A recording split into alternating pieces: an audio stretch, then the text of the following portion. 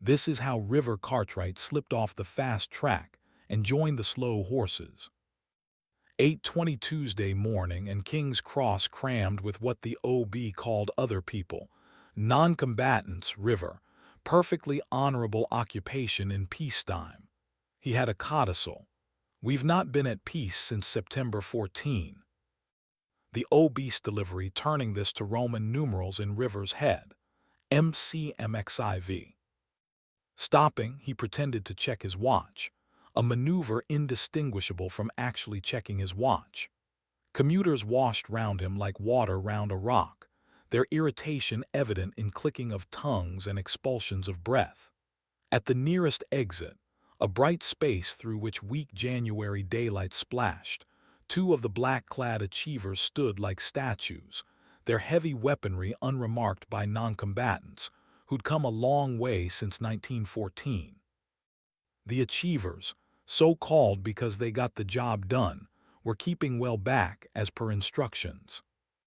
20 yards ahead was the target. "White tee under a blue shirt," River repeated under his breath, adding details now to Spider's skeleton outline. Young, male, Middle Eastern looking, the blue shirt sleeves rolled up, the black jeans stiff and new. "Would you buy new trousers for a jaunt like this?" He stuffed the information away, a question to be asked later. A rucksack on the target's right shoulder listed, suggesting weight.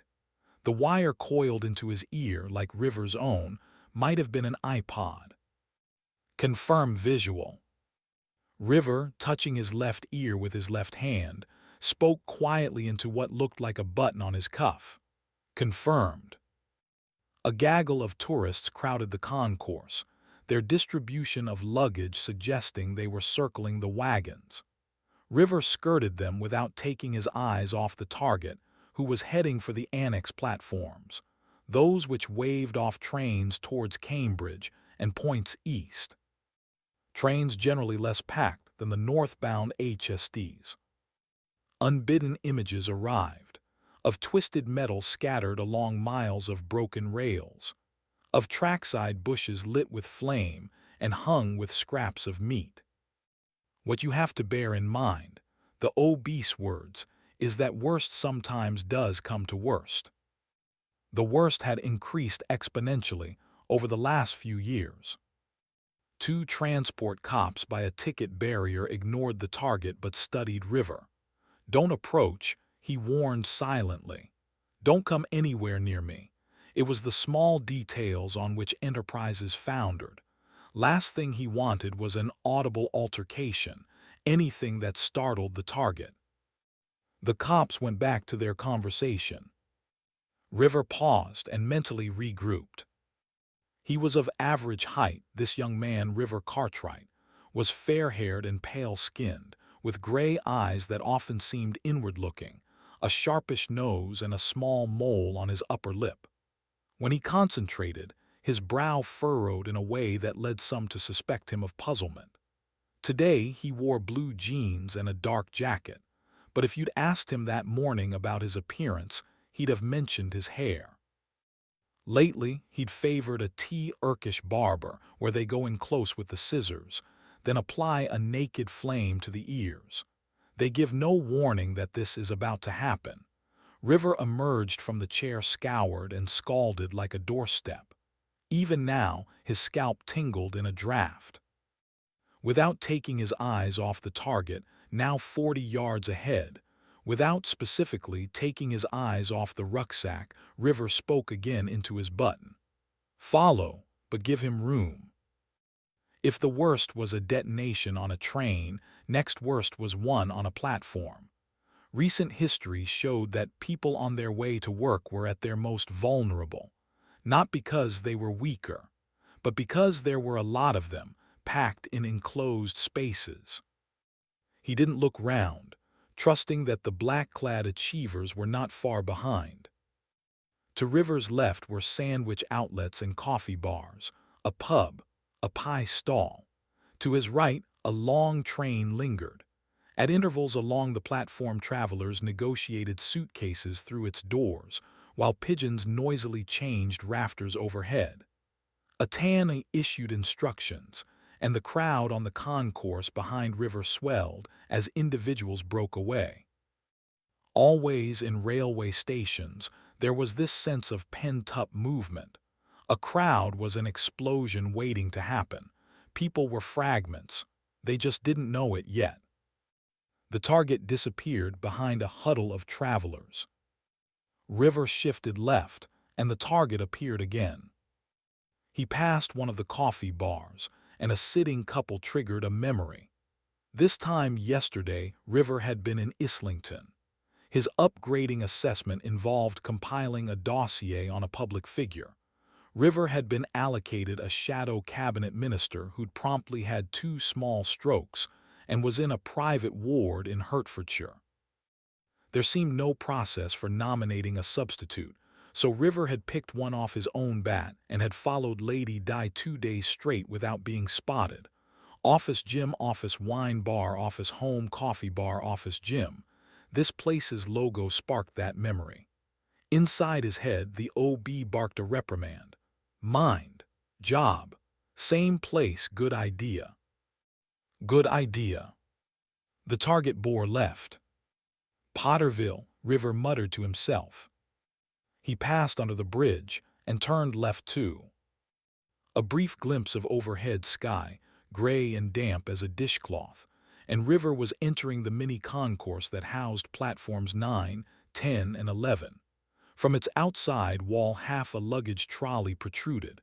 Platform 93-4 was where the Hogwarts Express docked. River passed inside. The target was already heading down platform 10. Everything speeded up. There weren't many people around. The next train wasn't due to leave for 15 minutes. A man on a bench was reading a paper, and that was about it. River picked up his pace, closing the gap. From behind him came a shift in the quality of the noise, from all-over babble to focused murmur, and he knew the achievers were drawing comment. But the target didn't look back. The target kept moving as if his intention was to climb into the furthest carriage. White tee, blue shirt, rucksack and all. River spoke into his button again, said the words "take him" and began to run. Everybody down. The man on the bench rose to his feet and was knocked off them by a figure in black. Down.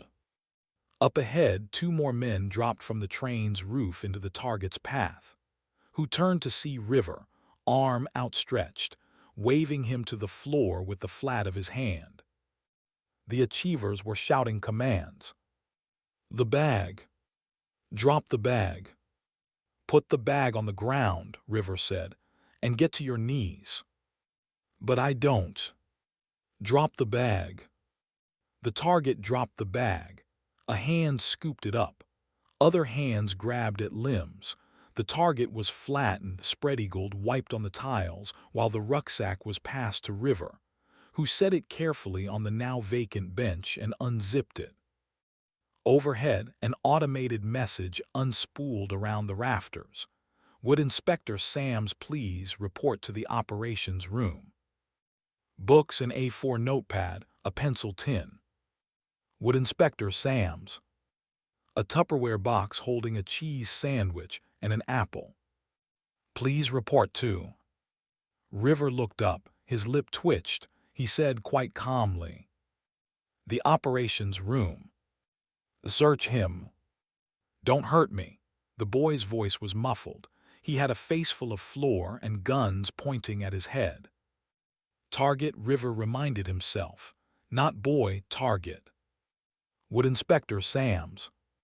Search him. He turned back to the rucksack. The pencil tin held 3 biros and a paperclip. Please report to. He's clean. River dropped the tin to the bench and upended the sack. Books, notepad, a stray pencil, a pocket-sized pack of tissues.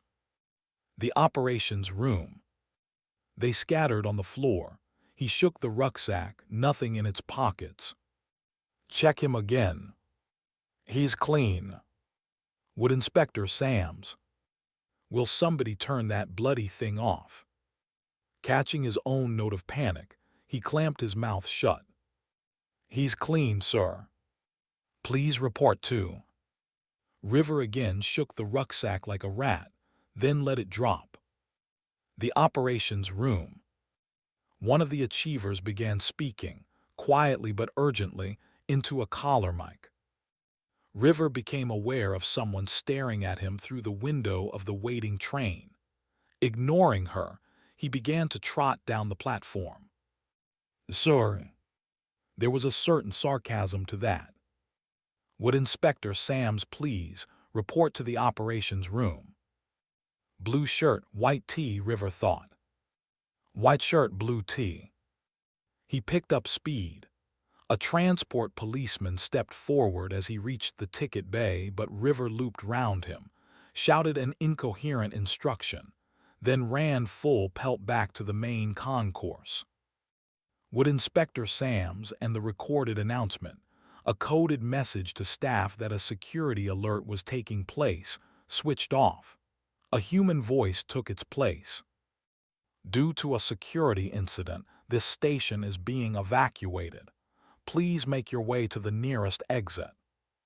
He had 3 minutes tops before the dogs arrived. River's feet had a direction of their own, propelling him towards the concourse while he still had room to move. But all around, people were getting off trains, onboard announcements having brought sudden halts to journeys that hadn't yet begun, and panic was only a heartbeat away. Mass panic was never deep beneath the surface, not in railway stations and airports. The phlegmatic cool of the British crowd was oft-remarked and frequently absent. Static burst in his ear. The Tan said, "Please make your way calmly to the nearest exit. This station is now closed." "River!" He shouted into his button. "Spider, you idiot, you called the wrong colors." "What the hell's happening? There are crowds coming out of every—" "White tee under a blue shirt, that's what you said." "No, I said blue tee under." "Fuck you, Spider." River yanked his earpiece out. He'd reached the stairs where the crowd sucks into the underground. Now it was streaming out. Irritation was its main emotion, but it carried other whispers: fear, suppressed panic. Most of us hold that some things only happen to other people. Many of us hold that one such thing is death. The Tannoy's words chipped away at this belief. "The station is now closed. Please make your way to the nearest exit." The tube was the city's heartbeat, thought River. Not an eastbound platform, the tube. He pushed into the evacuating crowd, ignoring its hostility. "Let me through." This had minimal impact. Security. "Let me through." That was better. No path open, but people stopped pushing him back. 2 minutes before the dogs, less. The corridor widened at the foot of the stairs. River raced round the corner where a broader space waited, ticket machines against walls, ticket windows with blinds drawn down, their recent queues absorbed into the mass of people heading elsewhere. Already, the crowd had thinned. Escalators had been halted, tape strung across to keep fools off. The platforms below were emptying of passengers.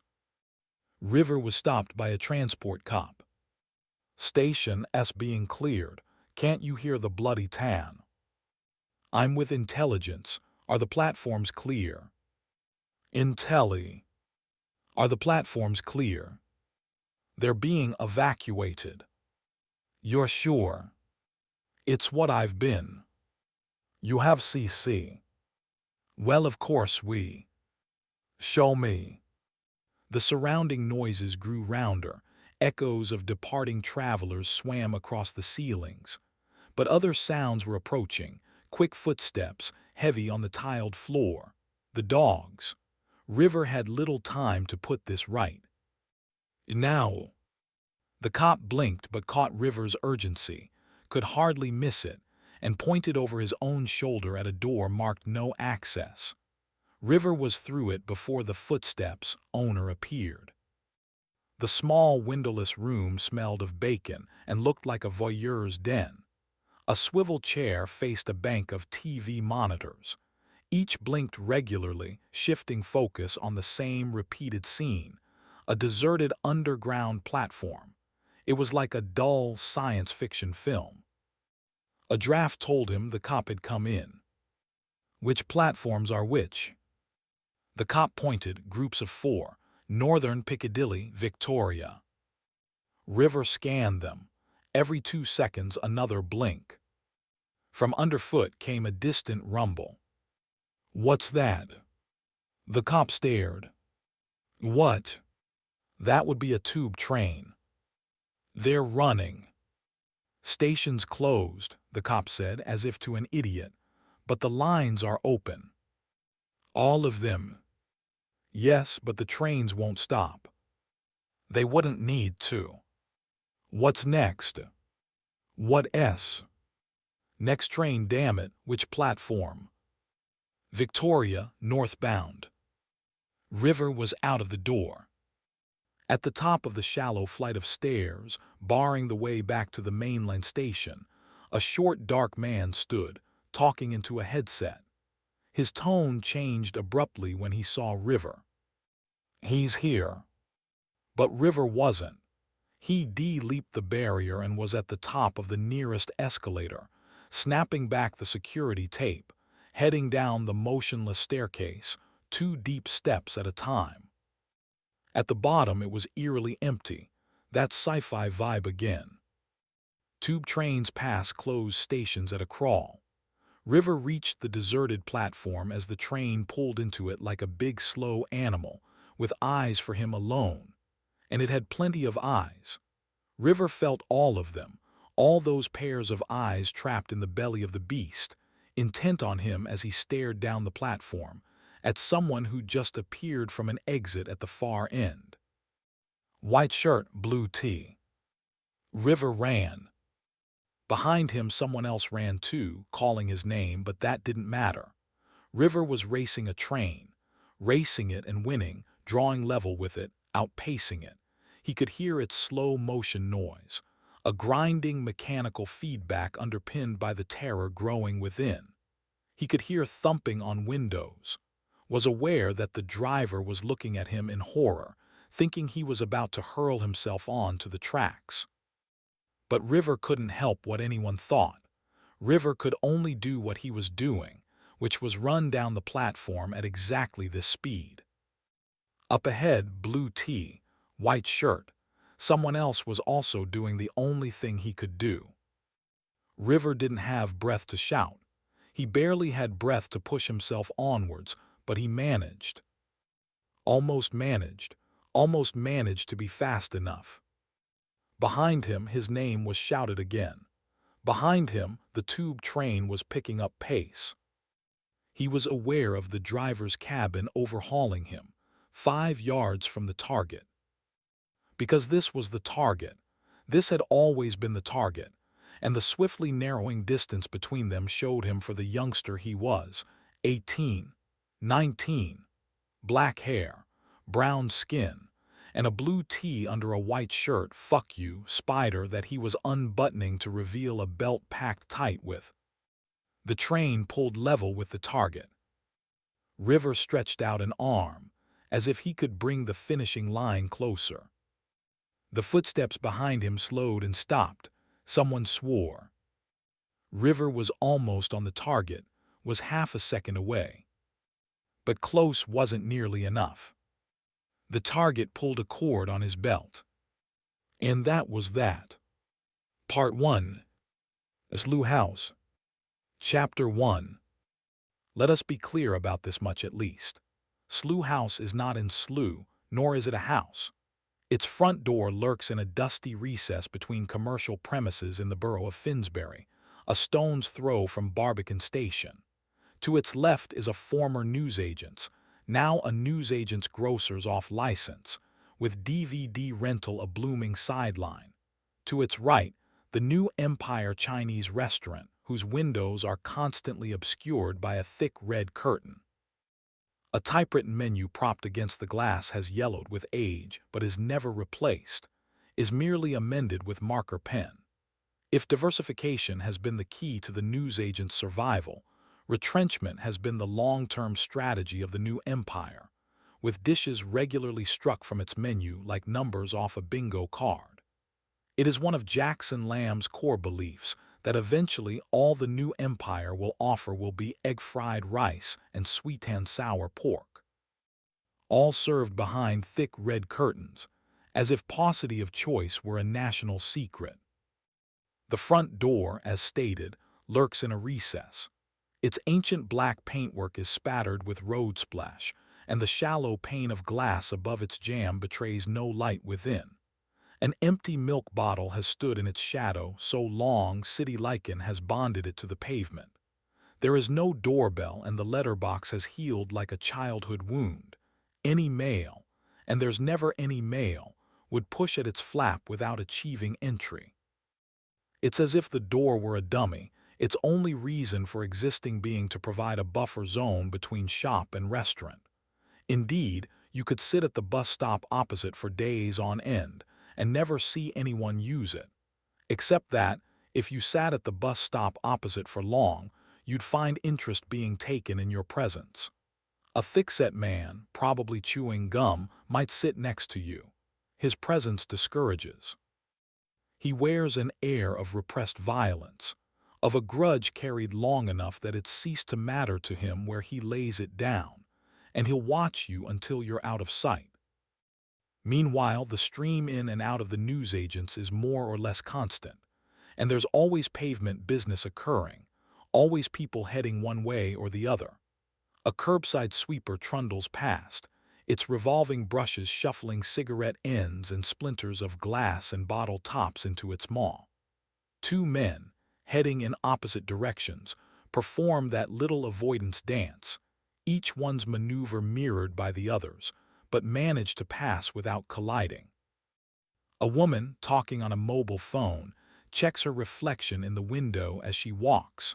Way overhead, a helicopter buzzes, reporting on roadworks for a radio station. And throughout all this, which happens every day, the door remains closed. Above the new empire and the newsagents, Slough House's windows rise 4 stories into Finsbury's unwelcoming October skies and are flaked and grimy but not opaque. To the upstairs rider on a passing bus, delayed for any length of time, which can easily happen, a combination of traffic lights, near-constant roadworks, and the celebrated inertia of London buses, they offer views of first-floor rooms that are mostly yellow and gray. Old yellow and old gray. The yellows are the walls, or what can be seen of the walls behind gray filing cabinets and gray, institutional bookcases, on which are ranged out-of-date reference volumes, some lying on their backs, others leaning against their companions for support, a few still upright, the lettering on their spines rendered ghostly by a daily wash of electric light. Elsewhere, lever arch files have been higgledy-piggled into spaces too small, piles of them jammed vertically between shelves, leaving the uppermost squeezed outwards, threatening to fall. The ceilings are yellowed too, an unhealthy shade smeared here and there with cobweb, and the desks and chairs in these first-story rooms are of the same functional metal as the bookshelves, and possibly commandeered from the same institutional source, a decommissioned barracks or a prison administration block. These are not chairs to sit back in, gazing thoughtfully into space, nor are they desks to treat as an extension of one's personality and decorate with photographs and mascots, which facts in themselves convey a certain information, that those who labor here are not so well regarded that their comfort is deemed as being of account. They're meant to sit and perform their tasks with the minimum of distraction, and then to leave by a back door, unobserved by curbside sweepers or women with mobile phones. The bus's upper deck offers less of a view of the next story, though glimpses of the same nicotine-stained ceilings are available. But even a 3-decker bus wouldn't cast much light. The offices on the second floor are distressingly similar to those below, and besides, the information picked out in gold lettering on their windows says enough to dull interest. W. W. Henderson, it reads, Solicitor and Commissioner for Oaths. Occasionally, from behind the serifed flamboyance of this long redundant logo, a figure will appear and regard the street below as if he's looking at something else altogether. But whatever that is, it won't hold his attention long. In a moment or two, he'll be gone. No such entertainment is promised by the uppermost story, whose windows have blinds drawn over them. Whoever inhabits this level is evidently disinclined to be reminded of a world outside, or to have accidental rays of sunshine pierce his gloom. But this too is a clue, since it indicates that whoever haunts this floor has the freedom to choose darkness, and freedom of choice is generally limited to those in charge.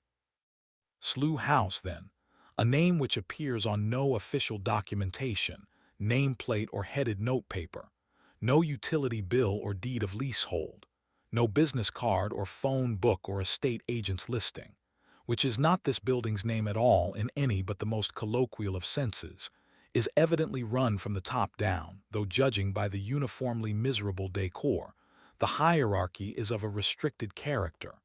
You're either at the top or you're not, and only Jackson Lamb is at the top. At length the traffic lights change.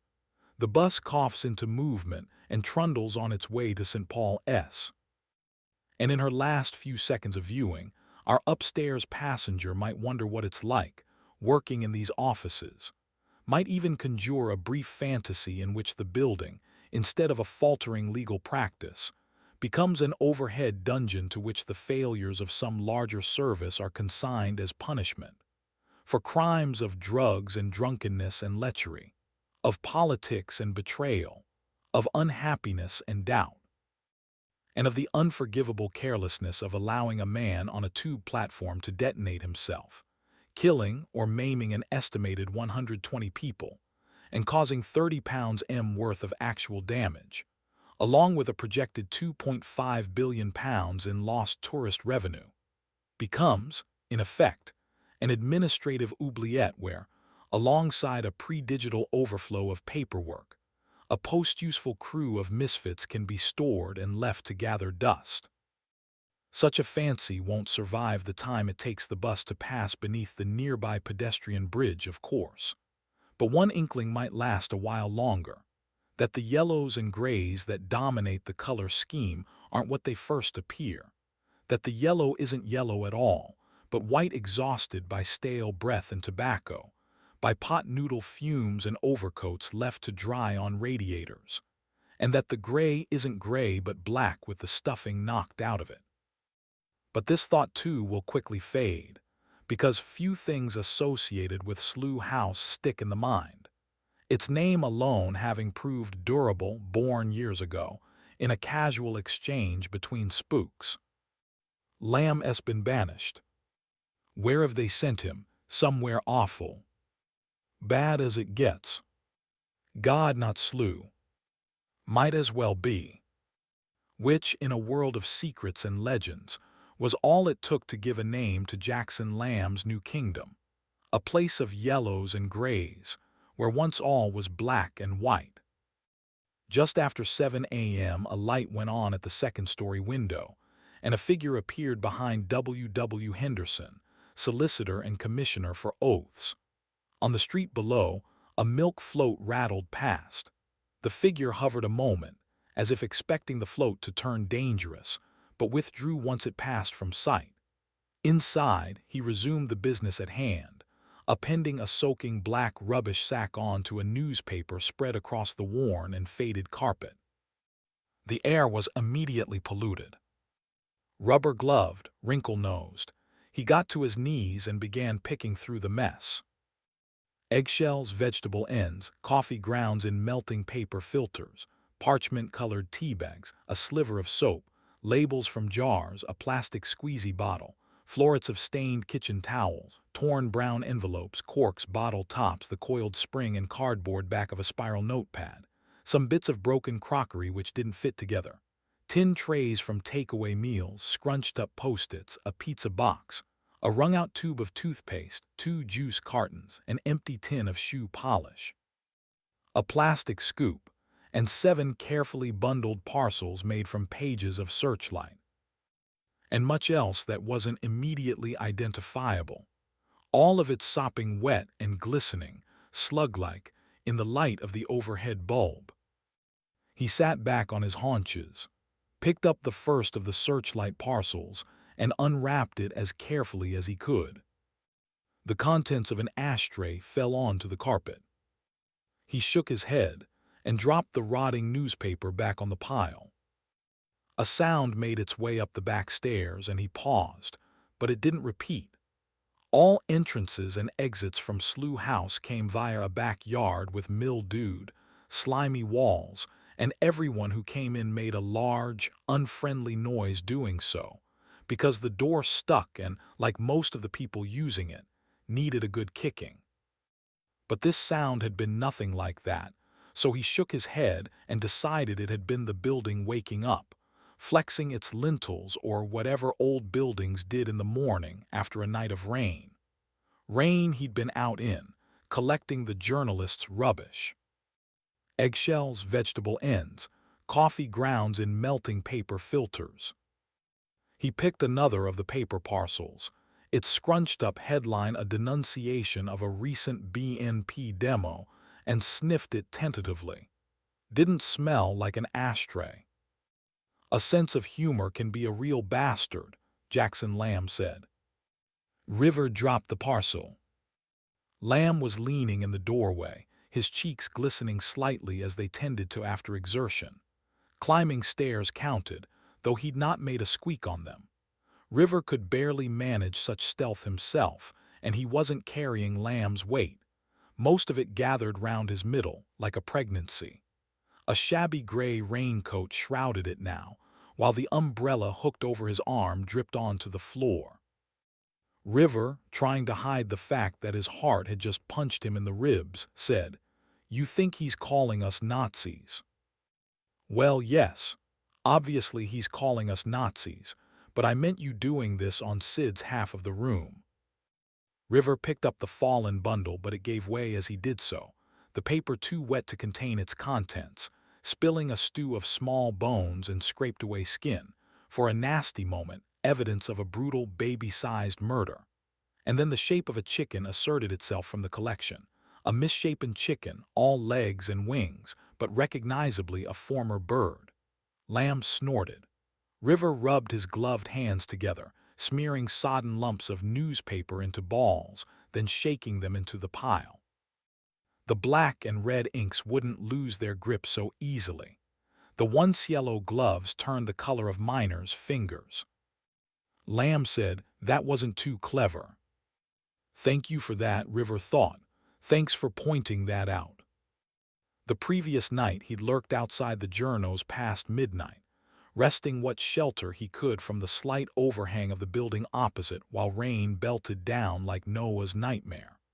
Most of the neighbors had done their civic duty, black sacks lined up like sitting pigs, or council-supplied wheelie bins standing sentry by doors. But nothing outside the journos. Cold rain tracked down River's neck, mapping a course to the crack of his arse, and he knew it didn't matter how long he stood there, he was going to have no joy. "Don't get caught," Lamb had said. "Of course I won't get bloody caught," he'd thought. "I'll try not to." "And residence parking," Lamb had added, as if sharing some arcane password.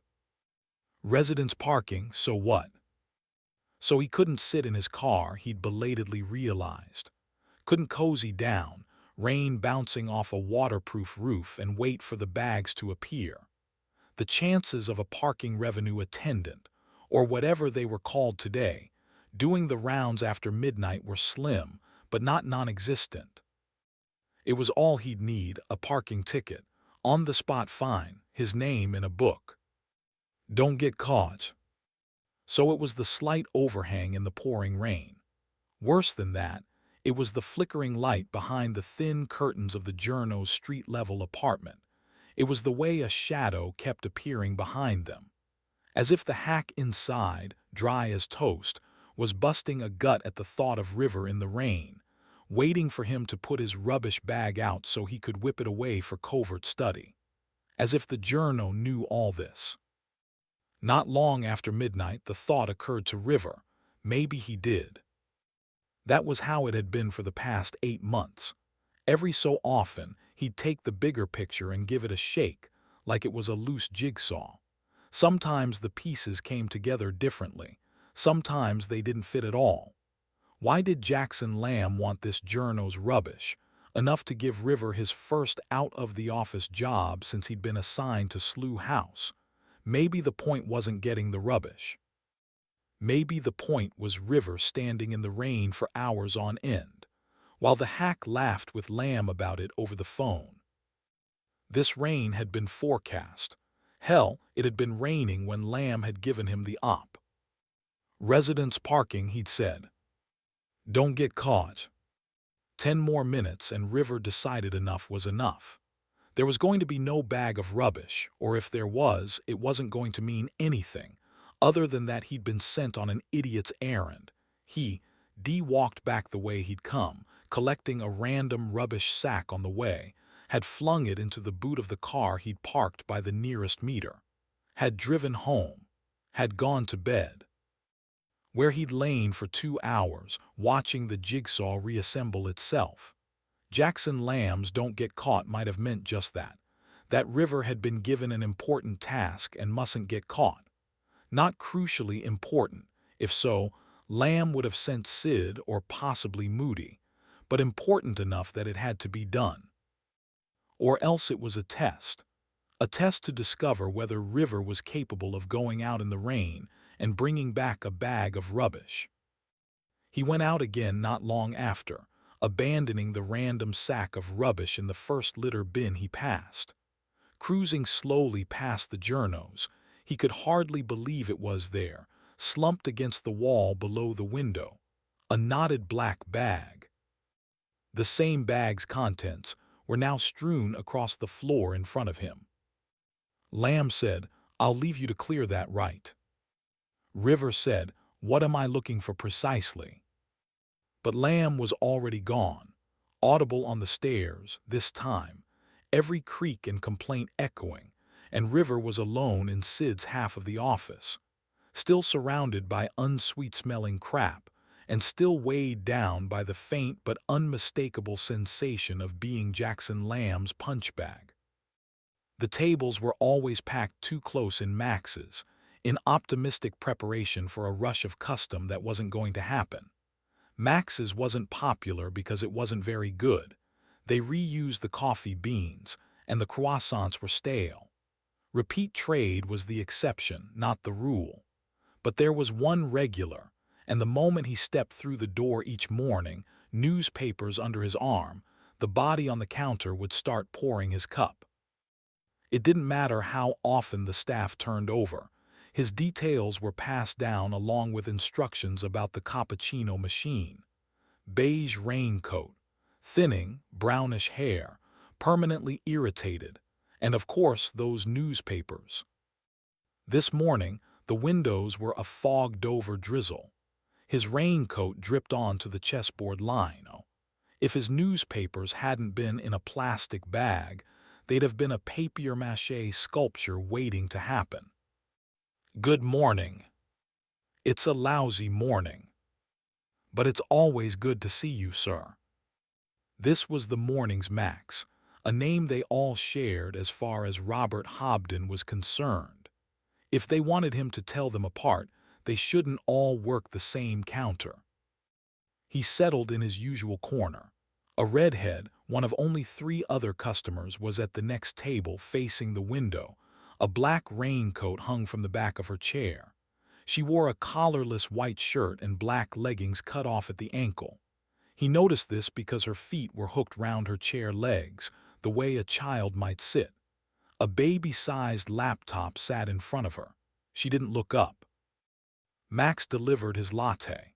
Grunting acknowledgement, Hobden placed keys, mobile, and wallet on the table in front of him like always. He hated sitting with lumps in his pockets. His pen and notebook joined them. The pen was a thin-nibbed black felt tip, the keyring a memory stick, and the newspapers were the quality dailies plus the mail. Piled up, they made a 4-inch stack of which he would read about an inch and a half, significantly less on Mondays when there was more sports coverage. Today was Tuesday, shortly after 7. It was raining again, had rained all night. Telegraph, Times, Mail, Independent, Guardian. At one time or another, he'd written for all of these. That wasn't so much a thought that occurred to him as an awareness that nudged him most mornings, round about now. Cub reporter, ridiculous term in Peterborough, then the inevitable shift to London and the varied tempos of the major beats, crime and politics, before he ascended, aged 48, to his due, the weekly column. 2, in fact, Sundays and Wednesdays, regular appearances on Question Time. From firebrand to the acceptable face of dissent, an admittedly long trajectory in his case, but that made arrival all the sweeter. If he could have freeze-framed life back then, he'd have had little to complain about. These days he no longer wrote for newspapers, and when cab drivers recognized him, it was for the wrong reasons. Beige raincoat discarded for the moment, the thinning, brownish hair a permanent accessory, as was the irritated look. Robert Hobden uncapped his pen, took a sip of his latte, and settled to work. There'd been lights in the windows. Ho knew before opening the door that Slough House was occupied, but he'd have been able to tell anyway. Damp footprints in the stairwell, the taste of rain in the air.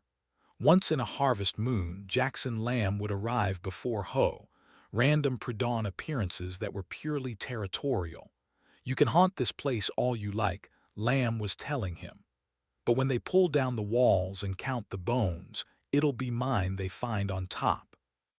There were many good reasons for not liking Jackson Lamb, and that was one of Ho's favorites. But this was Lamb, or not Lamb alone. There was someone else up there. Could be Jed Moody, but only if you were dreaming. 9:30 was a good start for Moody, and it was generally 11 before he was ready for anything more complicated than a hot drink. Roderick Ho didn't like Jed Moody, but that wasn't a problem. Moody didn't expect to be liked.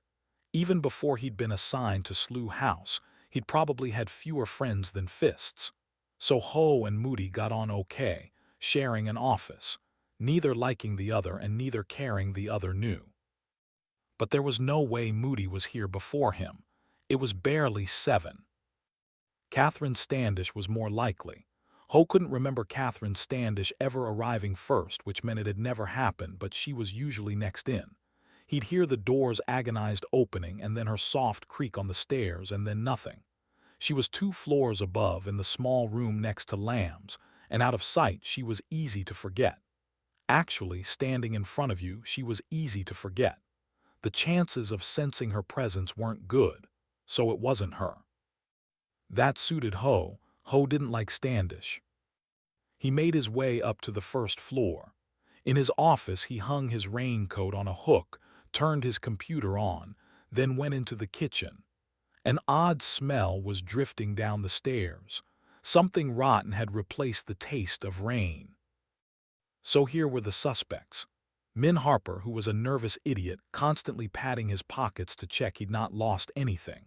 Lewis, a guy who Ho couldn't look at without thinking of a pressure cooker, steam coming out of her ears. Struan Loy, the office joker. Ho didn't like any of them, but he especially didn't like Loy. Office jokers were a crime in progress. And Kay White, who used to be on the top floor, sharing with Catherine, but had been banished downstairs for being too damn noisy. Thanks, Lamb. Thanks for letting the rest of us suffer. If you can't stand her chatter, why not pack her back to Regent's Park? Except none of them were going back to Regent's Park, because all of them had left a little bit of history over there, an ungainly smudge on the annals of the service. And Ho knew the shape and color of each and every smudge. The crimes of drugs, drunkenness, lechery, politics, and betrayal.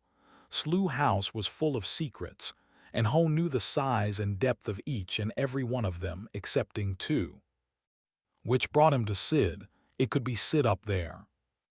And here was the thing about Sid Baker. Ho didn't know what crime Sid was being punished for. It was one of 2 secrets that eluded him. That was probably the reason he didn't like Sid. As the kettle boiled, Ho picked over some of Slew House's secrets, thought about the nervous idiot Min Harper, who'd left a classified disc on a train. He might have got away with this if the disc's pouch hadn't been bright red and stamped top secret, and also if the woman who'd found it hadn't handed it in to the BBC. Some things were too good to be true, unless you were the one they were happening to. For Min Harper, the episode had been too awful to believe, but had happened anyway. Which was why Min had spent the last 2 years of a once promising career in charge of the first-floor shredder. Steam billowed from the kettle's lip. The kitchen was poorly ventilated, and plaster frequently flaked from the ceiling. Give it a while, the whole lot would come down. Ho poured water into a tea-bagged mug. The days were diced and sliced into segments like this, divided into moments spent pouring cups of tea or fetching sandwiches, and further mentally subdivided by rehearsing Slew House's secrets, all but 2. The rest of the time Ho would be at his monitor, ostensibly inputting data from long-closed incidents, but most of the time searching for the second secret, the one that ate away at him and never slept. With a spoon he fished the teabag out and dropped it into the sink, a thought striking him as he did so. I know who's upstairs. It's River Cartwright. Has to be. There wasn't a single reason he could think of why Cartwright might be here this time of the morning, but still, place your bets. Ho bet Cartwright. That's who was upstairs right now. That figured. Ho really didn't like River Cartwright. He carried his mug back to his desk, where his monitor had swum into life. Hobden put the Telegraph aside, its front-page photo a gurning Peter Judd. He made a few notes on the upcoming by-election. The shadow culture minister had handed his cards in, last January's strokes wrapping up his career, but nothing more.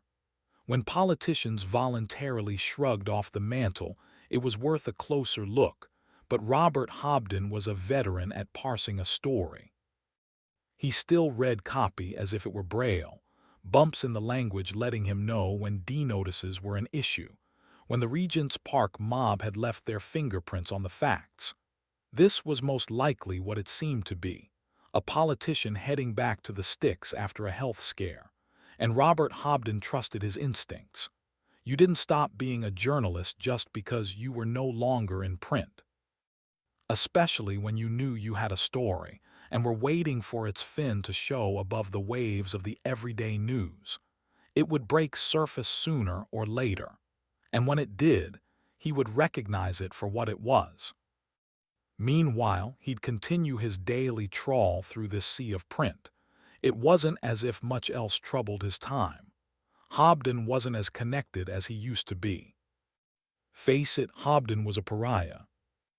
And this, too, was down to Regent's Park.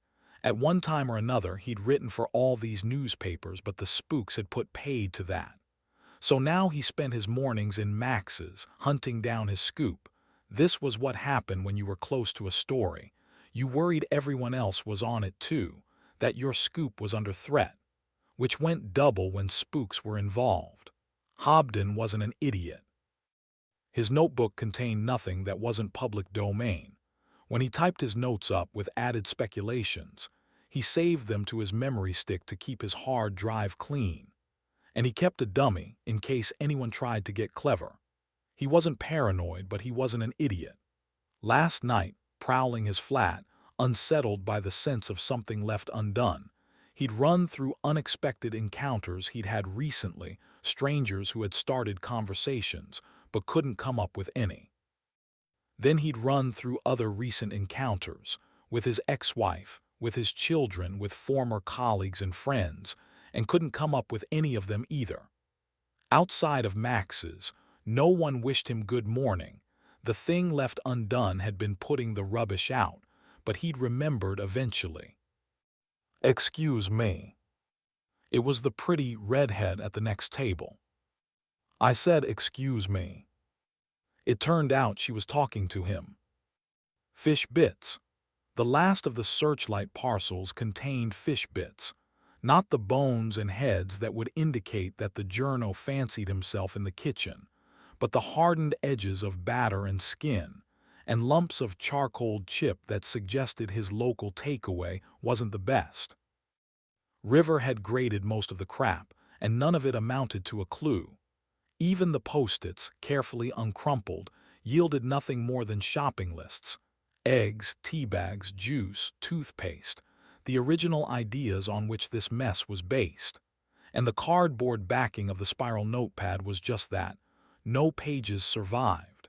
He'd brushed a fingertip across the board in case any scrawling was embedded there, but found nothing. From the ceiling above came a thump, Lamb's favorite summons. They were no longer the only ones here. It was coming on for 8. The door had opened twice, and the stairs creaked their usual greeting. The noises that had ended on the floor below belonged to Roderick Ho. Ho was usually first in, often last out, and how he spent the hours between was a mystery to River, though the cola cans and pizza boxes surrounding his desk suggested he was building a fort. The other footsteps had passed River's floor, so must have belonged to Catherine. He had to delve for her surname, Catherine Standish. Havisham would have suited her better. River didn't know about wedding gowns, but she might as well have walked round draped in cobweb. Another thump from the ceiling. If he'd had a broom handy, he'd have thumped back. The mess had migrated. It had started off contained within the newspaper island he'd laid out. Now it had spread, covering much of Sid's half of the floor. The smell, more democratic, occupied the whole room. A twist of orange peel, unreadable as a doctor's signature, lay curled under the desk. Another thump. Without removing his rubber gloves, River stood and headed for the door. He was 56 years old. Pretty young redheads didn't speak to him.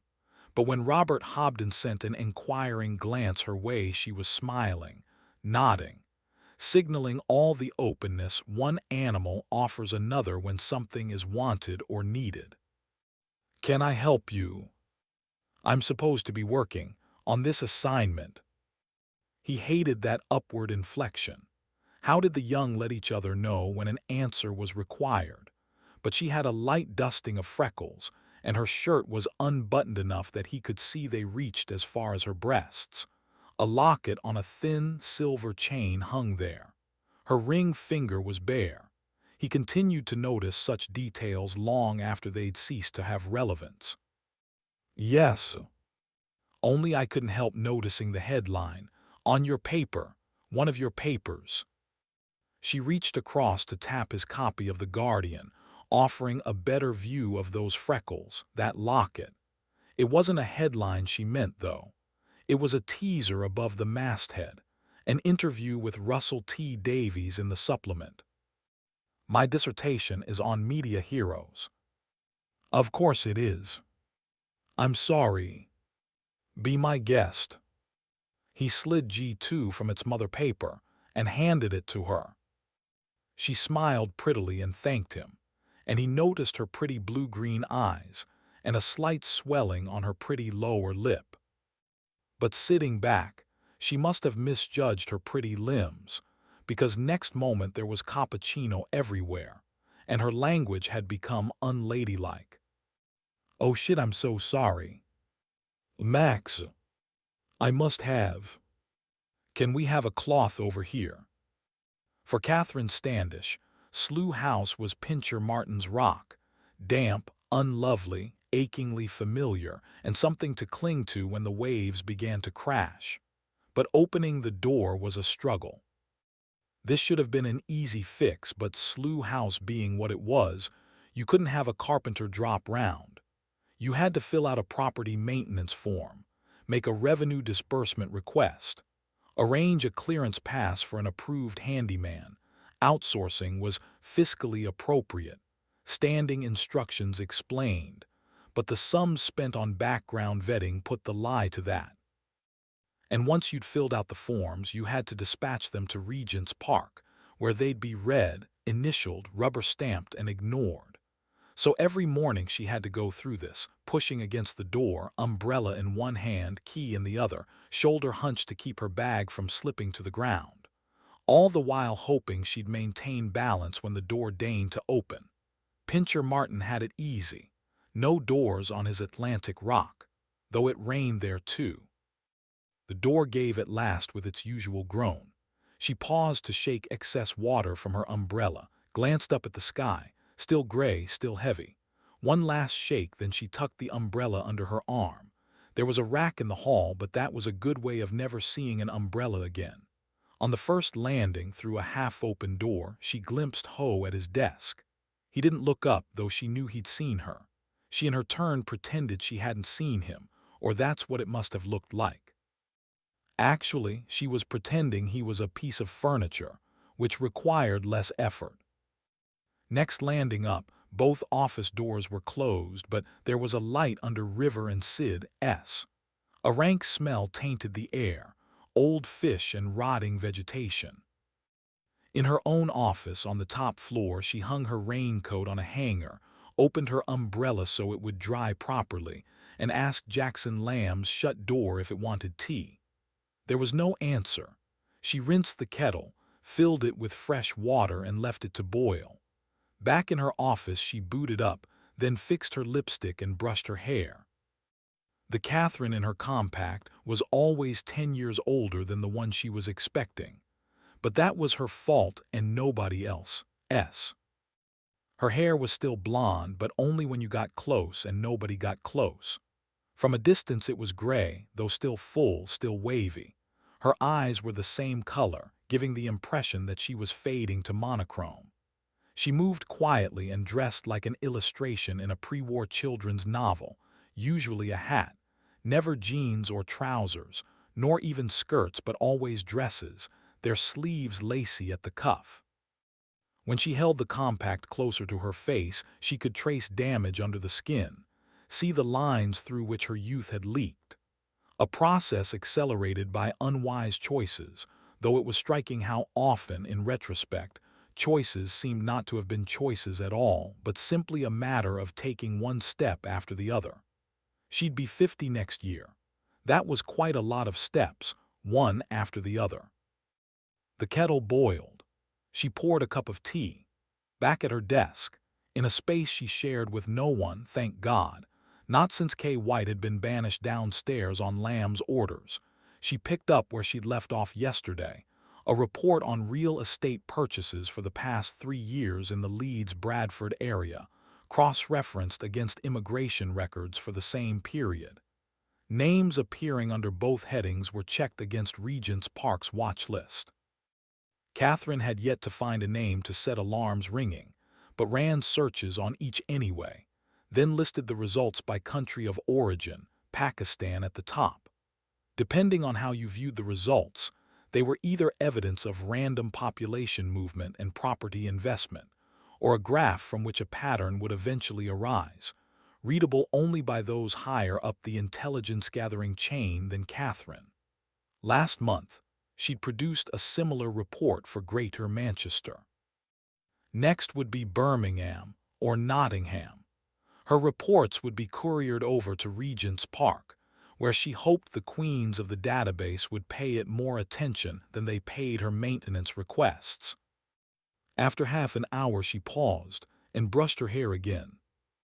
5 minutes later River Cartwright came upstairs and entered Lamb's room without knocking. The girl was on her feet, using the newspaper as a sort of funnel to direct cappuccino away from her laptop, and for a second Hobden felt a twinge of proprietorial annoyance.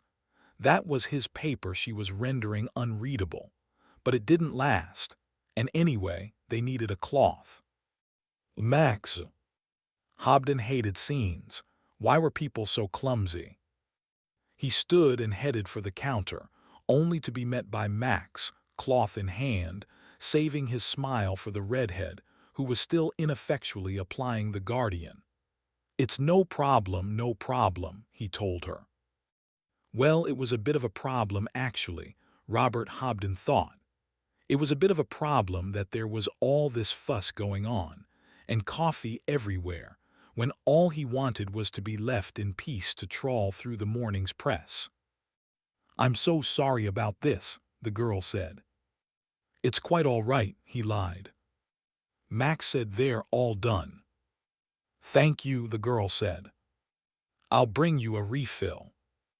"No, I can pay." But this too was no problem. The redhead settled back at the table, gesturing apologetically at the coffee-sodden newspaper. "Shall I fetch you another?" "No." "But No, it's of no importance." Hobden knew he didn't handle such moments with grace or ease. Maybe he should take lessons from Max, who was back again, bearing fresh cups for both of them. He grunted a thanks. The redhead trilled sweetness, but that was an act. She was deadly embarrassed, would rather have packed up her laptop and hit the road.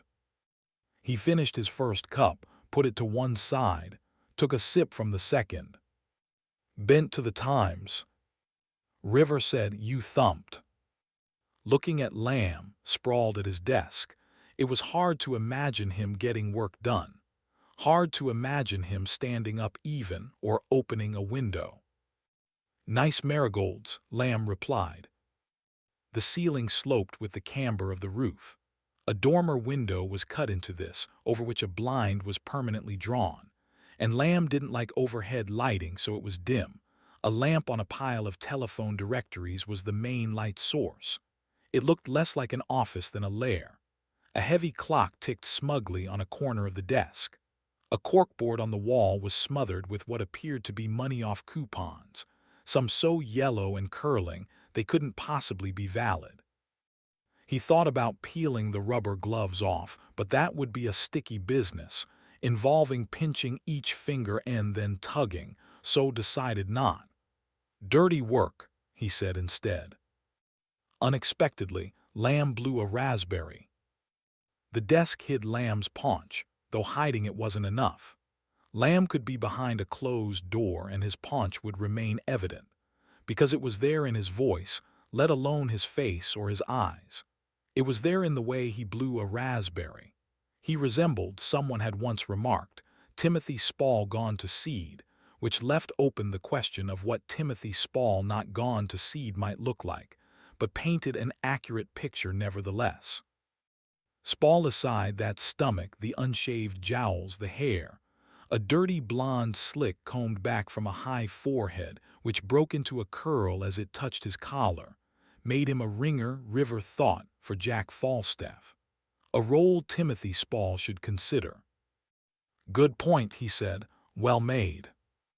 "Thought there might be a veiled criticism in there," Jackson Lamb said.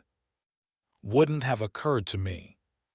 "No, well, occurred to you to do this dirty work over Sid's side of the office." River said, "It's difficult to keep a bag full of rubbish all in one place. Experts call it garbage creep." "You're not a big fan of Sid's, are you?" He didn't reply. "Well, Sid's not your biggest admirer either," said Lamb. "But then, competition for that role's not fierce. Found anything interesting?" "Define interesting." "Let's pretend for the moment I'm your boss. It's about as interesting as a bag full of household rubbish gets, sir." "Elaborate, why don't you?" He empties his ashtray into a sheet of newspaper, wraps it up like a present. Sounds like a loony. Stops his bin from smelling. Bins are supposed to smell. That's how you know they're bins. What was the point of this? Thought you wanted to get out the office. Didn't I hear you say you wanted to get out the office? Like 3 times a day every day for months. Sure, on Her Majesty's, etc., etc. So now I'm going through bins like a dumpster diver. What am I even looking for?" "Who says you're looking for anything?" River thought about it. "You mean we just want him to know he's being looked at?" "What do you mean we, paleface? You don't want anything. You only want what I tell you to want. No old notebooks, torn up letters." "Part of a notebook, spiral bound but no pages, just the cardboard backing." Evidence of drug use. Empty box of paracetamol. Condoms. I imagine he flushes them, River said, should the occasion arise. They come in little foil packets. So I recall, no, none of those. Empty booze bottles. In his recycling bin, I expect. Beer cans. Ditto. God, said Jackson Lamb. Is it me, or did all the fun go out of everything round about 1979? River wasn't going to pretend he cared about that. I thought our job involved preserving democracy, he said. How does harassing a journalist help? Are you serious? It ought to be one of our key performance indicators. Lamb pronounced this phrase as if it had been on a form he'd lately binned. This particular example, then.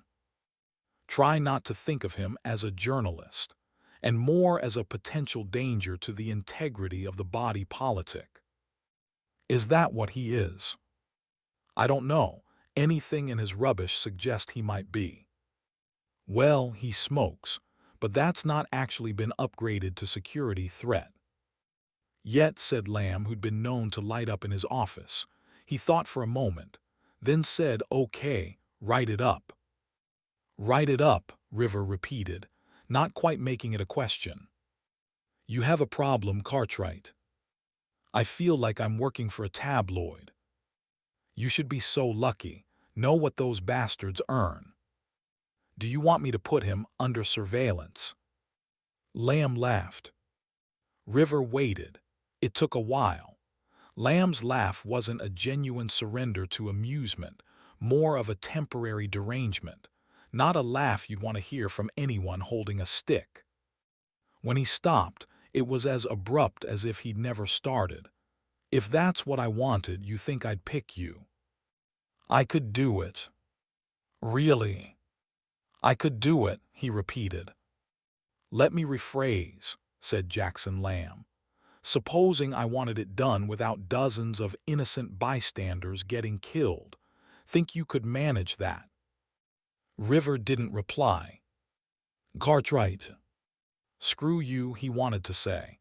He settled for I could do it again, though repetition made it sound an admission of defeat. He could do it. Could he really? No one would get hurt, he said. Nice to have your input, Lamb told him. But that's not what happened last time.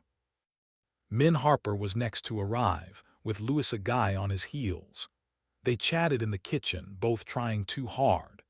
They'd shared a moment a week ago in the pub across the road, which was a hellhole, an unwindowed nightmare, strictly for the lager and tequila crowd. But they'd gone anyway, both suffering the need for a drink within 60 seconds of leaving Slough House, a margin too thin to allow for reaching anywhere nicer.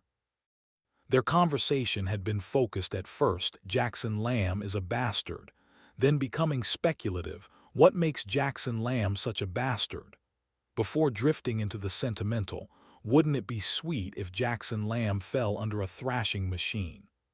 Crossing back to the tube afterwards, there'd been an awkward parting. What had that been about? Just a drink after work, except no one in Slough House went for a drink after work. But they'd muddled through by pretending they'd not actually been together and found their separate platforms without words. But since then, they'd not positively avoided each other, which was unusual.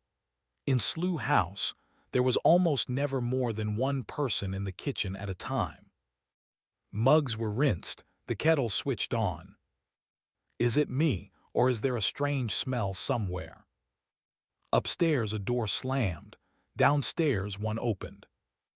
If I said it was you, how upset would you be? And they exchanged glances and smiles, both turned off at exactly the same moment. It took no effort for River to remember the most significant conversation he'd had with Jackson Lamb. It had happened 8 months ago, and had started with River asking when he was going to get something proper to do. When the dust settles. Which will be when. Lamb had sighed, grieving his role as answerer of stupid questions. The only reason there's dust is your connections, Cartwright. If not for Granddad, we wouldn't be discussing dust. We'd be talking glaciers. We'd be talking about when glaciers melt. Except we wouldn't be talking at all because you'd be a distant memory. Someone to reminisce about occasionally, to take Moody's mind off his fuck-ups or Standish's off the bottle. River had measured the distance between Lamb's chair and the window. That blind wasn't going to offer resistance. If River got the leverage right, Lamb would be a pizza-shaped stain on the pavement instead of drawing another breath, saying, "But no, you've got a grandfather, congratulations. You've still got a job, but the downside is it's not one you're going to enjoy, now or ever." He beat out a tattoo on his desk with 2 fingers. "Orders from above, Cartwright. Sorry, they're not my rules." The yellow-toothed smile accompanying this held nothing of sorrow at all.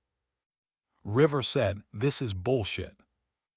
"No, I'll tell you what's bullshit.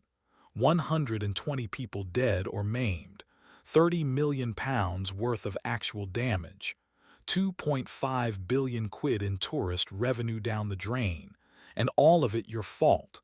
Now that's bullshit." River Cartwright said, "It didn't happen." "You think? There's CC footage of the kid pulling the cord. They're still playing it over at Regent's Park. You know, to remind themselves how messy things get if they don't do their jobs properly. It was a training exercise, which you turned into a circus. You crashed King's Cross. 20 minutes. It was up and running again in 20 minutes.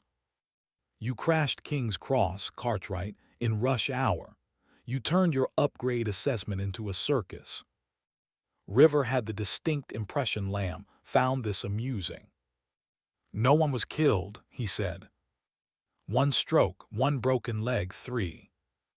He'd have stroked anyway. He was an old man. He was 62. I'm glad we agree. The mayor wanted your head on a plate." The mayor was delighted. He gets to talk about oversight committees and the need for airtight security processes. Makes him look like a serious politician. And that's a good idea. Can't hurt, given he's an idiot. Lamb said, "Let's try for a little focus. You think it's a good idea you turned the service into a political football by being, what would you call it, color deaf? Blue shirt, white tee. White shirt, blue tee." River said, "I heard what I heard." "I don't give a ferret's arse what you heard. You screwed up. So now you're here instead of Regent's Park, and what might have been a glittering career is, guess what? A miserable clerk's job specifically tailored to make you save everyone a lot of grief and jack it in. And you only got that much courtesy of Grandpa." Another flash of yellow teeth. "You know why they call this Slough House?" Lamb went on. "Yes. Because it might as well be in Slough, yes, and I know what they call us too." "They call us slow horses," Lamb said, exactly as if River had kept his mouth shut. "Slough House, slow horse, clever.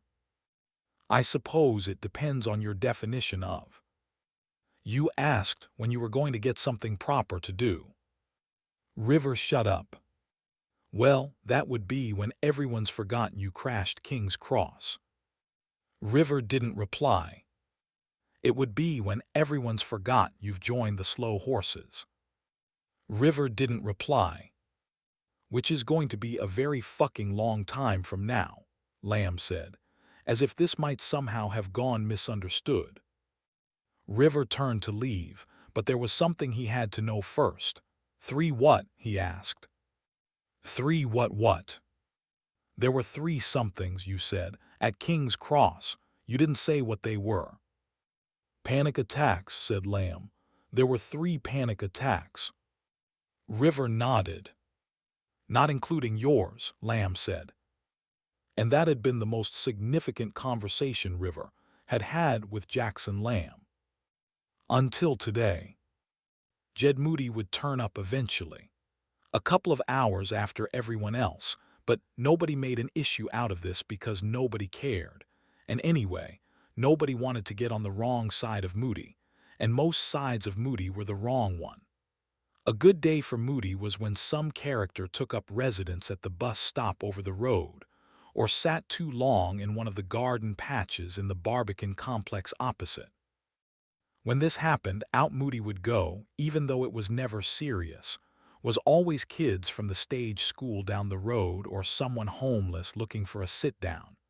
But whoever it was, out Moody would slope, chewing gum, and sit next to them, never engaging in conversation.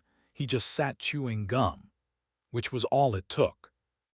And when he came back in, he was a little lighter of step for 5 minutes.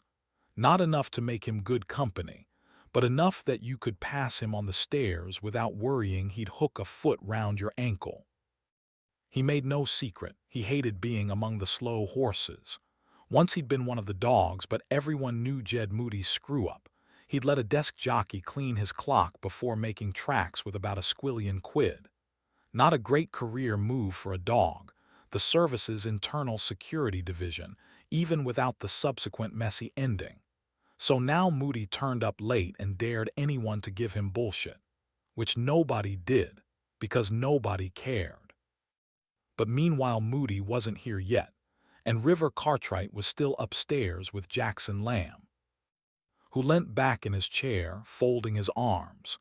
There, deep in nothing audible, but it became apparent he'd farted.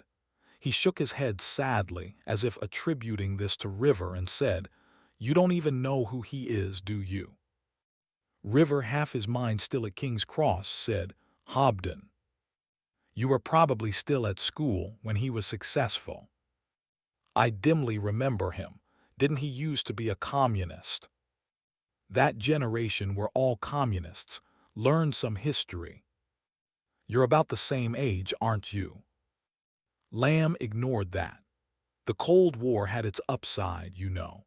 There's something to be said for getting teenage disaffection out your system by carrying a card instead of a knife, attending interminable meetings in the back rooms of pubs, marching for causes nobody else would get out of bed for. "Sorry I missed that. Is it available on DVD?" Instead of replying, Lamb looked away beyond River, indicating they weren't alone. River turned. A woman stood in the doorway.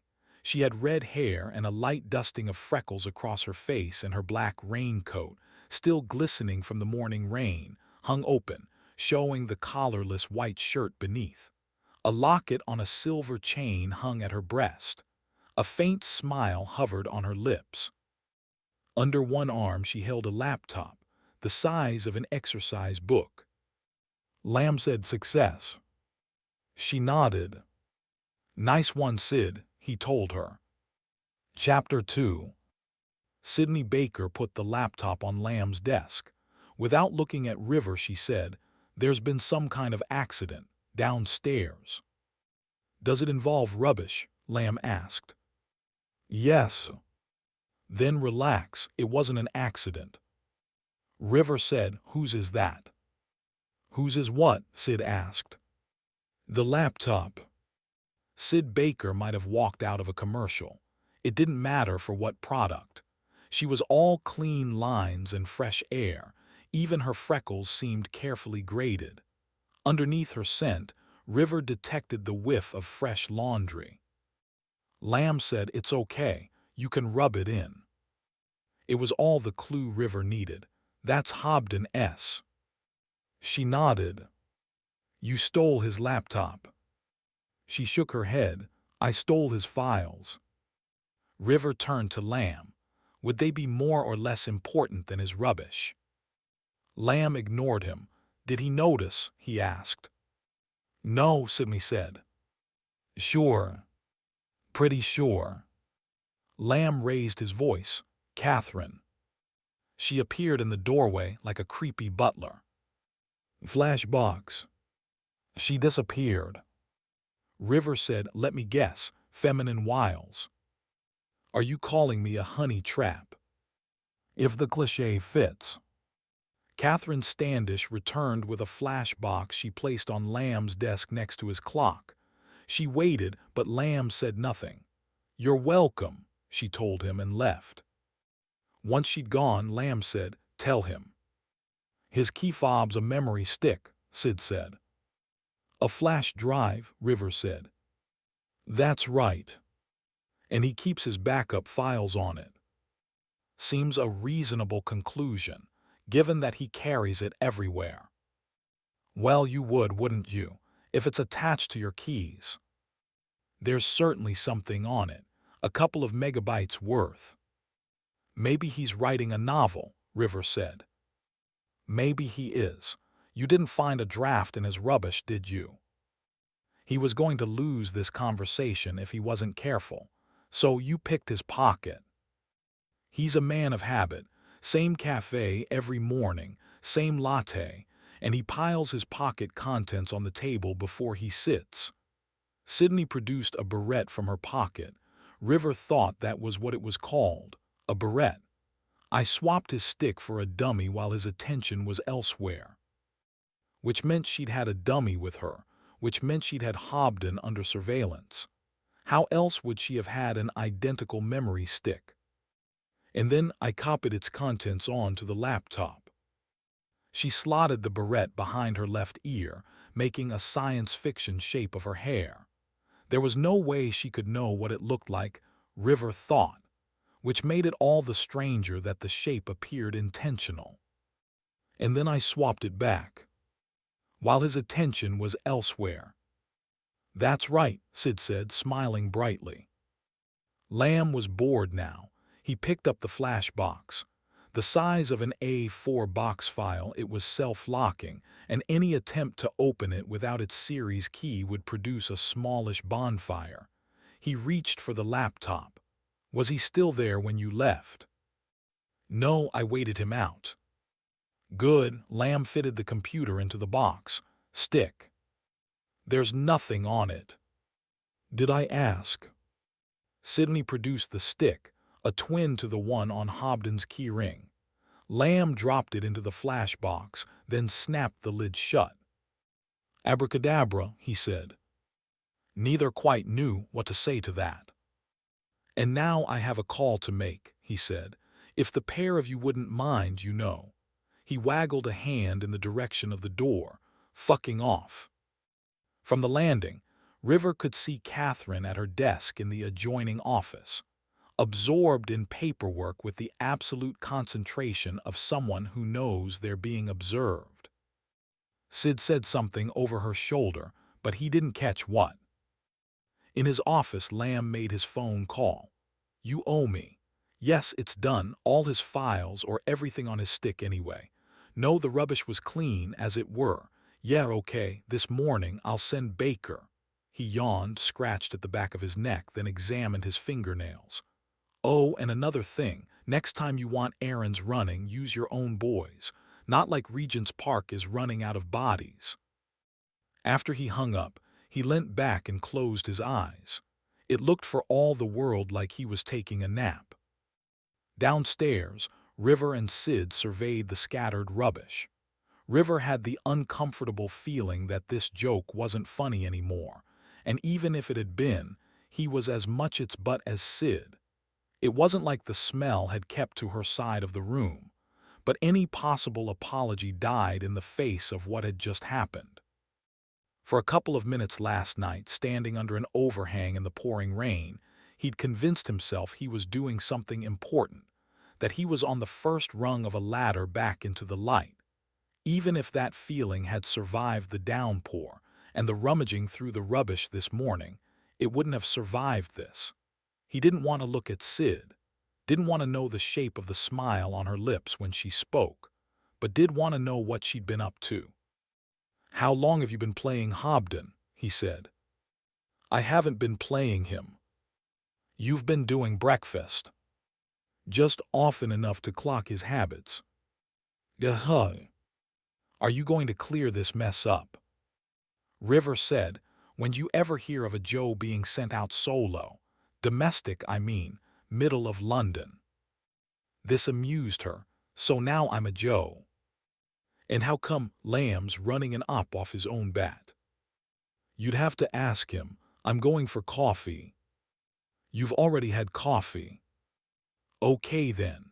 I'm going somewhere else until you've got rid of all this crap. I haven't written it up yet. Then I'll be gone a while. The gloves suit you, by the way. Are you taking the piss? I wouldn't know where to start. Unhooking her bag from her chair, she left. River kicked a tin can which might have been put there for that purpose. It bounced off the wall, leaving a bright red contact wound, and dropped to the floor. Peeling off his rubber gloves, he added them to the sack. When he opened the window, a cold blast of London air filtered through, adding traffic fumes to the mix. Then a familiar thumping on the ceiling set the lampshade wobbling. He picked up the phone, tapped out Lamb's extension. A moment later, he heard it ring upstairs. It felt like he had an off-stage role in someone else's drama. "Where's Sid?" Lamb asked. "Gone for coffee." "When will she be back?" There was an office code, of course. You didn't dob a colleague in.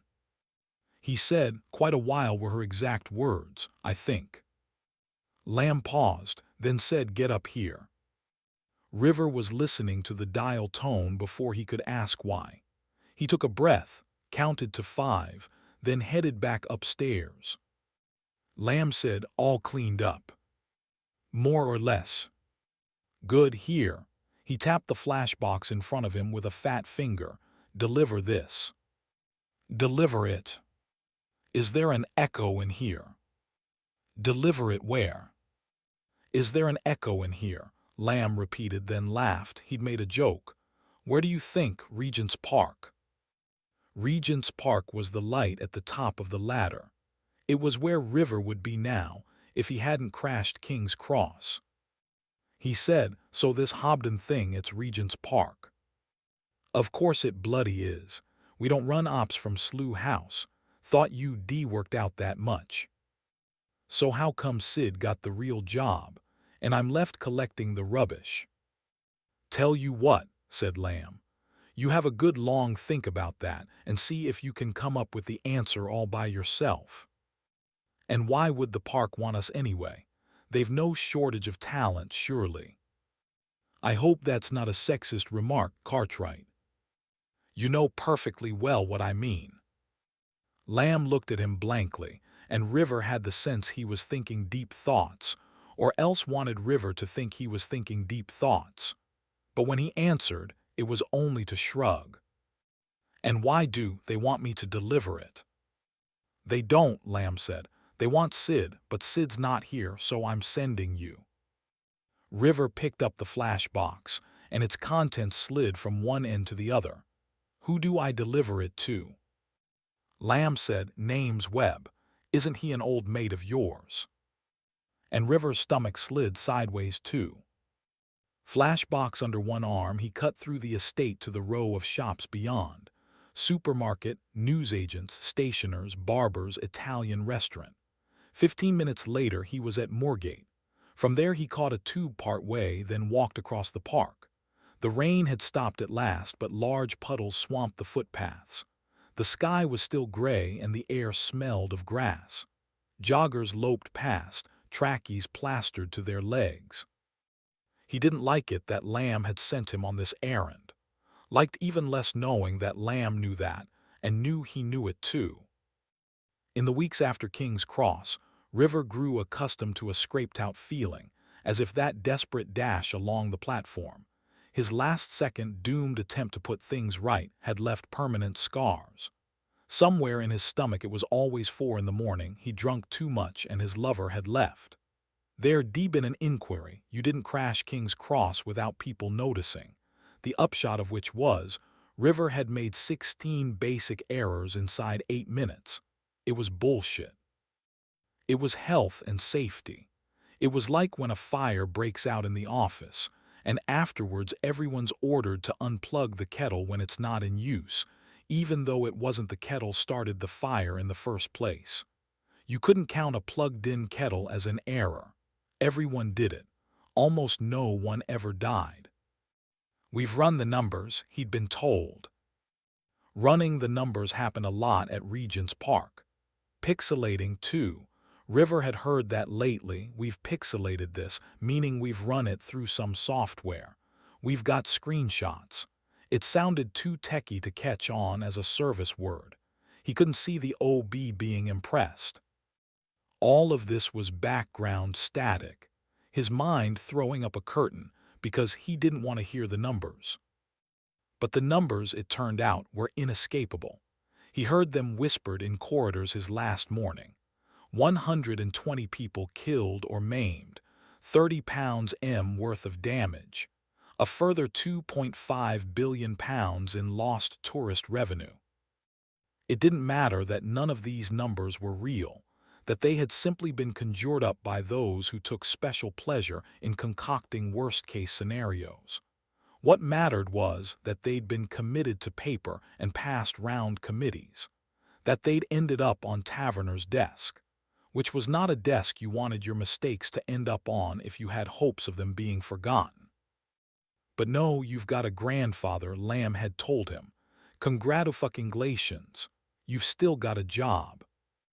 Much as River hated to admit it, that had been true. If not for the OB, even Slough House would have been out of reach. But the downside is, it's not one you're going to enjoy, now or ever. A career of shuffling paper, of transcribing snatched mobile phone conversations, of combing through page after page on long-ago operations, looking for parallels with the here and now. Half of the future is buried in the past. That was the prevailing service culture. Hence the obsessive sifting of twice-plowed ground, attempting to understand history before it came round again. The modern realities of men, women, children, wandering into city centers with explosives strapped to their chests had shattered lives but not molds. Or that was the operating wisdom, to the dismay of many. Taverner, for instance. He'd heard Taverner was desperate to alter the rules of the game, not so much change the pieces on the board as throw the board away and design a new one. But Taverner was second desk, not first, and even if she'd been in charge, there were boards to answer to these days. No service head had been given free rein since Charles Partner, the first to die in office and the last to run the show. But then, Partner had been a Cold War warrior from his fur-lined collar to his fingerless gloves, and the Cold War had been simpler.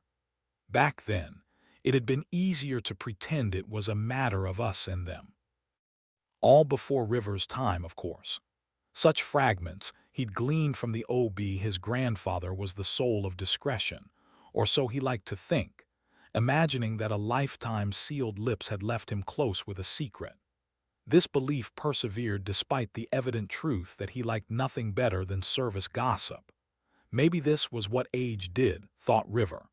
Confirmed you in your image of yourself even while it unpicked the reality, leaving you the tattered remnant of the person you once been. His hand hurt. He hoped it didn't look too obvious, but there was nothing he could do about it now. He was minutes from Regent's Park, and it wouldn't look good if he was late. In the lobby, a middle-aged woman with the face of a traffic warden made him wait 10 minutes before issuing his visitor's pass.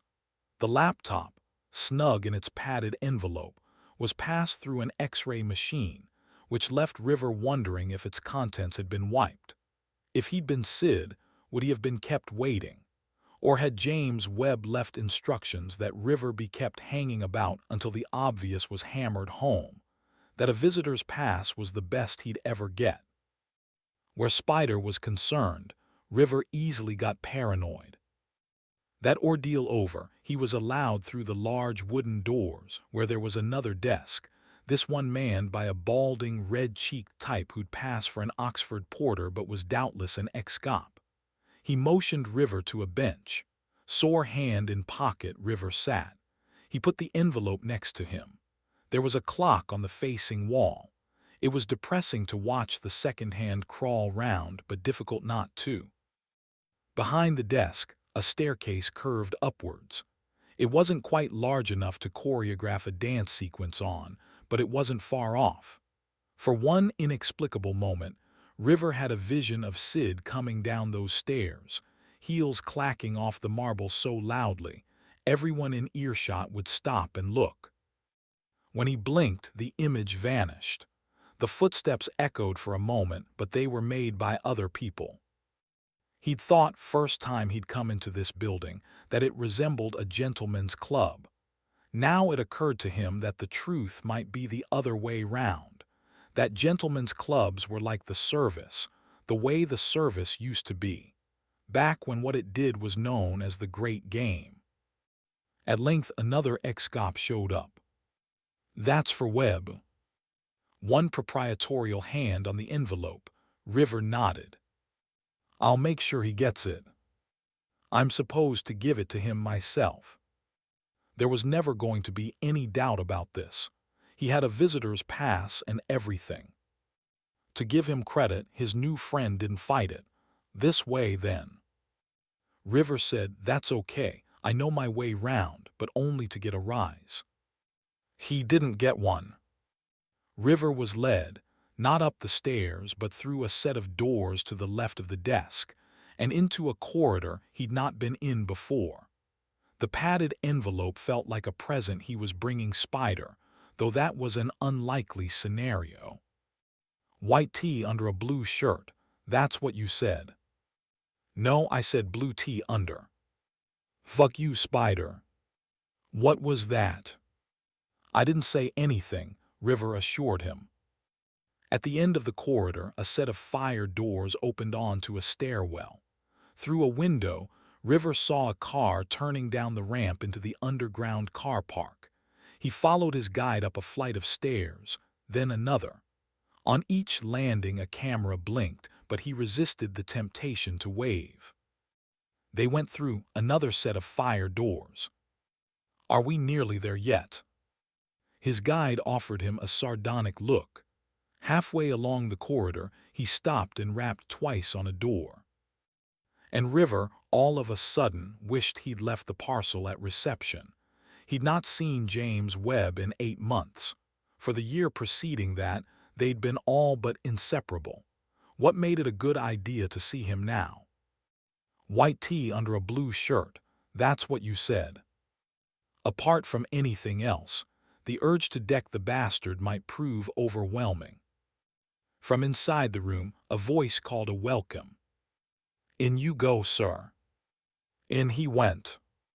It wasn't as large as the office River shared with Sid, but it was a whole lot nicer. The wall to the right was bookshelved floor to ceiling, lined with color-coded folders, while in front of him was a big wooden desk, which might have been carved from the hull of a ship. A pair of friendly-looking visitors' chairs were placed in front of this, while behind it loomed a tall window that gave a view of the park, which was mostly muted browns right now, but would be glorious in spring and summer. Also behind it, in front of the view, sat James Webb, inevitably Spider. First time in 8 months, though for the year preceding that they'd been all but inseparable. Friends wasn't the word. It was both too big and too small. A friend was someone you'd go for a drink with, hang out with, share laughs. He'd done those things with Spider, but not because Spider was his first choice for doing them with. More because he'd spent days with Spider doing assault courses on Dartmoor, which had felt like it was going to be the most difficult part of training, until the days spent learning torture resistance techniques somewhere on the Welsh borders. Resistance techniques were taught slowly. Things had to be broken down before being built up again. Breaking down happened best in darkness. When you'd been through that, you wanted to be near others who'd been through it too. Not because you needed to talk about it, but because you needed your need not to talk about it to be shared by those you were with. Friendship, anyway, was best conducted on level ground, without the competitive undercurrent generated by the knowledge that they were in line for the same promotion. "White tee under a blue shirt, that's what you said." "Fuck you, Spider." So here he was, 8 months later, No bigger, no wider, no different. River, he said, getting to his feet, thrusting out a hand. They were of an age, River Cartwright and James Webb, and similar sizes, both slim with good bones. But Webb was dark to River's sandy lightness, and Webb favored smart suits and polished shoes and looked like he'd stepped off a billboard. River suspected that for Spider, the worst parts of those assault courses had been staying muddy for days on end. Today he wore a charcoal two-piece with a faint chalk stripe and a gray shirt with a button-down collar, the obligatory splash of color hanging round his neck. There was an expensive haircut not long in his past, and River wouldn't be surprised to learn he'd stopped for a shave on his way in, paid someone else to do it, with a warm towel and flattering banter. Someone who'd pretend to be a friend for as long as the moment lasted. River ignored the outstretched hand. "Someone threw up on your tie," he said. "It's a Carl Unger, peasant. How have things been, Spider?" "Not bad, not bad." River waited. "Takes getting used to, but I was only being polite." Spider eased back into his chair. "Are you going to make this difficult?" "It's already difficult. Nothing I do will make a difference." He surveyed the room, his gaze lingering on the bookshelf. "You keep a lot of hard copy. Why's that?" "Don't play games." "No, seriously, what comes in hard copy?" River looked from the shelves to the sleek paperback-thin computer on the desk, then back, then said, "Oh no, Jesus, don't tell me." "It's above your pay grade, River." "Are they job applications?" "They are, aren't they? You're doing applications." "I'm not just doing applications. Have you any idea how much paperwork and organization the size of?" "Jesus, Spider, your HR, congratulations." Spider Webb licked his lips. "I've had 2 meetings with the minister this month already. How's your career looking?" "Well, I don't have an arse 2 inches in front of my nose, so my view beats yours." The laptop, River. River sat in one of the visitors' chairs and passed Webb the padded envelope. Webb produced a rubber stamp and carefully affixed its mark. "Do you do it every morning?" "What?" "Change the date on your stamp." Webb said, "When I remember." "The responsibilities of rank, eh? How's the delightful Sidonie?" River recognized an attempt to regain the high ground. "Not sure. She went swanning off this morning almost before she'd arrived. Didn't show much dedication." "She's a bright officer." "I can't believe you just said that." "She is." "Maybe so, but Christ, Spider, bright officer, you're not back at Eton, you know." Webb opened his mouth to point out River knew that he hadn't been at Eton, but came to his senses in time. "Did you have breakfast? We have a canteen." "I remember the canteen, Spider. I even remember where it is." "I don't get called that anymore." "Not in your hearing, possibly, but face it, everybody calls you that." "This is schoolboy stuff, River." "Nyanananayo." Webb opened his mouth and closed it again. The padded envelope lay in front of him. He drummed his fingers upon it briefly. River said, "My office is bigger than yours. Real estate's cheaper that end of town. I thought the action took place upstairs, on the hub." "I'm there a lot, Lady Di." "She lets you call her that." "You're a laugh a minute, River. Lady Di Taverner, she keeps me busy." River waggled an eyebrow. "I don't know why I'm even bothering." River said, "You ever going to admit you made a mistake?" Webb laughed. "You still on that?" "He was wearing a white tee under a blue shirt. That's what you told me. Except he wasn't, was he? He was wearing a blue tee under a—" "The guy was wearing what I said he was wearing, River. I mean, What? I get the colors the wrong way round and there just happens to be someone there, that exact moment, wearing what I said. Same general profile as the target. What are the odds? And the tape not working. Don't forget the tape not working. What are the odds on that? EFU River, happens all the time. Enlighten me. Equipment fuck up. You think they dish out state-of-the-art gear for assessment ops. We're up against budgetary constraints, River. You don't want to get Taverner started on that. Oh, but hang on, you won't, will you? On account of you're in Slough House, and the closest you'll get to the inner circle is reading someone's memoirs. There isn't an acronym for that, RSM. You know something, River. You need to grow up. And you need to admit that the mistake was yours. Mistake, Webb showed his teeth. I prefer to call it a fiasco. If I was you and smirked like that, I'd have someone watching my back. Oh, I play London rules. I don't need anyone watching my back but me. I wouldn't bet on it. Time to go. Should I shout for a guide, or have you pressed a secret button? But Webb was shaking his head, not in response, but in reaction to River's presence, which had tired him, because he had important things to get on with. And nothing River said would get Webb to admit it was him who'd screwed up, not River. Besides, what difference would it make?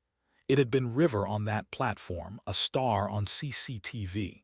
When you got to boardroom level, playing fair wasn't even a bullet point. Who D screwed up didn't matter. Who'd been visible during the screw-up did. Webb could put his hands up right now, and Diana Taverner wouldn't care. The only reason you're still here is your connections, Cartwright. If not for Grandad, you'd be a distant memory. River stood, hoping an exit line would occur before he got to the door. Something to make him feel less like he'd been dismissed by Spider Bloody Webb. Who said, didn't Lamb have a flash box? A what? A flash box, River. He tapped the padded envelope. The kind you can't open without a key, unless you want a magnesium flash. I've heard of those, but at Slough House, frankly, I'm amazed we've got jiffy bags. River's need for an exit line evaporated. Scorched hand wrapped tightly round the memory stick in his pocket, he left. Chapter 3. When lovely woman stoops to folly, all bets are off. Was that how it went? Didn't matter. When lovely woman stoops to folly, something's got to give. Such thoughts were pitilessly regular, as familiar as the sound of her footsteps clickety-clacking up the stairs of her apartment block. Lovely woman stoops to folly. This evening's earworm, picked up from an ad on the tube. When lovely woman stoops to folly, the shit has hit the fan. Catherine Standish, 48 a memory, knew all bets were off. Last thing she needed was her subconscious reminding her. And she had been lovely once. Many had said so. One man in particular, you're lovely, he'd told her, but you look like you've had some scary moments. Even now she thought he'd meant it as a compliment. But there was nobody to tell her she was lovely anymore, and it was doubtful they'd say so if there were. The scary moments had won, which sounded like a definition of aging to Catherine. The scary moments had won. At the door to her flat, she put her shopping on the floor and hunted out her key. Found it, entered. The hall light was on because it was on a timer. Catherine didn't like stepping into the dark, not even for the second it would take to flip a switch. In the kitchen, she unpacked the shopping, coffee in a cupboard, salad in the fridge. Then she took the toothpaste into the bathroom where the light was on the same timer. There was a reason for that, too. Her worst scary moment had been the morning she'd turned up at her boss's flat to find him dead in his bathroom. He'd used a gun, sat in the tub to do it, as if he didn't want to make a mess. You had a key to his house. She'd been asked, you had a key, since when? That had been the dog's, of course. Or one dog in particular, Sam Chapman, who they called Bad Sam. He was a dark, difficult man and knew damn well she'd had a key to Charles' partner's house, because everyone knew she'd had a key to Charles' partner's house, and knew it hadn't been because of an affair, but simply because Charles' partner had been hopeless about taking care of himself. Ostensibly simple things like remembering to buy food, remembering to cook it, then remembering to throw it away when he'd forgotten to eat it. Charles had been 20 years older than Catherine, but it hadn't been a father-daughter thing either. That was a convenient label, but the reality had been this. She had worked for Charles' partner, cared for him, shopped for him, and had found him dead in his bathroom once he'd shot himself. Bad Sam could growl all he liked, but he'd only been going through the motions because Catherine had been the one to find the body. Funny how swiftly that happened, how swiftly you went from being Charles' partner, not a man whose name was known to the public at large, true, but a man whose decisions dictated whether significant numbers of them would live or die, which had to count for something, to being the body. All it had taken was one calculated moment in a bathtub. He didn't want to make a mess, but what mess he'd made was for others to clean up. Funny. Less funny was how quickly the scary moments accumulated. Because she was in the bathroom and because the light was already on, it was hard for Catherine not to catch herself in the mirror. It held no surprises. Yes, the scary moments accumulated, but that was the least of it. Some damage was gifted by your genes. Some you discovered for yourself. Her nose grew red-tipped in the cold, as did her cheekbones. This made her look witchy and raw. Nothing she could do about that. But the rest of it, the spidery tracing of broken veins, the gaunt stretching of the skin across the skull, they told a different story, one she'd written herself. My name is Catherine, and I am an alcoholic. By the time she got around to formulating that sentence, alcohol was a problem. Prior to that, it had seemed like a solution. No, that was too glib. Rather, it hadn't seemed like anything at all. It had simply been what one did. Perhaps a tad self-dramatic, a bottle for solace was such a time-worn trope. It felt like you weren't doing heartbreak properly without a glass in your hand, but more often, just the normal backdrop. It was the obvious adjunct to an evening alone with the box, and absolutely de rigueur for an evening out with girlfriends. And then there were dates, which Catherine often had in those days, and you couldn't have a date without a drink. A meal meant a drink. The cinema meant a drink afterwards. And if you were plucking up courage to ask him back for coffee, a drink was necessary. And ultimately, if you needed somebody there, because you didn't want to wake in the middle of the night knowing you were alone, you were going to have to fuck somebody. And sooner or later you were going to have to fuck anybody. And that demanded a drink if anything did. There was a phrase, the slippery slope. Slippery implied speed and blurriness and the ever-present threat of losing your feet. You'd end up flat on your back, breathing splinters. But Catherine's journey had been more moving staircase than slippery slope, a slow downwards progression, a bore rather than a shock, looking across at the people heading upwards and wondering if that was a better idea, but somehow knowing she'd have to reach the bottom before she could change direction.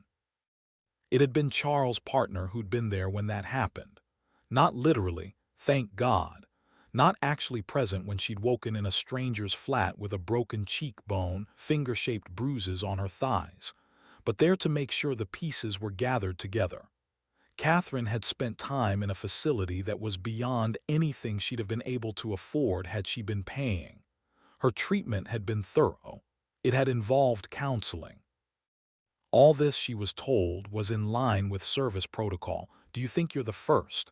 She'd been asked. Do you think you're the only one it gets to in the end? But there'd been more to it than that, she was sure. Because after the retreat, after the drying out, after the first 6 everlasting months of sober living, she turned up at Regent's Park expecting to be assigned to the outer limits, but no. It was back to regular duties as Charles's doorkeeper. Most things at that time in her life had made her want to weep, but this seemed more warranted than most. It wasn't as if they'd been close. Sometimes he'd called her Moneypenny, but that was it. And even afterwards they were hardly friends, though it did not escape her that he never called her Moneypenny again. Nor did they discuss what had happened beyond his asking, that first morning, if she was back to her old self. She'd given him the answer he'd wanted, but knew that her old self was long gone. And from there, they'd continued as before. But he had cared for her when it mattered, and so she cared for him in return. They were together another 3 years, and before the first was out she was playing a role in his non-working life. He was unmarried. She'd long registered his threadbare aura. It wasn't that he was seedy, but seediness was a possibility and poor diet an ongoing fact. He needed looking after, and she needed something. She didn't need to wake up next to more strangers, but she needed something. Partner turned out to be it. So she kept his freezer full and arranged for a weekly cleaner, took his diary in hand and made sure he had the odd day off. She became a barrier against the worst of his underlings, the atrocious Diana Taverner for a start, and did all this while remaining part of the wallpaper. There was never physical contact, and nor did he acknowledge that she was anything other than secretary. But she cared for him, though not enough to recognize that he needed more help than she could give him. She tilted her head to one side now, allowing her hair to fall across her face. She wondered if she should tint it, bring the blonde out, but who for? And would anyone notice, apart from the odious Jackson Lamb who'd ridicule her? She could accept, Charles' partner being dead, that there was no place for her at Regent's Park. But Slough House felt like a deferred punishment for a crime she'd already atoned for. Sometimes she wondered if there were more to that crime than her own wine-dark past, if she were held responsible in some way for Charles's suicide, for not knowing it was going to happen. But how could she have known that?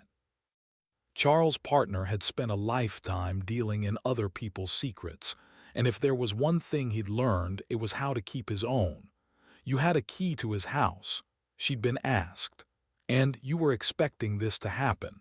Of course she hadn't, but she wondered now if anyone had ever believed her. Ancient history. Charles' partner was bones, but she still thought about him most days. Back to the mirror, back to her own life. Lovely woman had stooped to folly, and this was where it had left her. My name is Catherine, and I am an alcoholic. She hadn't had a drink in 10 years, but still. My name is Catherine, and I am an alcoholic. She turned off the bathroom light and went to make supper. Min Harper spent a chunk of the evening on the phone to his boys, 9 and 11.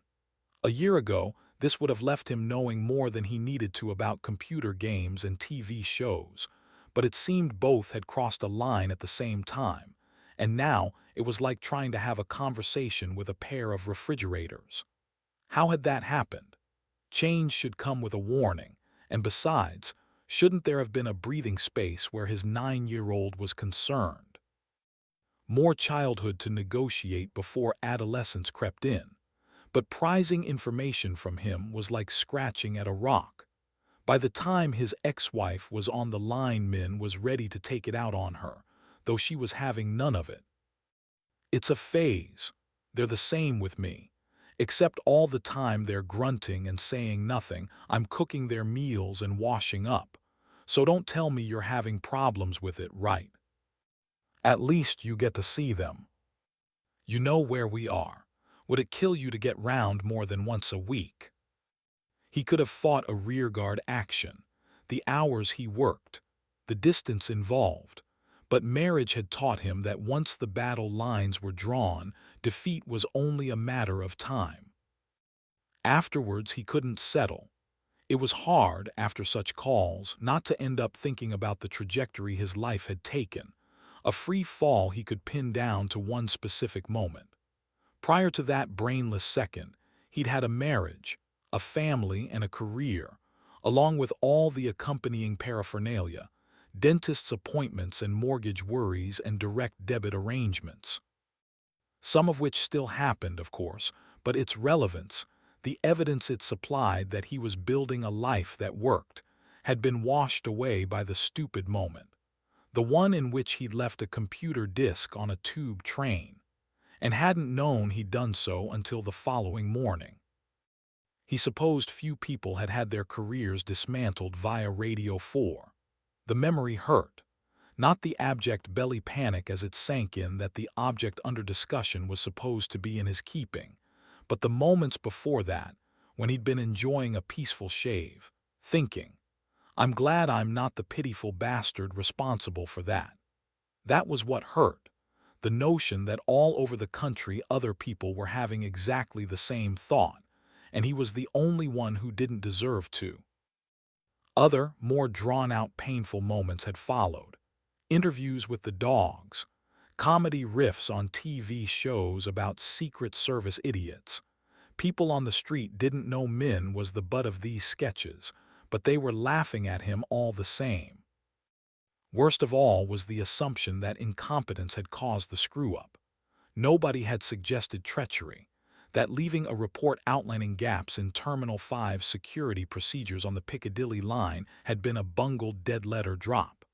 That would have been to accord Min Harper a measure of respect. He could have been in the grip of misguided idealism, or lured by wealth, or at the very least making a conscious decision. But no, even the dogs had written him off as an idiot. Any other year, he'd have been out of the door, but a combination of hiring freeze and budget tightening meant that if Min had gone, his job would have left with him, and it proved politic to keep him on the books until his departure would allow for a replacement. Regent's Park, though, was in his past. Min checked his pockets, reminded himself not to, then poured a drink and tuned the radio to the sports channel. As ball-by-ball commentary on an overseas test match filled the room, a rewritten history swarmed through his head, a more amenable version of his life, in which he was halfway onto the platform at Gloucester Road when he turned and saw the disc on the seat and went back and collected it, feeling the hot chill of near disaster tickle his nape, a sensation he'd feel again later that evening, as he helped put the boys to bed, and then forget about entirely as his career and life continued on their even tenor. Marriage, family, career, dentist's appointments, mortgage, direct debit arrangements. As so frequently when he was trying not to have such thoughts, Min startled himself by groaning aloud, but nobody heard. He was alone. There was only the radio, and as for the phone, once he'd spoken to his uncommunicative children and rode with his ex, well, he didn't have anyone else to talk to, so he turned it off. Louisa Guy went home to her rented studio flat, examined its four walls, what she could see of them behind stuff in the way, piles of CDs, books, damp laundry on collapsible racks, and almost went straight out again but couldn't face the choices that would entail. She microwaved a lasagna and watched a property program instead. House prices were in freefall if you owned one. They remained laughably lunar to the rent-bound. Her phone stayed silent. That wasn't unusual, but still, you'd think somebody would have found time to dial a number, ask how Louisa was, if she'd done anything interesting lately. She left her plate to soak, changed channel, encountered someone telling her that pink placebos were more effective than blue ones. Could that be right? Was the brain that easily bamboozled? Her own felt bamboozled constantly, not so much tricked as stifled into submission. When she closed her eyes at night, illegible data scrolled down her eyelids. Sleep was repeatedly yanked from her by a sensed error, the feeling that something was out of sequence for a reason she'd nearly grasped, and grasping would have rehabilitated her career. But it was always gone, and she'd be stone awake once more, her unsleeping head on a pillow too thin and too warm, no matter how cold the rest of her bed was. Jesus, she'd think each time, could she get a break? Could she get a decent night's sleep, please? And in the morning, she'd do it all over again. It was screen watching, which wasn't what she'd joined the service for, but what she'd ended up doing. And it felt like ending up, too. Felt like she had no future other than the one that waited every morning behind the flaking back door of Slough House, and stretched out minute by endless minute until the door shut behind her when she left. And the time in between was spent fuming at the injustice of it all. She should quit. That's what she should do. She should just quit.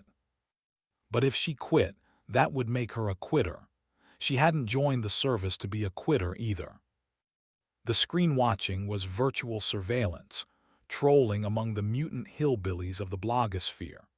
Some of the websites she covered were Trojan horses, service designed to attract the disaffected. Others might have belonged to other branches of the state. She sometimes wondered if she were lurking in chat rooms peopled entirely by spooks, the undercover equivalent of teen sites populated entirely by middle-aged men. Genuine or not, the sites covered a range of mood, from the in-your-face, how to make your own bomb, to the apparently educational, the true meaning of Islam, to the free-for-all forums where argument spat like a boiling chip pan, and rage brooked no grammar. To pass for real in the world of the web, she'd had to forget everything she'd ever known about grammar, wit, spelling, manners, and literary criticism. It felt pointless. Worse, it felt undoable. How could you know when something worse than words was meant, when all you had to go on were the words, and when the words were always the same, angry, vicious, murderous?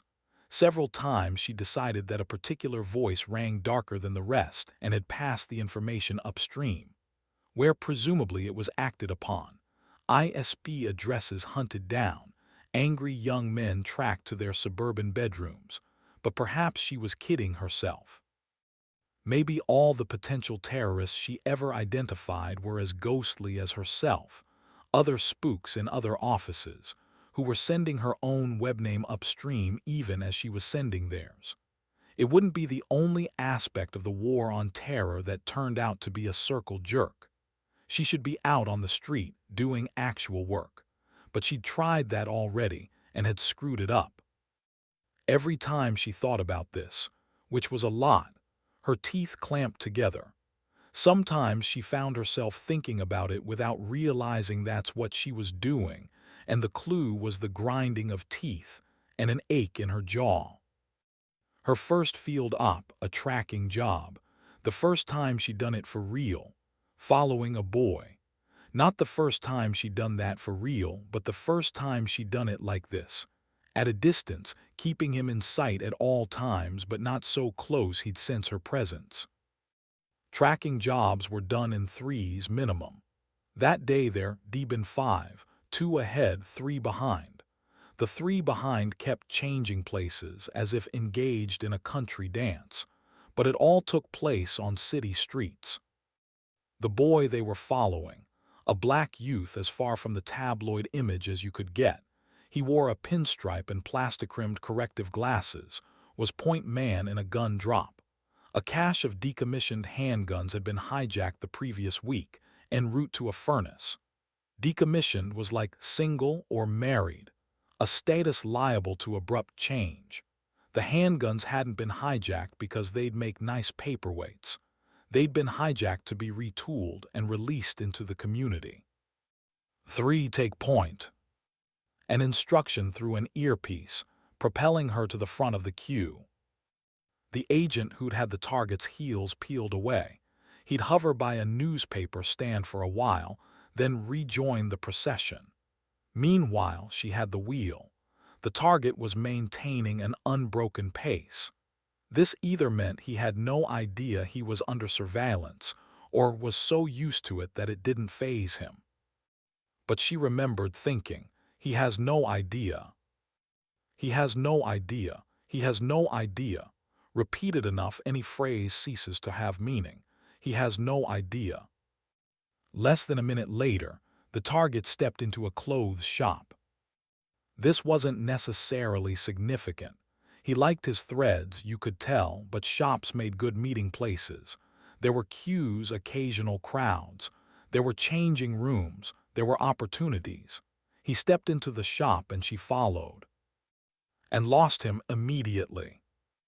In the follow-up, which began later that day and went on for weeks, the unspoken accusation was of racism, that she could not tell one black youth from another. This was not true. She had had a firm mental picture of the target and retained it even now, the slight dint in his jaw, his razor-sharp hairline. It was just that there were at least 6 other young men in the shop, same size, same color, same suit, same hair, and they'd all been put in play. Afterwards, it became clear he'd spent less than 3 minutes in the shop, into a changing room out of his suit. When he walked back onto the street, he was dressed like he belonged there. Shades, a floppy gray top, baggy jeans. He walked straight past 2, who was heading inside to back Louisa up, and past 1, 4, and 5 unnoticed. Louisa, 3, was just starting to feel the panic. Not a good day at the office. It got worse when the guns started turning up. In bank raids, in holdups, in street corner shootings. Among the casualties was Louisa Guy's career. She thought about pouring another drink, then decided to turn the TV off and get to bed instead. It would bring the morning sooner, but at least there'd be oblivion between now and then. It was a while coming, though. For at least an hour she lay in the dark, stray thoughts nipping and nagging at her. She wondered what Min Harper was doing. Jed Moody edged his way past the crowd by the door and bagged a pavement table where he smoked 3 cigarettes with his first pint. The shops opposite were a high-street palindrome: Korean grocery, courier service, letting agents, courier service, Korean grocery, and buses passed with noisy frequency. When he'd finished his pint, he went back in for a second, but this time carried it upstairs, where tables lined along an internal balcony allowed a view of the stewing masses below. He was halfway through it when Nick Duffy joined him. "Jed." "Nick." Duffy sat. Nick Duffy, late 40s, had been an exact contemporary of Moody's. They'd finished training at the same time, both winding up in the service's internal security system, the Dogs, a dozen years later. The Dogs were kenneled at Regent's Park, but had license to roam. The furthest Moody had ranged was Marseille. A junior operative had been knifed to death by a transsexual prostitute in what turned out to be a case of mistaken identity, but Duffy had made it as far as D.C. He had close-cropped gray hair these days and, like Moody, wore a jacket but no tie. They must have resembled a pair of off-duty whatever, Moody thought. Accountants, estate agents, bookies, perhaps, to the more astute observer, cops. Maybe 1 in a million would have guessed 5. And Moody would want a background check on that particular bastard. "Keeping busy?" he asked. "You know." Meaning he didn't, and wasn't allowed to. "I'm not after classified, Nick. I'm asking how things are." Duffy tilted his head to the bar below. "Far end, check it out." He'd been followed was Moody's first thought. His second was, "Oh, okay." At the far end of the bar sat 2 women whose skirts combined would have made a decent lens cloth. One was wearing red underwear. Duffy was waiting. He said, "Jesus, you're kidding, aren't you?" "Feeling old." "I didn't ask you out on the pool." "Why is that not a surprise?" "And if I had, I wouldn't trawl this place, not without penicillin." "You're a laugh a minute, Jed."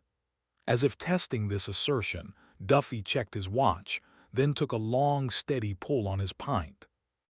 So Moody cut to the chase. "You have much to do with Taverner."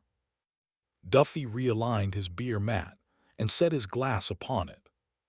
"Is she approachable?"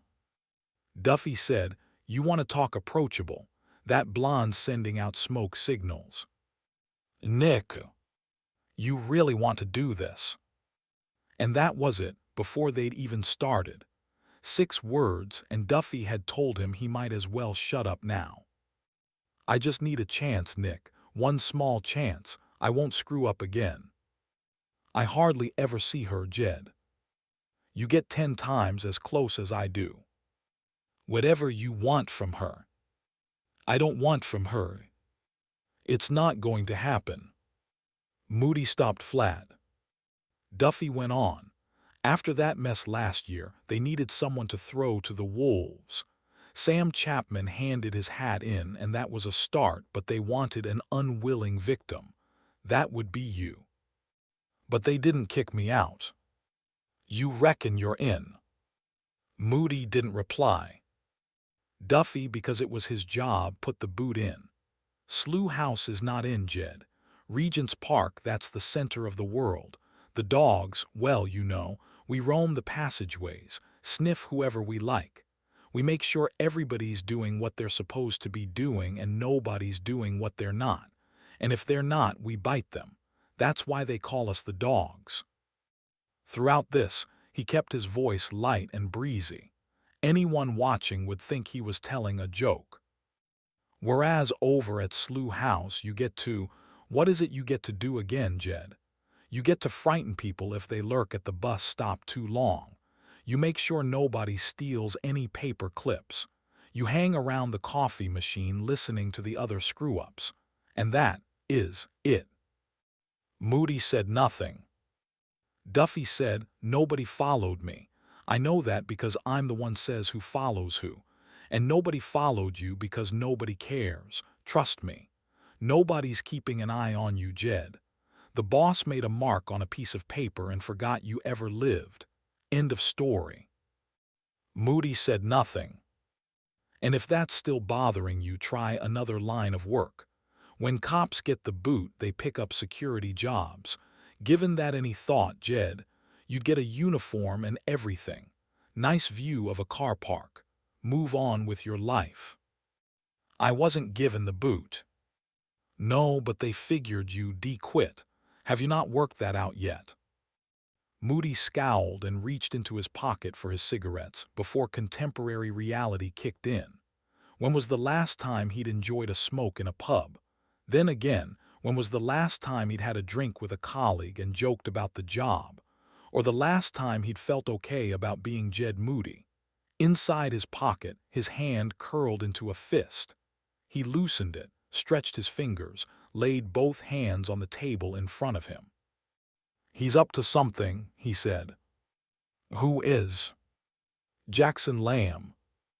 Duffy said, last time Jackson Lamb stirred himself to do anything more strenuous than break wind, Geoffrey Boycott was opening for England. He sent Sid Baker on an op. Right. A real one. Jed, we know, okay? We know you think Lamb farts without permission. He raised his glass to his lips again, but it was empty. He put it down. I've got to go. Early meeting in the morning, you know how it is. Something to do with a journal. Moody tried to keep desperation out of his voice. To keep it on a level Duffy would understand. That if an op was being run from Slough House, Moody should be part of it. Christ knows he had more experience than the rest of them put together. Sid Baker was barely out of a training bra. Cartwright had melted King's Cross. Ho was a webhead, and the others were fucking fridge magnets. Moody alone had kicked down doors in earnest. And don't tell him it wasn't about kicking down doors. He knew it wasn't about kicking down doors. But when you were running an op, you wanted someone who could kick down doors, because sooner or later that's what it would be about after all. Duffy said, Jed, a word of advice. Jackson Lamb's got the authority of a lollipop lady. You're 3 rungs below that. We know what Baker was doing, and only a rank amateur would call it an op. It was an errand. Get the difference. An errand. You think we'd trust him with anything bigger? Before he'd finished speaking, he was getting to his feet. I'll put one behind the bar. No hard feelings, okay? If anything comes up, I'll let you know, but nothing's going to come up. Moody watched as Duffy vanished down the stairs, then reappeared in the bar below, gave money to the barman, pointed a thumb in Moody's direction. The barman glanced up, nodded, and fed the till. On his way out, Duffy paused by the short-skirted blonde. Whatever he said caused her to open her eyes wide and give a little scream of laughter. Before Duffy left, she was huddling up, passing his words on to her friend. A little ripple of friendly filth, just another hit and run on a weekday evening. Jed Moody drained his pint and leant back in his seat. "Okay, you son of a bitch," he thought. "You know everything, I know nothing. And I'm stuck in the wilderness while you're having early meetings and deciding who follows who. I got the shitty stick. You got the whole of the moon. But if you're so clever, how come you think Sid Baker's a man?" He didn't bother collecting the pint Duffy had paid for. It was a small victory, but they added up. Years ago, and he wouldn't thank you for reminding him, Roderick Ho had worked out what his service nickname would be. More than that, he'd settled on his possible responses first time it was used. "Yeah, make my day," he'd say. Or "feeling lucky, punk. That's what you said when people called you Clint." Roderick Ho equals westward, Ho equals eastward, Ho equals Clint. But nobody had ever called him Clint. Perhaps political correctness wouldn't allow them to make the oriental elision from westward to eastward. Or perhaps he was giving them too much credit. Perhaps they'd never heard of Westward Ho. Actually, bunch of morons. He worked with a bunch of morons. Couldn't make a pun with a dictionary and a Scrabble board. Like Louis a Guy, like Min Harper, Ho was at home this evening, though his home was his own and a house, not a flat. It was an odd house, though that was none of his doing.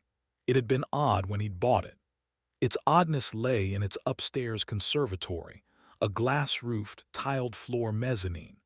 The estate agent had made much of this feature, pointing out the array of plants that created a microclimate there, natural and green, and echohaver peppering her spiel. Ho had nodded like he cared, calculating how many electronics he could fit into here once this eco-shit was off the premises. Quite a lot had been his estimate. This turned out to be the precise, exact amount. So now he sat surrounded by quite a lot of electronics, some quietly awaiting his touch, others humming pleasantly in response to preset commands, and one blasting out death metal at a volume that threatened to make the genre literal. He was too old for this music, and he knew it. He was too old for this volume and knew that too. But it was his music, his house, and the neighbors were students. If he didn't make his own noise, he'd have to listen to theirs. Currently, he was virtually crawling through home office personnel files, not looking for anything in particular, just looking because he could. Ho's parents had left Hong Kong 10 years before handover, and Ho, who obsessed about what-ifs, who devoured You Make the Decisions books as a teenager, when not playing Dungeons and Dragons relentlessly, unsleepingly, often wondered how he'd have turned out if they'd stayed. Odds on he'd have been a webhead in a more commercial area, software design or SFX, or lackeying for some vast faceless corporation whose tendrils touched every corner of the known world. Odds on he'd be pulling down more money than he was now, but he wouldn't have these opportunities. The previous evening he'd been on a date with a woman he'd met on the tube that morning. They hadn't spoken. First dates were like that. She'd been mousy blonde and wore a regulation city outfit, charcoal jacket and skirt, white blouse. But what attracted Ho was her building pass, which dangled on a chain round her neck. Strap hanging 8 inches away, he had no trouble reading her name. 10 minutes after reaching Slough House, he'd established her address and marital status single, her credit history pretty good, her medical records usual female stuff, and was wandering through her emails. Work. Spam. A bit of flirting with a colleague, which was going nowhere. Plus, she was looking to buy a second-hand car and had responded to an ad in her local free press. The owner hadn't replied. So Ho gave him a call and established that he'd already sold the car but hadn't bothered informing the unlucky inquirers. That was fine, Ho assured him before calling the woman himself to see if she was still interested in a 6-year-old sob. She was, so they arranged to meet that evening in a wine bar. Ho, established in a corner before she turned up, had watched her grow visibly more frustrated over the following hour, had even thought of approaching her, sitting her down and explaining that you couldn't be too careful, that you could not be too careful. A security pass on a chain round her neck. Why not sport a badge reading Rate My Life? Financial details, favorite websites, numbers dialed, calls received. All it took was a name and one other bite. Place of work did fine. Tax codes, criminal records, loyalty cards, travel passes. It wasn't simply that these things could be found, along with everything else. It was that they could be changed. So you leave home one morning, security pass like a cowbell round your neck, and by the time you reach work your life's not your own anymore. Roderick Ho was here to tell this woman that. But hadn't, of course. He'd watched until she'd given up and left in a storm of silent fury, and then finished his alcohol-free lager and walked home satisfied that he'd had her in the palm of his hand. His secret. One among many. So now he sat in front of his screen, not hearing the music blasting through his room, not even blinking. A home office flunky might as well be standing by his monitor, ushering him in, leading him to the filing cabinets, offering him a key. Would Sir like an alcohol-free lager while he prowled? Why, yes, Sir would. Ho plucked the can from the holder screwed to his desk. Thank you, flunky.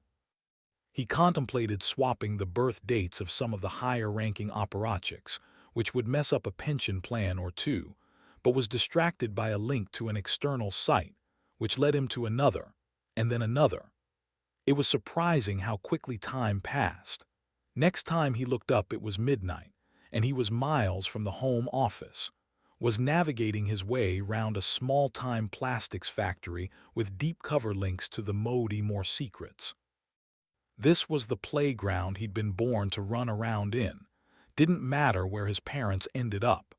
This was his element, and he'd dig in it until time healed over, like a miser sifting heaps of dust, in search of the nugget of gold.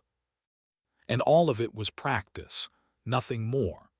None of his trawling had brought him anywhere near uncovering the mystery that really tormented him. Roderick Ho knew exactly what sins had brought his colleagues to Slough House, the precise nature of the gaffes and blunders that had condemned them to the twilight of the second rate. He had calibrated their wrongdoings to the minutest detail, knew the dates and places where they'd fallen, and understood the consequences of their screw-ups better than they did themselves, because he'd read the arse-covering emails their superiors had subsequently penned. He knew exactly whose hand had given the thumbs down in every instance. He could quote chapter and verse, for every sin but two.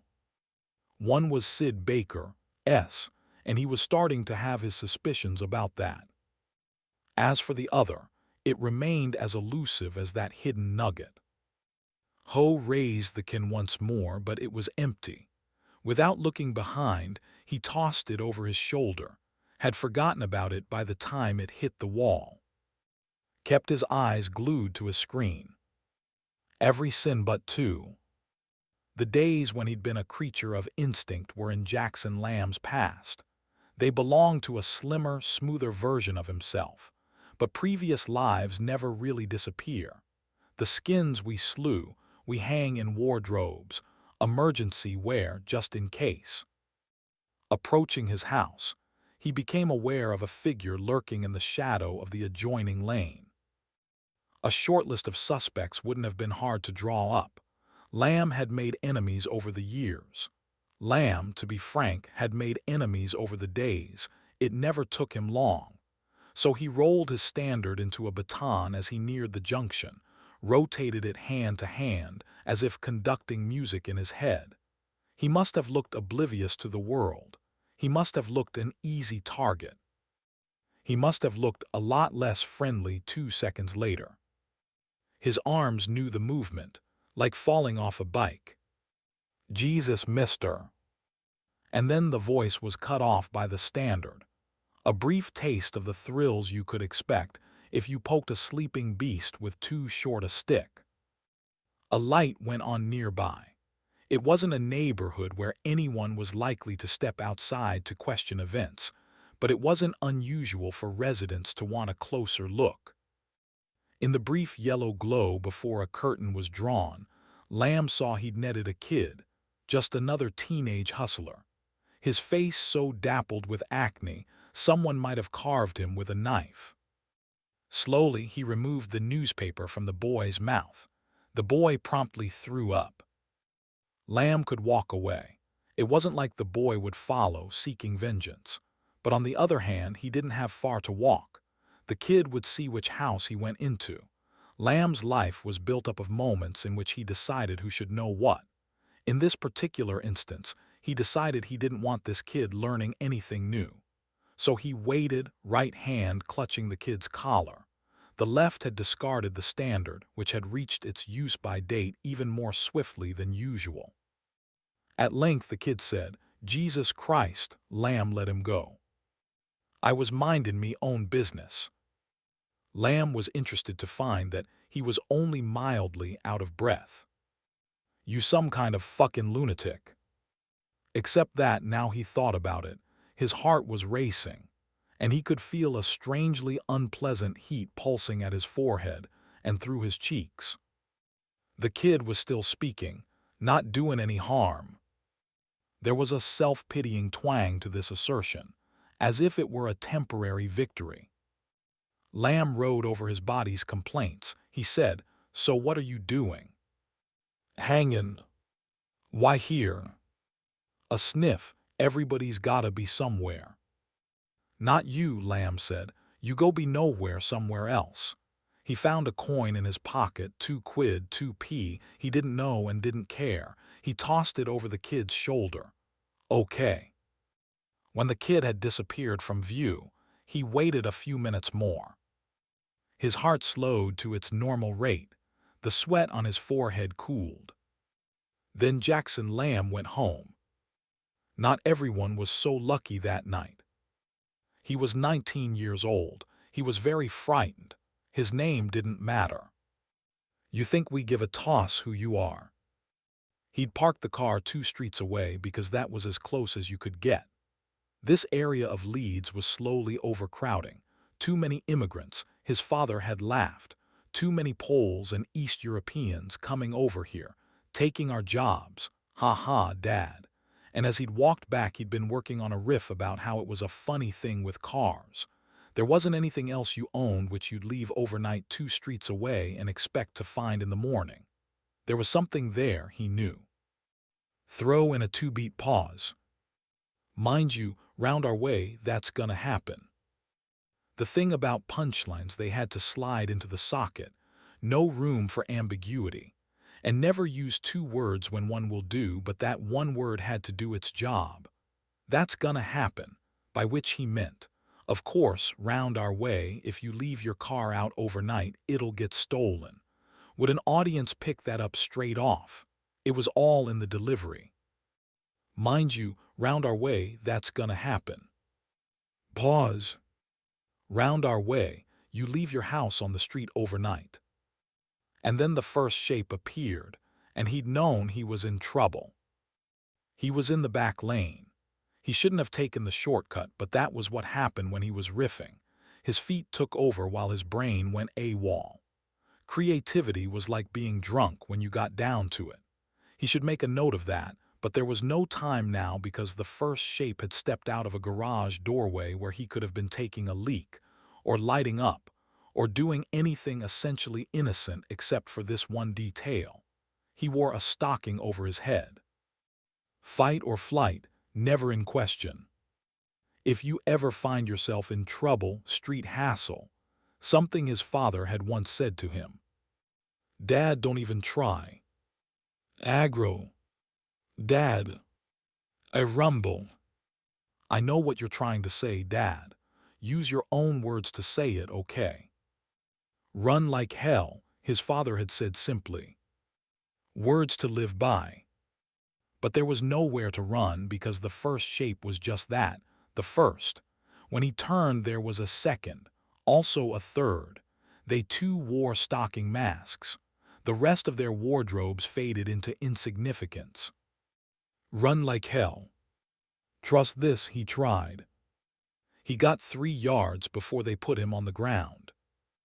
Next time he opened his eyes, he was in the back of a van, a foul taste in his mouth and the memory of cotton wool. They de-drugged him. The van's bouncing went on forever. His limbs were heavy, his head hurt. He slept again. Next time he opened his eyes, there was a bag on his head and his hands were tied. He was naked except for his boxers. The air was damp and chill. A cellar. He didn't have to see it to know, or hear the voice to know he wasn't alone. You're gonna be good now. It wasn't a question. You're not gonna make any problems and you're not gonna try to escape. A pause. No fucking chance of that anyway. He tried to speak, but all that came out was a whimper. You need to piss, there's a bucket. And this time he managed to find a voice. WH, where? His reply was a tinny kick over to his left. Hear that? He nodded. That's where you piss, shit, whatever.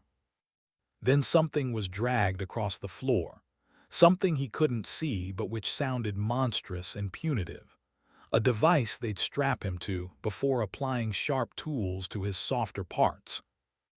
And here's a chair. A chair. And that's your lot.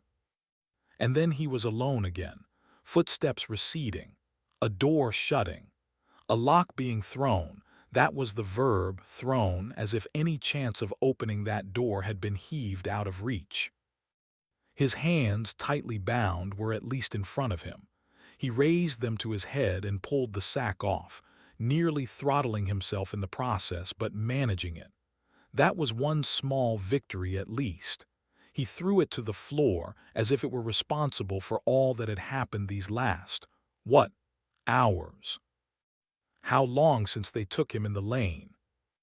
Where was he now? And why, what was this about? Who were they and why was he here? He kicked at the rag on the floor. Tears were running down his cheeks. How long had he been crying? Had he started before the voice left the room? Had the voice heard him crying? He was 19 years old and very frightened, and more than an audience, more than a roomful of people laughing at his routines. What he wanted was his mother.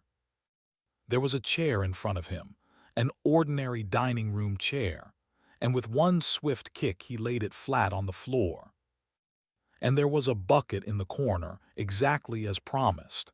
He might have kicked that too, if the phrase didn't have disturbing connotations. WH, where? He hated himself that he'd said that. Where's the bucket?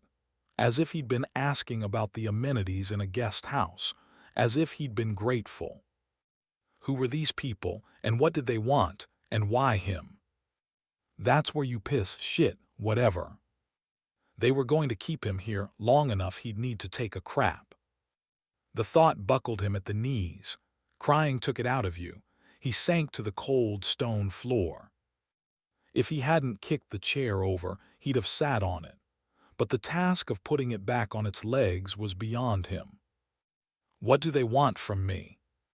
He'd not spoken aloud, but the words crawled back to him anyway from the edges of the room. What do they want? There were no answers handy. A single light bulb lit the cellar. It dangled, shadeless, 3 feet or so above him, and he became aware of it now mostly because it went out. For a few seconds its glow hung in the air, and then it too went wherever ghosts go in the dark. He thought he'd felt panic before, but that was nothing to what he felt now. For the next moments he was entirely inside his own head, and it was the scariest place he'd been. Unspeakable horrors hid there, feeding on childhood nightmares. A clock struck, but not a real one. It was a clock he'd woken to once age 3 or 4 that had kept him awake the rest of the night, terrified that its tick-tick-ticking was the approach of a spindly-legged beast, that if he slept, it would have him. But he'd never be 3 or 4 again. Calling for his parents would have no effect. It was dark, but he'd been in the dark before. He was frightened, but alive and angry, and this might be a trick, a rag-week stunt pulled by the cooler kids on campus. Angry, that was the thing to hold on to.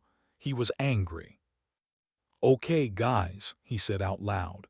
"You've had your fun, but I'm tired of pretending to be scared." There was a tremor in his voice, but not much of one, considering. "Guys," I said, "I'm tired of pretending." It was a prank, a Big Brother-influenced routine he'd been made the butt of. "Guys, you're pretty cool, okay? You think, but you know what?" He couldn't see his own tied hands as he raised them to the level of his face and extended both middle fingers. "Sit and spin, guys, sit and spin." And then he set the chair on its feet once more and sat, hoping that his shoulders didn't betray how ragged his breathing was. It was important that he get himself under control. The thing to do was not lose his head. Chapter 4. Earlier that evening, River had joined the commuter shuffle from London Bridge. By 8, he'd been on the outskirts of Tonbridge. A phone call on the move had been the only notice he gave, but there was no sense he'd caught the OB on the hop. Supper was a pasta bake and a big salad that hadn't come from a bag. "You were wondering if you'd find me with a tin of beans in front of the telly." "Never." "I'm all right, you know, River. At my age, you're either alone or dead. Either way, you get used to it." River's grandmother had died 4 years ago. Now the old bastard, as River's mother called him, rattled around the 4-bedroomed house on his own. "He should sell the place, darling," she'd said to River on one of her vanishingly rare visitations. "Get himself a nice little bungalow, or move into one of those residential complexes." I can see him going for that. It's not all daytime TV and abuse these days. They have, and she'd waved her hand airily, her standard semaphore for trivial detail regulations. They could have commandments, River told her. It wouldn't tear him from his garden. Is it his money you're after? "No, darling, I just want him to be unhappy." That might have been a joke. After they'd eaten, River and his grandfather retreated to the study, the room where spirits were drunk. Protestations to the contrary notwithstanding, the OB clung to the pattern his wife had designed for their lives. Glenmorangie in hand, firelight dancing in the corners, River had asked, "Do you know Robert Hobden?" "That toad, what's your interest?" He tried to sound bored, but a glint in his eye betrayed him. River said, "Casual. My interest in him's casual. He's a spent force. We specialize in them at Slough House." His grandfather studied him over the top of his spectacles. The ability to do this was a fine argument for wearing glasses. They won't keep you there forever, you know. "I was given the impression they might," River said. "That's the point. If you knew it was only for 6 months, it wouldn't hurt." It had already been more than 6 months, but they both knew that, so River said nothing. "You do your time. Whatever grunt work Jackson Lamb throws your way, then you head back to Regent's Park, sins forgiven, fresh start." What was Lamb's sin? The OB pretended not to hear. Hobden was a star in his day, his time on the Telegraph especially. He was their crime reporter and did a series on the drug trade in Manchester which opened a lot of eyes. Up until then, drugs were an American problem, most people thought. He was the real deal, all right. I didn't know he'd been a reporter. I thought he was a columnist. Eventually. Back then, most of them had been reporters. These days, all you need is a media studies degree and an uncle on staff. But don't get me started on how degraded that profession's become. "Good idea," River said. I'm only here for the evening. You're welcome to stay. Better not. Wasn't he a member of the Communist Party? Probably. That didn't raise eyebrows. Things aren't always black and white, River. A wise man once said he wouldn't trust anyone who hadn't been a radical in his youth, and communism was the radicalism of choice back then. What's wrong with your hand? Kitchen mishap. Playing with fire, his expression changed. A hand up. River helped him to his feet. Are you okay? Damn waterworks, he said. Don't ever get old, River. He shuffled out. A moment later, the door to the downstairs bathroom closed. River sat, his chair's leather soft as a diary's binding. The study ticked pleasantly as he swirled the liquid in his glass. The OB had spent his working life in the service of his country, at a time when the battle lines were drawn less crookedly than now. But the first time River had seen him, he'd been on his knees at a flower bed, and couldn't have looked less like a fighter in secret wars. He wore an umpire's hat not broad enough to keep the sweat from trickling down his brow, and his face shone like a cheese. At River's approach, he rocked back on his haunches, trowel in hand, speechless. River, 7 years old, had arrived a quarter of an hour earlier, deposited by his mother, and the man currently keeping his mother company. They'd left him on the doorstep with careless kisses and a curt nod respectively. Until that morning, he hadn't known he'd had grandparents. They'll be delighted to have you, his mother had told him, throwing random articles of his clothing into a suitcase. Why, they don't even know who I am. Don't be silly, I've sent them photographs. When did you ever? River, I've told you. Mummy has to go away, it's important. You want Mummy to be happy, don't you? He didn't answer. He didn't want Mummy to be happy. He wanted Mummy to be there. That was important. Well then, it won't be for long, and when I come back, well. She dropped a badly folded shirt into the case and turned to him. Maybe I'll have a surprise for you. I don't want a surprise. Not even a new daddy. I hate him, River said, and I hate you too. They were the last words he'd say to her for 2 years. His grandmother had been first shocked, then kind, and fussed over him in the kitchen.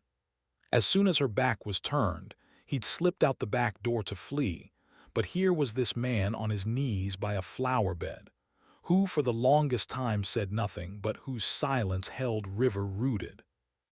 And in his memory, they at length had the following conversation, though in truth it might have happened at a different time, or possibly never, and was simply one of those episodes the mind constructs to retrospectively explain events that would otherwise remain haphazard. His grandfather said, "You must be River." River didn't reply. Damned silly name, still could have been worse. River's experiences at a number of schools suggested that the old man was wrong about this. You mustn't think badly of her. Not knowing whether yes or no was required, River didn't answer that either. Blame myself. Don't blame her. Least of all blame her mother. That would be your grandmother, the lady in the kitchen. She's never spoken about us, has she? That definitely didn't need a reply. After a while, his grandfather pursed his lips and examined the patch of earth he was tending. River didn't know what he was doing, planting flowers or digging up weeds. River had spent his life in flats. Flowers arrived in colorful wrapping or sprouted in parks. If he could magic himself back to one of those flats now, he'd do so, but magic was unavailable. The grandparents he'd encountered in stories were sometimes, not always, benign. There remained the possibility of murderous intent. It's easier with dogs, his grandfather continued. River didn't like dogs, but decided to keep this information to himself until he knew which way the wind was blowing. You look at their paws, did you know that? This time, it seemed an answer was required. "No," River had said, after a gap of maybe 3 minutes. "No what?" "I didn't know that." "Didn't know what?" "What you said about dogs. You look at their paws if you want to know how big they're going to get." He began troweling again, satisfied with River's contribution. "Dogs grow into their feet. Children don't. Their feet grow with them." River watched soil dribble down the trowel's edge. Something red and gray and squirming happened briefly. A flick of the tool and it was gone. "I don't mean your mother grew bigger than we'd expected." It had been a worm. It had been a worm, and now, if what River had heard was true, it was two worms in two separate places. He wondered if the worm remembered being just one worm and if that had been twice as good or only half. There was no way you could answer such questions. You could learn biology, but that was all. "I meant we couldn't know she was a bolter." More troweling. "Made a lot of bad decisions, your mother. Your name was the least of them. And you know what the worst thing is." This too required a response, but the best River could manage was a shake of the head. "She hasn't noticed yet." He was troweling harder as if there were something in the soil to be brought into the light. "We all make mistakes, River. Made a couple myself, and some have hurt other people. They're the ones you shouldn't get over, the ones you're meant to learn from, but that's not your mother's way. She seems intent on making the same mistake over and over again, and that doesn't help anyone, least of all you." He gazed up at River. "But you mustn't think badly of her." "What I'm saying is, it's in her nature." It was in her nature, River thought now, as he waited for his grandfather to return from the bathroom. That was undeniable at this point in time.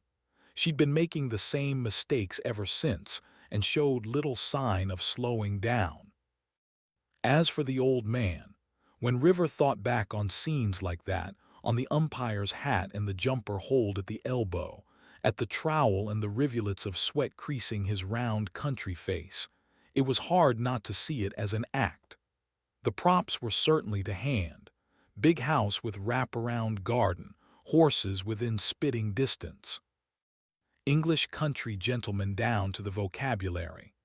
Bolter was a word from early 20th century novels, from a world where Waugh and Mitfords played card games on tables designed for the purpose.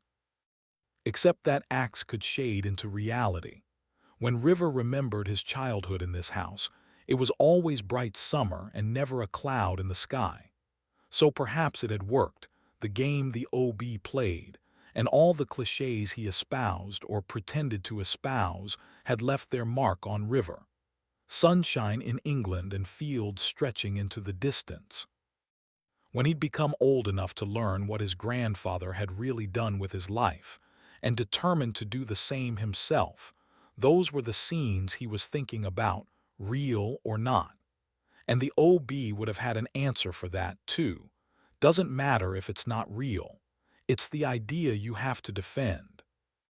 "Am I going to live here now?" he had asked that morning. "Yes, can't think what else to do with you." And now he came back into the room, more sprightly than the way he'd left it. It was on the tip of River's tongue to ask if he was all right, but he put that tongue to better use and sipped whiskey instead. His grandfather settled back in his armchair. "If Hobden's on your radar, it's political." "I heard his name, can't remember the context. It rang a bell, that's all."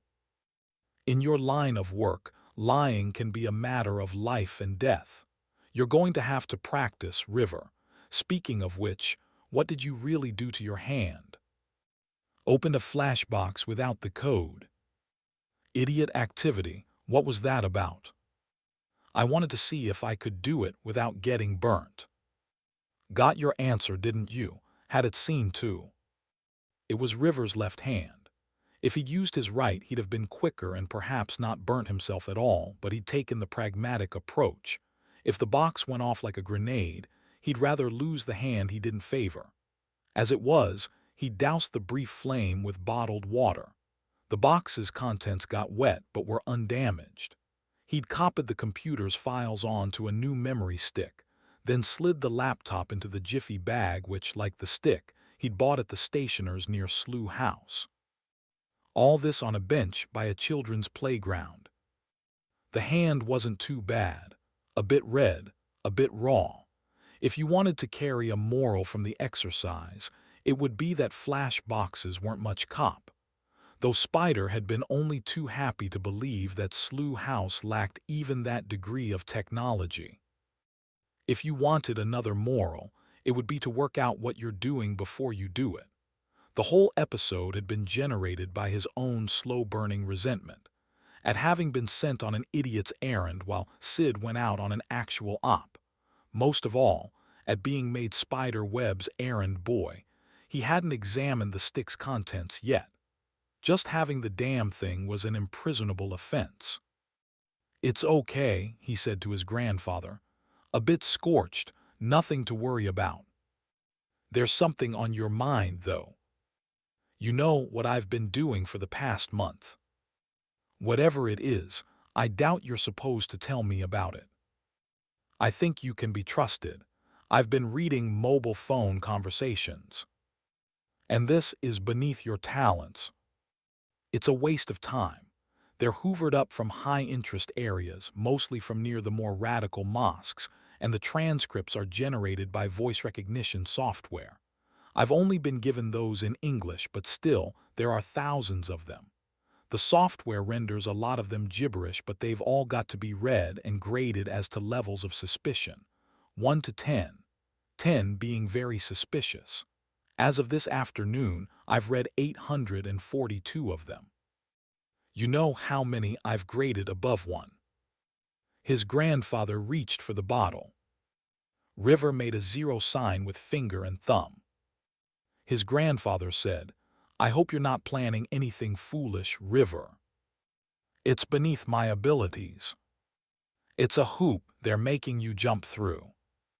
I've jumped over and over again. They won't keep you there forever. You think, what about, I don't know, Catherine Standish? You think she's a temporary assignment? Or Min Harper? He left a disc on a train. They've a whole club at the Modi of Hooray Henrys who have left classified discs in taxis without having their lunch privileges revoked. But Harper's never going back to Regent's Park, is he? And neither am I. I don't know these people, River." "No, no." He brushed his brow with his hand and the smell of ointment stung his nostrils. "Sorry, frustrated, that's all." The OB refilled his glass. More whiskey was the last thing River needed, but he didn't demur. He was aware that none of this was easy for his grandfather, suspected that what Jackson Lamb had told him months ago was true, that River would have been out on his ear if not for the OB. Without this connection, River wouldn't have been a slow horse, he'd have been melted down for glue. And maybe Lamb was right, too, that this dull, grinding scut work was intended to make him give up and walk away. And would that be such a bad thing? He wasn't yet 30.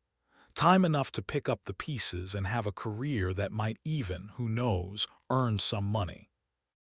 Except even while that thought was forming, it was packing its bags and heading west.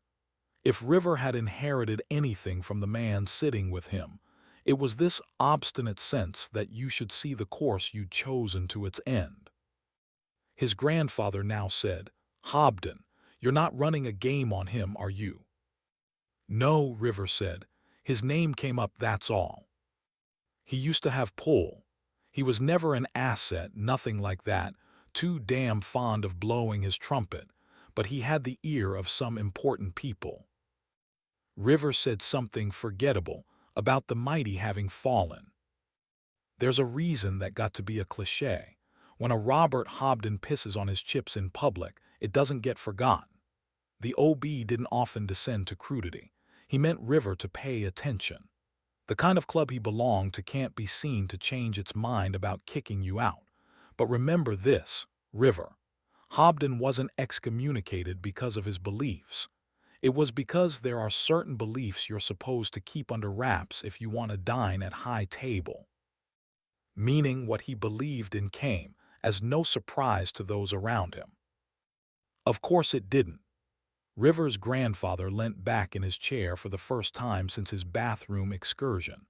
A distant look filmed his eyes, and River had the impression he was looking into the past when he'd fished in similar waters.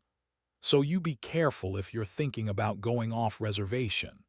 The company Hobden kept before his fall from grace is a lot less savory than the type he's mixed with since. I'm not running a game, I'm not going off reservation. Did every occupation come with its own language? And Hobden, S of no interest.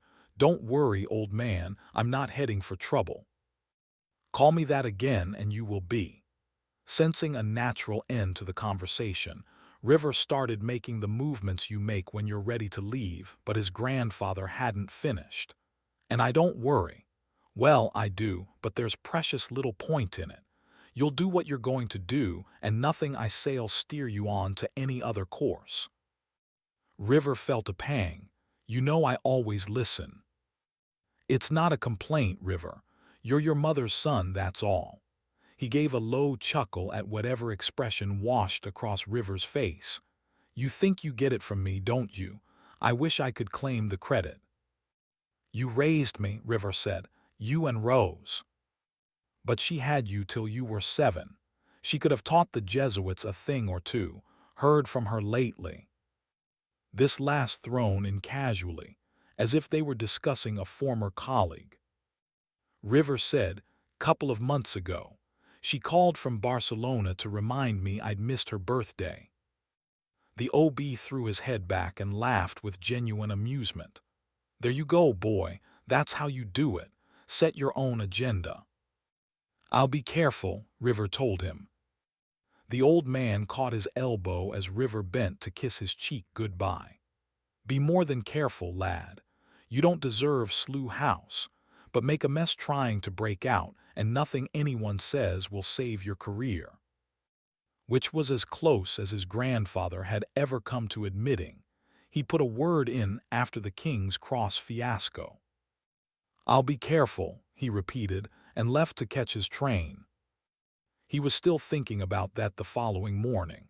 I'll be careful. How many times did you hear that immediately before somebody had an accident? I'll be careful. But there was nothing careful about the memory stick in his pocket, nothing accidental about its being in his possession. The only careful thing he'd done so far was not look at it. Doing that would make him privy to information close to Sid Baker, probably even to Spider Webb. It would give him an edge, make him feel a full-fledged spook again. But it could also get him banged up. What was the word the OB had used? Excommunicated. There are certain beliefs you should keep under wraps if you want to dine at high table. River was a long way from high table, but there was further to fall. And if he got caught with the stick in his possession, he'd fall all right. Though if that happened, everyone would assume he'd read what was on the stick anyway. His thoughts chased backwards and forwards. A guilty conscience was the worst thing to be wearing. Climbing the stairs at Slough House, he had to fix his expression into whatever it usually was this time of the morning. When you need to act natural, don't think about what you're doing. An old lesson. Think about anything else. Think about the last book you read. He couldn't remember the last book he'd read. But whether the effort of trying to do so made him look less or more natural, he never found out, because no one was interested in River's state of mind that morning. Roderick Ho's office door was open, so River saw from the landing that everyone was gathered there, an unprecedented event. But at least they weren't talking to each other.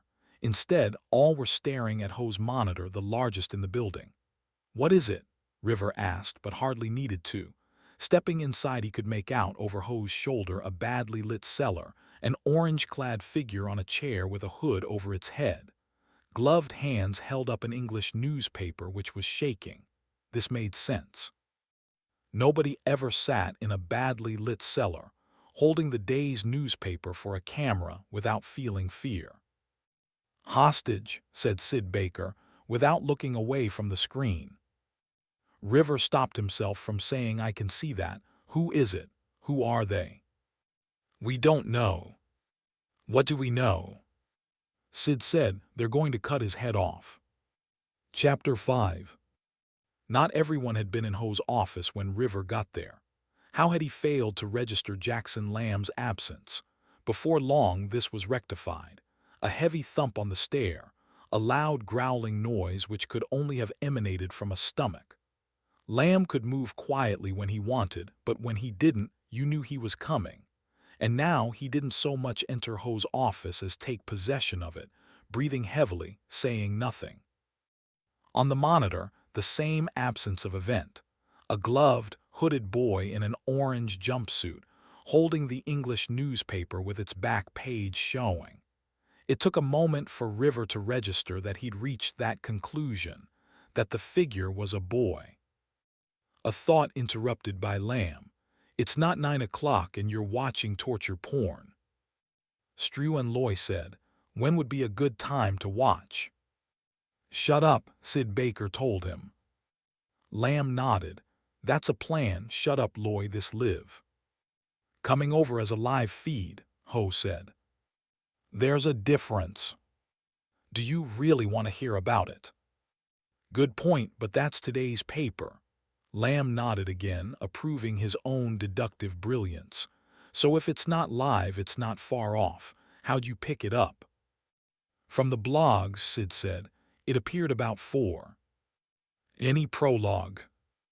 They say they're going to cut his head off. They?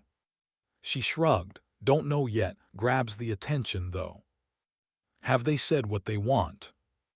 Sid said they want to cut his head off. When? 48 hours. Why 48? Asked Lamb. Why not 72? 3 days, is that so much to ask? Nobody dared ask what his problem was. He told them anyway. It's always 1 day or 3. You get 24 hours or 72, not 48. You know what I already hate about these tossers? They can't count, River suggested. They've no sense of tradition, Lamb said. I don't suppose they've said who the little blind mouse is either. Roderick Ho said, the beheading threat came over the blogs along with the link. And the deadline. No other info, and there's no volume on the feed. Through all of this, none of them had taken their eyes off the screen. Why so shy? Lamb wondered. If you're cutting somebody's head off, you're making a point. But if you don't tell anybody why you're doing it, it's not going to help your cause, is it? Cutting heads off doesn't help anyone's cause, Sid objected. It does if your cause involves chopping people's heads off. Then you're preaching right at your niche market. Ho said, what difference does it make who they are? They're Al-Qaeda, whatever they call themselves. Sons of the Desert, Sword of Allah, Wrath of the Book. They're all Al-Qaeda. There was another late entry, Jed Moody, his coat still on.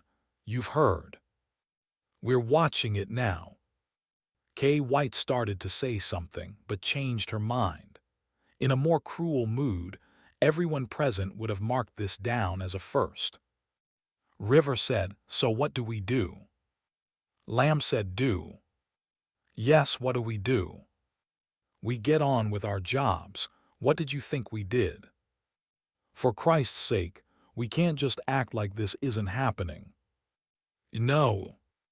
The short, sharp word punctured River's balloon. Lamb's voice became flat and unimaginative. The boy on the monitor, the hood on his head, the newspaper he held, it might have been a screensaver. He said, did you think the bat phone was about to go off? Lady Di shouting all hands on deck. No, we'll watch it on telly like everyone else. But we won't do anything. That's for the big boys, and you lot don't play with the big boys. Or had you forgotten? Nobody said anything. Now you've got papers to shuffle. Why are we all in this room? So one by one everybody left except Ho and Moody, whose room it was. Moody hung his raincoat on the back of the door. He didn't speak, and Ho wouldn't have answered if he had. Lamb stood a moment longer. His upper lip was flecked with an almond croissant's sugary dust, and as he watched the computer monitor, on which nothing happened that hadn't been happening for the past several minutes, his tongue discovered this seam of sweetness and gathered it in. But his eyes remained oblivious of what his tongue was doing, and if Ho or Moody had turned his way, what they saw might have startled them. For a short while, the overweight, Greasy has been burned with cold, hard anger. Then he turned and plodded upstairs to his office. In his own room, River booted up, then sat silently cursing the time his computer took to flicker into life. He was barely aware of Sid Baker arriving and jumped when she spoke. "Do you think?" "Jesus." Sid recovered first. "Well, sorry, Christ, it's my office too, you know." I know. I was concentrating." "Of course. Turning your PC on, that's a tricky business. I can see it would take all your attention." "Sid, I didn't realize you'd come in. That's all. What do you want?" "Forget it." She sat at her desk. River's monitor, meanwhile, enjoyed its usual fake awakening, swimming into blue then reverting to black. Waiting, he glanced at Sid. She wore her hair tied back and seemed paler than usual, which might have been her black cashmere v-neck, or might have been the 10 minutes she just spent watching a young man with a hood on his head who'd apparently been condemned to death. And she wasn't wearing her silver locket. If he'd been asked if this was unusual, he'd have said he had no idea, but the fact was Sid wore the locket about half the time, from which he drew the inference that it held no special emotional significance for her. But nobody was likely to ask him. His computer emitted that high-pitched beep that always sounded impatient, as if he'd been keeping it waiting rather than the other way round. He said, only half aware he was about to do so, "About yesterday, I'm sorry. It was stupid." It was. It felt like it might be funny at the time.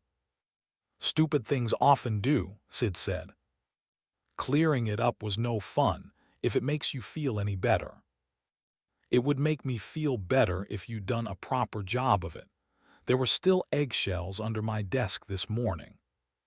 But she was half smiling, so that probably drew a line under the episode. Though the question of why Sid had been sent on an op in the first place continued to rankle. His computer was awake now, but in a familiarly human sort of way, which meant it would be another few minutes before it was up to speed. He clicked on the browser. Sid spoke again. "You think Ho's right, they're Al-Qaeda." About to make a smart remark, River bit it back. "What was the point?" he said. "What else? It's not like we've not seen this before." Both fell silent, remembering similar broadcasts a few years earlier, of a hostage beheaded for the crime of being Western. "They'll be on the radar," Sid said. River nodded. "All this stuff we do here in Regent's Park, GCHQ, the lid's on pretty tight. Once they establish who the kid is and where it's happening, they'll run up a short list of suspects. Won't they?" He was online at last. "What was that link?" "Zek." A moment later, an email winked onto his screen. He clicked on the link it held, and the browser changed from a bland civil service logo to the now familiar boy, Hood, Seller. Nothing had changed in the minutes since they'd left Ho's room. Again they sat in silence, but a different silence to the one that usually prevailed in their office. It was shared, rather than dictated by awkwardness. But if either were hoping it would be broken by a voice from that cellar, they were disappointed. At last, River said, "There's a lot of time, effort, and money been spent on covering extremist groups." Sid had forgotten she'd asked the question. "But there's not a whole lot of live intel out there." "Assets," she said. Any other day, River might have scoffed. Assets, he agreed. Infiltrating extremist groups used to be an easier business. You sound like you know about this. I grew up with the stories. Your grandfather, she said. He was David Cartwright, wasn't he? He still is. I didn't mean. He's still alive, very much so. He glanced round. She had pushed her chair from her desk and was watching him rather than the screen. And it's not like he told me state secrets as bedtime stories. I wasn't going to suggest that. But the first bedtime story he ever did read me was Kim. River could tell she recognized the title, so didn't elaborate. After that, well, Conrad Green, Somerset Maugham, Ashenden. You get the picture. For my 12th birthday, he bought me Le Carré's collected works. I can still remember what he said about them. They're made up, but that doesn't mean they're not true. River returned to the screen. The newspaper the boy held trembled. Why was he holding it with the back page showing, though? England triumph, last night's World Cup qualifier. The BBC, he said out loud, thinking of the link Sid had sent him. A blog on their news pages. The link was posted there along with the beheading threat. Then it mushroomed. It'll be everywhere now. River had a sudden image of darkened rooms all over the country, all over the world. Heads bent over monitors, studying iPhones, watching nothing happening slowly. In some of the hearts of those watching would be the same sick dread he felt now, and in others there'd be unholy joy. Can we trace the link? Sid asked. The IPS, I mean, where it's being broadcast from. He said depends, if they're clever, no, if they're stupid. But both knew that this wasn't going to end as swiftly and satisfactorily as that. Sid said he pissed you off, didn't he? More than usual, I mean. River didn't need to ask. She meant Jackson Lamb. He said, how long have you been here now? Just a few months. I meant exactly. I don't know exactly, since August sometime. About 2 months. He said, I've been here 8 months, 2 weeks and 4 days. Sid Baker was quiet a few moments, then said, okay, but hardly worth a long service medal. You don't get it, do you? Being here means I have to sit watching this like everybody else. That's not what I joined the service for. Maybe we'll be needed. No, that's what being in Slough House means. It means not being needed. If you hate it so much, why don't you quit? And do what? Well, I don't know, whatever you like. Banking, he said, insurance. She fell silent. The law, property sales. Now you're taking the piss. This is what I'm for, he said. He pointed at the screen on which a hooded boy sat on a chair in a cellar. To make things like this not happen, or when they happen, make them stop. That's what it is, Sidonie. I don't want to do anything else. He couldn't remember he'd ever called her that before. She said, I'm sorry. What for? She turned away, then shook her head. Sorry you feel that way, but one mistake doesn't mean your career's over. You'll get another chance. What did you do? He asked. Do? To deserve Slough House. Sid said what we're doing is useful. It has to be done. And could be done by a bunch of trained monkeys. Thanks a lot. It's true. Yesterday morning, taking Hobden's files. Yeah, okay, you got to. I'm not rubbing it in. I'm simply pointing out maybe things are changing. Maybe Slough House isn't such a dead end. I did something real. You went out too. To bring the rubbish in. Okay, a monkey could have done that. River laughed, then shook his head. On his monitor nothing had changed. The laugh turned sour in the air. This poor sod needs more than monkeys on his side, he said. Sid nodded. River's hand dropped to his thigh, and he felt the hard nub of the memory stick in his trouser pocket. She meant well, he supposed, but her predecessor here had quit the service, ground into submission by routine tasks. As had his own, a man called Black, who had lasted only 6 months and left before River arrived. That was the true purpose of Slough House. It was a way of losing people without having to get rid of them, sidestepping legal hassle and tribunal threats. And it occurred to him that maybe that was the point of Sid's presence, that her youth and freshness were meant as a counterpoint to the slow horse's failure, rendering it more pungent. He could smell it now. Looking at this hooded boy on his screen, River could smell failure on his own skin. He couldn't help this kid. Whatever the service did, it would do without River's assistance. "What is it?" He turned back to Sid. "What's what?" "You look like something occurred to you." He shook his head. "No, nothing." On his desk was a fresh pile of transcripts. Catherine Standish must have delivered them before the news broke.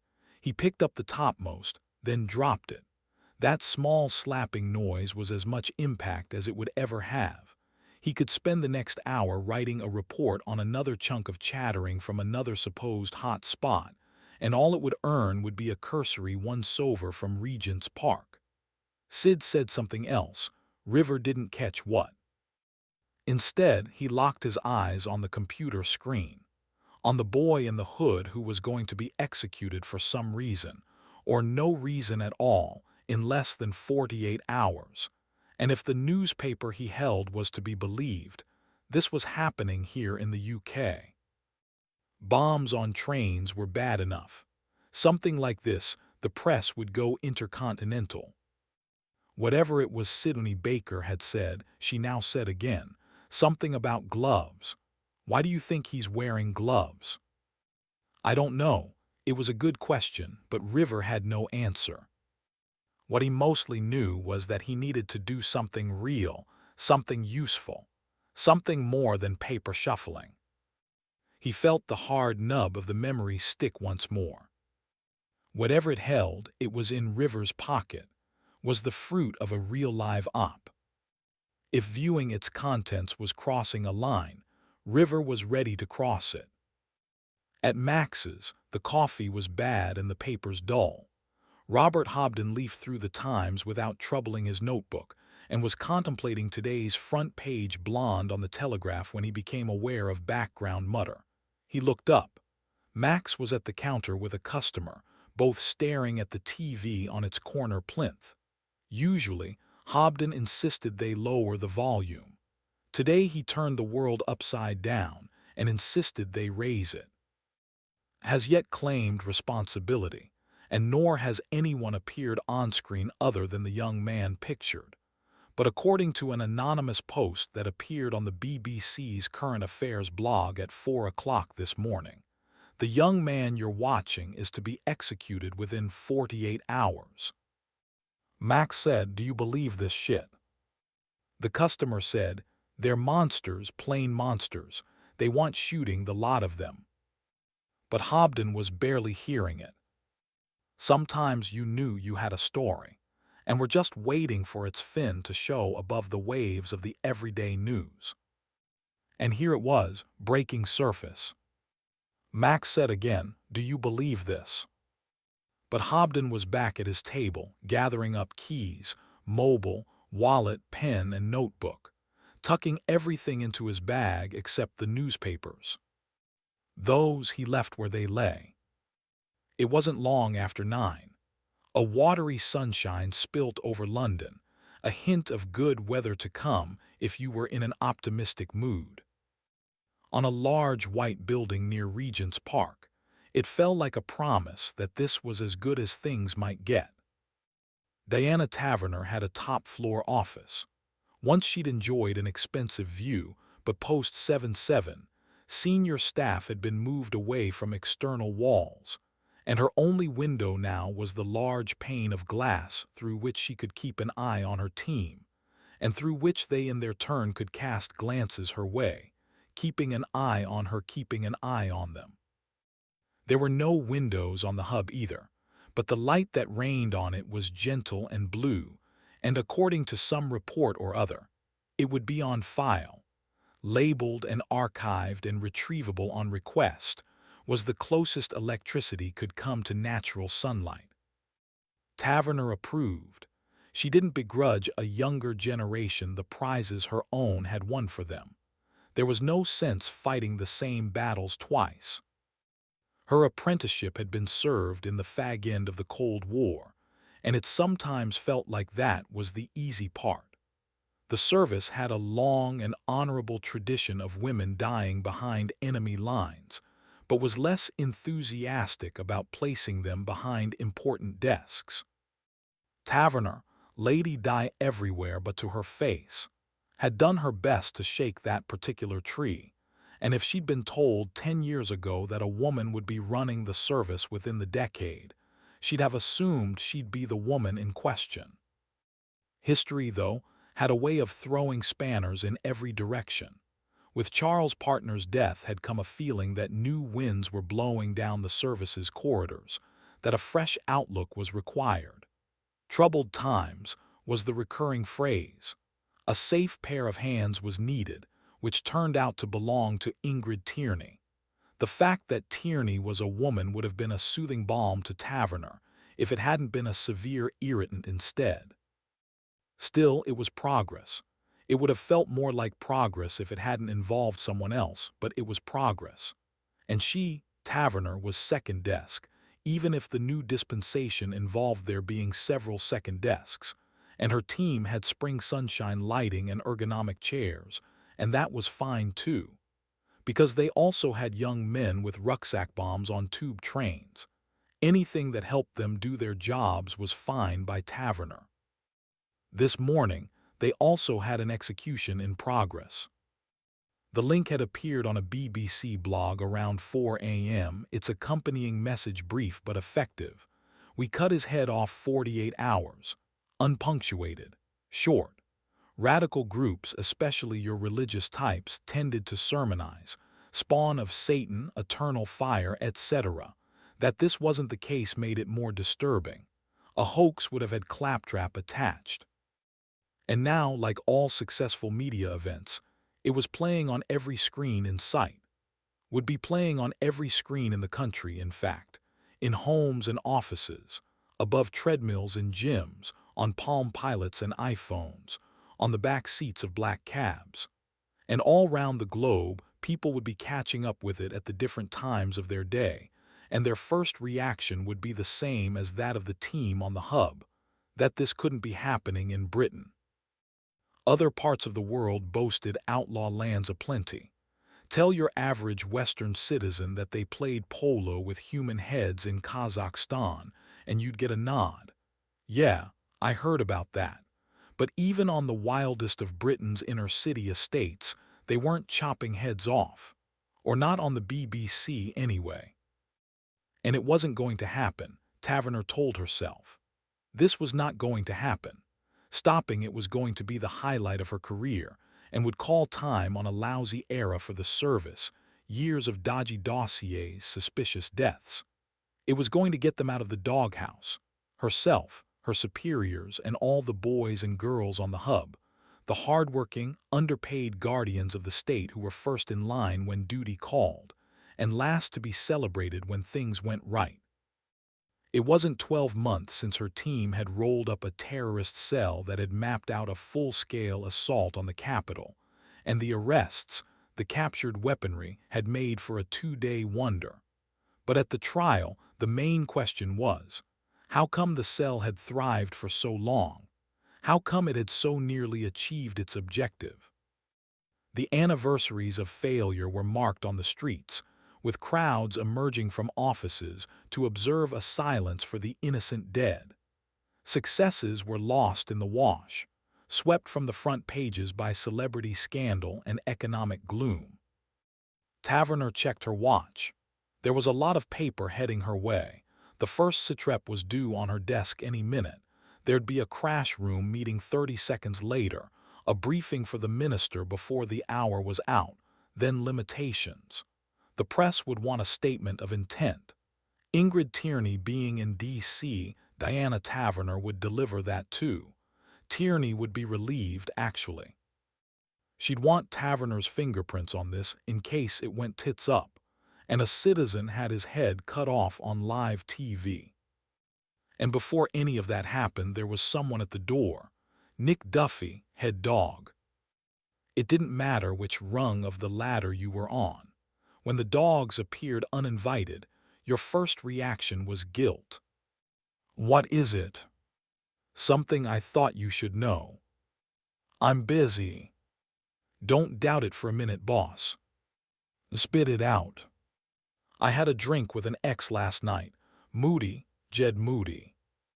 She said he got the boot after the Myro Weiss business. Isn't he at Slough House? Yes, and not liking it. The door opened.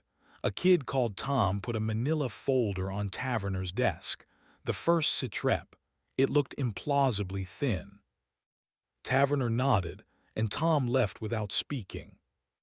She said to Duffy, I'm somewhere else in 30 seconds. Moody was talking about an op. He's covered by the act. She scooped up the folder. If he's running off about his glory days, bring him in and slap him round, or get a tame policeman to do it.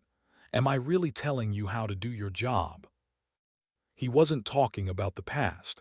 He says Jackson Lamb's running an op. She paused, then said, they don't run ops from Slough House. Which is why I thought you should know. She stared past him for a second, through the glass at the crew on the hub. Then her focus shifted and she was looking at her own image. She was 49 years old. Stress, hard work, and father bloody time had done their worst, but still, she was heir to good bones and blessed with a figure. She knew how to make the most of both, and today wore a dark suit over a pale pink blouse, the former picking up the color of her shoulder-length hair. She was fine. A bit of maintenance between meetings, and she might make it to nightfall without looking like something dragged round a barnyard by pigs. Provided she didn't get many unexpected moments. She said, what shape did this op take? Someone I thought at the time was a bloke, but... Sidney Baker, Taverner said, her voice could have cut glass. Jackson Lamb sixed her on a journalist, Robert Hobden. Nick Duffy nodded, but she'd put a hole in his morning. It was one thing to bring a bone to the boss, another to find she'd buried it in the first place. He said, right, sure, it was just.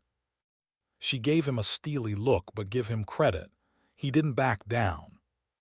Well, you said yourself, they don't run ops from Slough House. It wasn't an op, it was an errand. Which was so nearly what Duffy had told Jed Moody that it startled him for a moment.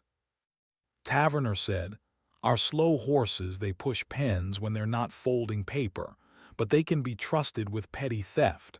We're stretched, Duffy. These are difficult times. All hands on deck, he found himself saying. That would cover it, yes, anything else. He shook his head, sorry to bother you. Not a bother, everyone has to be on the ball. Duffy turned to go. He was at the door when she spoke again. Oh, and Nick. He turned. There are those who'd take it badly if they knew I'd been subcontracting. They might think it shows lack of faith. Sure, boss. Whereas it's simply a sensible use of resources. My ears only, boss, he said, and left. Diana Taverner wasn't one to make marks on paper when she could avoid it. Jed Moody, that wasn't much to remember. On the wall-mounted TV, coverage continued, the orange-clad, hooded boy. For tens of thousands around the globe, he'd be the object of pity and prayer by now and of massive speculation. For Diana Taverner, he was a figure on a board, had to be. She couldn't do what she needed to do, the end result of which would be his safe return home if she allowed herself to be distracted by emotional considerations. She would do her job, her team would do theirs, the kid would live. End of story.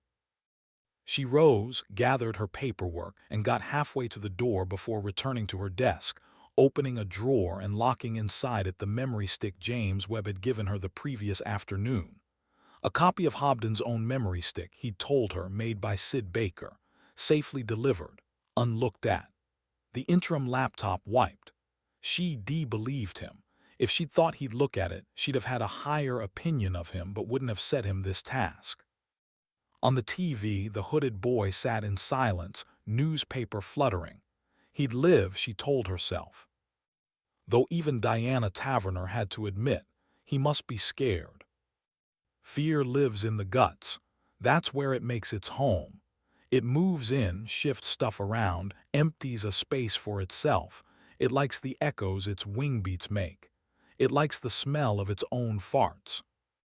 His bravado had lasted about 10 minutes by his reckoning, and less than 3 in reality.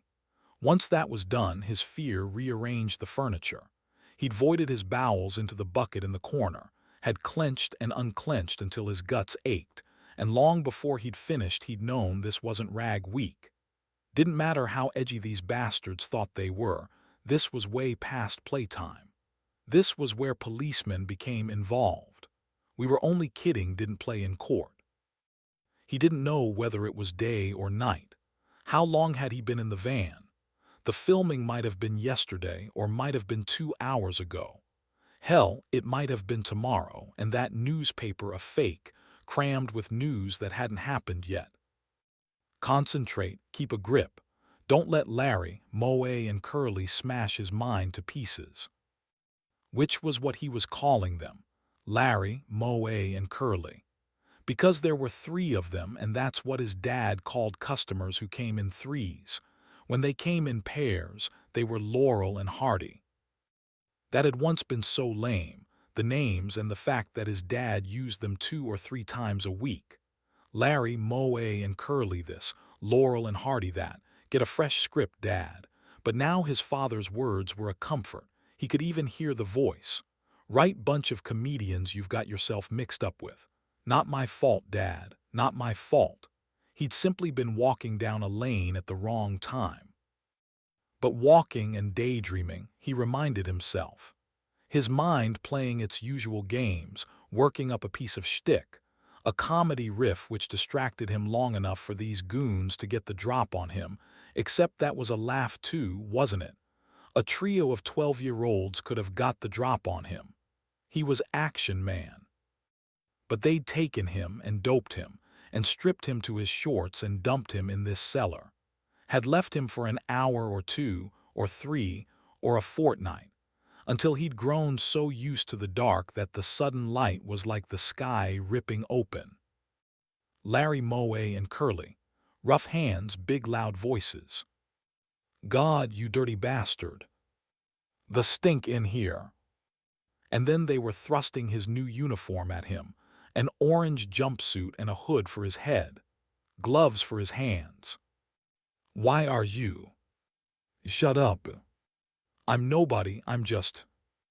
You think we give a toss who you are. They slapped him down on the chair, thrust a newspaper into his hands. From noises they made, words they said, he suspected they were setting up a camera. He was crying, he realized. He hadn't known this could happen to adults, that they could cry without knowing they'd started. Stop moving. Impossible advice, like stop itching. Keep still. Keep still. He kept still, tears rolling under his hood. Nobody spoke, but there was a hum that might have been their camera, a scratching it took a while to identify. It was the newspaper's pages rustling as he shook. And he thought that's not enough noise. He should scream. He should swear his head off, let these bastards know he wasn't scared, not of low-life chicken shits like them. He should shout, scream, and swear, but didn't. Because there was part of him saying if you swear they might not like you. They'll think you're a bad person. And if they think that, who knows what they'll do. Advice this little voice kept squeaking while newspaper rustled and camera hummed, until at last one of the comedians said, "Okay," and the humming stopped. The newspaper was snatched from his hands. He was pushed from the chair. On landing, he bit through his lip, and that might have been the moment he let fly. But before he could make a sound, there was a heavy head next to his, breathing a filthy message into his ear that arrived with the hot stink of onions, blasting its meaning deep inside his brain. And then the men were gone, and he was swallowed by the dark. And the little voice in his head breathed its last, for it had arrived at a true understanding of what was happening, and that it didn't matter what kind of person they thought he was, or whether he swore or meekly followed orders, because everything that he could be to them had slotted into place long ago. The color of his skin was enough, that he didn't share their religion, that they resented his presence, his very existence, that he was an affront to them. He could swear or get down on his knees and give each of them a blow job. It didn't matter. His crime was who he was. His punishment was what they'd already decided it would be. We're going to cut your head off. That's what the voice had said. We're going to show it on the web. That's what it said. You fucking packy. Hassan wept. Chapter 6. The dreadful pub across the road served food of sorts, and its sprawl promised undisturbed nooks. River's lunch break was early enough to qualify as a late breakfast, but Slough House was absorbed by the morning's news, and he didn't suppose anyone would notice. He needed to do something which didn't involve paperwork. He wanted a taste of what Spider Web might be doing. He booted up his laptop and plugged in the memory stick. This was technically a criminal act, but River was pissed off. There are always moments in a young man's life when that seems reason enough. 10 minutes later, it seemed a lot less than that. The bacon baguette he'd ordered sat ignored. The coffee was undrinkable filth. Cup to one side, plate to the other, laptop in the middle, he was working through the files Sid had stolen from Hobden. Except she couldn't have, River decided. She couldn't have unless. What you doing?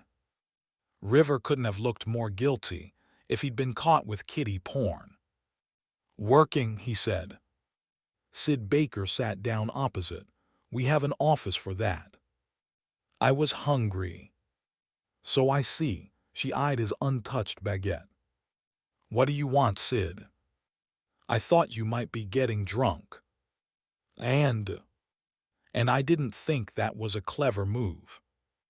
Closing the laptop, he said, What's happening? Ho says it's a loop. I didn't spot that. You're not Ho. He says it's running at 30-something minutes, 7 or 8. Not live then. But this morning, because of the newspaper, yeah, I got that. What about a location? Ho says not. They've bounced the transmission off PCs stretching halfway round the globe. By the time you've traced the next in the chain, it's 30 machines ahead of you. This is Ho mind. GCHQ might have a better shot. Too complicated to be a hoax. Sid said, until we know who the kid is and who's got him, nobody's ruling anything out. But with the whole world watching, we've got to treat it as real. He leant back. That was rousing. She flushed. You know what I mean. And none of that answers my question anyway. What are you doing here? Missing a pep talk, apparently. Do you ever give a straight answer? Do you? Try me. How much research did you do on Hobden? Her eyes changed. Not much. But enough to find out where he has breakfast. That's not tricky, River. You don't usually call me River. I don't usually call anyone River. It's not an everyday name. Blame my mother. She had a hippie phase. Did Lamb tell you to keep the job quiet? No, he told me to blog it. It's on bloodystupidquestions.gov.uk. My go. How much do you know about Hobden? Hotshot reporter back in the day. Firebrand lefty, moved right as he got older. Ended up doing YOY columns for the Little England Press, explaining why the country's problems are all down to immigration, the welfare state, and some bloke called Roy Jenkins. Labor Home Secretary in the 60s, Sid said sweetly. History GCSE. Google. Fair enough.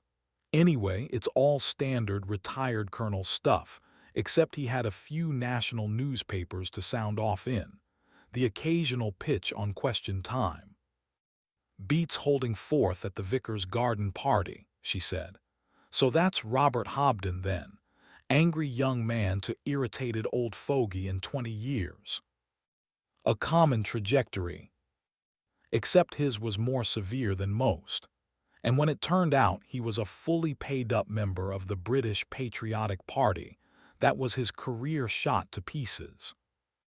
The nation's last defense, as their website has it. Made up of those who thought the BNP had gone soft. River found he was enjoying this, and who weren't going to let a newfangled thing like political correctness get in the way of the old-time virtues. The direct approach, I think they called it, Sid said. Packy bashing is what they called it, River said. You'd have thought he'd try to keep that quiet. Hard to do when the membership list turns up on the internet. And now they shared a smile. River said, and that was the end of an almost glorious career. He remembered his grandfather's words, not because of his beliefs, but because there are some beliefs you're supposed to keep under wraps if you don't want to be excommunicated. All of this from an hour's web research on getting home last night. Did the service really leak the list? River shrugged. Probably. Didn't Lamb give any hint? I'm not supposed to discuss it. You're not supposed to be in the pub. He gave no hint, no. You'd say that anyway. I'm sure that must be frustrating for you. You know, this is the longest conversation we've ever had. A record they'd broken twice today. Did you really read Ashenden? He asked. As in the whole thing. That answers that. I do pub quizzes. I know the titles of a lot of books I've never read. Her focus shifted to his laptop. What are you doing anyway? Still on those transcripts? Before he could answer, she'd reached out and turned the computer, opening its screen. The page of numbers he'd been staring at stared right back at her. Pie, she said. You'll have to ask at the bar. Funny haha, pie. I know. She scrolled down to what looks like a million places. I know. He turned the laptop back round and closed the file. There were 15 on the memory stick, and he'd only opened 7, but all contained nothing but pie, to what looked like a million places. He'd bet his uneaten bacon sandwich that the remaining 8 were the same. Sid was waiting. She raised an eyebrow. What? So what are you doing? Memorizing it? Nothing. Right, she said, nothing. He folded the laptop shut. Do you usually spend your lunchtimes in the pub? She asked. Only when I want privacy. She shook her head. Pub stands for public, clues in the name. She checked her watch. Well, you're still among the living. I'd better get back. Did you really copy Hobden's files? It was something the OB had told him. A lot of questions go unanswered because nobody thinks to ask. We've been through that. Tell me again. She sighed. He's a man of habit. He has coffee at the same cafe every morning. First thing he does is empty the contents of his pocket onto the table, which includes his memory stick. She waited, but he said nothing. I caused a fuss by spilling some coffee. When he went off to fetch a cloth, I swapped his stick for a dummy and loaded it onto my own laptop. Later, I swapped it back.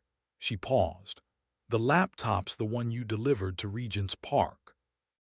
Did you look at the files? Of course not. There were ways of telling when someone was lying. The direction their eyes were pointing, for instance, left for memory, right for creation. But Sid's eyes were directed straight at Rivers, which meant she wasn't lying or else was very good at it. They'd done the same courses after all. Okay, so. But she'd gone. He shook his head, then returned to his laptop. It only took 5 minutes to confirm that all the files were the same, eternal strings of figures mapping one endless circle. Unless Hobden had taken Pi places it had never been before, it seemed unlikely that this was what Regent's Park had been after. So either Hobden was the kind of total paranoid who flaunted dummy backups of his real secrets, or Sid herself had pulled a fast one. Or something else was going on, and River was in the dark. That sounded plausible. That sounded entirely likely. Abandoning his sandwich, he headed back to Slough House, where there was communal activity again. When he reached the landing, Louisa Guy and Min Harper called him into Ho's office, as if waiting for someone else to share the news with. They're showing a new film. A new one. A new one. This was Ho in front of his monitor. The others were gathered around him, Sid among them. The first was a loop, Ho said. There was no definite inflection to these words, but everyone caught the hidden meaning. The first had been a loop which he had noticed and nobody else had. Now there's a new one, also a loop. Stepping to one side, looking round the bodies clustered in his way, River got his first look at the screen. And Struan Loy said, "You're not gonna believe this." But River was already believing it, because there it was on Ho's monitor. Same setup as before, except this time the kid wasn't wearing a hood. His face was plain to see, and it wasn't a face they'd been expecting. Somebody said, "It doesn't mean it's not Islamists. Who have got him, I mean. Depends on who the kid is. He'll turn out to be a squatty, a Muslim squatty, exactly the kind of victim they're looking for." Sid Baker said, "He doesn't look like a squatty."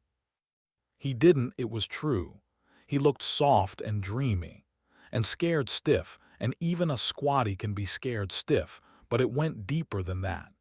His features had that untested gloss which is one of the first things squatties get kicked out of them. That's why they had him wearing gloves, Sid said. They were hiding his color. "How long's the loop?" River asked. 12 minutes, 12 and a bit, Ho said. "Why are they doing that?" "A continuous feed would be easier to trace. Less impossible anyway," Ho sighed. He liked people knowing he knew this stuff, but hated having to explain it. You get little breaks in transmission every time they switched computer. If their network is limited to a set number of proxies, that might give us an edge in tracking them. "What's that in the background?" Catherine Standish said. River hadn't noticed she was there. "What's what?" Over his left shoulder. Something leant against the wall, a couple of yards behind the boy. "A piece of wood. A handle of some sort." "I think it's an axe," Catherine said. "Jesus." Loy was still worrying away at the kid's identity. If he's not a squatty, maybe he's a name. Wonder who his parents are. Anyone missing on the diplomats list? Well, there might be, but it's not like we'll be told. Besides, if the kid was a name, the kidnappers would have said, "Ups the box office value." Sid said, "Okay, say he's not a squatty or an embassy snatch. Who is he?" "One of their own who they think has been turned. Or they caught him with a tart. Or a half of bitter and a jazz mag," Loy put in. River said, "Unless he's not." "Meaning what?" "Unless he's some random kid who happened to be the right color." Ho said, "He looked the right color to you." Sid said, "Depends on who's got him. That's your point, right?" River nodded. Ho said, "Didn't we cover this? Swords of the desert, wrath of Allah, doesn't matter what they call themselves. They're Al-Qaeda." "Unless they're not," River said. Without fanfare, Jackson Lamb appeared among them. He stared at the screen a full 15 seconds, then said, "He's Pakistani." Sid said, "Or Indian or Sri Lankan or—" Lamb said flatly, "He's Pakistani." "Do we have a name?" River asked. "Fuck should I know, but it's not Al-Qaeda's got him, is it?" That he'd been about to say something similar didn't stop River from countering this. "Doesn't rule it out." "Besides," Ho said, "who else? Chopping a kid's head off on prime time. Nobody does that except—" "Idiots," said Lamb. "You're all idiots." His slow gaze took them all in. River, Sid and Ho, Min Harper and Louisa Guy, Struan Loy and Kay White, Catherine Standish, on whom he seemed to focus with particular disdain. "It's on the table now. Don't you get it? They cut heads off, so can we. That's the masterplan behind this piece of theater. Somebody somewhere will be using the words fight fire with fire. Some other dickhead'll be saying that what works in Karachi works just as well in Birmingham." He caught Loy's mouth about to open. "Or wherever," Loy closed it. "Trust me, he's Pakistani, because that's the average numpty's shorthand for Muslim. And whoever strapped him to that chair's not Al-Qaeda. They've strapped him to that chair because he's Al-Qaeda, or'll do nicely until the real thing comes along. These aren't Islamic fuckwits waging war on Satan's poodle. They're homegrown fuckwits who think they're taking it back to the enemy." Nobody spoke. "I'm disappointed. Nobody think I'm off the wall." River would have pulled his own tongue out sooner than tell him he'd had the same thoughts. "If you're right, why haven't they said so?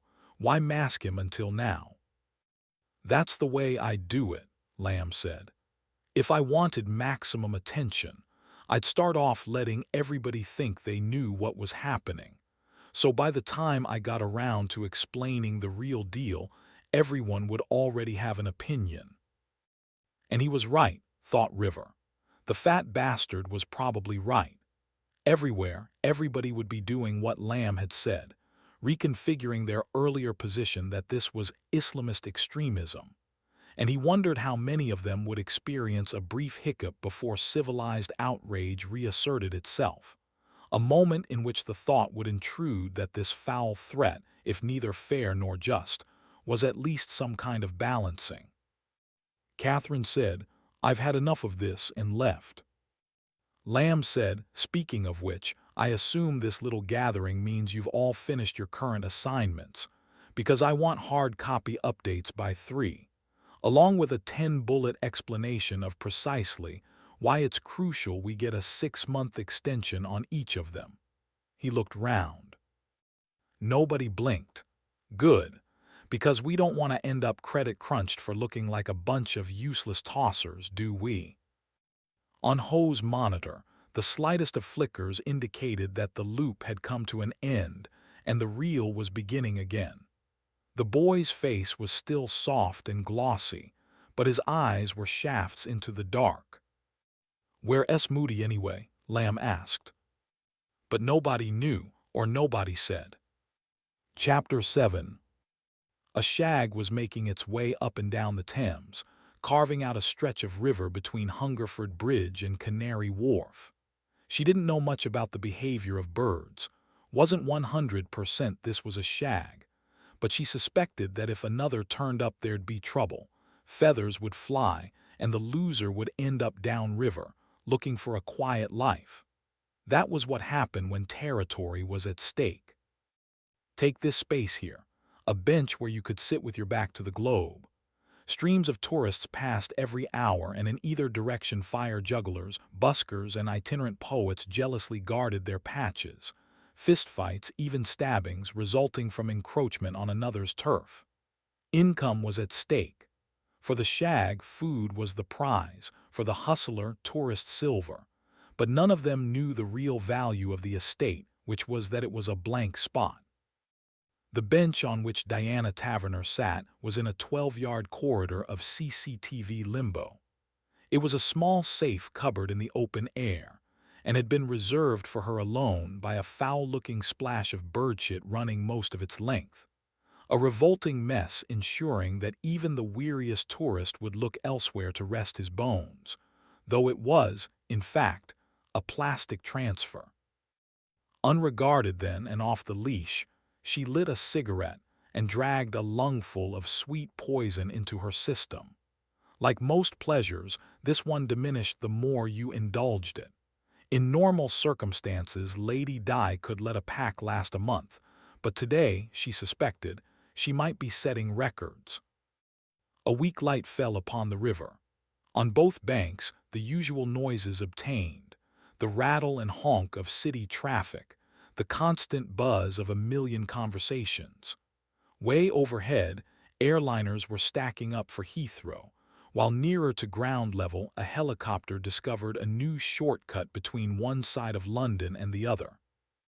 Taverner breathed out smoke which hung in the air 2 seconds, then broke apart like a daydream.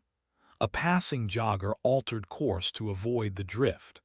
Smoking was almost as good a guarantor of privacy as fake birdshit, though give it another year or two, and it would probably be an arrestable offense. Her current need for nicotine lay in the fact that she wasn't long out of the day's third meeting, this one with limitations, formerly steering and oversight. It wasn't clear whether a sense of humor lay beneath the rebranding. Limitations was a cross between an Oxbridge MCR and a railway platform, a collection of chinless wonders with a sprinkling of field-hardened veterans. You had more chance of reaching a consensus with a vox pop on Marmite. The suits hated operations because operations cost money. The field guys loved them because the best produced pure gold. To outward appearances, Taverner was a suit, but her heart belonged with the field guys, the handlers. Besides, if you removed operations from the curriculum, security didn't amount to more than putting on a peaked cap and a shiny badge. As far as the war on terror went, you might as well start digging trenches and handing out tin hats. The folders she'd brought to this particular meeting were all the same buff color, had all been time-stamped 15 minutes previously, were all logo Ed Mozart, this year's grade A classification. They made their way round the table even faster than the pastries. For a few moments there was near silence. At length a suit piped up, "You're quite sure about this?" "Of course." "Human." A snort. The vets loved it when the footlights crowd slipped in a tradecraft term.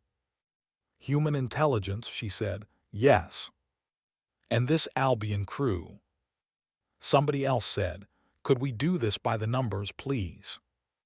General clearing of throats, shuffling of papers. Tradition decreed that limitations gatherings were minuted, regardless of whether the session was designated open and thus recorded or closed and thus officially not recorded. So by the numbers it was, date, time, those attending. In the chair, Leonard Bradley of Westminster Parish. In the hot seat, Lady Di. Not that anyone called her that. For those who don't know, Ms. Tierney, Ingrid, is in Washington this week, or would of course be here. We're grateful to Diana for stepping into her shoes, but then we all know how capable a second she is. Diana. "Thank you, Leonard. Good morning, everyone," replies were murmured. She tapped her folder. The first anyone knew of this, it popped up on a BBC blog at 4:22 a.m. "I hate to interrupt," a suit said. The almost audible rolling of multiple pairs of eyes suggested that this wasn't entirely true. "Can't such entries be traced via, I believe they're called?" Diana Taverner said, "If we had a trace, we wouldn't need this meeting. We'd have wrapped the whole thing up before today aired." Bradley made a hand gesture that would have looked more complete if he'd been brandishing a pipe. "Perhaps we could let Diana finish, or even start." She said, "Hassan Ahmed, born Birmingham 1990. His grandparents arrived from Islamabad in the early 70s. His grandfather ran a soft furnishings business which his father took over when the old man retired. Hassan is the youngest of four in his second year at Leeds University, business studies. Shares a flat with three other students, but by all accounts he's a shy kid. No girlfriend known or boyfriend either. His tutor couldn't pick him out from a crowd. He belongs to a student society calls itself The Last Laugh, for budding stand-up comedians, but nobody there has much to say about him. He's clearly not lighting fires. She paused to take a sip of water. He's Muslim, but only nominally. Before university, he was a regular attender at his local mosque, which is not, and never has been, on a watch list. But his home life is secular, and his father in particular seems to regard the mosque as a networking opportunity. They don't use Urdu at home, and it's not clear Hassan speaks it. There's no record of his having contact with extreme influences, nor has he been clocked on demos or marches. His name popped up on a petition objecting to the 21/7 convictions, but it's possible it was hijacked. And even if it wasn't, it might just mean he happened to be there when the petition went round. When she replaced the glass on its coaster, she took care to position it dead center. It's a brief profile, and we all know that moderate backgrounds can produce blazing extremists, but there's absolutely nothing on Hassan to suggest that he's anything other than what he seems to be, a British Asian studying for a degree. Either way, we do know he was taken late last night on his way home from the comedy club. He was snatched in a back lane not far from his flat, taking a shortcut from where he'd parked his car. The snatchers. "He drives a car?" somebody asked. "It was a present from his father," Taverner said. She waited, but that seemed to satisfy him. "The snatchers call themselves the Voice of Albion." Now Leonard Bradley leant forward, his face creasing into that mask of perplexity he liked to wear when about to pick holes in somebody's case. "You'll forgive me." She waved him ahead, like a driver might a friendly bus. "I thought there'd been no actual contact with these snatchers, but you've identified them already. That's smart work, very smart." One or two murmurs of assent met this. Diana Taverner said, "There's been no contact, no. That's to say, they've not made any demands or identified themselves in relation to this particular, episode. But you've been keeping tabs on them." "That's well within our remit, I think you'd agree." "Absolutely, absolutely, couldn't agree more." Down the table, Roger Barrowby made a clucking noise with his tongue. Barrowby was usually called the Barrow Boy, a nickname he detested and pretended to revel in. He had thinning sandy hair, a prominent chin, and a habit of pressing the tip of a finger to its central dimple, as if trying to encourage it back into his jaw. But he appeared to have done something about his dandruff. "Roger," Leonard Bradley's tone couldn't have sounded heartier at a barbecue. "You have an interjection, an objection. You could have cut the bonhomie with a knife." Taverner wondered why they hated each other. "An observation, Len. Merely an observation." "Care to share?" Barrowby said, "Bloody lucky, that's all. We have a watching brief on a bunch of original thinkers just as they're attempting a coup. I mean, how often does that happen?" Despite herself, Taverner smiled at original thinkers. Bradley said, "We could argue about gift horses and dental plans, but perhaps Diana has a view." "Watching Brief is pitching it high," Diana said.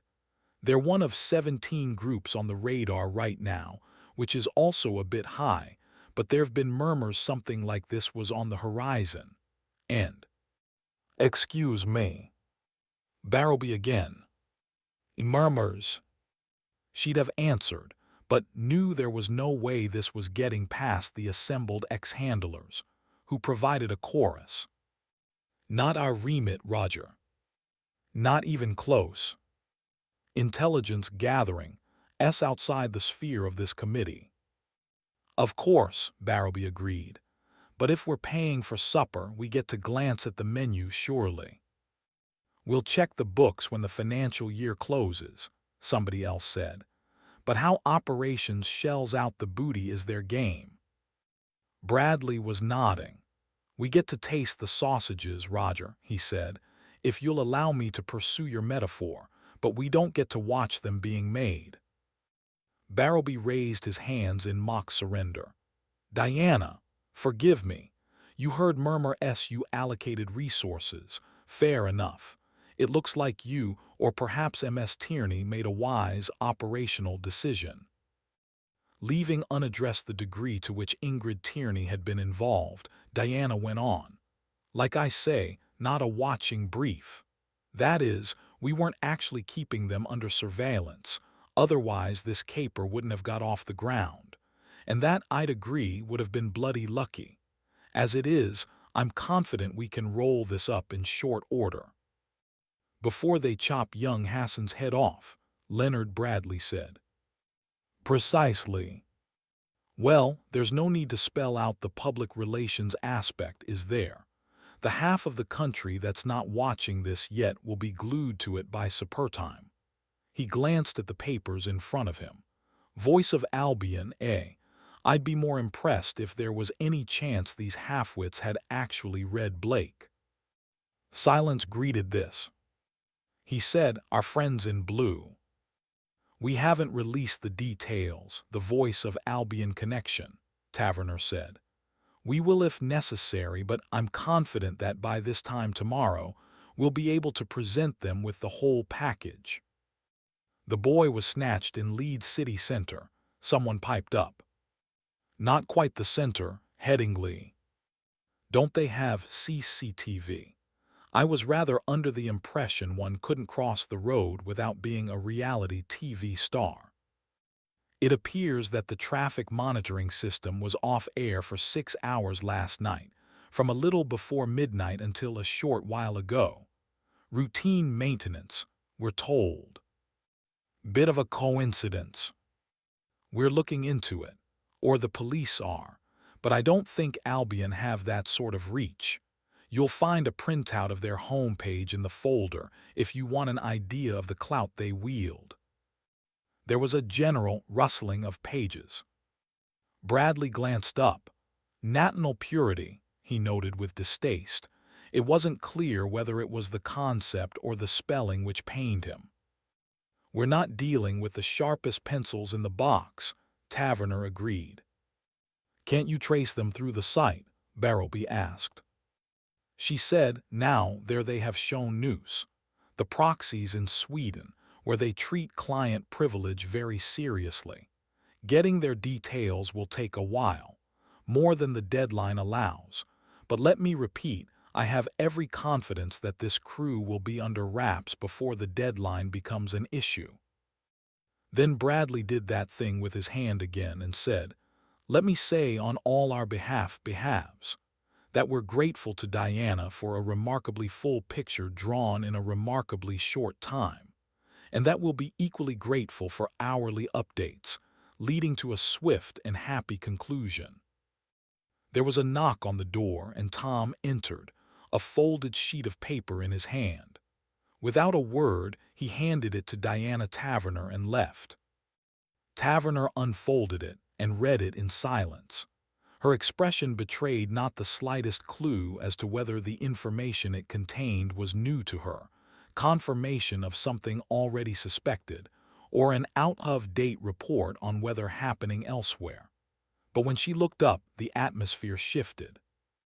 This is fresh. There'll be copies in a moment. Bradley said, perhaps you might. She did. People, it would appear this isn't the random snatch we thought. New information demanded at least as much action as discussion. It was Diana Taverner's role to leave to see about the action, and everybody else's to get the discussion underway. Or almost everybody's. She was halfway to the lift when the barrow boy caught her, almost literally. She turned to find him reaching for her arm. The look she bestowed upon him would have stuck 6 inches out the back of a more sensitive man. Not a good time, Roger. When is it ever, Diana, this new information? You know as much as I do. I doubt that, but either way it doesn't change anything, does it? You think not even a little. What I meant was, you seemed confident enough before this apparent bombshell went off. Who he is doesn't make your job harder. Apparent. Each vowel was its own icicle. Poor choice of word. All I meant was, you've an asset in place, yes. You don't get Mozart-grade info from random phone grabs or lists of dodgy loan applications. It's nice to hear from an expert, Roger. Remind me, where was your finest hour? Beirut, Baghdad, or the bar at the Frontline Club? But it washed off him. I only meant that's the stuff they do over at Slough House. He barked a self-appreciative laugh. Hoping to bore the deadweights into jumping ship, this is higher grade, so you have an asset. She jabbed the lift button with an index finger. Yes, Roger, we have an asset. That's how intelligence gathering works. But he didn't know this latest twist. If he knew everything, he wouldn't just be an asset, Roger. He'd be Wikipedia. So how close to the action is he? Pretty close. Handy. Some might say so, others call it foresight. Well, there's foresight and foresight, isn't there? Not much credit in reading the runes if you laid them out in the first place. That's right up there with apparent, Roger. Are you trying to tell me something? The lift arrived. Before its doors were fully open, she was inside, pressing the button for floor level. Pressing it 3 times, in fact. Someday they'd invent a button which made things happen faster the more you pressed it. Nothing really, Diana. Just that it might be an idea to be careful. The doors didn't quite cut off his coda. Swimming with sharks, that kind of thing. Swimming with sharks, she thought now, crushing her cigarette under heel. She checked her watch. It was 15 seconds short of 1 o'clock. He approached from the east, and even if she hadn't pulled up his records earlier before making the call, she'd have recognized him. At Regent's Park they called them slow horses, and half the fun had been letting the slow horses know it. So it became self-fulfilling. When Slough House met Regent's Park, it was always clear who was wearing the boots. And here he came, approaching her with a slow horse's determination, as if reaching the finishing line meant the battle was won. When, as anyone with breeding knows, coming first is the only result that matters. At the bench, he treated her to a look half aggressive, half defensive, like a wronged lover, and then curled his lip at the bench itself. She said, "It's not real and it's quite dry." He seemed dubious. "For God's sake, this is a useful bench. You think we'd let a gull crap on it?" Jed Moody sat. Out on the water, the Shag was halfway through another circuit, while near Bankside Pier, a street preacher had staked out an imaginary pulpit and was haranguing passers-by. Everything normal, in other words. Taverner said, "I'm told you reached out last night." "Nick's an old friend," Moody said. "Shut up. You told him Jackson Lamb was running an op, that he'd sent one of your junior colleagues on a data snatch, that this wasn't anything Slough House does, and that if it was, it should be you doing it." "It's true, I spent 6 years. "Shut up. What I want to know is, how did you find out about it?" "About what, ma'am?" She'd been focused on the buildings on the far bank, but now turned to face him. "Don't for a moment imagine we're having a conversation. When I ask for information, you give it. You don't pretend you don't know what I'm talking about, and you don't dream about telling anything but the truth. Or you'll find there are colder, deeper things than this river, and I'll take pleasure in burying you in one of them. Clear?" "So far, good. Now, I gave Lamb a specific instruction about a specific job. I don't remember telling him to let you know about it. So, how did you find out?" "He said there's a bug." "There's a bug." It wasn't exactly a question, so Moody didn't exactly answer. He just swallowed hard. Are you seriously telling me you planted a bug in Jackson Lamb's office? Yes. Sweet Jesus. She threw back her head and laughed, then stopped. Sweet Jesus, she said again. It was. Was what? Wasn't something that could get you, 30 years, given the climate. Have you any idea what it's like? But she was shaking her head, not interested in his prepared outburst. He might be frustrated, thwarted, feel he'd been made to carry the can for a service balls up. But the fact was, he'd never have made it out of his current pay grade. If you needed a walking definition of foot soldier, a glance at Jed Moody's file would do it. I don't care. All I want to know is how come the sweeps didn't pick it up. Oh no, don't tell me. So he didn't. You do the sweeping. He nodded. Said a thief to catch a Christ. What else do you lot get up to over there? No, don't even start.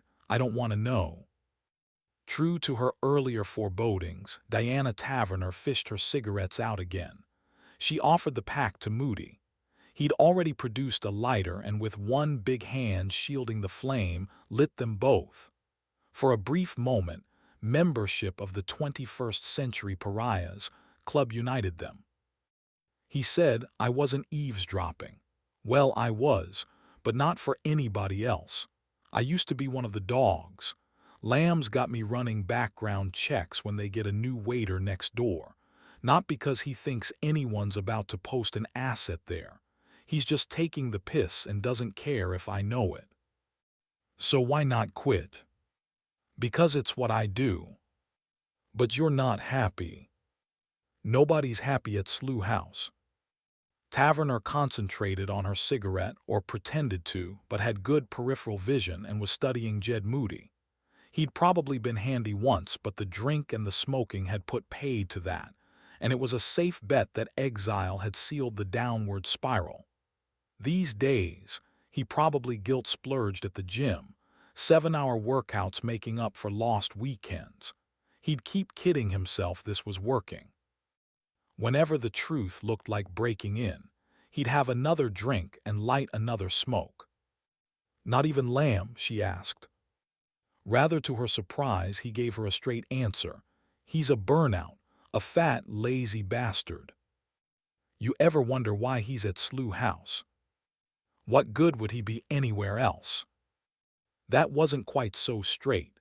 The one self-evident fact about Lamb being allowed to run his own little kingdom, even from a crackpot palace like Slough House, was that he must know where bodies were buried. Moody didn't want to raise that with Diana Taverner, which meant, she surmised, that Moody was treading round her with caution, which was exactly how she preferred it. Moody's cigarette had burned to the filter. He let it fall from his fingers, and it rolled into the crack between two paving stones. When he looked up, she fixed him with a stare that left no doubt who was in charge. Here's what's going to happen, she said. You're going to do 1 or 2 favors for me, off the books. Illegal. Yes, which means that if for any reason things go even slightly wrong, and you end up in a small room being questioned by angry men, there's no possibility I'll pretend to have heard of you. Are we clear on that? Moody said, yes. And are we happy about it? Moody said, yes, again, and she could tell this was the truth. Like other slow horses before him, he wanted to be back in the game. From her bag, she produced a mobile phone and handed it to him. Incoming only, she said. He nodded and dumped the bug. Slough House may be a dead end, but it's a branch of the service. It gets out it's been compromised, and your former mates from internal investigations will take you apart, bone by bone. She stood, but instead of moving straight off, she hovered a moment. Oh, and Moody, word of warning, Lamb's a burnout for a reason. Meaning when he was in the field, he had more to worry about than his expenses. Things like being caught, tortured, and shot. He survived. You might want to bear that in mind. She left him sitting there, an asset bought and paid for. Some were cheaper than others, and she already knew to what use she could put him. From the window, River gazed down on the traffic backed up along Aldersgate, victims of the roadworks that had plagued the street forever. Sid was at her desk, her monitor still unreeling the 12-minute loop of the boy in the cellar, the actual 12 minutes long swallowed by the passing day, but each loop nevertheless chopping away at the time left to him. A far-right group, River said, and though it was a while since either had spoken, Sid Baker picked up the tune without missing a beat. There's more than one of them. He turned. I'm aware of that. You want me to run through some of the more obscure. River. Nutjob circuses, in case any have slipped your mind. Don't assume it's Hobden's crew, that's all I'm saying. Because it's more likely to be coincidence that he pops on to Five's radar the day before this happens. He popped on to yours the day before this happened. I expect he's been on Five's a lot longer. River's grandfather would have recognized the stubborn look on his face. Sid Baker pressed on regardless. The British Patriotic Party are the usual bunch of shallow enders, blaming their lack of prospects on the nearest victim group. Get them loggered up, and they'll break windows and beat up a shopkeeper, sure. But this is out of their league. You don't think Hobden's got the noose to put this together? Noose, yes, but why would he want to? Besides, if Five thought he was behind this, you think they'd be stealing his files. They'd have him answering questions in a basement. River said, maybe. Or maybe he's got enough friends in high places that he can't be tossed into a van without people getting upset. You think? He spent the last couple of years being strung up in print by the rags he used to write for. Because they can't afford to look like they support him. Oh, for Christ's sake. They've strung him up because he deserves it. There's no sympathy for views like his in the mainstream. 20 years ago, perhaps, but times have changed. And keep changing. There's a recession on, did you notice? Attitudes have hardened. But we're off the point anyway. What this is, we've a far-right group performing a terrorist act the same day we pull a data theft on the highest-profile right-wing nutcase in the country. No way is that just one of those things. Sid turned back to her monitor. You're always saying we do nothing important here at Slough House. How does that fit in with us suddenly being on point for the whole damn service? If Hobden's behind this and Five were checking him out, we wouldn't know about it, would we? He had no answer for that. He'll be found. It's not going to happen, River. This boy is not going to get his head chopped off on camera. Not tomorrow, not any other day. I hope you're right, but... He bit the rest of his sentence off. But what? Nothing. You were about to say something. Don't pretend you were. But I saw what you took from Hobden's laptop, and it was gibberish. Whatever you were trying to steal, you didn't get. Which means if he is involved in this, he's at least one step ahead of Five, which means it's not looking good for that kid right now. Is this about what you were looking at in the pub? No. You're lying. Okay, I'm lying, thanks. Give me a break. I'd lie too if I'd come into possession of knowledge I shouldn't have. I mean, given we're spies and all. She was trying to get him to laugh, he realized. That was an odd feeling. He couldn't recall the last time a woman had tried to get him to even smile. Wasn't going to work, though. It was nothing, he repeated, just some corrupted files. Weird form of corruption, translating everything into pi. Wasn't it? Sounds more like some kind of security scrambling. Look, Sid, it was nothing important, and even if it was, it's none of your business. Judging by the look on her face, It would be a while before she attempted to put a smile on his again. "Fine," she said at last. "Fine, excuse me for breathing." She stood abruptly and her chair toppled backwards. "And speaking of breathing, this room still stinks. Open a bloody window, can't you?" And she left. Instead of opening the window, River looked out of it again. The traffic hadn't noticeably shifted. He could stand here the rest of the day, and that sentence wouldn't need changing. "It's not going to happen, River. That boy is not going to get his head chopped off on camera. Not tomorrow, not any other day." He hoped she was right, but he wasn't banking on it. But the police found Hassan safe and sound. It turned out there'd been a partial witness to the abduction. From her bedroom window, a woman had seen some lads rough-housing, her word, at the end of the lane opposite. Then they'd all bundled into the back of a white van, a Ford, and headed east. She thought nothing of it at the time, but the news reports stirred her memory, so she took her snippet of information to the local cops. There were traffic lights in the direction the van had gone. Overhanging cameras monitored the junction. A partial number plate had been captured. This fragment was swiftly disseminated the length and breadth of the country. Every force in the land matched it against recorded sightings of white Ford vans on motorways, in city centers, on garage forecourts. After that, it was only a matter of time. But it was a peculiar stroke of luck that broke the case wide open and brought armed response cops bursting into Hassan's cellar. It seemed that a local homeless man had. Hassan opened his eyes. Darkness stared back. He closed them again. Armed response cops burst in. He opened them. No, they didn't. He hadn't known time could crawl so slowly. And hadn't known this either. That fear could take you away from yourself. Not simply out of time, but out of your body. Sitting in a hood and jumpsuit like a patient in a surrealist's waiting room, his grasp on the here and now slipped away, and that shrill voice at the back of his mind popped up, the one that delivered all his best riffs. Shaky but recognizably his own, and trying to pretend none of this was happening, or that it had happened but was now safely over. Was now, moreover, material for the most scrotum-tightening stand-up routine ever. All those other hostages, the ones who'd spent years chained to radiators, they wrote their books, they made their documentaries, they hosted radio shows. But how many of them took it open mic?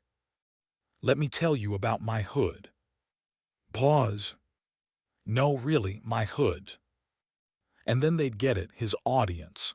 They'd get that he meant hood, the thing they'd put on his head.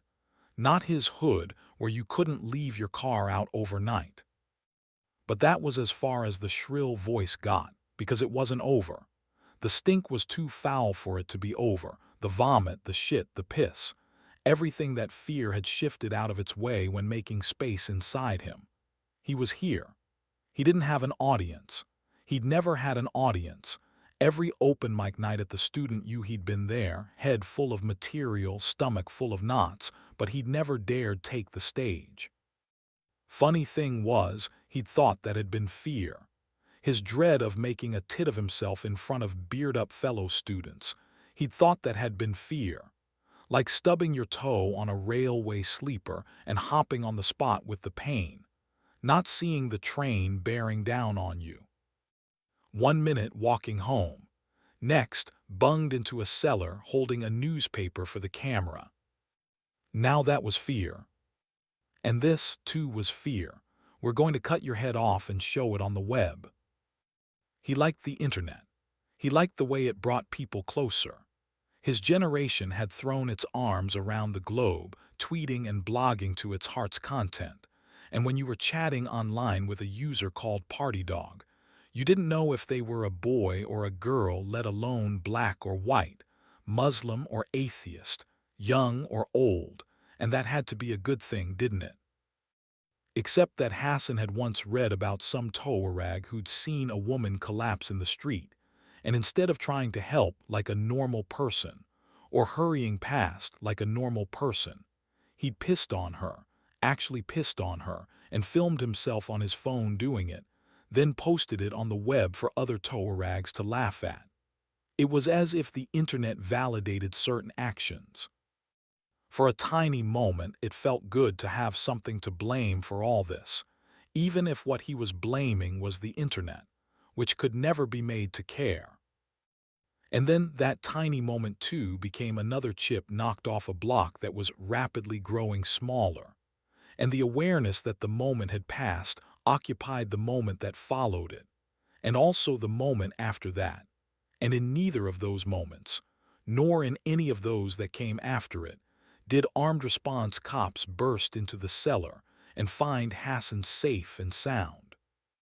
The kitchen wasn't anywhere you'd want to cook a meal. On the other hand, it wasn't anywhere a meal had been cooked.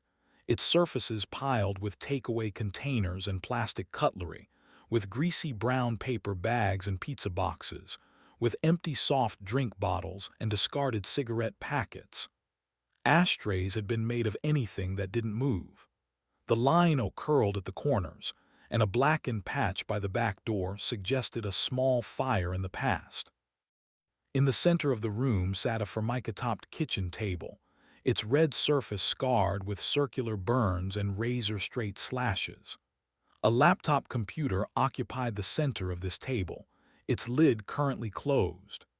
An assortment of cables snaked on top of it like electrical spaghetti, and next to these lay a folded tripod and a digicam about the size of a wallet. Once upon a time, you'd needed a building's worth of hardware to reach the world, but once upon a time was another way of saying the old days. Arranged around the table were 4 mismatched chairs, 3 of them occupied. The fourth was tilting at a crazy angle, held upright only by the pair of booted feet that were alternately pushing it away then hauling it back.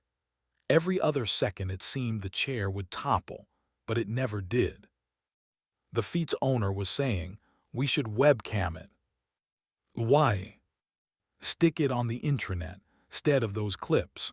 Let the whole world watch him crap himself start to finish. The other two shared a glance. They were bulldog males, the 3 of them, different shapes and sizes, but with this much in common. They were bulldog males.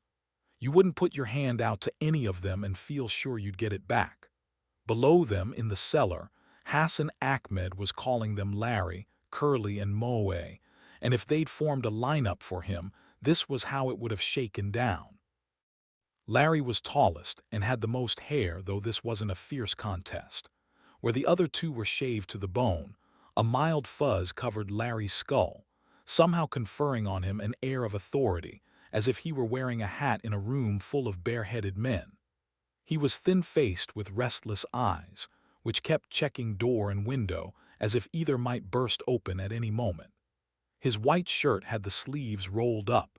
He wore black jeans and brand-new trainers.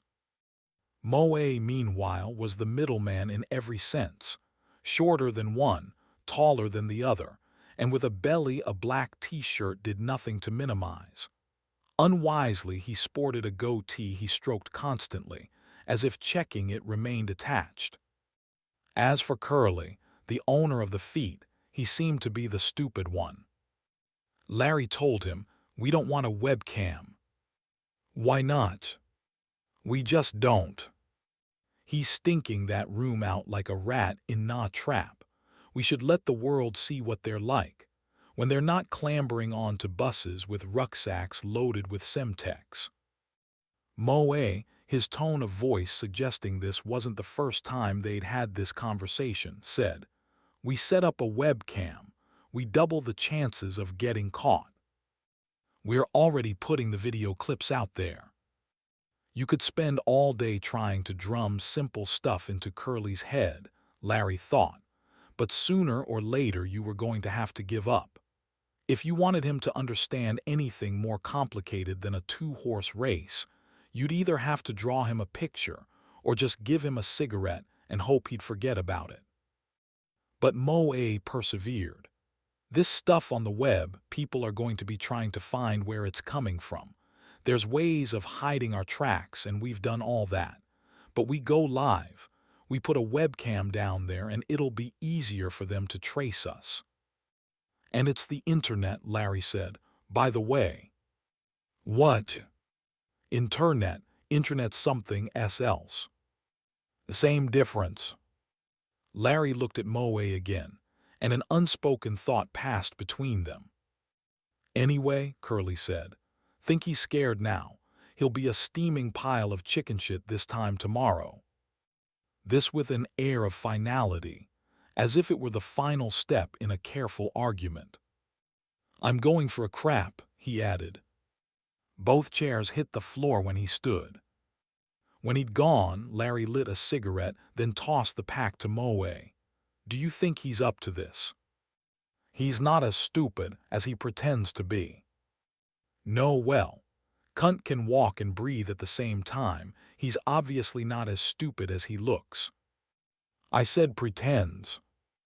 I heard.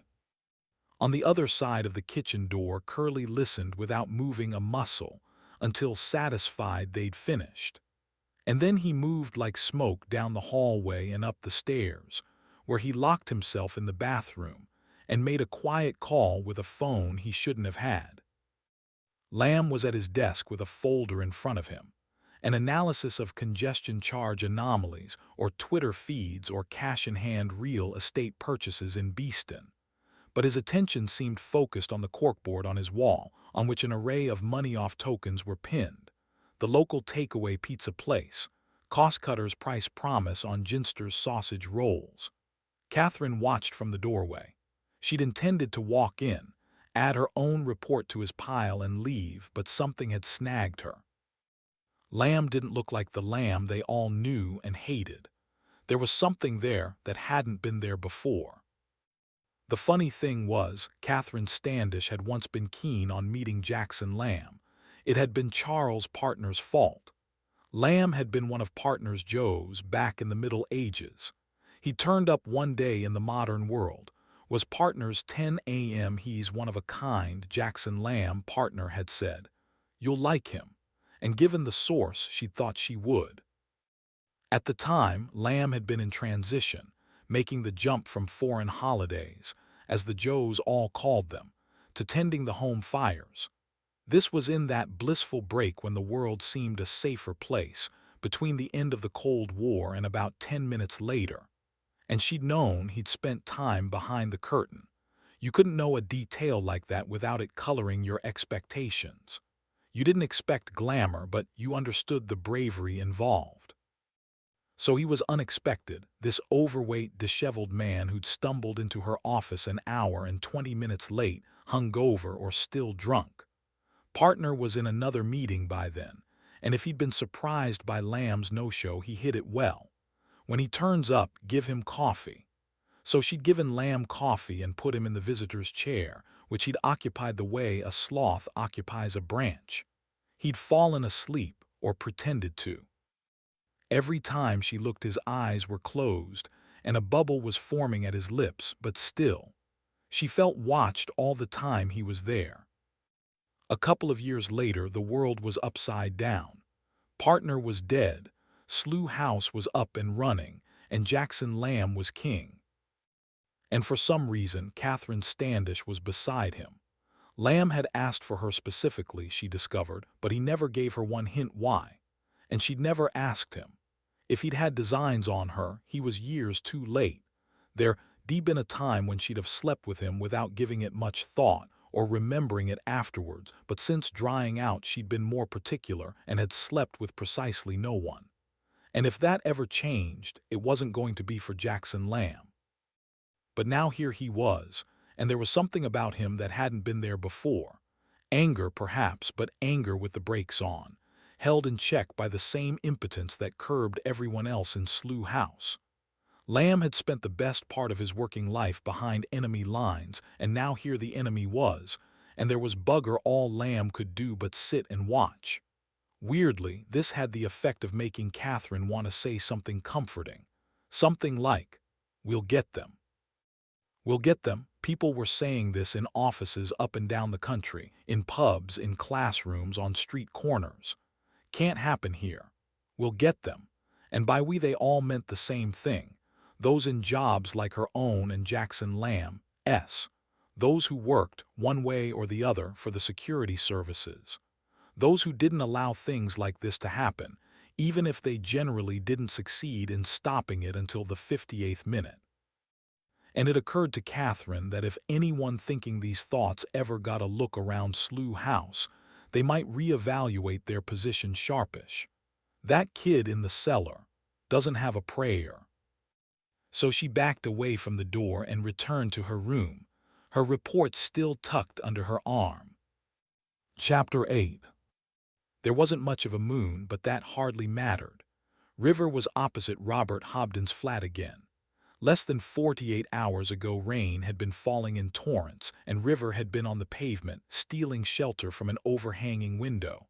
Tonight it wasn't raining and he was in the car. If a warden came, he'd move. From behind Hobden's curtain a thin light shone. Every so often a shadow fell across it. Hobden was a prowler, unable to sit still for long. Much as River hated to admit anything in common with him, they shared that much. Neither could rest quietly in their own skin for long. And now River almost jumped out of his. What the? Just a tap on the glass, but he hadn't seen anyone approaching. Whoever it was bent and peered into the car. River, she mouthed. Jesus, he thought, Sid Baker. He opened the door. She slid inside, pulled it shut, then shook her head free of her hood. She was carrying a pair of take-out coffees. Sid, what the hell are you doing? I could ask you the same thing. Have you been following me? You'd better hope not, hadn't you? She handed him one of the coffees, and he was helpless to do anything but accept it. Peeling the polystyrene lid from her own released a gust of steam. Because that would mean I'd tracked you halfway across London without you noticing. She blew softly on the liquid surface and the steam flurried. On foot, which would make me pretty special. Opening his own cup involved splashing hot coffee onto his thighs. She handed him a napkin. He fumbled with it, trying to mop himself dry without spilling more. So what? You guessed I'd be here. It wasn't that difficult. Great, he thought, nothing like being transparent. And you thought I might want company. I can honestly say I've never thought that, no. She looked past him. Which one's Hobden? River pointed. And he's alone. Far as I know, so why are you here? She said, look, you're probably wrong, if Hobden's got anything to do with Hassan. They've released his name. Not officially, but 5 have got it and Ho picked it up a couple of hours ago. That boy's slick. It's a good job he's working for us. So who is he? Hassan Ahmed. Ho's probably got his shoe size by now, but that's all he had when I left. Anyway, if Hobden's involved, he'd hardly still be loose. 5 would have brought him in. River said, that had occurred to me. And he shrugged, I know he's up to something. That stuff you were looking at in the pub, ready to tell me what that was about. He might as well. It wasn't like he could convince her he wasn't up to anything. They were Hobden's, he said. The files you stole the other day. They were what? He told her what he'd done as briefly as he could. When he'd finished, Sid was silent for a full minute. He was glad about that. She could easily have launched into a catalog of exactly what an idiot he was, explained that theft of government property was one thing and theft of classified information another. Even if that information turned out to be useless, he didn't need to know any of that. And nor did she mention that merely hearing what he'd told her put her in the same situation as him. If River wound up in the dock, she'd be by his side. Unless she left the car now and called the dogs. Instead, when the minute was up, she said, so what's with Pi code? I don't think so. I think his backup's a dummy. I think he's the kind of paranoid who expects someone to lift his files and wants to be sure they don't get anything. No, more than that. Wants them to know he was expecting it. He wants to have the last laugh. River remembered something else, that Hobden used copies of Searchlight, the anti-fascist newspaper, to wrap his kitchen leavings in, and up yours to anyone who rifled his dustbins. You think he's calling us Nazis? He'd asked Lamb. Well, yes, Lamb had said. Obviously. Obviously he's calling us Nazis. Well, you can't say he's wrong, said Sid. I mean, I lifted his files, you went through his rubbish. And that list didn't get on the web by accident, River said. Let's face it, the service screwed him good and proper. And his revenge involves setting up some kid for execution. You know what kind of backlash there'll be if it actually happens. I can imagine. His coffee was still too hot. He placed the cup on the dashboard. Islamic communities taking to the streets. Oh, there'll be plenty of sympathy from the liberal left, why wouldn't there be? An innocent kid killed on camera. But it won't just be demonstrators waving placards and demanding respect. It'll be about revenge. There'll be stabbings and God knows what. You name it. That's what I meant. He might be a raving idiot, but he's a patriot for what that's worth. You really think he wants chaos in the streets? Yep, because after the chaos comes the clampdown, and that's what he's after. Not the backlash, but what follows when everything gets harsh. Because nobody wants kids executed on TV, but they want riots on their doorstep even less. Sid said, I hate conspiracy theories. It's not a theory once it's proved. After that, it's just a conspiracy. And sitting outside Hobden's flat helps how? Let me get back to you in the morning. You're seriously planning on sitting here all night? I hadn't got as far as making it a plan. She shook her head, then sipped from her cup. If nothing happens, you're buying breakfast. He didn't know what to say to that, but before it became obvious, another thought occurred to her. River. What? You know you're an idiot, don't you? He smiled but turned away first, so she wouldn't notice. That was at 10. For the next hour it seemed breakfast was on River. There was almost no movement on the street and none involving Hobden. The light at his window remained steady. An occasional shadow on the curtain proved he was still in there, or that someone was. Perhaps River should knock on his door. That might provoke a reaction. But provocation was a no-no. It distorts the data. Spider Webb, speaking up during a seminar, it distorts the data to provoke the target into a course of action he might not otherwise adopt. No doubt Spider had been parroting somebody who knew what he was talking about. On the other hand, if Spider was against it, River was for it.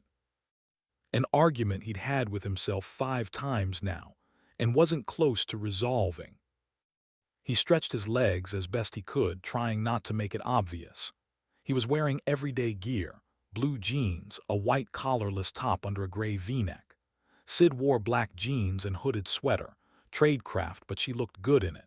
She'd pushed the car seat back and was mostly in shadow, but every so often her eyes picked up light from a nearby street lamp and threw it in his direction. She was thinking about him. When a woman was thinking about you, it was always either a good thing or a bad thing. River had no idea which in this case. To put an end to it, he said, so what made you sign up? Now she held his gaze. What else? The glamour. You've seen the show, now live the life. I'm not stupid, you know. Didn't think you were. I took a first in Oriental languages. That's got to be a comfort. She rolled her eyes. It'd be a greater one if you'd shut up. So he shut up. On the street the pavement stayed empty, and there was little traffic. Prowling his apartment, Hobden could be issuing orders on his mobile or emailing Confederates. But River didn't think so. He didn't think Hobden would be doing anything that rendered him vulnerable to electronic eavesdropping. He was just prowling like a cat in a cage, waiting for something to happen. River could relate to that. Sid said, "Your service family." He nodded. Once it hadn't been uncommon, the same way some families go in for police or plumbing. Even now, you'd encounter third or even fourth generation spooks, roles in life handed down like family silver. With a grandfather a service legend, River had never stood a chance. But this was Sid's story, so he said nothing. "I don't have your pedigree. Never gave the civil service a thought, let alone this branch. I was heading for banking. Mum's a barrister. I was going to be an even higher paid banker. That's how you measure success, isn't it? Earning more than your parents." He nodded again, though the thought of his mother earning money was quite funny. "But I was still at uni when the bombs went off." And this was no surprise either. No one had joined the service since the bombs, without the bombs being part of the reason. He listened without looking at her. People talked about that day in different ways. Either it was a story about them in which bombs happened, or it was a story about the bombs, and they just happened to be there. Whichever this turned out to be, it would be easier for her if he wasn't watching. "I was temping at a bank in the city. It was a holiday job and I was pretty new and I didn't know you should wear trainers for the commute and keep a pair of shoes in the office, you know. So anyway, I was coming out of Aldgate and I heard it happen. It wasn't just a noise, it was a sort of swelling. Like when you open a vacuum-packed jar, that release of air you get, only bigger. And I knew what had happened. Everyone knew what had happened. As if we'd all spent 3.5 years waiting for it, and hadn't realized it until that moment. A car appeared at the far end of the road, its headlights pinning them into their seats. The funny thing was, there was little panic. On the street, I mean. It was as if everyone knew this was a time for good behavior, for not indulging in fake heroics, letting the professionals do their job. And all the while, stories were spreading about other bombs and buses blowing up and something about a helicopter crashing into Buckingham Palace. I don't know where that one came from. There'd been other rumors too, spun at the speed of the web. For all the sang-froid on show, it had been a day on which you could peer through the fabric of the city itself and see how fragile its underpinnings were. Anyway, my office was being evacuated by the time I got there. We de-rehearsed for this. We used to gather outside, and everybody would look grim and check their watches while fire marshals counted heads. But I never even got inside the building that morning. You could see their point. That would have been a hell of a good time to rob a bank. Her voice had settled into that pattern people fall into when they know they'll not be interrupted, when a tale they've rehearsed in their head is finding an audience. If they were anywhere but in a car, River thought, he could sneak quietly away and Sid would keep talking. She said, "Anyway, I keep saying that, don't I? Anyway.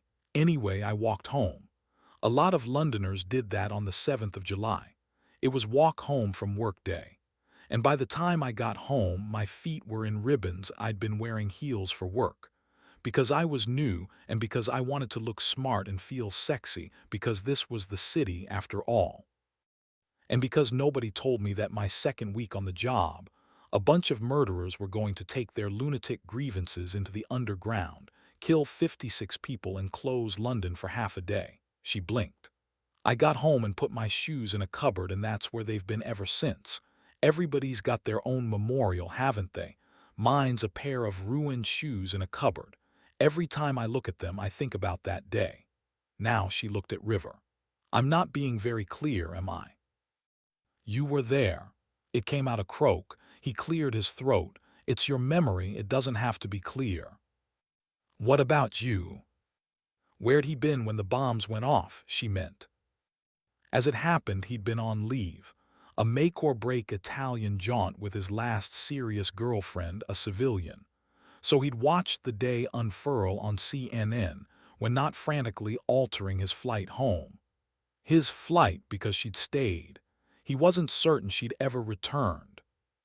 Sometimes, River Cartwright felt like a career soldier who'd never seen action. Instead of answering, he said, "So that's why you joined, to stop anything like that happening again. Makes me sound naive, doesn't it?" "No, it's part of the job." Sydney said, "What I thought was, even if I'm only filing cards, trawling through websites, even if I'm just making cups of tea for the people who are stopping it happen again, that'll be enough. Just to be part of it." "You are part of it. So are you. But making cups of tea is not enough," he didn't say. Down the road, another car turned off the main drag and almost immediately pulled into a space. For a moment it sat, lights on, and River could make out the purr of its engine. Then it died. "River, what is it?" "You wanted to know why I was assigned to Slough House." River said, "Don't worry about it. I have been." He shook his head. "I don't need the details. Because when you got down to it, it didn't take a genius. Sid must have embarrassed the wrong person, either by not sleeping with him or her, or by sleeping with him or her and still being there in the morning. She didn't belong in Slough House, but that wasn't a reason to make her tell him about it." He said, "I've messed up plenty myself." Bombs on underground trains had propelled Sid into the service. A non-existent bomb on an underground platform had all but propelled River out of it. One day he might be able to say something like that out loud and hear her laugh, hear himself laugh even. But not yet. "I didn't mess up, River." River's view of the newly parked car was mostly blocked by the car in front, but he could tell nobody had got out of it. "I mean, there's a reason I'm there. Could be making a phone call, or waiting for someone. Maybe here was a rare example of someone who'd pull up near a friend's house after dark and refrain from blowing their horn to announce their presence." "River." He didn't want to hear it. Might as well come clean. He didn't want to hear about Sid's sexual history. Months of pretending she barely existed.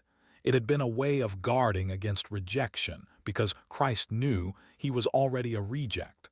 The whole world knew about him crashing King's Cross. The footage was used for training purposes. Christ. There might have been movement down the road. Did one shadow leave the parked car and join the larger shadows on the pavement? He couldn't tell. But if it had been too clean to be an accident. "Will you pay a fucking attention?" "I'm listening," he said. "So what's the reason for you being at Slough House?" "You are." And now he did pay a fucking attention.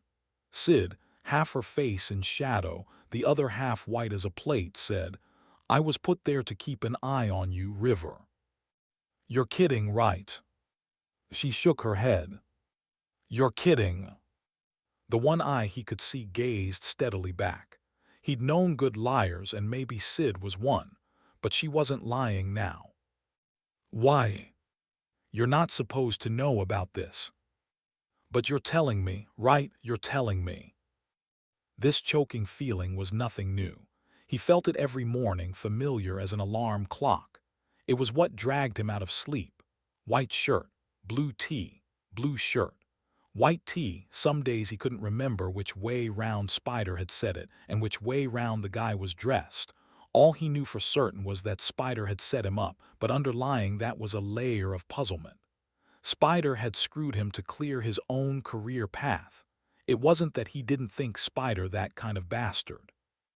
Spider was exactly that kind of bastard, but Spider wasn't a clever enough bastard. If he had been, he wouldn't have had to do it. He'd have had the edge over River to start with. And now here was Sid telling him someone else had been responsible, that someone had been pulling River's strings. Sid had been put in Slough House to keep an eye on him. And who could have done that, except whoever had put River there to start with? Sid. And now her eyes were widening and she was pointing over his shoulder. "River, what's that?" He turned in time to glimpse a black shape, disappearing over the 5-foot wall to the right of Hobden's window. Sid looked like, her eyes widened, one of the achievers. Black-clad, heavy weaponry, so called because they got the job done. River was out of the car before she'd finished. Watch the door, I'll take the wall. But pretty much hit the wall, in fact, misjudging his vault. He had to back up and try again. An undignified scramble dropped him into a garden, mostly lawn trimmed by a narrow flower bed. Plastic furniture here and there, a table with a forlorn, dripping umbrella, and nobody in sight. How long since that shape had appeared? 15 seconds, 20. The building had a shared lobby round the back. This had a double-fronted, glass-paneled door which hung open. Down the corridor to Rivers left another door closed as he stepped into the lobby, cutting into a noise that had barely begun. Half a syllable, a note of shock. Rivers' boots click-clacked on the lobby's tiles. There were 2 doors to choose from, but if his mental map was accurate, Hobden's was on the left. He guessed the man in black had gone straight in skeleton key or pick. But was this really an achiever? And if it was, what did River think he was doing? But it was too late. Time was happening too fast. He was here and now, bracing himself against the corridor wall. The same boot that had click-clacked across the lobby hit the door with a splintering thud, and the door broke open, and River was inside the flat. A short corridor, more doors to either side, both ajar, bathroom and bedroom. The corridor ended in a sitting room, on the far side of which was the front door he'd been watching from across the road. The rest of the room was books, papers, portable TV, shabby sofa, table strewn with leftover takeaway, curtained window through which he'd watched Hobden's shadow prowling, a restless movement suggesting he'd been expecting something. And here he was, the shadow's owner. River hadn't laid eyes on Hobden before, but this had to be him. Average height, thinning brownish hair, look of terror as he turned to face this new intrusion even while crushed in an arm lock by the previous invader, the achiever. Except this wasn't an achiever. He was black-clad, wore a balaclava, had a utility belt round his waist, but the ensemble lacked the high-tech tailoring of the genuine article. Besides, what he held to Hobden's head was a .22, small and non-service issue. And now the gun swung towards River and its size became insignificant. He held out an arm as if trying to placate an upset dog. "Shall we put that down?" astonishing himself with his banality of expression and evenness of tone. Hobden erupted, an unpunctuated gabble, "What's going on? Who are you? Why?" And the black-clad man silenced him with a tap on the head, then made an on-the-floor gesture at River. Disconnected thoughts held a confab in River's head. "This isn't an op. Take him down." "What makes you sure he's alone?" Their meeting done, his thoughts scattered. River knelt, measuring the distance between his hand and the heavy-looking ashtray on the nearby table. Still the man didn't speak. Arm round Hobden's throat, he swung him towards the front door, gun still leveled at River. Briefly, he released the journalist while opening the door. Cold air rushed in. Grabbing Hobden again, he backed out, attention trained on River. Whatever his plan was, it didn't take Sid into account, who was waiting outside. She grabbed Hobden's arm and River seized the ashtray and leaped forward, intending to club the gunman. Hobden fell to the pavement. River reached the other pair in moments, the third part of a triangle which proved anything but eternal. The gun made a quiet cough. The trio dispersed. Of them, one fell to the ground, landing perfectly in a puddle which hadn't been there a moment ago. It swarmed, spread, and formed an inky stream to the gutter, hardly disturbed at all by the sounds of flight and fear and grief now gathering round it. Part 2. Sly Whores. Chapter 9. Now that he knew he was going to die, a sense of calm had settled upon Hassan. It was almost surreal, though surreal wasn't quite the word. Transcendental, that was it. He had achieved an inner peace, the like of which he'd never known. When you got down to it, life was a roller coaster.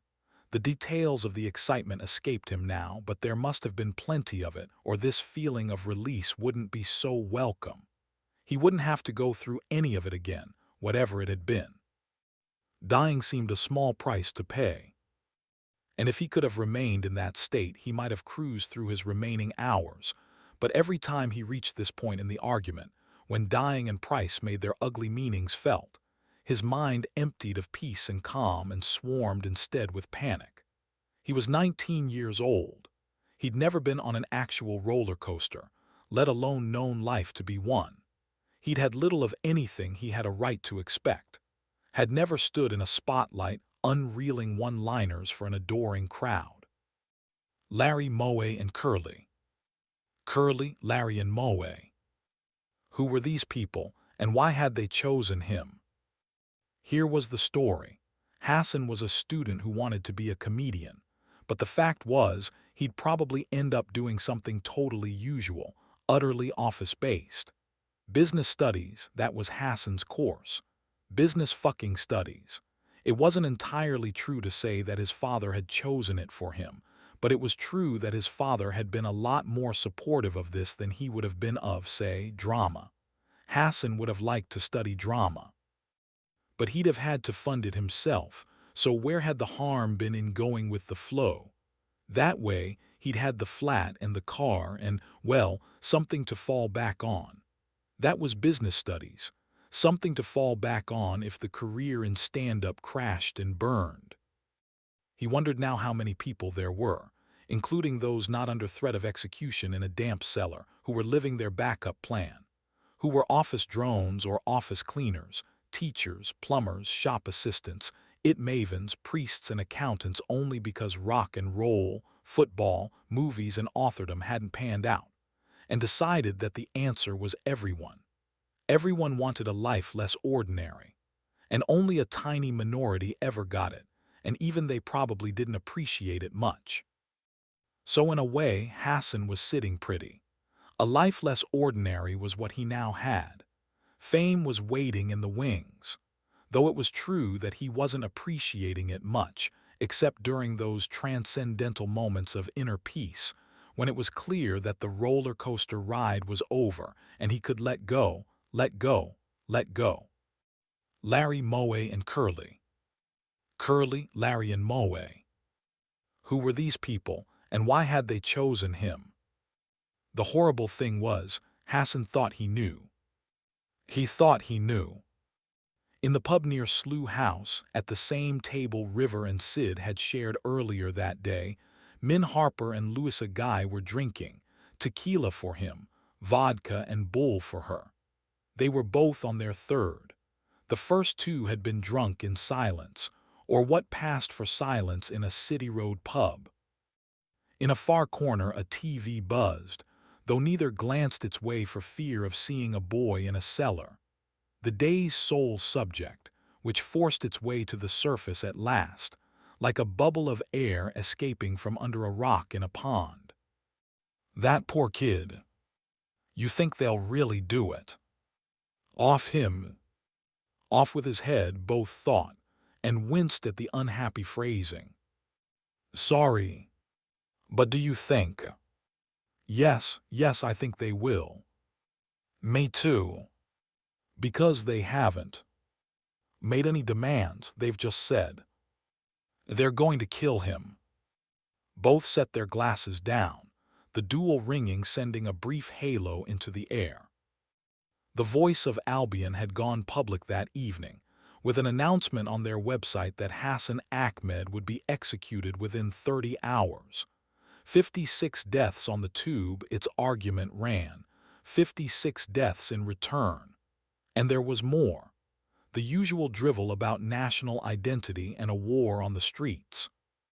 The site was a single page, offering no proof of its claims, and there were 13 other groups currently streaming the Hassan video, claiming responsibility, but the words Voice of Albion had been snatched by Ho from a Regent's Park memo, so it seemed pretty clear who Five thought were responsible.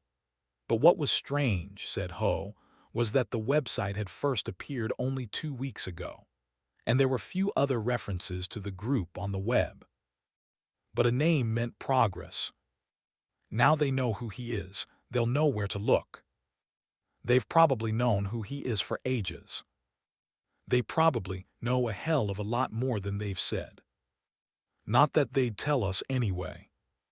Slew House for the simple things in life. Like combing Twitter for coded messages. Like compiling lists of overseas students who missed more than 6 lectures a term. They finished their drinks and got another round in. Ho's probably up to speed. Ho knows everything. Thinks he does. Did you see his expression when he caught the loop? Like he'd cracked the Enigma code. Like that was the important thing, that the film was on a loop. And the kid was just pixels. Then, for the first time, they looked at each other without pretending not to. Drinking had done neither any favors. Louisa had a tendency to flush, which might have been okay if it had meant an even pinkness, but instead she grew mottled and patchy, her skin acquiring the topography of a badly folded map. As for Min, his face had sagged, flaps of skin developing along his jawline, and his ears glowed red to match his irises. All over the city, all over the world, this happened. Coworkers ruined their chances in the pub and forged ahead anyway. Lamb must know more. More what? More than we do. You think he's in the loop. More than the rest of us. Not saying much. I know his password. Really? Think so? I think he never. Don't tell me. Reset it from the default. Classic. His password is password. You sure? It's what Ho reckons. And he told you. He needed to tell someone, to prove how clever he is. For a moment both examined their glasses, then their eyes met again. Another round. Yeah, maybe, or Lord. Or maybe back to the office. It's late, there'll be nobody there. My point exactly. You think we should. Check Ho's info. If Lamb knows anything, it'll be on his email. Both considered this for flaws and found plenty. Both decided not to raise them. If we get caught looking at Lamb's email. We won't. If there was anyone there, there'd be lights in the windows, visible from the road. It wasn't like Slew House was high security. You sure there's a point to this? More point than sitting here getting pissed. That's not helping anyone. True. Each waited for the other to make the first move. In the end, though, they had another drink first. There had been hospitals before, but not since childhood. One bad year had seen River incarcerated twice, first for a tonsillectomy, then for a broken arm, sustained in a fall from a large oak 2 fields from his grandparents' house. It hadn't been the first time he'd scaled it, though he'd had trouble getting down on the previous occasions. This time there'd been no trouble, only gravity. Back home he'd tried not to mention the injury, on account of having promised not to damage himself climbing trees, but at length had been forced to admit that yes, he was struggling to hold his fork. The OB told him later that it was only after having made the admission that River had turned white, then whiter, then dropped to the floor. Lying in the dark now, what he remembered that occasion for was that his mother had come as he lay in hospital. It had been the first time he'd seen her in 2 years, and she claimed to have arrived back on English soil only that afternoon.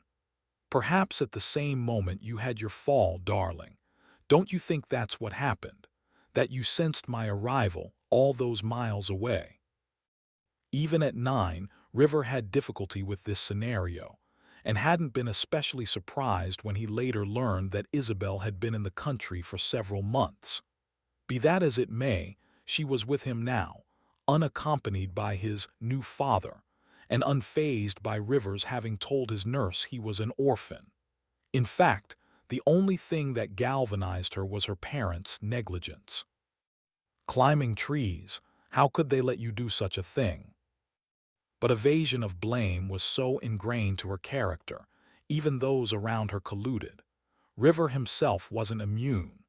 Of the injuries she'd bestowed upon him, few had caused as much grief as his name, but even at 9 he knew a narrow escape when he saw one. Isabel Cartwright's hippie phase had been superseded by an equally short-lived Teutonic one, and had River been a year younger, he might have been a Wolfgang. He suspected that his grandfather would have balked at that. The OB was as adept at destroying true identities as he was at creating false ones. But long time ago, water under a bridge. River was a name for water that passed under a bridge. Lying in another hospital, River wondered who he'd have been if born to a different mother, one who hadn't rebelled so thoroughly, if ineffectively, against her middle-class upbringing. He wouldn't have been brought up by his grandparents, wouldn't have fallen out of a tree or not that tree, and wouldn't have fallen under the spell of an idea of service, of a life lived outside the humdrum. But his mother had drifted in and out of his life like a song. During her longer absences, he forgot the words. When she was around, there was always a new one to add to the list. She was beautiful, vague, solipsistic, childish. Lately, he'd recognized how brittle she'd become. She often imagined she'd raised him herself and would bristle convincingly when reminded otherwise. Her hell-raising years were not only behind her, they belonged to someone else. Isabel Dunstable, her late marriage had been a satisfactory one, bestowing respectability, wealth, and widowhood in quick succession, might never have looked at a hash pipe in anything other than puzzlement. It wasn't only her father who was adept at destroying true identities. Thinking these familiar thoughts was better than the alternative, which was thinking about other things altogether. There came a scraping from beyond the locked door, as if somebody was balancing on a chair, steadying themselves with their feet against the opposite wall. As a boy with a broken arm, River had recognized his surroundings for what they were. Hospitals were where light gathered in corners, and curtains performed the functions of walls, where privacy was rarely granted, and unwanted visitors far more common than the other kind. He heard footsteps heading down the corridor towards him. Slough House 2 was in darkness. At Regent's Park, even when nothing was happening, there'd be enough people about for a midnight football match, 11 aside plus linesmen. Here there was only emptiness and the reek of disappointment. Min Harper, climbing the forlorn staircase, decided that the place resembled nothing more than a front for a mail-order porn empire. And with the thought came the dispiriting sense of being part of an enterprise nobody cared about, where tasks that didn't matter were performed by people who didn't care. For the last 2 months, Min had been examining congestion charge anomalies, cars clocked entering the zone whose owners had never paid, whose owners, in fact, denied being in the zone on the day in question. And time after time, it broke down to the same boring facts, that those who'd been caught were guilty of everyday life. They were playing away from home, or shifting bootlegged DVDs, or delivering their daughters to abortion clinics well out of their husband's sight. There were prison camps whose inmates spent their days carrying rocks from one end of the yard to the other, and then back. That might be a more fulfilling occupation. Something shifted further up the stairwell. "Did you hear that?" "What?" "I don't know, a noise." They halted on the landing. Whatever had made the sound didn't make it again. Louisa leant closer to Min, and he became aware of the smell of her hair. "A mouse." "Do we have mice?" "We've probably got rats." Alcohol thickened the syllables and slurred the sibilants. Whatever they'd thought they'd heard didn't happen again. The smell of Louisa's hair, though, continued. Min cleared his throat. "Shall we? Gum. Go up, I mean." "Sure, going down's not an option, I mean." Good job it was dark. But as they set off up the next flight of stairs, their hands brushed in the darkness, and their drunk fingers entangled themselves. And then they were kissing, and more than kissing, were clutching at each other in the darkness, each pushing at the other as if anxious to occupy the same space, which turned out to be against the wall in Loy's room, the first they'd come to. 3 minutes passed. Coming up for breath, their first words were, "Jesus, I never." "Shut up." They shut up. 2 floors above them, a black-clad figure paused inside Lamb's office. Outside the door, one of Nick Duffy's crew occupied a plastic chair, tilting it so its back was resting against the wall.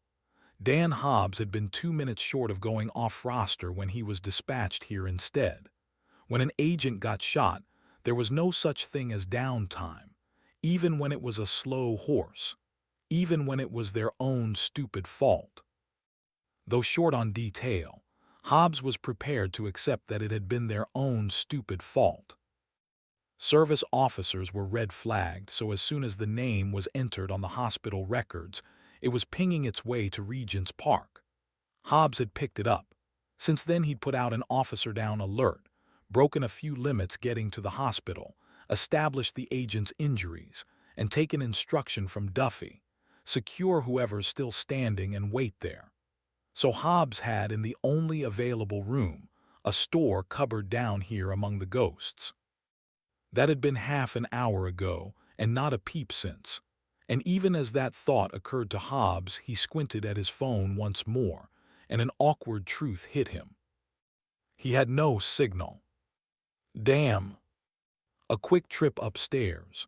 It would take less than a minute, and the sooner he was back in touch with the park, the less chance anyone would know he'd lost contact to start with. Then he heard the rubbery squeaks that meant someone was coming down the stairs. Righting the chair, Hobbs planted his feet on the floor. This time there was no doubting it. There'd been a noise, loud enough to distract Louisa and Min from what they were doing. 3 minutes later it wouldn't have done, but those were the edges on which outcomes balanced. Hear that? I heard it. Came from upstairs. Lamb's office. Or Christine S. They waited, but heard nothing further. You think it's Lamb? If it was, there'd be a light on.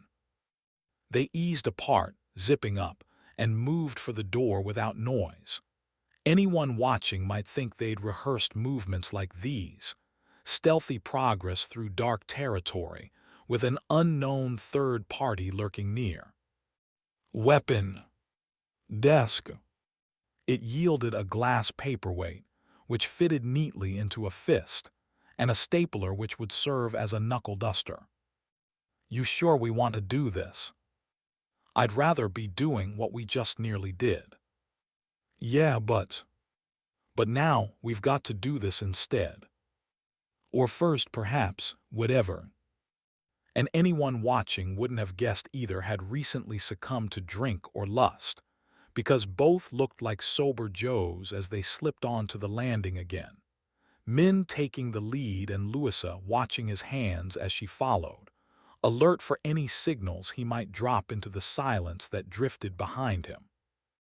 The approaching man was overweight and trod heavily, and perhaps had wandered downstairs by mistake, was actually here to get his heart sorted or have a gastric band fitted.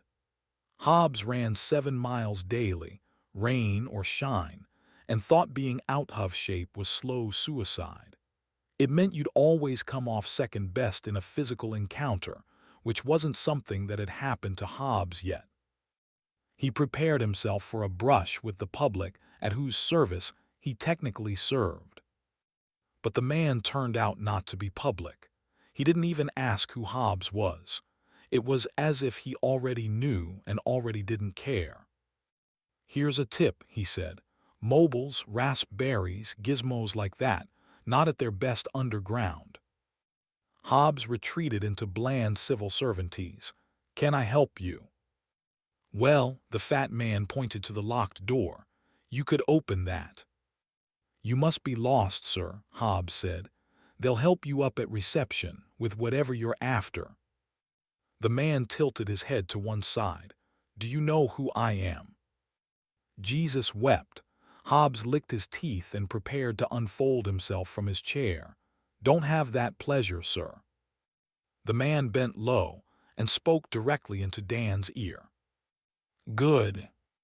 His hands moved. The stairs seemed steeper after lights out, or maybe they were steeper after an evening in the pub and a knee trembler in a dark office. But that thought was broadcast from a different set of experiences. The Louisa who'd come from the pub, the men who'd just been fumbled with, those skins had been slewed when they'd heard the intruder. Now they were real people again, the people they'd been before calamity had struck and exiled them to this damp building on the edge of nowhere important. No more noises yet. Maybe it had been an unattended accident, a picture dropping off a wall. When the tube rattled past, not many yards away, unanchored objects felt gravity's pull. Min and Louisa might be creeping upstairs, armed with stapler and paperweight, to launch an attack on a moment's slippage. On the other hand, whoever was up there might have frozen on realizing they weren't alone. Silent messages passed between the pair. "You okay?" "Of course. We trained for this. So let's go." Up they went. Whatever had just happened ended with the sound of something being lowered to the floor. This had been preceded by voices, one of which River recognized, so he wasn't surprised when the door opened and a familiar shape appeared. Jesus on a skateboard. Jackson Lamb was loud as a train. He flicked the light switch. "Get on your feet, man." Because River was lying on the floor. Cardboard boxes were piled against the walls, their labels indicating that they held rubber gloves, fitted sheets, plastic cups, disposable cutlery, other stuff. He'd lost interest and turned the light out.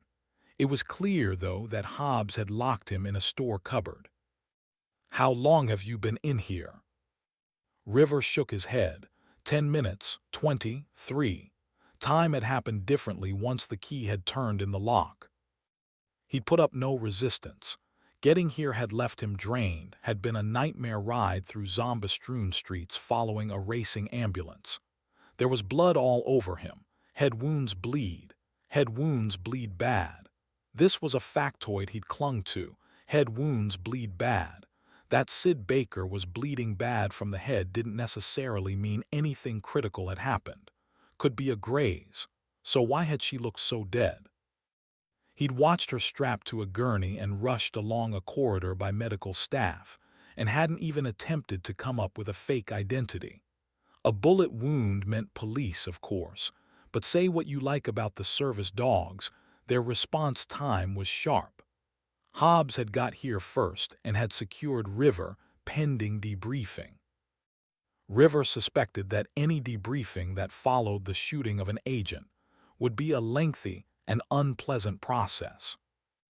"Well, how long were you planning on staying?" Lamb asked. "Get a move on."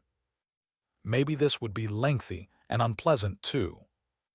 River got to his feet and followed his boss into the light. At the top of the stairs, nobody lurked.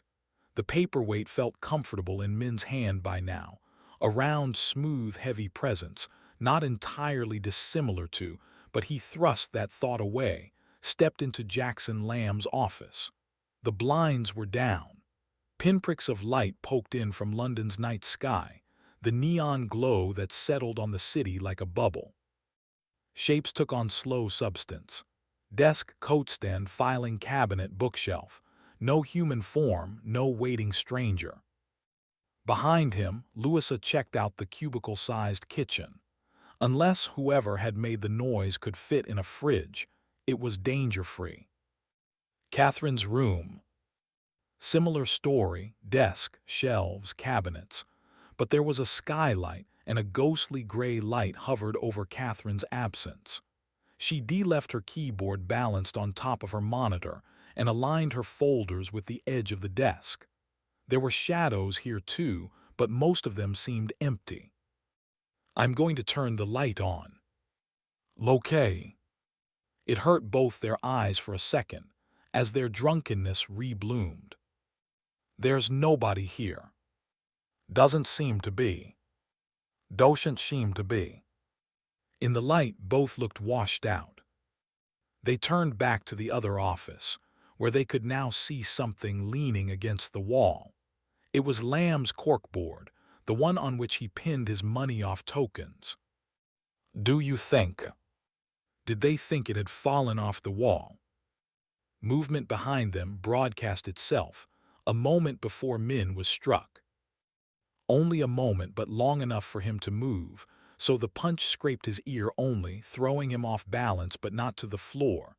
Their assailant was clad in black, wore a balaclava, carried a small gun he wasn't using.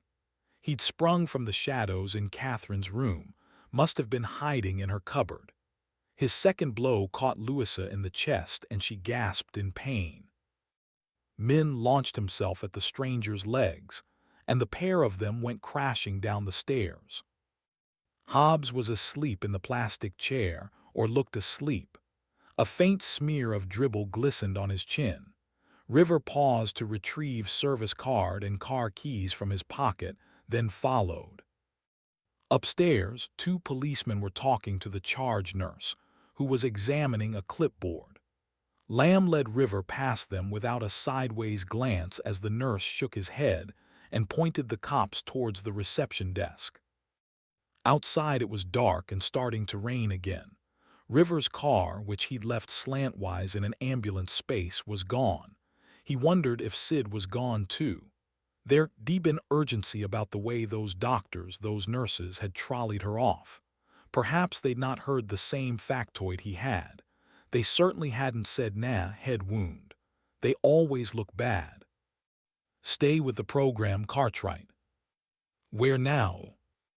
The words were cotton wool, sucking moisture from his mouth and leaving him tired and sick. "Anywhere but here." "My car is gone." "Shut up." So now he was tracking Lamb across the short-stay car park, all those vehicles that hadn't expected to be here tonight, and whose owners were inside the building behind him. He shut out the possible injuries that had brought them here: knife fights, random muggings, dicks stuck in vacuum hoses, blanked out too the picture of Sid on an operating table, her head invaded by a bullet. Or had it only plucked at her on its way past? He hadn't been able to tell. There'd been so much blood. "For fuck's sake, Cartwright." Two police cars were parked nearby. Neither was occupied. Lamb drove a boxy-looking Japanese car. River didn't care. He got in, sat back, waited for Lamb to start up. That didn't happen. River closed his eyes, then opened them to a rain-flecked windscreen, each drop of water holding a tiny bulb of orange light. Lamb said, "So you got locked up?" "Pending," River said. "Pending whatever." "And your ID's flashing lights and blowing whistles from here to Regent's Park. Have you any clue what you're doing?" "I had to get her here." "You called the ambulance. It was necessary to follow it. She might have died, might be dead now for all I know." Lamb said, "She's still on the table. Bullet took a chunk out of her head." River couldn't look at him. "They say she might live." Thank Christ for that. He thought about the tussle on the pavement, that sudden sound. Phut. And then there'd been blood, and Sid was down, and the blood had been black on the pavement. Robert Hobden was nowhere to be seen. As for the man in black, he was halfway down the road before River had got to his knees, frightened to touch Sid, frightened to move her, unable to assess the damage. It had taken him 3 goes to ring for an ambulance. His fingers felt like thumbs, his thumbs like bananas. On the other hand, she might not. And even if she does, she might end up with the life choices of a carrot. So on the whole, not a great night's work. He reached out and clicked his fingers an inch from River's face. "Wake up. This is important." River turned to face him. In the dim light, Jackson Lamb resembled something pegged on top of a bonfire. His eyes were madly red, as if already tortured by smoke. His jowls were whiskery. He'd been drinking. "Who was it?" They tumbled in a noisy mess of arms and legs to the next landing. Louisa followed in a rush, 2 bounds bringing her level. Min was on the floor, the man in black draped over him like a duvet. Louisa grabbed, twisted, and encountered less resistance than she might have expected. Like a beanbag, like a broken scarecrow. "Jesus, are you? Where did the gun go? Where did it go?" The gun was in the corner. While Min scrambled to his feet, the man in black flopped like a beached pike, like a burst bin bag. "Is he dead?" He looked dead. He looked like he'd landed on his head and bent his neck to a stupid angle. "I hope he's fucking dead." Min collected the gun, bones clicking as he bent. He'd be aches and pains in the morning. He hadn't taken a dive down a flight of stairs since, well, ever. And it wasn't an experience he planned to repeat soon, except it felt good for a moment standing here. A vanquished intruder at his feet, a gun in his hand. Louisa gazing at him, unfeigned admiration in her eyes. Well, that was stretching it. Louisa was looking at the stranger, not at him. "Is he dead?" They both hoped he was dead, though neither knew what he was doing here. This was Slough House, and anyone who knew about it knew it wasn't worth raiding. But this guy had turned up armed in a balaclava. Armed, but he'd hidden from them. No pulse. Looks like a broken neck. Why would a man with a gun hide from a couple armed with a paperweight and a stapler? "Let's see who the bastard is." "Who was it?" Lamb asked. "He was kitted out, combat gear Balak." "Yeah, I guessed, but did you recognize him?" River said, "I was meant to think he was one of ours, one of the achievers, but there was something not right, even apart from him being on his own." "What sort of something?" "Something I don't know." "For fuck's sake, Cartwright." "Shut up." River closed his eyes again, relived those frantic moments. The guy who'd shot Sid was halfway down the road before River had got to his knees. It had taken him 3 goes to ring for an ambulance. No, that wasn't it. It was before then, the something, whatever it was. What was it? He said he never said a word. Neither did Lamb. River said all the way through it, not one squeak. "So," River said, he was worried I'd recognize his voice. Lamb waited. River said, "I think it was Jed Moody." Louisa peeled the balaclava from the man's head. From Min's vantage point, the uncovered face was upside down, but he knew who he was looking at. "Shit. Yeah. They weren't even supposed to be here. They were going to have to get their stories straight." The rain was stopping when Lamb pulled out of the car park. River stared straight ahead, through the M-shape the wipers. Last sweep had left and didn't need to ask where they were headed. They were going to Slough House. Where else? There was blood on his shirt. There was blood on his mind. Lamb said, "What the hell did you think you were doing?" Any debriefing that followed the shooting of an agent would be a lengthy and unpleasant process. He said, watching Hobden, "I got that much. Why?" "Because he's got something to do with the kid, the one who's—" "I know which kid you mean. What makes you think that? Because he hangs out with wannabe Nazis." River felt his certainties washing away before Lamb's belligerence. He said, "How did you find me?" A pedestrian crossing brought them to a halt. A hooded troop of youth dragged itself across the road in front of them. Lamb said, "Like I said, lights and whistles. A service name pops into the system, cops, hospital, whatever, and you've got Morris dancers and fucking whatnot blowing gaskets.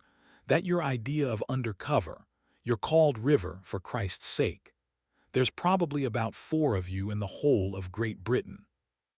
River said, and the park let you know about it. Well, of course not. Do I look like I'm in the loop? So, Slough House may be a backwater, but there's a couple of things we do have. The lights changed. Lamb drove on. Ho has the people's skills of a natterjack toad, but he knows his way round the ether. The people's skills of a natterjack toad. It was like there was a whole other world somewhere, in which Jackson Lamb didn't think that sentence might be used of him. I'm having difficulty imagining Ho doing you a favor. Then River added, in fairness, you or anyone else. Oh, it wasn't a favor. I had something he wanted. Which was? What does Ho always want? Information. The answer to a question that's driving him buggy. What's that? How come he's ended up in Slough House? River had wondered that himself on and off. He hadn't cared much. Still, he'd wondered. And you told him. No, but I told him the next best thing. Which was? Lamb's face gave away less than Buster Keaton's. I told him why I'd ended up there. River opened his mouth to ask, then closed it. Lamb used the hand he wasn't driving with to find a cigarette. You think Hobden's the only right-wing fruitcake in the country, or was he the only one you could think of at closing time? He's the only one I know of who's had 2 spooks sixed on him in the past 48 hours. So you're a spook. Congratulations. I thought you failed your assessment. Fuck off, Lamb, he said. I was there, I saw her shot. You know what that's like. Lamb turned to study him through half-open eyes, causing River to remember about the hippo being among the world's most dangerous beasts.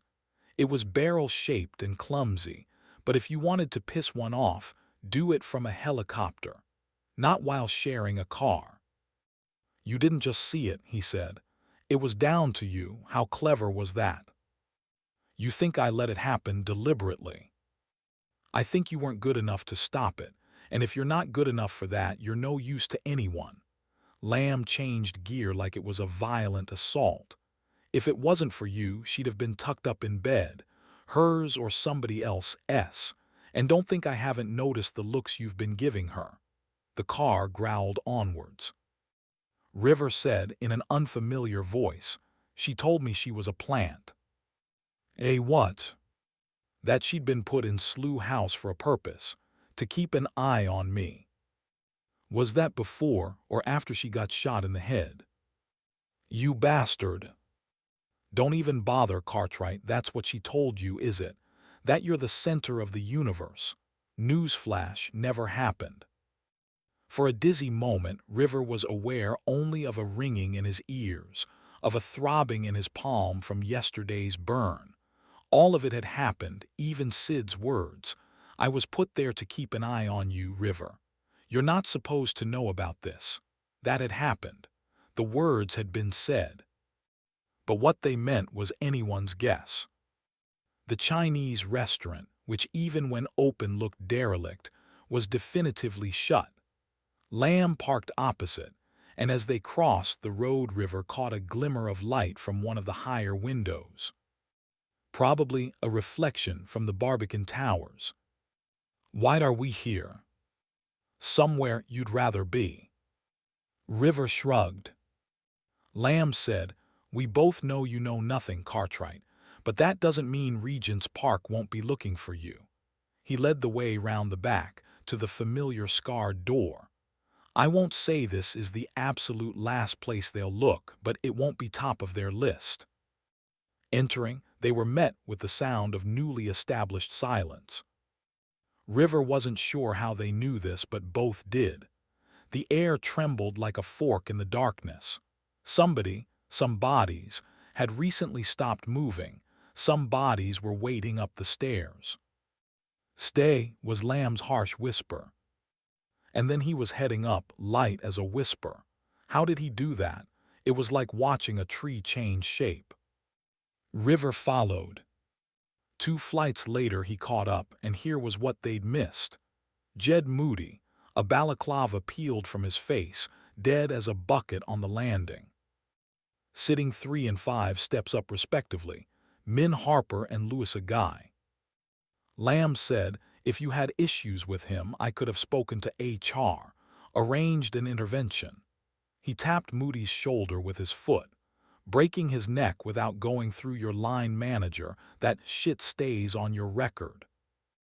We didn't know it was him. Not sure that counts as a defense, Lamb said. He had a gun. Better, Lamb said. He regarded the pair of them. He used it earlier if it helps. Shot Sid Baker with it. A Sid. Christ, is she?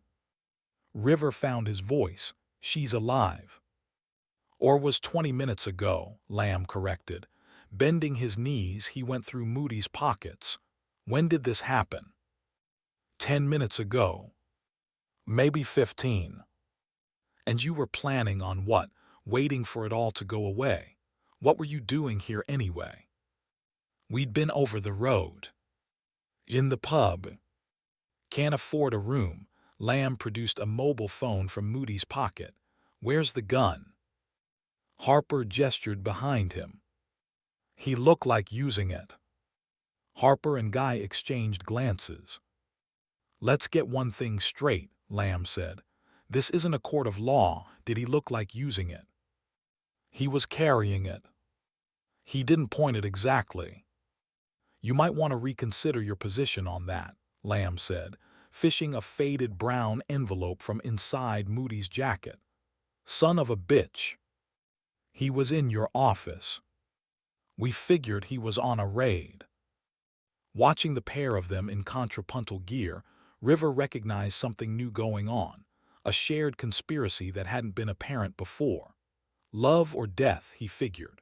Love in its most banal guise, a quick fumble in the stairwell or a drunken snog, and death in its usual weeds. One of the two had fused this pair together, and he flashed again on that moment on the pavement outside Hobden, S., when whatever had been starting to grow between himself and Sid Baker ended. Her blood was on his shirt still, possibly in his hair. He had a balaclava on. Didn't look like a junkie thief. We didn't mean to kill him, though. Yeah, said Lamb. It's all very well being sorry now, isn't it? What's in the envelope? River asked. You still here? He took that from your office, didn't he? What's in it? The blueprints, Lamb said. The what? The secret plans, Lamb shrugged. The microfilm, whatever. He'd found something else. Moody's black-wrapped form hid more pockets than a magician's. Son of a bitch, he said again, only this time with less venom, almost with admiration. What's that? For a moment, it seemed Lamb was about to secrete what he'd found in the folds of his overcoat. But he held it up to the light instead. A brief strand of black wire, the length of a straightened paperclip, with a split-lentil head. A bug. He bugged your office. Or maybe, River said, he was on his way to bug your office. After the evening he'd had, I doubt tapping my office was top of his list, Lamb said. No, he was cleaning up prior to getting out. He hadn't finished his body search yet. 2 mobiles, Jed. I'm surprised you had enough friends to carry one. Who's he been talking to? Thank God you're here. Would I have thought of that? A mobile in each hand, Lamb pressed buttons with each thumb, surprisingly dexterous for a self-proclaimed Luddite. Now that's strange, he said, in a tone indicating that it was. This one's barely used, just one incoming call. River wanted to say, ring back, and only the cast-iron knowledge that Lamb wanted him to say it too kept his tongue in harness. Still sitting, Min and Louisa kept their own counsel. After a moment's thought, Lamb pressed a few more buttons and raised the mobile to his ear. It was answered almost immediately. Lamb said, "I'm afraid he can't come to the phone right now." And then he said, "We need to talk." Chapter 10. Down a quiet street in Islington, its front doors perched atop flights of stone steps, some with pillars standing sentry, some with Tiffany windows above, Robert Hobden walked, raincoat flapping in the night wind. It was after midnight. Some of the houses were dressed in darkness, from others light peeped behind thick curtains, and Hobden could imagine the chink of cutlery and of glasses meeting together in toasts. Halfway down the street, he found the house he was after. There were lights on. Again, he caught an imaginary murmur from a successful dinner party. By now, they'd be on to the brandy. But that didn't matter. Lights or not, he'd still be ringing the bell, leaning on it, in fact, until the door opened. This took less than a minute. "Yes." It was a sleek man speaking, dark hair brushed back from a high forehead. He had piercing brown eyes which were focused on Hobden. Dark suit, white shirt. Butler. Perhaps. It didn't matter.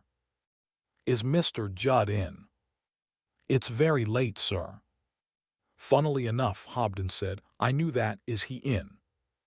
"Who shall I say, sir?" "Hobden, Robert Hobden." The door closed. Hobden turned and faced the street. The houses opposite seemed to tilt towards his gaze, the effect of their height and the overhead clouds scudding against a velvet backdrop. His heartbeat was curiously steady. Not long ago he'd come as close to death as he'd ever been, and yet a calm had settled upon him. Or maybe he was calm because he'd come close to death, and so was unlikely to do so again tonight. A matter of statistics. He didn't know for sure the intruder had meant to kill him. It had been confused. One moment he'd been pacing the room, waiting for a phone call that wouldn't come. The next there'd been a black-masked stranger demanding his laptop in an urgent whisper.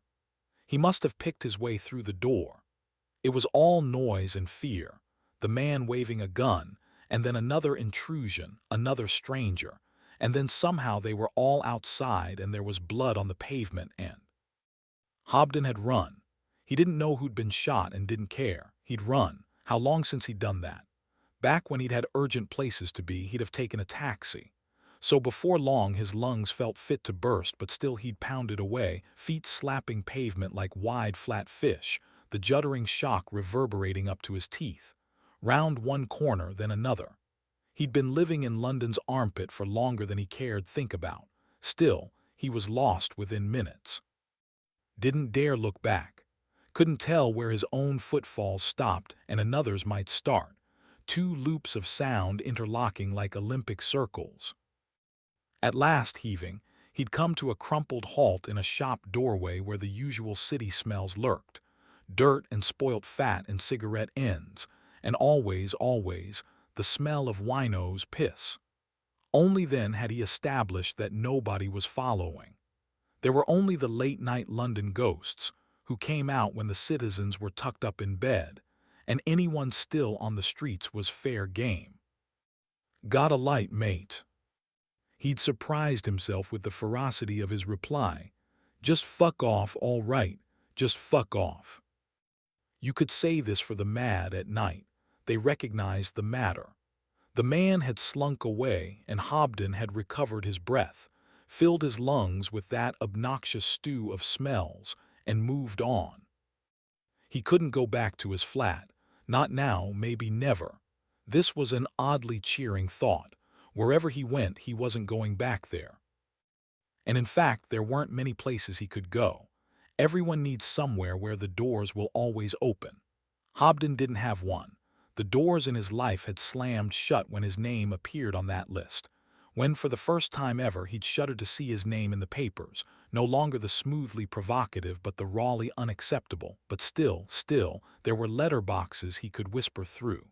Favors people owed him. Back then, when the storm was raging, Hobden had kept his mouth shut. There were some who thought this meant he valued their survival over his own. None had made the simple connection that if they'd been made to suffer the same ostracism he endured, their cause would have been set back years.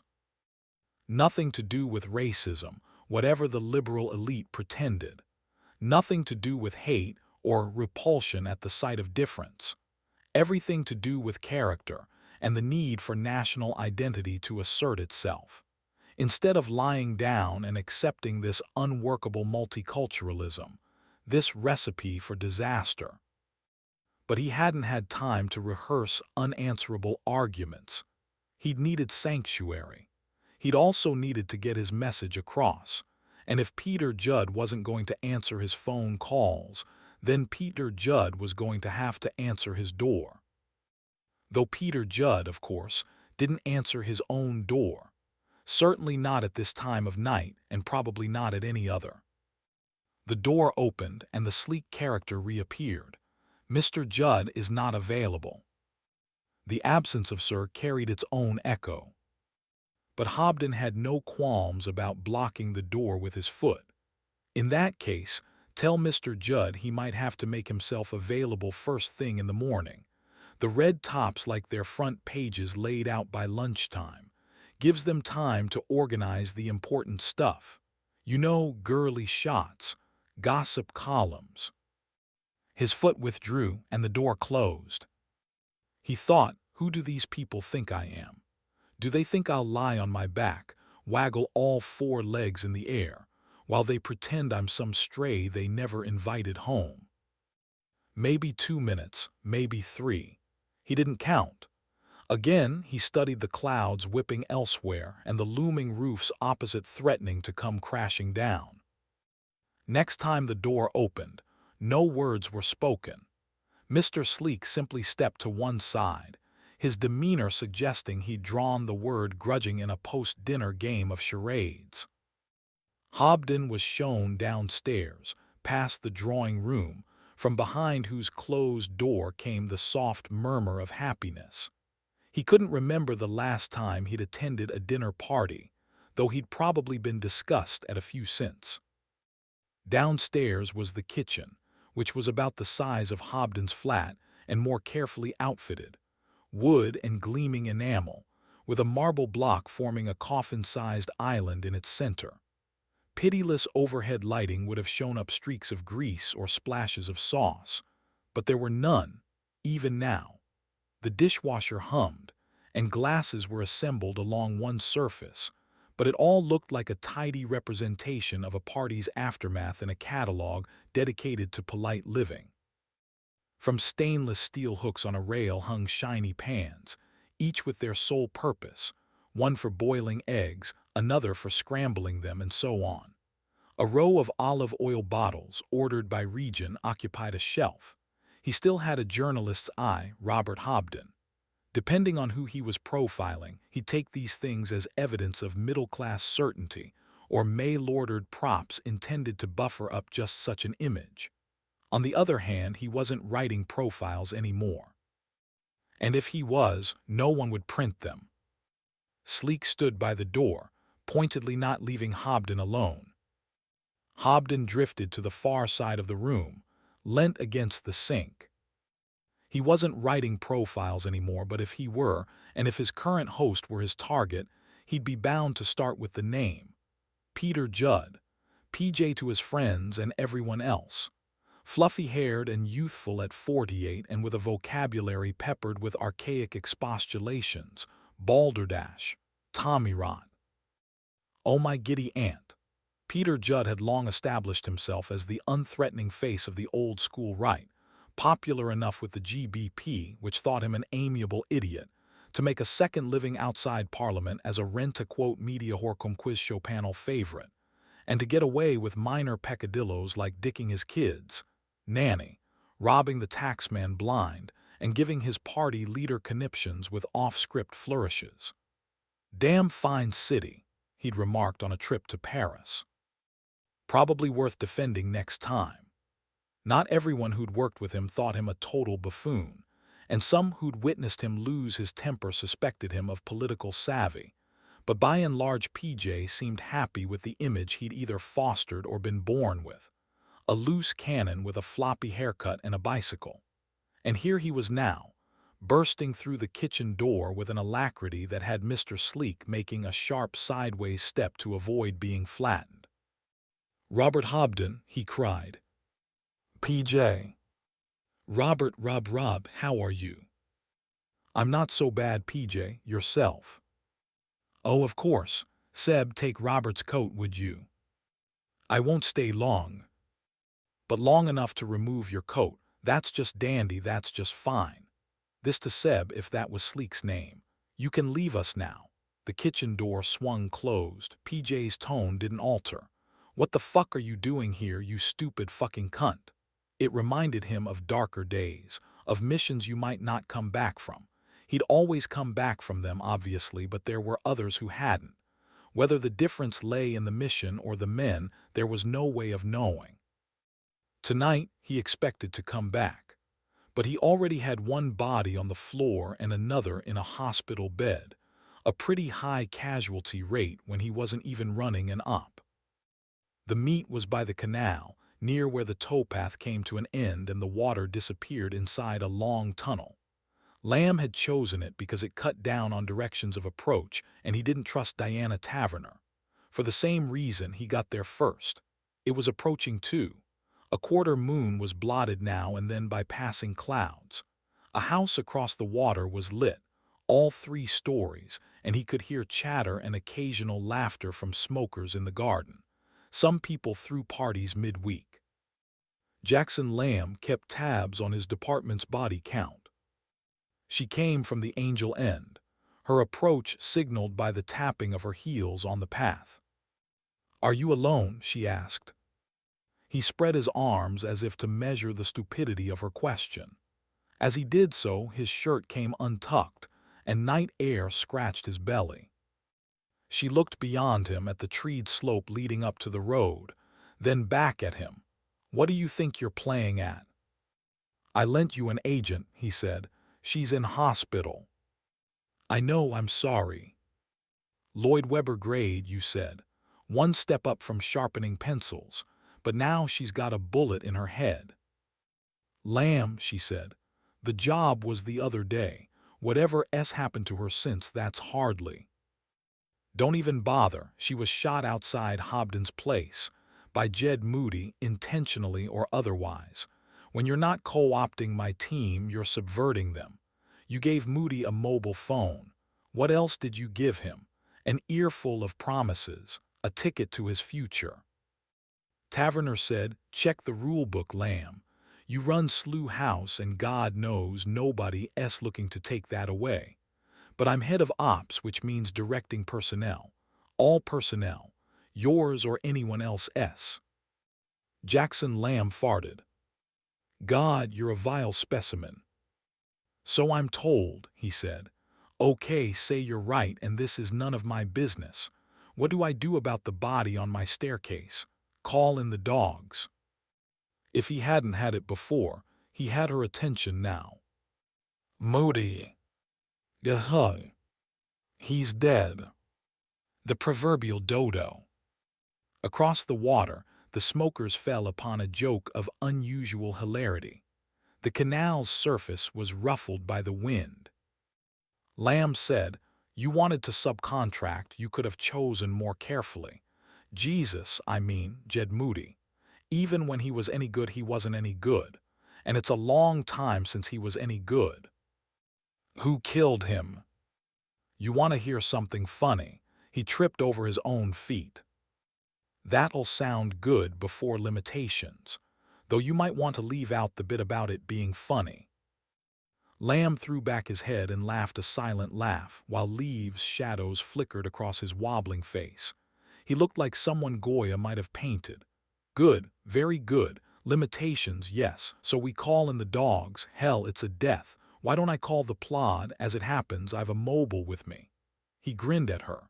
His teeth, mostly different shapes, shone wet. "Lokay. The coroner, his turf right." "You've made your point, Lamb." He went fumbling in his pockets, and for a horrified moment she thought he was unzipping himself, but he produced a packet of Marlboro instead. He drew one with his teeth, and as an afterthought waved the pack in her direction. Taverner took one. Always accept hospitality. It forms a bond, makes you allies. Of course, whoever had taught her that hadn't been thinking of Jackson Lamb. He said, "Talk. It's good to see you too, PJ. Have you lost your cocking mind? You've not been taking my calls." "Of course I haven't, you're fucking toxic. Did anyone see you arrive?" "I don't know." "What kind of prick answer is that?" "The only prick answer I've got," Hobden shouted. The pitch of his voice caused something metallic to ring. It gave PJ pause, or caused him to appear that it did. "Yes," he said. "Yes, well, crikey, I suppose you've got a reason." "Someone tried to kill me," Hobden said. "To kill you? Yes, well, lots of fanatics about. I mean, you're not the most popular." "This wasn't a fanatic, PJ. It was a spook." "A spook?" "We're talking assassination." Judd's lapse into his public persona didn't survive the word. "Oh, for fuck's sake. What was it? A close encounter on a zebra crossing? I've got guests, Hobden. The fucking Minister for Culture's upstairs, and he's got the attention span of a gnat, so I need to." "He was a spook. They've been following me. He broke into my flat and waved a gun around and somebody got shot. If you don't believe me, turn the news on. Or on second thoughts, don't. There'll be a D, but call the Home Secretary, he'll know. Blood on the pavement, outside my flat." PJ weighed it up, the likelihood of any of this having happened, as against Hobden's appearance in his kitchen. "Okay," he said at length. "But you live at the arse end of nowhere, Robert. I mean, home invasions, they must be weekly events. What makes this different?" Hobden shook his head. "You're not listening." Then shook his head again. He hadn't laid out the whole story. That business at Max's the other morning, the spilt coffee. Nothing to it at the time, but since the gunman's appearance, Hobden had replayed recent history and concluded that this evening had been a culmination, not a one-off. When he'd picked up his keys to leave the cafe, his memory stick had fallen loose and bounced onto the table. It had never done that before. Why hadn't a warning bell rung? "They tried to take my files. They want to see how much I know." And now PJ took on a new seriousness, a side the public never got to see. "Your files. They didn't get them. They copied my memory stick, but—" "What the fuck do your files contain, Hobden?" "It's a dummy, just numbers. With any luck they'll think it's a code, waste their time trying to." "What exactly do your files contain?" Hobden raised his hands to eye level, examined them a moment or two. They shook. "See that? I could have died. They could have killed me. Give me strength." And now Peter Judd started ransacking his kitchen, morally certain there'd be alcohol somewhere, or what was the point of it? A bottle of vodka appeared. Cooking vodka, would that be? Did people cook with vodka? Was PJ muttering any of this aloud, or did his body language shout it while he located a glass and splashed out a generous measure? So, handing the glass to Hobden, "What do your files contain? Names?" He barked the sudden laugh TV audiences liked. "My name wouldn't be there anywhere. Underneath the bark, the hint of bite, would it?" "No names, nothing like that." This was good news, but prompted a follow-up. "So what are you on about?" Hobden said, "Fives running an op. I've known about it for a while. Or not known about it exactly. Known something was going to happen, but not precisely what." "Oh, for Christ's sake, start making sense." "I was at the front line one night last year." "They still let you in?" A flash of anger. "I've paid my subs." He finished his vodka, held the glass out for more. Diana Taverner was there with one of her lefty journalist pals. "I've never been sure what disturbs me more," Peter Judd said, filling Hobden's glass. "The fact that MI5 is run by women, or the fact that everybody seems to know this. I mean, Didn't it used to be called the Secret Service? Pretty sure he'd heard this riff already, probably on a panel show. Hobden ignored it. It was the night of the Euro elections, and there'd been BNP gains. Remember that? Well, of course I do. And that was the subject of discussion. This hack, Spencer his name is, got rolling drunk, started spewing off the usual nonsense about how the fascists were taking over, and when were taverners lot going to start doing something about it. And she said, here Hobden screwed his eyes shut while summoning up history. Something like, yes, that's under control, or on the agenda. Christ, I don't remember the exact words, but she gave him to understand it was happening, that she was setting something up not just against the BNP, but against what she'd call the extreme right. And we all know who that includes. She said this in your hearing. They didn't know I was there. Second desk at MI5 announced her intention to sting the BNP, to sting the right, and this happened in a bar. They were drunk, okay. Look, it happened, is happening. Haven't you seen the news? PJ eyed him coldly. The kid in the cellar. I know what you're referring to. You're saying that's it. That's a service op. Well, it's a big bloody coincidence, don't you think? That I'm being hassled the same week it happens, that somebody tries to kill me the same day. If it is, PJ said, it's the single most cack-handed intelligence operation I've ever heard of, and that includes the Bay of fucking Pigs. He glanced down at the bottle in his hands, then hunted around for a second glass. The nearest candidate was an unrinsed stem, waiting by the sink. He poured a slug into it and put the bottle down. Is this why you were calling? What do you think? PJ slapped him hard, the noise ricocheting round the kitchen. Don't talk back to me, you little creep. Remember who's who. You're a one-time journalist whose name stinks from here to Timbuktu, and I'm a member of Her Majesty's loyal cabinet. He examined his wet shirt cuff. And now you've made me spill my drink. Hobden, his voice as shaky as a pea in a whistle, said, You hit me. Yes, well, temper's running high. Oh, for God's sake. He poured more vodka into Hobden's glass. Hobden was a toad, but not an ignorant toad. It had been a mistake to forget that. Still, though, PJ was furious. You were calling me because you think this piece of theater has been organized by MI5 to discredit the right. You've barely finished explaining that you're under surveillance and you're calling me. Have you lost your fucking mind? Somebody had to know. Who was I supposed to call? Not me. We've known each other for years. We are not friends, Robert. Don't make that mistake. You always treated me fairly in print, and I respect that, but let's face it, you're a fucking has-been, and it's no longer appropriate to be associated with you. So take it somewhere else. Where do you suggest? Well, your chums in the British Patriotic Party spring to mind. The red wheel PJ's hand had left on Hobden's cheek darkened. Chums. My chums. When that list appeared on the net, who do you think they blamed? Half the death threats I get come from people I supported. As far as they were concerned, if it weren't for me, they'd have been left alone. Because we all know who was responsible for posting that list. The same bunch of leftish criminals who are hassling me now. Maybe so, but I'm still not sure why that means you have to turn up on my doorstep in the middle of the night.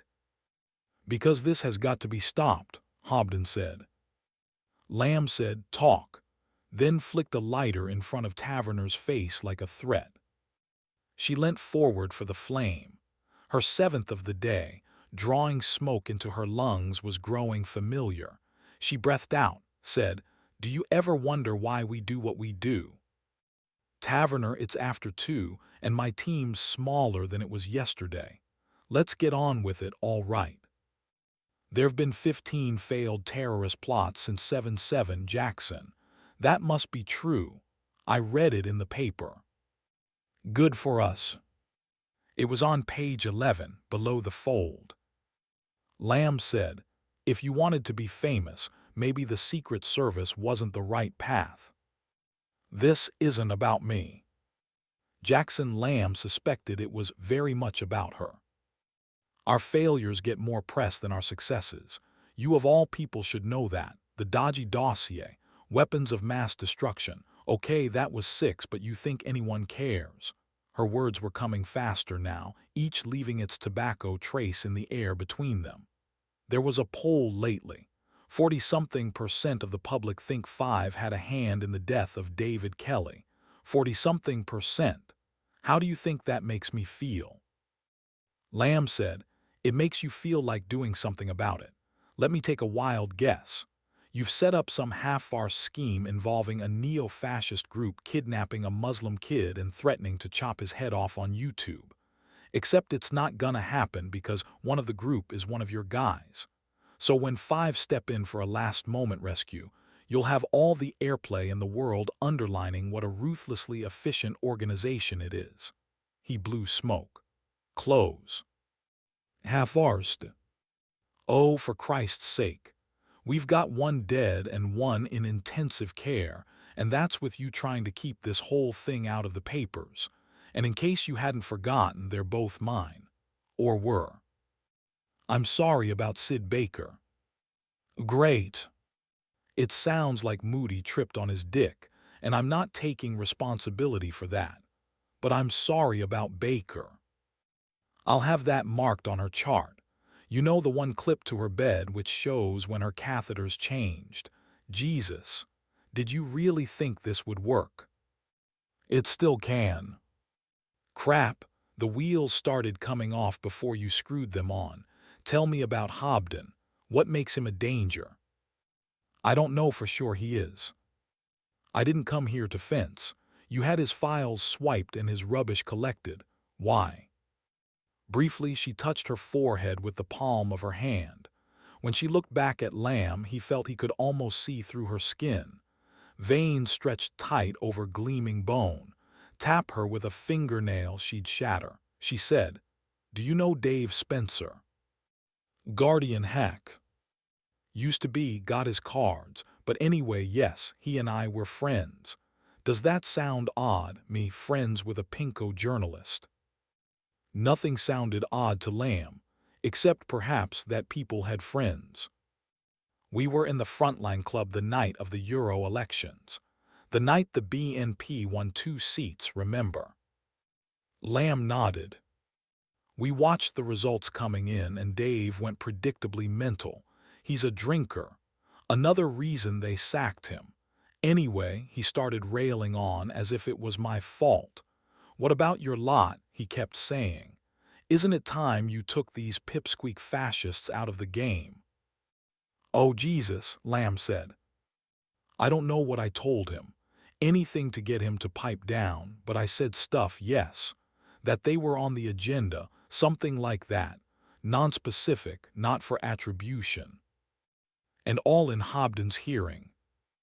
Well, it's not like I knew he was there. He was lurking. He was low profile. Of course he bloody was. He's a fucking pariah." Lamb shook his head. "So you've got a journo with far-right sympathies on the Erie for an op against the far right, who's already riled by having his extremist leanings exposed, and the service had a hand in that, right? No wonder you wanted to find out how much he knew before kicking your ball into touch. What did his files show?" "Saw it all, pie to about 500,000 places, and you thought we were paranoid." Lamb just thought he was careful.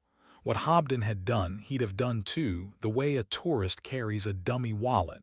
A couple of bucks for the local hoods with the plastic and the traveler's checks folded into a sock. "So you sent Moody to what, double-check? Lift his hard drive." He paused a beat. "He was carrying a gun." "For Christ's sake, Lamb, you think I authorized that?" "At this point, I'm beyond surprising." She said he was supposed to take the laptop. He was supposed to make it look like a junkie theft. "We'll add that to Moody's list of career successes then." Without warning, he spat noisily.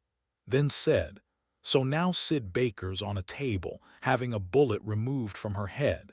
As for Moody, even he must have realized things were beyond screwed. So he tried to tidy up, which involved removing the bug he'd planted in my office, and trod on his dick in the dark, like you said." "Was he alone at the time?" "We're all alone in the end, don't you think? Those final moments." Jackson Lamb flicked the dying stub of his cigarette into the dark canal. "Either way, it's over, for him and for you, for this whole operation. It can still work." "No, it can't. If Hobden was clueless earlier, he isn't now. Oh, and he's on the loose. Did I mention that? Pulling the plug is your only choice. Hobden's a joker. The only rags that'll print him have names like UK Watch, and their circulation's limited to those already frothing at the mouth. I'm not talking about after the event, I'm talking about tonight. These splinter groups, the BPP, the UK Nazis, the other fuckers, they may hate each other's guts, but not half as much as they hate everyone else. Hobden'll get the word out if he hasn't already. Pull your agent in. Now, or Moody and Baker won't be tonight's only casualties." She turned away. "Taverner. They're a sealed group. There's no input from anywhere else." "You wish, but look at how you've managed so far. This thing couldn't have fallen apart faster if you'd bought it at IKEA, and you're the professional. You think the jokers your agents entrapped in this farce have kept their mouths shut? Any minute now, one of them's going to get a call from someone who knows Hobden, telling them they've been set up, which means two people are in extreme danger right now. Your agent and this kid." Lamb blinked.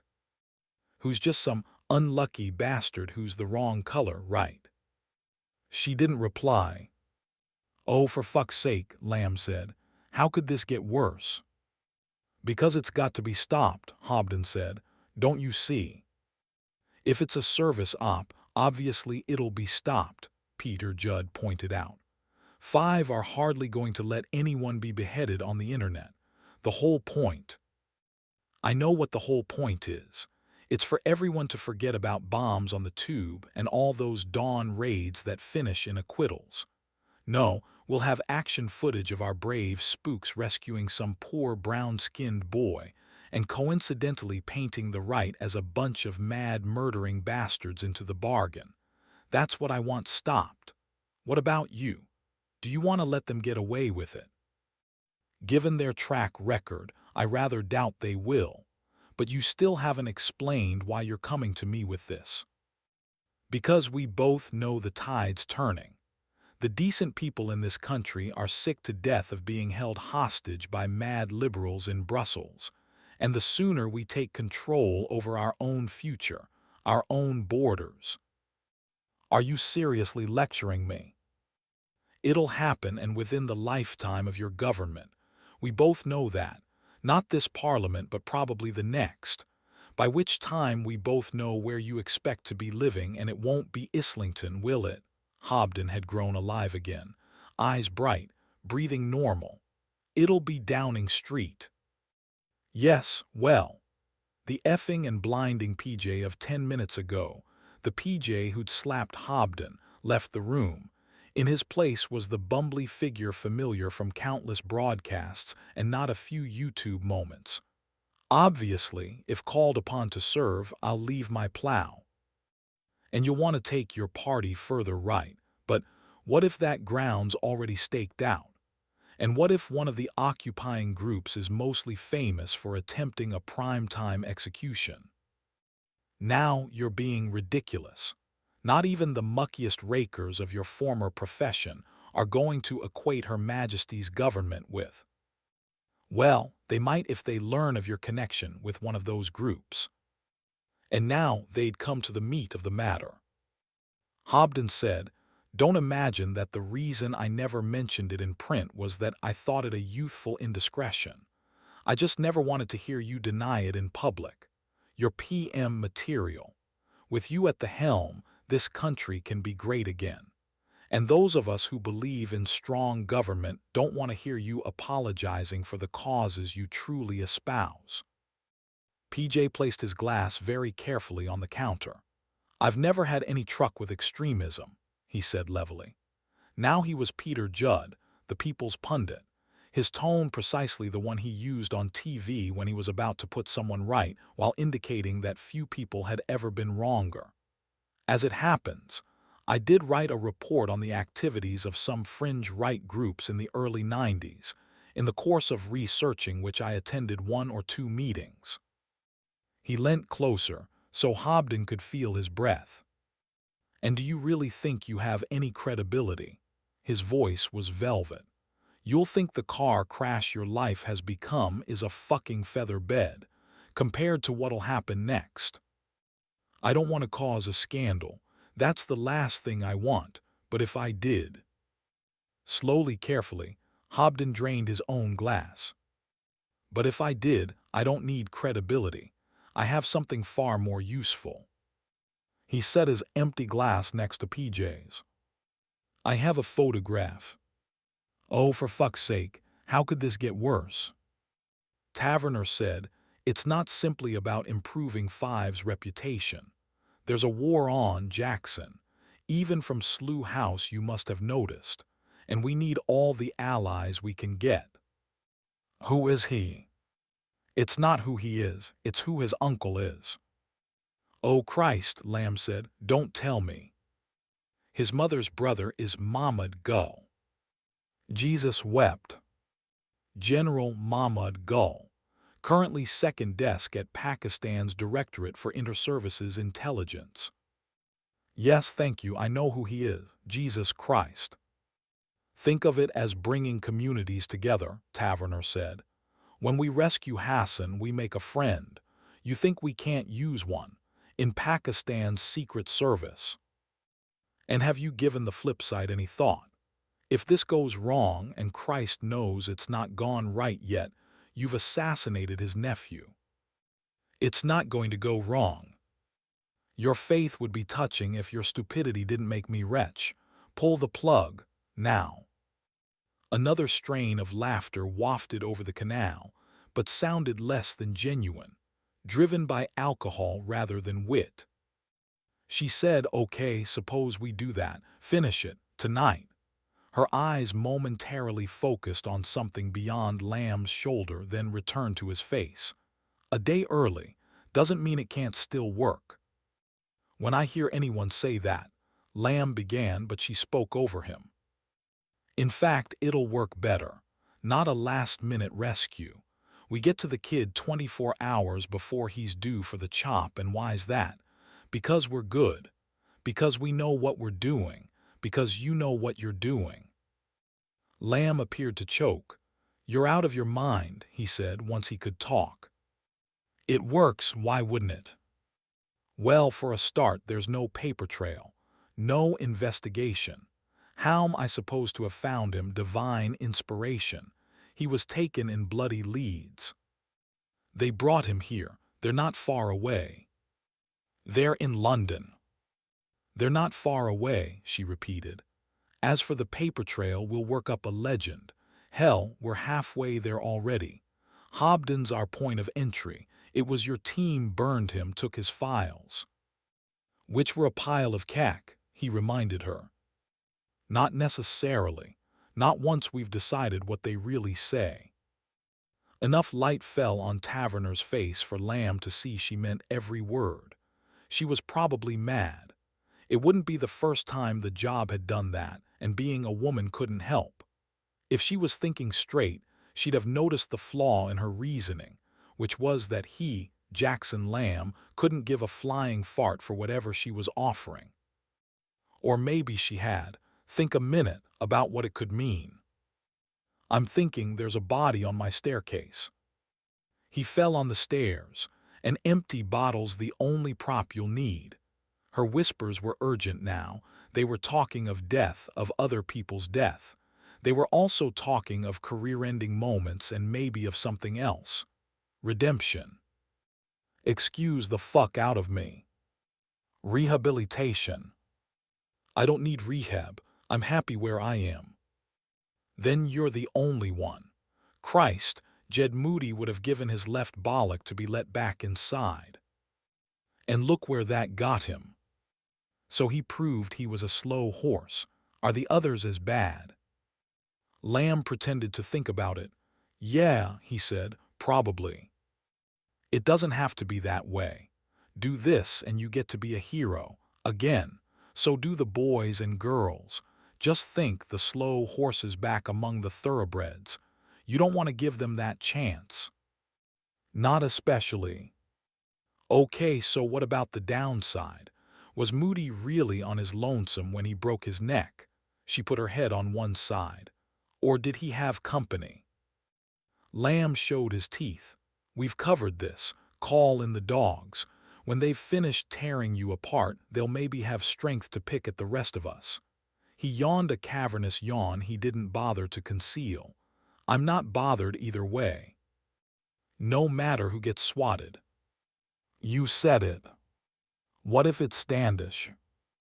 Lamb shook his head. You're tossing darts seeing what you might hit. Standish isn't involved. She's at home, asleep, I guarantee it. I'm not talking about tonight.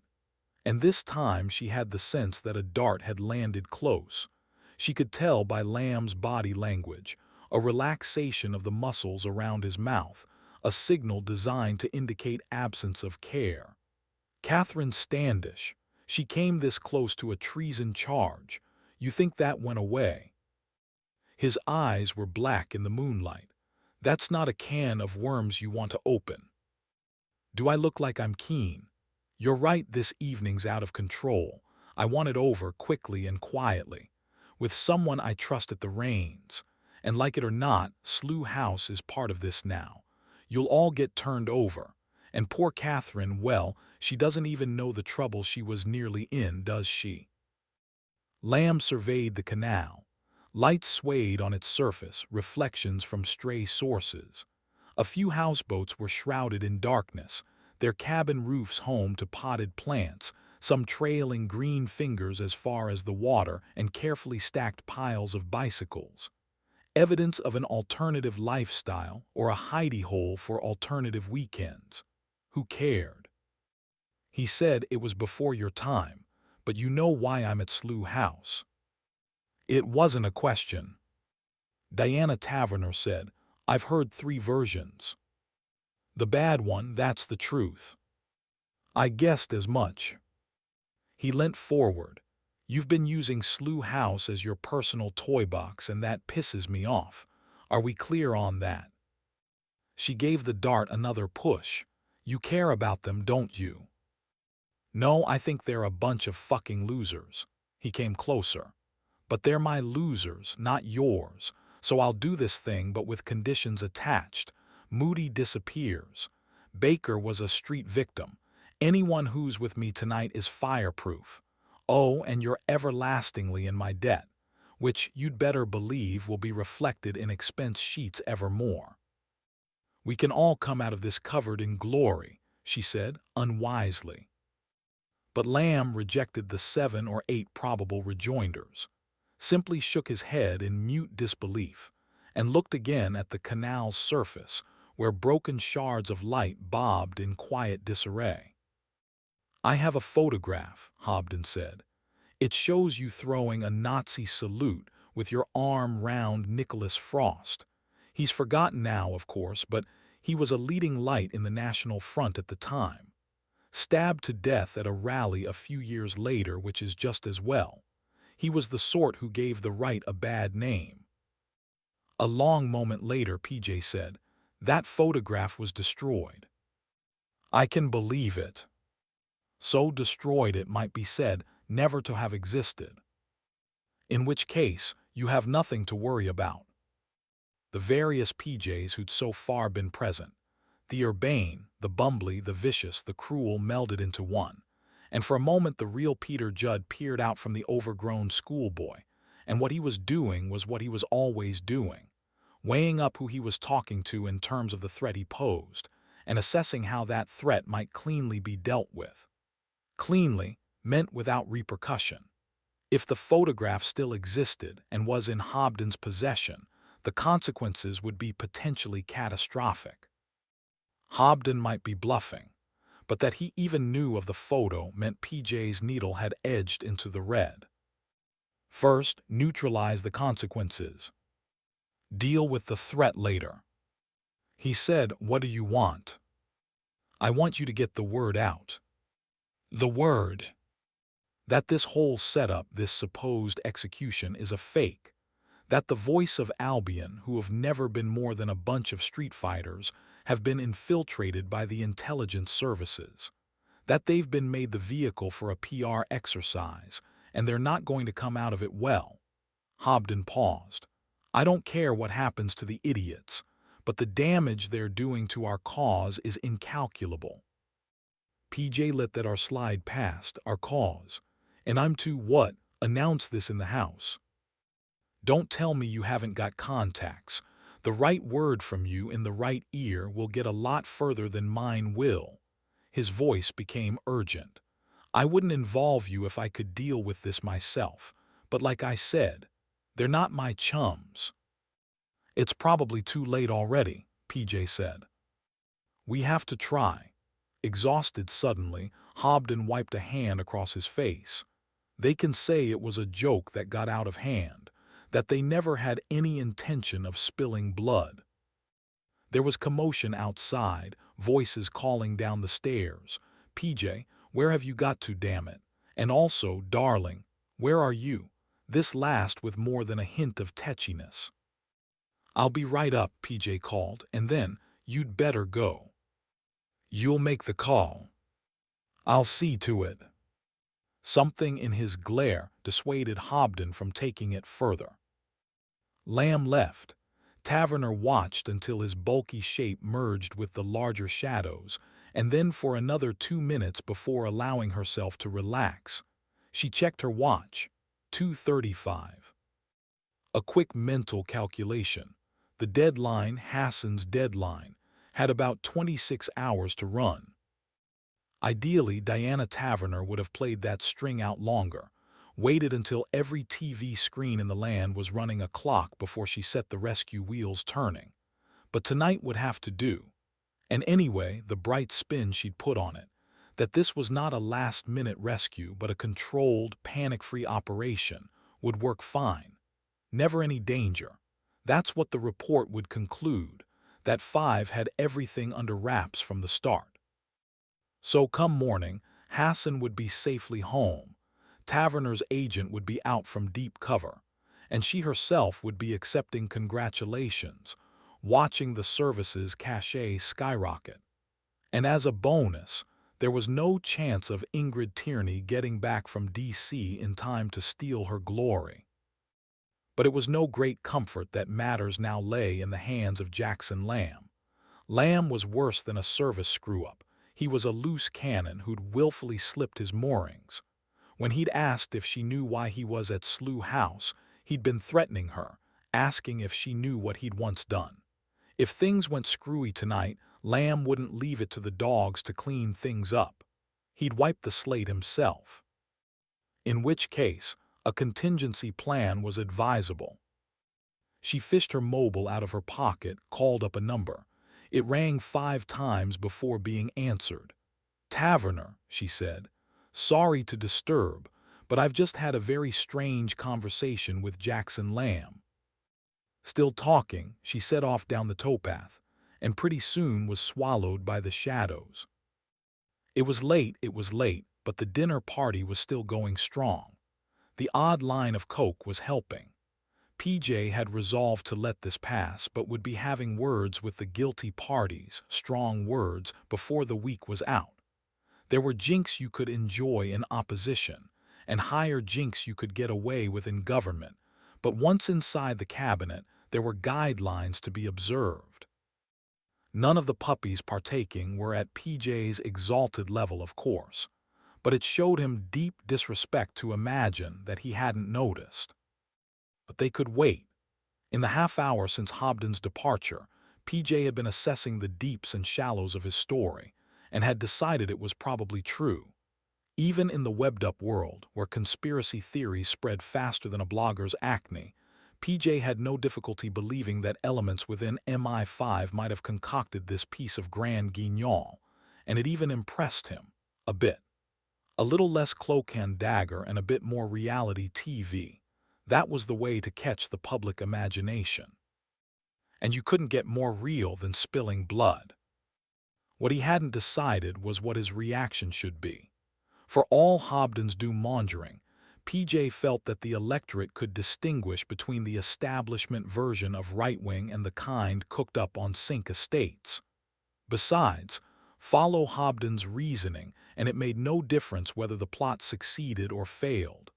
Either way, the far right came out as murderous bastards.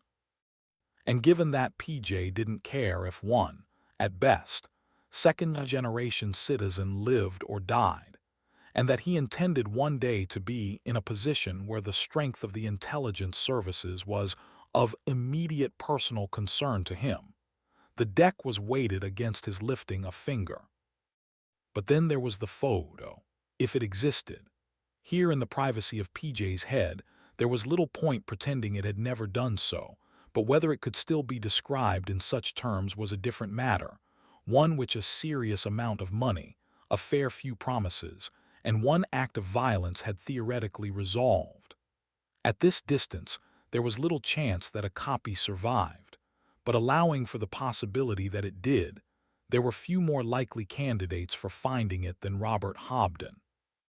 Even leaving aside his far-right connections, Hobden's career had been as remarkable for its uncovering of political sins as it had been for its smug pomposity, and before his fall from grace, those in power trod round him with care. And the fact that he obviously didn't know everything made it more likely that he wasn't bluffing. If he'd had even an inkling that Nicholas Frost's death at a National Front rally had been other than it seemed, he'd have raised the matter. So assume PJ thought that the photo existed, assume Hobden had a copy. Where did that leave Matters? Matters meaning PJ. It left him plastering the cracks.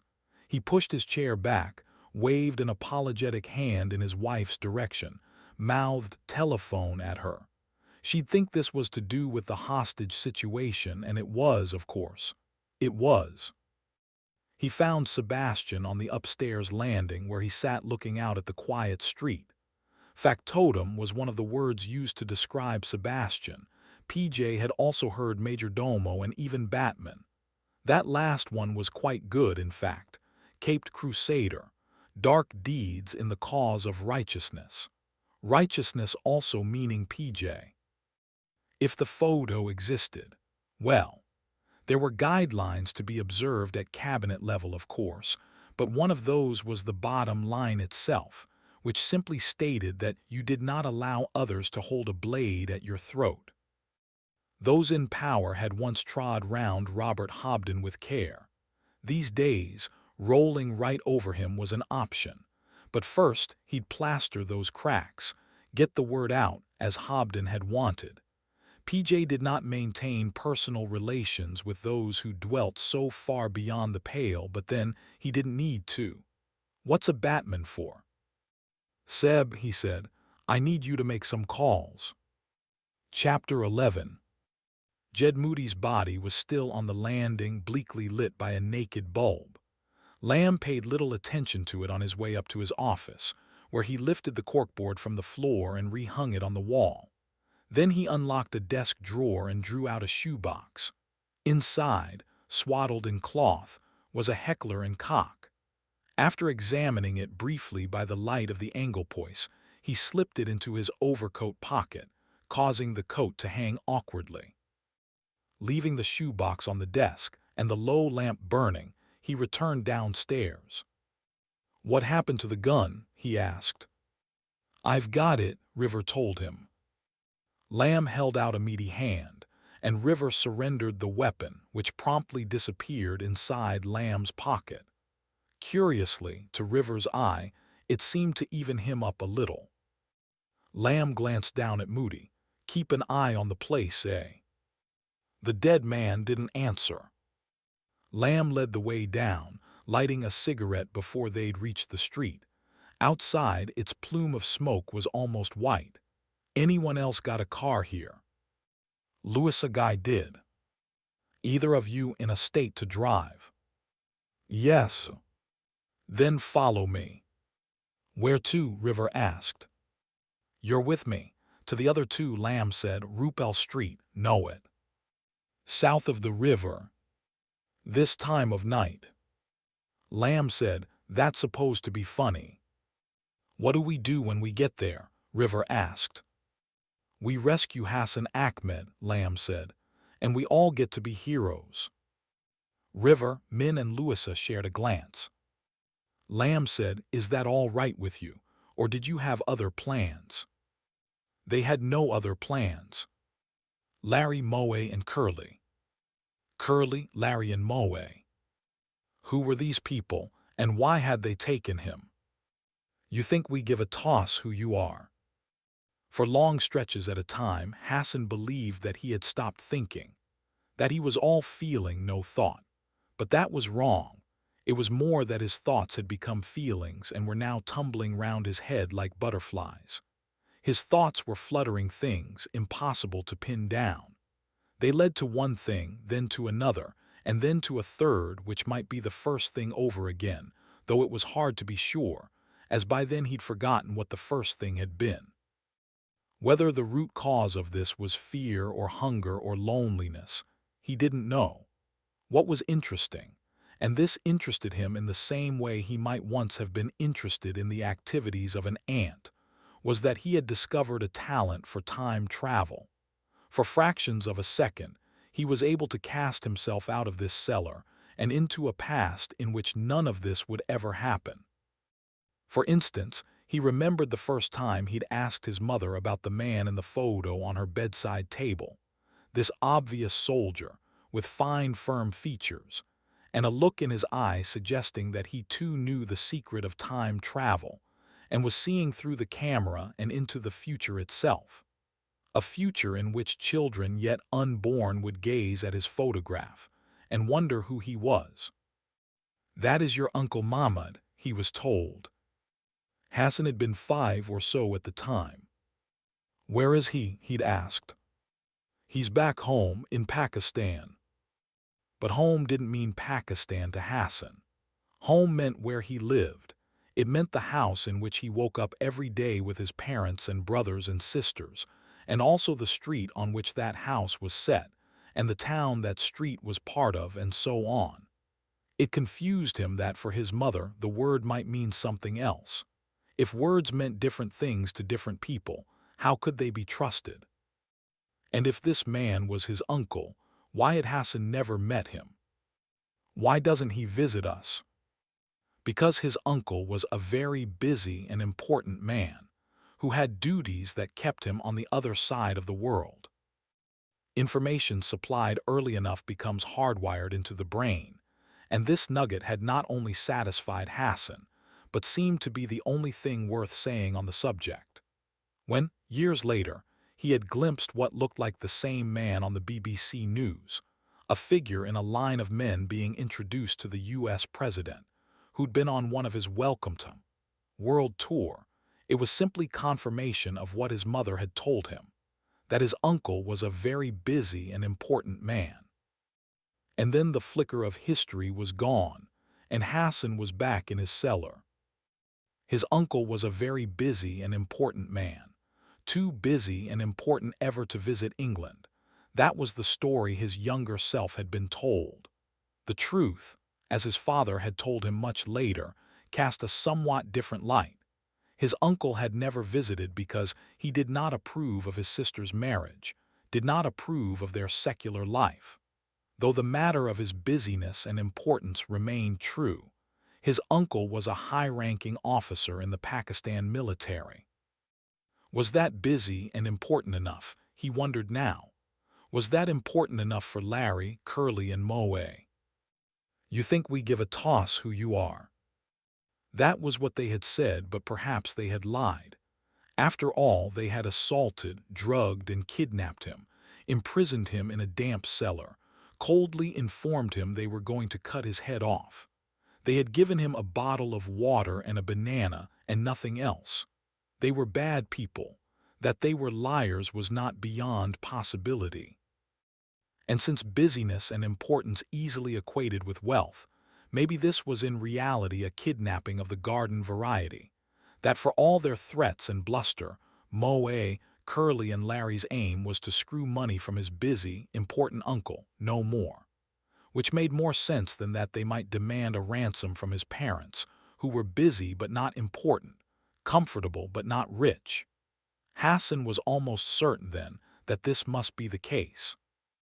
"You fucking packy." Yeah, sure, they said that, but only to keep him scared. "We're going to cut your head off and show it on the web." But what they meant was, unless your uncle pays the ransom. Hassan had seen enough movies to know what this meant. The opportunities the police would have to follow the money, the helicopter surveillance, the low-key tracking, followed by a burst of action, shouting and flashing lights. And then the cellar door would open, and a torch beam light the way down the stairs. He thought, no, give up, that's not going to happen. And then thought, but what's the harm in thinking it? How else should he pass the time while waiting for the axe to fall?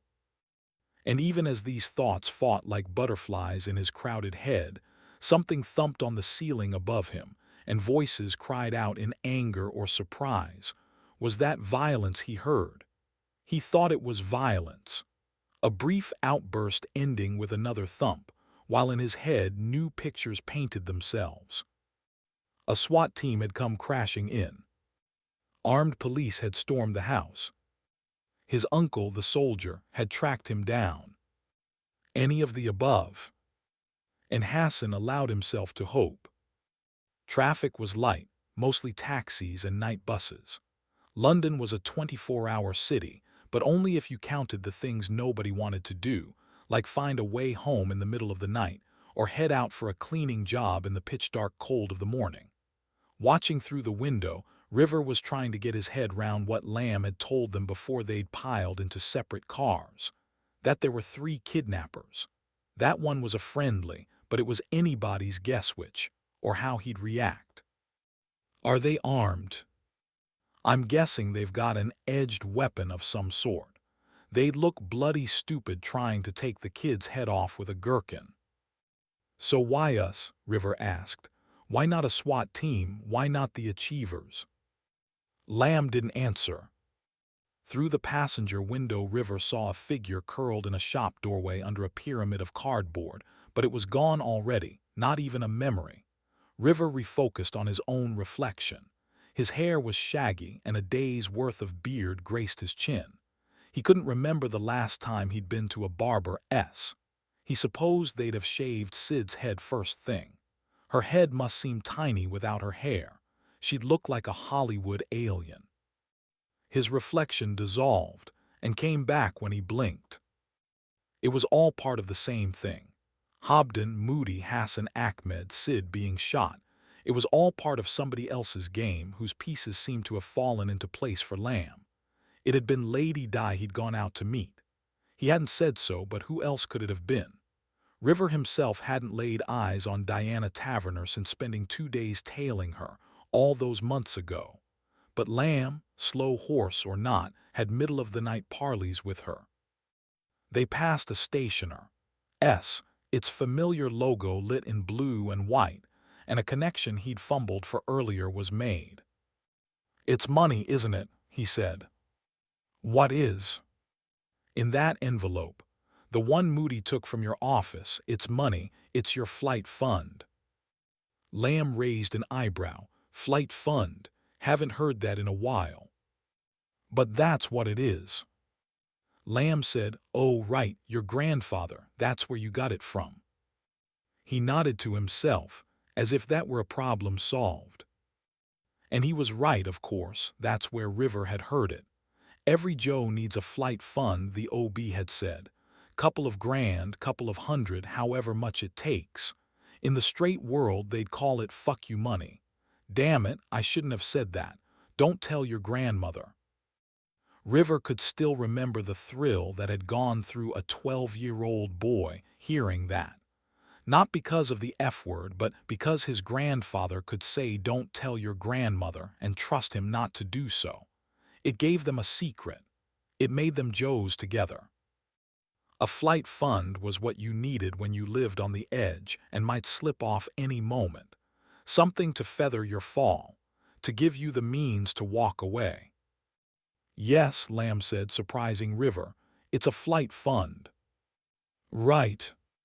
Not a fortune, if you're thinking your ships come in. I was. 1,500, a passport and a key to a box. Switzerland. Fuck you, Switzerland. A bank in a two-donkey French town, 4 hours drive from Paris. 4 hours, River repeated. Why am I telling you this? So you'll have an excuse to kill me. That's probably it.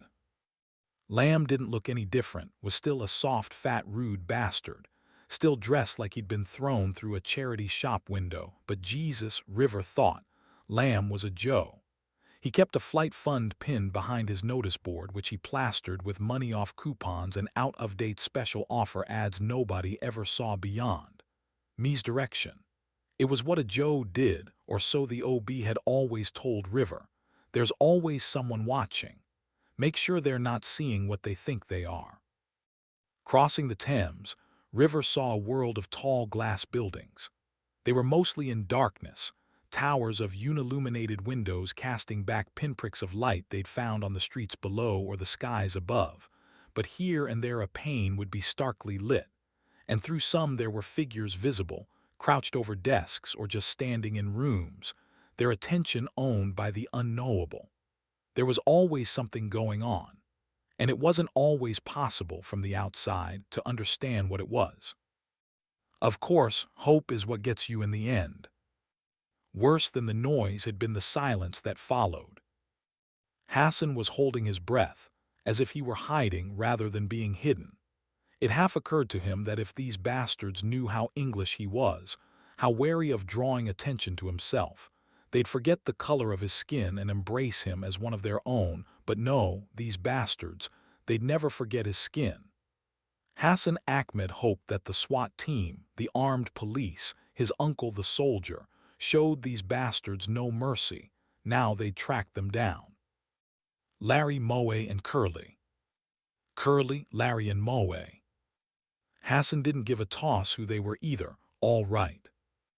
But it wasn't his uncle who burst into the cellar a minute later. You. They meant him. On your fucking feet. But Hassan couldn't get up. Gravity had sealed him to the chair, so they had to help him, grab him, drag him, rough-handle him onto shaky legs and pull him through the door and up the stairs.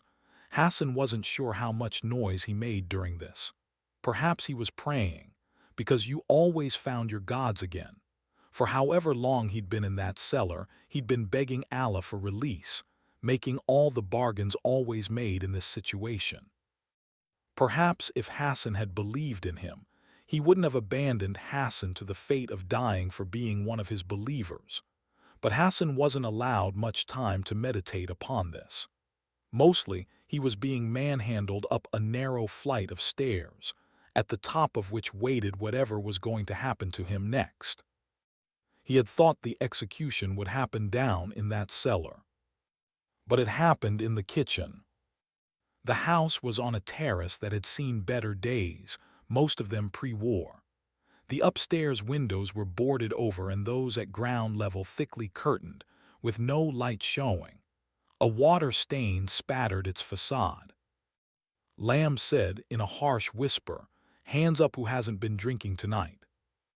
Min and Louisa exchanged a look. Here, Lamb handed River Moody's gun, the .22. "Point it anywhere near me and I'll take it off you." It was the first time River had been on a public street with a weapon. It should have weighed more. He said, "You think they're in there." Because the house didn't simply look asleep, it looked dead. "Act as if they are," Lamb said. They'd driven straight past the house, had parked 20 yards down. Min and Louisa had been right behind them. Now all four were crouched beside Lamb's vehicle. River glanced at his watch. If Lamb's estimate had been right, they had 5 minutes before the achievers turned up. 7, if you wanted to be strictly accurate. "We're going in?" he asked. "We're going in," Lamb said. "You and me, you can do the door," this last to Louisa. "There's a jimmy in the boot, and you watch the back. Min, anyone comes out, don't let them see you, but don't lose them, all clear." All was clear. Months of waiting for a real job to do, they weren't about to pass it up. "Okay, don't anyone get shot or anything. It goes on my record." Louisa fetched the jimmy and they approached the house in a line, Min walking straight on by, heading round the corner to watch the back. At the door, Louisa slipped the jimmy in at latch height like a born housebreaker. She leant on it hard and the door splintered open. And then Lamb was moving faster than a fat man should, wielding an H and K in a double-fisted grip. He snapped to the right 2 steps in, kicked open a door that led to an empty room. "Armed police," he shouted. River took the stairs in 3 bounds. It was dark, no telltale strips of yellow painting the door's outlines. He entered the first room fast and low, spun 360, gun outstretched.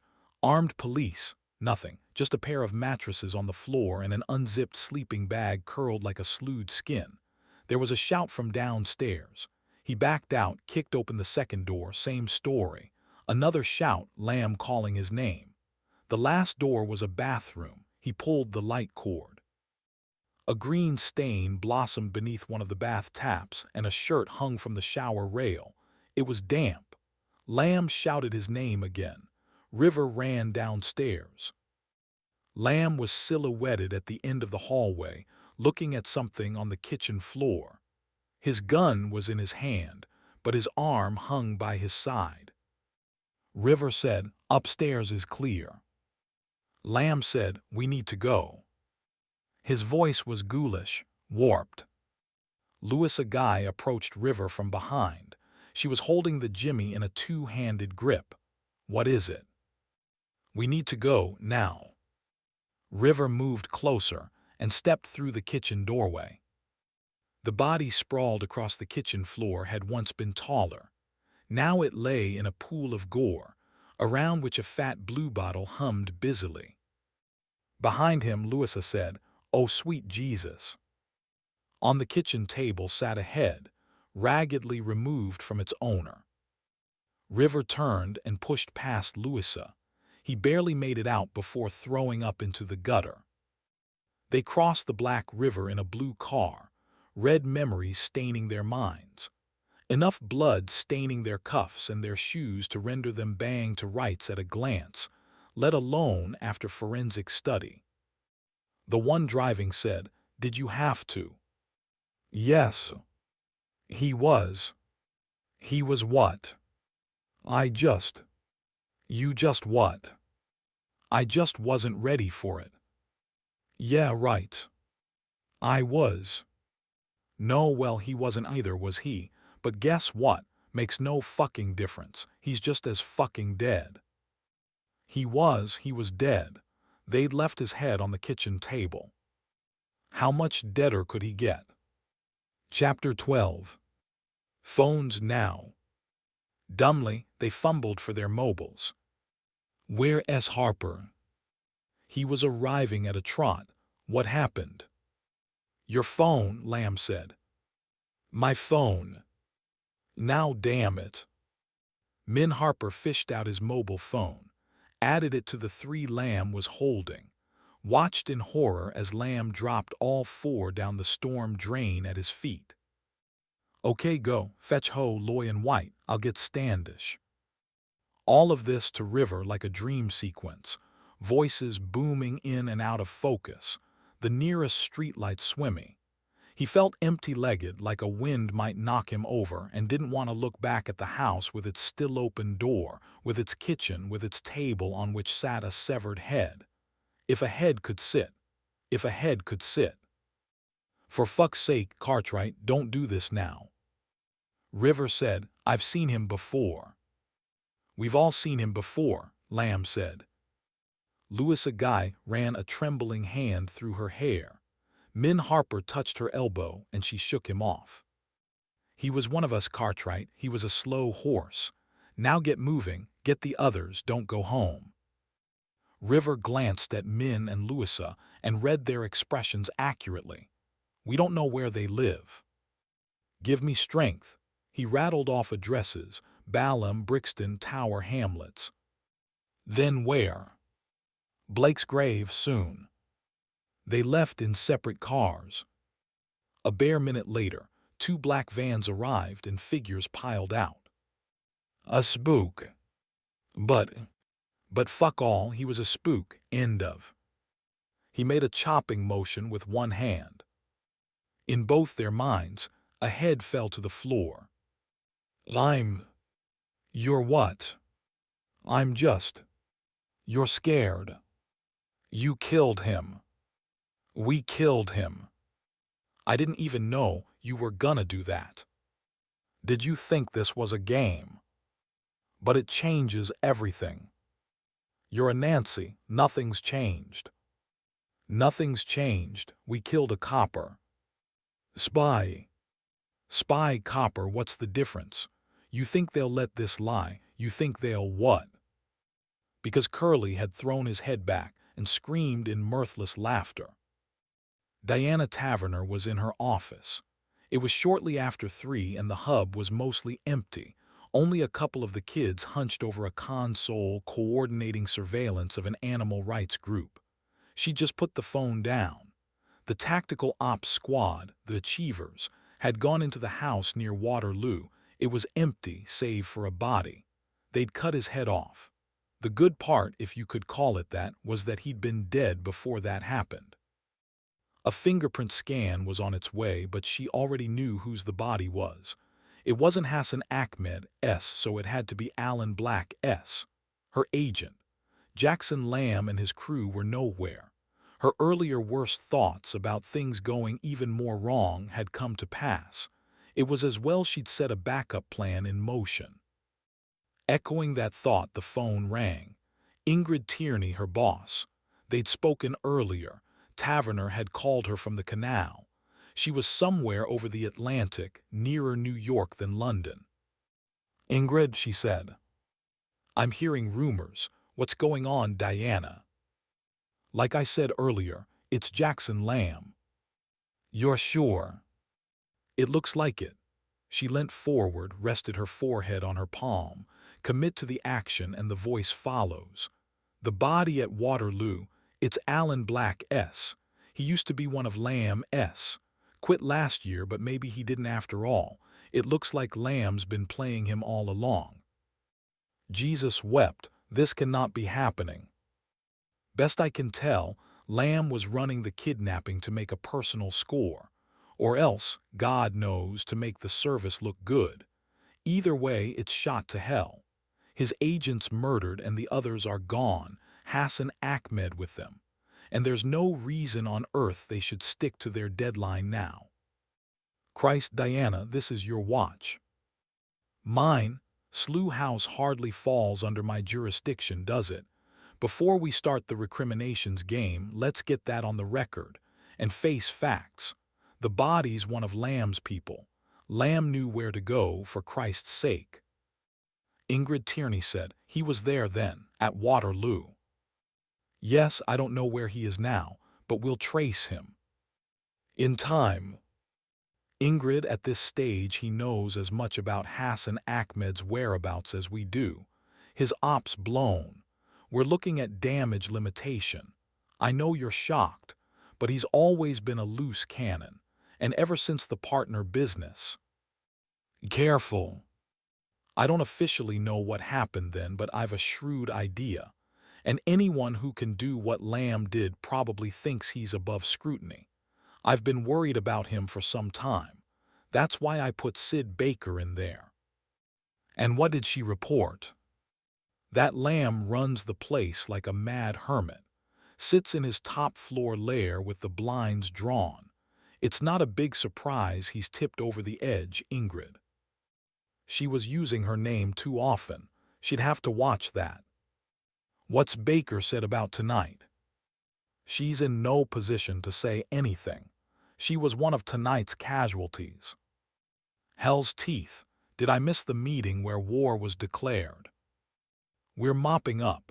I've one of Lamb's people downstairs. It won't take long to get cast iron proof.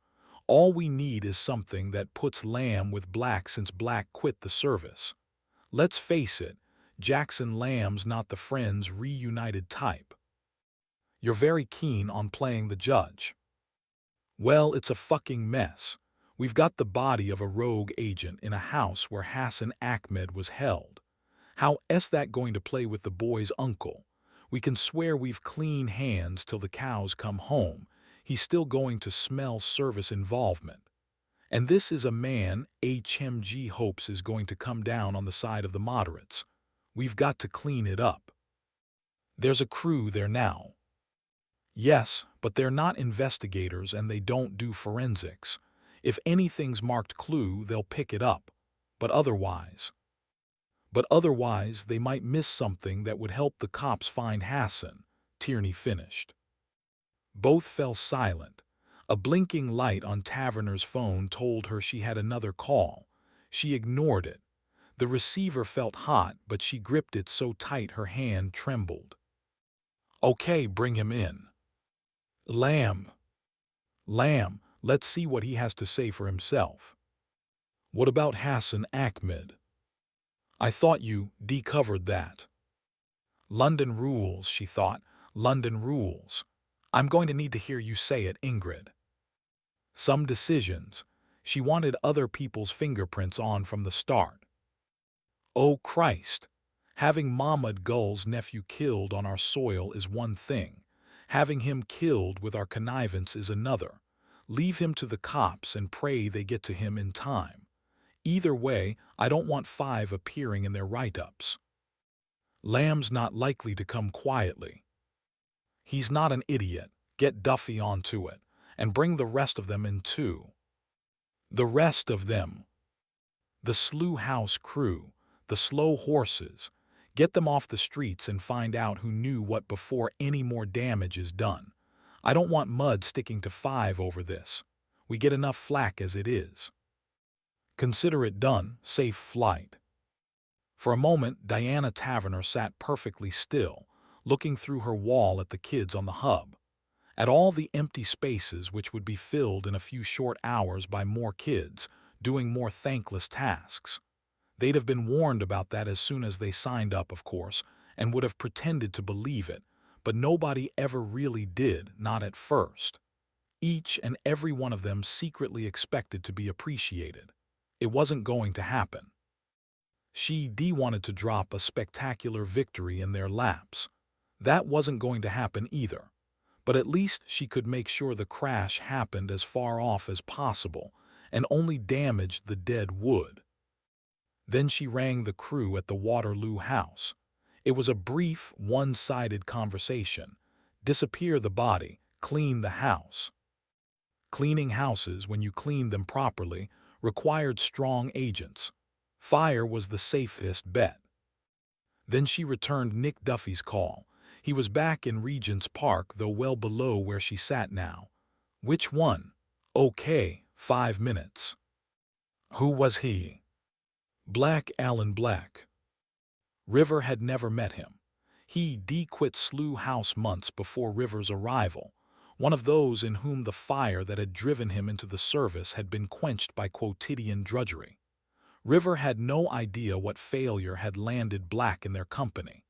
Asking would have been like dredging up ancestral sins, inquiring which wicked uncle interfered with which parlor maid. More than that, it would have required River to care, and he didn't. So why had Black's face been familiar? He sat in the back with Louisa at the wheel, Min Harper next to her. When the streetlights washed across them, their faces became doughy and unloved, but were, at least, attached to their bodies. The acrid taste of vomit stung River's throat. Streets away, the head on the kitchen table leered at him and probably always would. Because River had seen that face before. Last time it too had been attached to its body. For the moment, he couldn't put the parts together again. The head on the man in his memory. It would come, though. River's recall was good. Already it was churning through possibilities, plucking them like balls from the bubbling air in a lottery machine. No winners yet, but give it time. You're sure that it was black? Yes. Yes, I'm sure. Why did that bastard trash our phones? So no one can trace us. Thanks again. I knew that. I meant, why's he worried about anyone tracing us? River worked it out as he spoke. We're being set up. We were supposed to be rescuing Hassan Ahmed. We find a former agent dead. This whole Hassan thing, it must be an op, and it's every which way screwed up. How did Lamb know where to go? It was Lady Di he went out to meet earlier, yes. And you're saying she told him? River said, I'm saying that's what he's saying. Lamb's running an op. I don't know, River said. Maybe, but then again, if he was. If he was what? River stared out of the window. If he was, I don't think he'd have screwed up like this. There was silence from the front seats. Min Harper and Louisa Guy were not big fans of Jackson Lamb. He's carrying a flight fund, he told them. If things had gone belly up, he's got the wherewithal to fade away. He'd not be sending us to collect the others. He was slower than his companions on this particular uptake. Yeah, right. Which is why we don't have any phones. And are running our RCs all over London, while he's where? River said he didn't have to fetch me from the hospital. He did if he wanted to know what was going on. Which he would if he was running an op. So what do we do? River asked. What he said, or head to Regent's Park and start spilling beans. This was met with silence, the sound of two bodies still fizzing with alcohol, but shocked out of actual drunkenness. A blue and yellow blur spun by, sirens screaming, maybe heading for the house they'd just left, but River guessed not. River guessed the tidying up of that particular mess would happen quietly. Then he heard, I guess if he's not at Blake's grave, we'll know we've been screwed. And if we're gonna be screwed, we might as well all be screwed at once. It'll save time. River felt grateful, though wasn't entirely sure why. Okay, so did either of you get those addresses? Without taking her eyes from the road, Louisa Guy recited them, note perfect. Nice one, said River, impressed. Well, if they turn out wrong, that'll be a clue, won't it? We'd better split, he said. You do Loy and Ho, drop me here, I'll head back for White. You'll manage for transport. Please, River said. The car slowed, stopped. He got out. See you later. In a different car, Curly screamed in mirthless laughter. What's funny? You think they'd have let it lie otherwise, when we chopped the Packy's head off. The plan was never to do it. Your plan was never to do it, Curly said. Your plan. Hassan was in the boot. They pulled the hood over his head and tied his wrists. If you shout or make a noise, I'll cut your fucking tongue out. How did you know? Know what? Curly asked. That he was a spook. Curly tapped the breast pocket of his denim jacket where his mobile nestled. Got a call, did I? You weren't supposed to have a phone. Good job I did, else we'd still be back there with that fucking traitor, waiting for the SAS. He wasn't supposed to have a phone, it was true. Mobile phones could be traced, Larry's rule. But before they could trace you via your phone, they had to know it was yours. Otherwise, it was only a mobile signal, and everyone had one of those. So he'd bought a prepay and had used it to call Gregory Simmons, the voice of Albion, every couple of hours. Because any time Simmons stopped answering his phone, that meant the cops were on to them. Curly had encountered Simmons through the British Patriotic Party's website, where he'd posted messages as Excalibur 88, the 88 meaning HH, Heil Hitler. This was just after the Lockerbie bomber had been sent home. There'd been scenes on TV of him meeting a hero's welcome, happy flag-waving crowds. Meanwhile, the BNP was being taken to court, because it was against the law to have a party only for true Englishmen, and believers' names were being plastered on the internet, an invitation to left-wing thugs to throw bricks through windows and threaten wives and families. The issue Curly posted was simple. White man dies in a bomb attack, string up a Muslim from a lamppost, right here, right now. Didn't matter who. It wasn't like the two bombers had checked out their victims in advance, making sure there weren't kids or nurses on the trains. You string one up and then another to show them who they were dealing with. Kick me once, I kick you twice. And then jump on your head. That's how you win a war, and this was a war. So then he'd been contacted by Gregory Simmons, the voice of Albion. A short man with tall opinions, Simmons had made his money in long-haul logistics, what used to be called removals. He'd founded The Voice because he was sick of seeing this once-proud country dragged downhill by scumbag politicians in the pockets of foreign interests. Conversation with him was like listening to a party broadcast, but he wasn't all talk. Voice of Albion was about action. There were a couple of other guys Simmons knew, a plan coming together. Was Curly interested in action?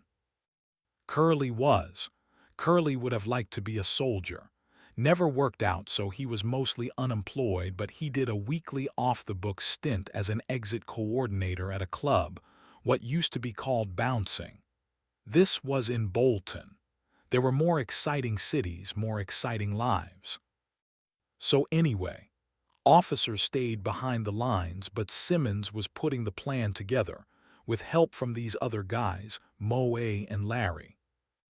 What they had in mind was an internet execution. Most people would have chickened out hearing that. Most people would have thought Simmons was out of his mind. But Curly, because he knew Simmons was expecting him to say something, and he hated doing what he was expected to do, just drank the lager Simmons had been buying all evening and waited. Until Simmons said, thing was, they didn't actually have to cut anyone's head off. They just had to make it look like they were going to, show the world it could be done. That was the point. Show they could do it if they wanted. That if there was a war, it would be fought on both sides. Was Curly in? Curly thought about it, but not for long. He was in. The only part he'd had trouble with was the bit about not actually doing it.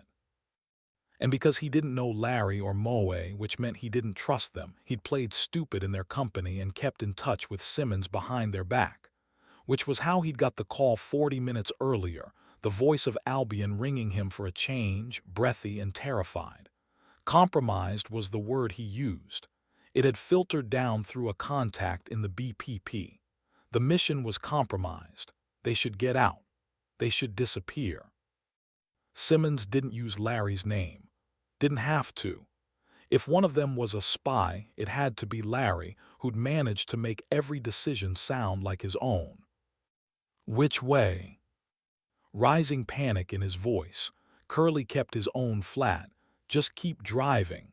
They were still south of the river, but not turning back was the main thing. He could have run when Simmons' call came through. He could have been down the stairs and out the front. The others didn't know his real name. He could have been part of the nightlife in minutes, miles away. Instead, he'd stood and run a finger along the grimy bedroom wall, adapted himself to the moment, let these new circumstances sink in. And then he'd left the room and walked downstairs and along the hallway into the kitchen. The axe leant against the wall like a household tool, wooden handle, red and gray blade like in a cartoon. Curly had plucked it with his left hand in passing, tossed it into his right without breaking stride. Nice weight, smooth in the hand. Soldiers felt like this, shouldering rifles. In the kitchen, Moe, at the table, half-turned at his approach. Larry was against the sink, can of Coke in hand. Both were same as always. Moe with a black t-shirt and that stupid goatee tickling his chin.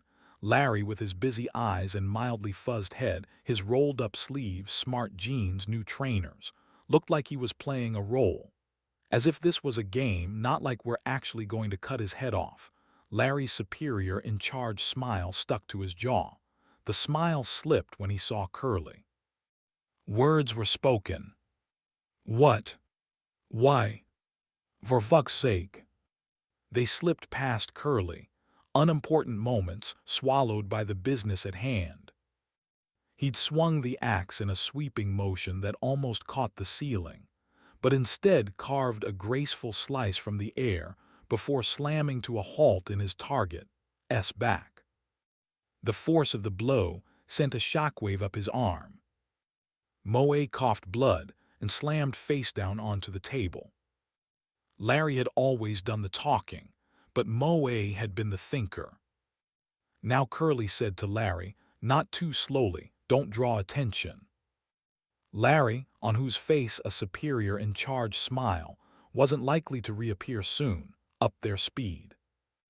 Curly could still feel it in the muscles in his arm, not the swing of the axe but the abrupt stop it had come to. He rubbed his elbow, which seemed to give off heat, like a newly extinguished light bulb. In the boot of the car, bound and gagged, Hassan clenched his body tight, as if this might hold his life in place. Downstairs at Regent's Park meant different things, depending on the context. Downstairs was where records were kept. Downstairs was where the car park was. But there was another downstairs, much lower, and downstairs in this context took you lower than the building was high. This downstairs wasn't anywhere you wanted to be. In central London, there's almost as much city beneath the streets as above. Some of this is publicly available. The underground itself, of course, and certain sites of special interest, the war rooms and various bomb shelters among them. And then there's everywhere else. Sometimes names leak into the public domain: Bastion, Rampart, Citadel, Pindar, but they remain off-limits. Part of Fortress London, the complex of subterranean passages and tunnels. The crisis management facilities. That exist less to defend the capital itself than to protect its systems of government.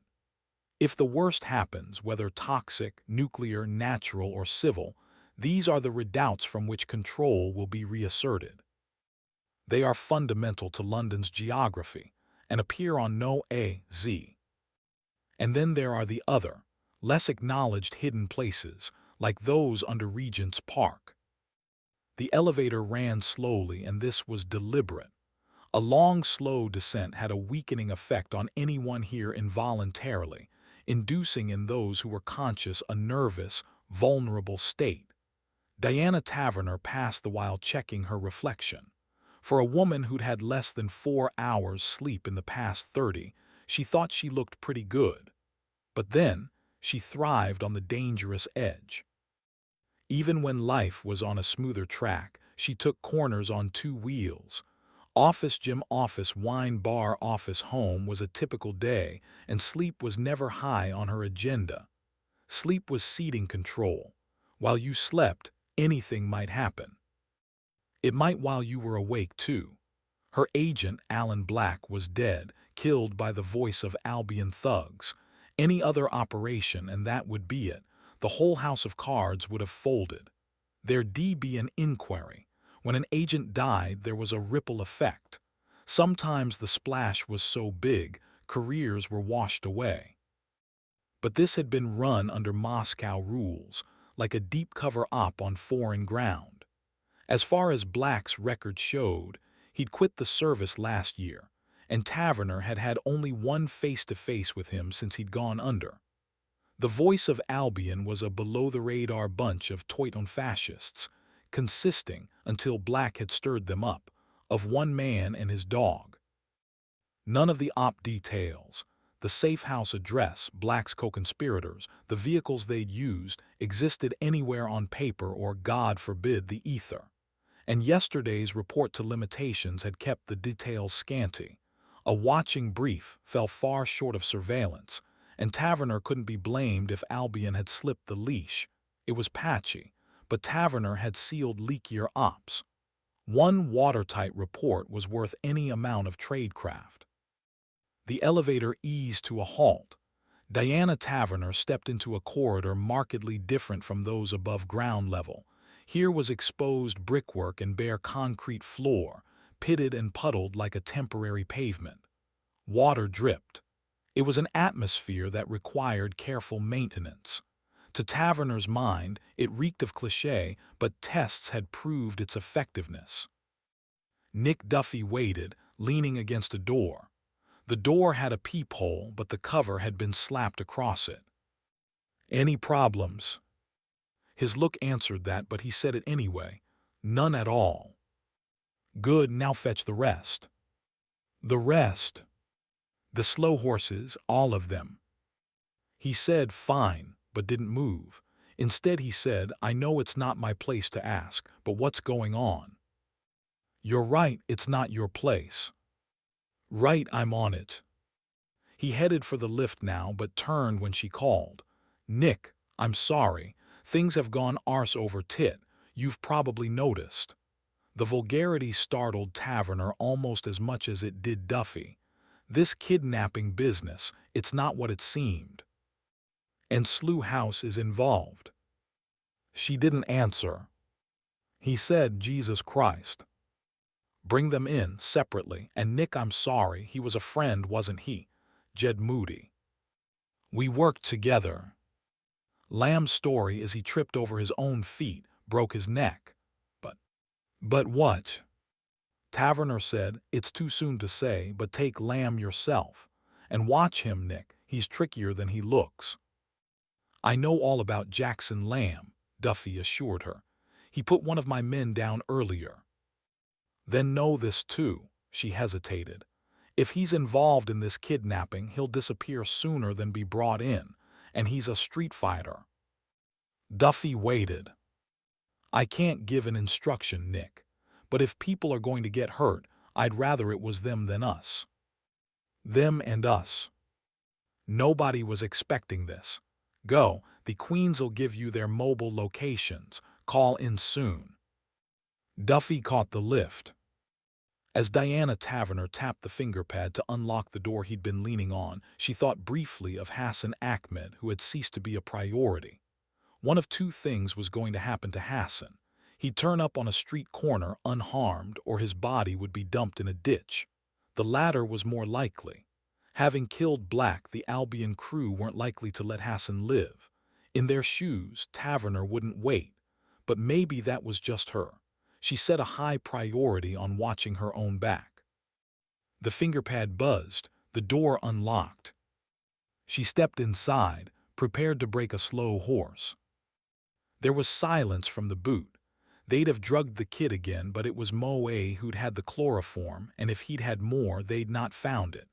Moe had been responsible for most things, choosing the target, finding the house, all the website stuff. Larry had thought he was in charge, but it was Moe all the time. Fucking spook. "We could dump him," Larry said suddenly. "Where?" "Anywhere. We could park and walk away." "And then what?" "Disappear." "Right, but nobody ever disappeared. They just went somewhere else." "Keep driving," Curly told him. It still powered through his arm, the force of that blow. The blade had half disappeared in Moe's back. It looked like he'd sprouted an extra limb. And then there was blood everywhere, some of it pounding through Curly's ears. Larry's mouth flapped, and maybe he'd shouted and maybe he hadn't. It was hard to tell. It probably only lasted seconds. Moe coughed what remained of his life onto the kitchen table, and all through Curly's arm the power sang. But cutting his head off, leaving it there, why had he done that? Because it was legend. Outside, rows of shops dawdled past. Even when their names weren't familiar, they were knockoffs of ones that were. Kansas Fried Chicken, JJL Sports. Everywhere was like everywhere else, and this was the world he'd grown up in. Things used to be different. Gregory Simmons, the voice of Albion, was very clear on that point. Things used to be different, and if the natural children of these islands were to enjoy their birthright, they had to be that way again. He checked behind him. There they were on the back seat, the digicam and its tripod, the laptop and all its cables. He wasn't sure how that worked, but it didn't matter. Getting it on film was the main thing. He'd work out how to post it to the web later. The axe was there too, wrapped in a blanket. In videos he'd seen, they'd used swords, whacking great blades that sliced through bone like butter.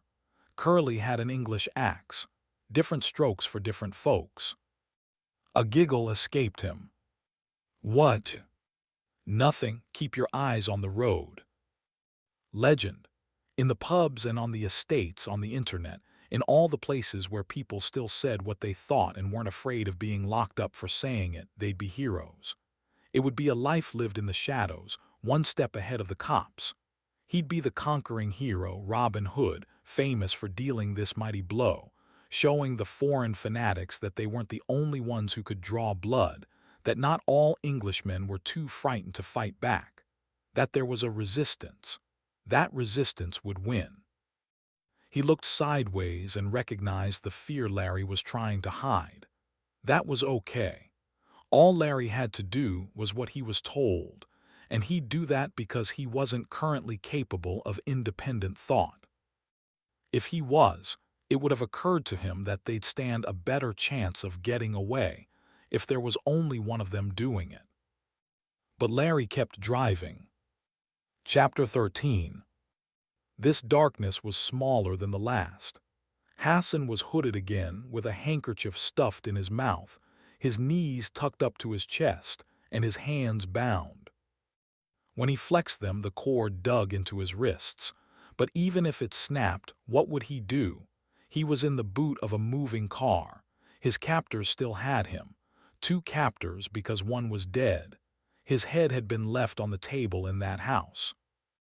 They brought him up from the cellar into the kitchen, and there it had been on the table. A human head. It sat in a pool of blood. What else could he say about it? It had been a head, and Hassan had seen films in which severed heads had been displayed, and had laughed at how unrealistic they were, without it ever occurring to him that he had no frame of reference for the level of realism achieved. And now he did. And all he could think was that a real severed head was little different from a movie severed head, with one critical difference. It was real. The blood was real. The hair and teeth were real. The whole thing was real, which meant that what he'd been told, we're going to cut your head off and show it on the web, was also real. Fucking packy. He had wet himself and the jumpsuit clung to his legs. He wished he could remove it and dry himself off. Wished he could have a shower and change and go to sleep, somewhere which wasn't the boot of a moving car. If he were going to make wishes, perhaps that was the end he should start at. He should wish he were free and safe, and could worry about changing his trousers in his own sweet time. The comedy voice in his head had fallen silent. There were issues that were not suitable for comedy. This argument had weakly been shot down in flames at the Student Stand-Up Society. Try putting forward that point of view and you'd be accused of fascism. Freedom of speech mattered more than notions of taste and propriety. Hassan Ahmed had agreed with that. How could he not? When the moment came and he took his stand at the mic, it was all going to come out. Daring, edgy stuff. Nothing off limits. That was the contract between stand-up and audience. They had to know you were bearing your soul. Except now Hassan had encountered a severed head on a kitchen table, and had immediately understood that this was not something that could ever be the subject of a joke. And even if it could, it was not a joke that Hassan could make, because it proved that the people holding him were capable of cutting off heads. The thumps and jolts and crashings would not stop. The cord binding his wrists would not fray. Hassan would not find himself unleashed, but would lie suffering until the car reached its destination, and then he too would reach his destination. This was his last journey. So even if he could make the best joke ever, even if he could make the best joke ever with its subject the decapitation of unwilling humans, this was not a joke Hassan could ever make, because Hassan was never going to make jokes again. Not that he had made that many to begin with. Because if he were to be uncompromisingly harsh on himself, if he were to tell the truth, observing the contract between stand-up and audience, Hassan would have to admit this too, that he had never been particularly funny. He could make jokes, yes. He could ride riffs. He could unreel a comedy thread and wrap it round the usual observation posts, quips about old people shopping and teenagers texting and how nobody smiles on buses, but only in his head.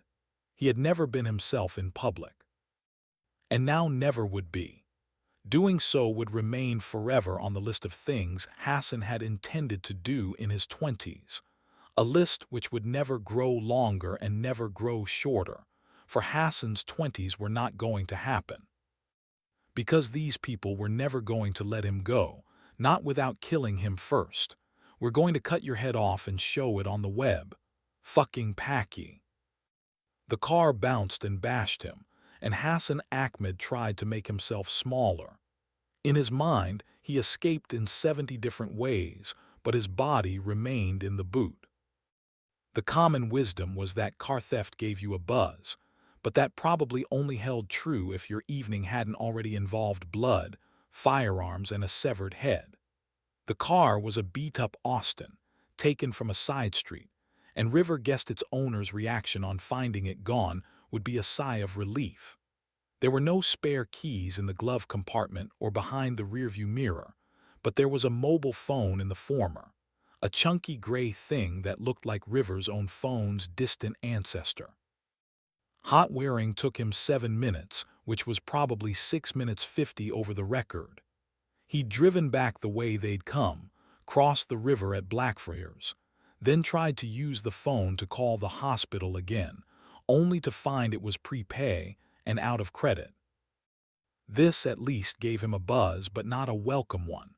Throwing the phone through the window would have relieved his feelings, but he settled for swearing heavily.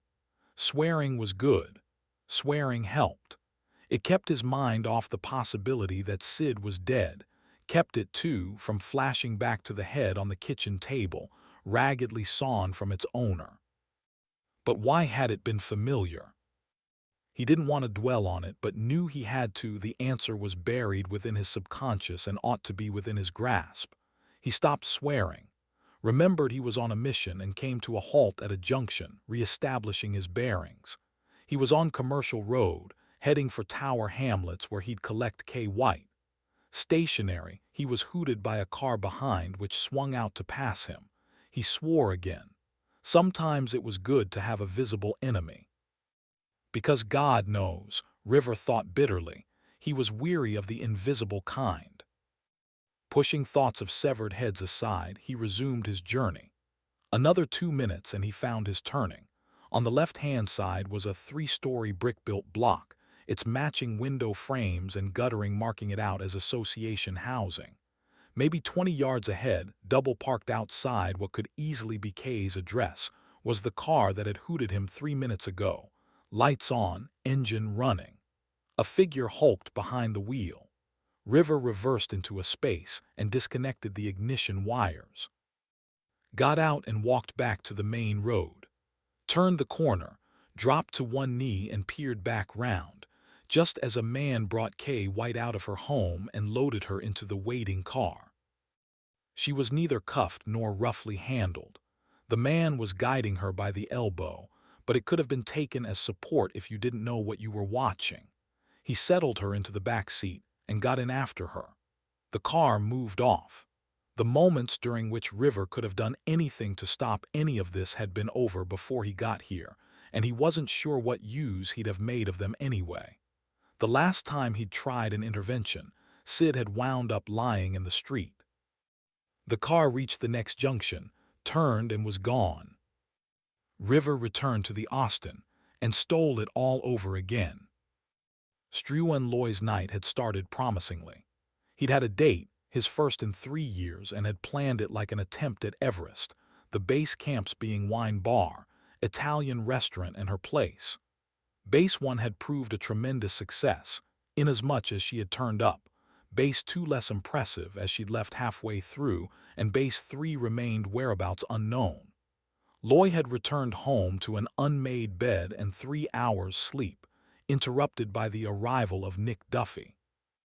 Now he sat blinking in harsh underground light. The room was padded, its walls covered with a black synthetic material which smelled of bleach. A table dead center had a straight-backed chair on either side, one of them bolted to the floor.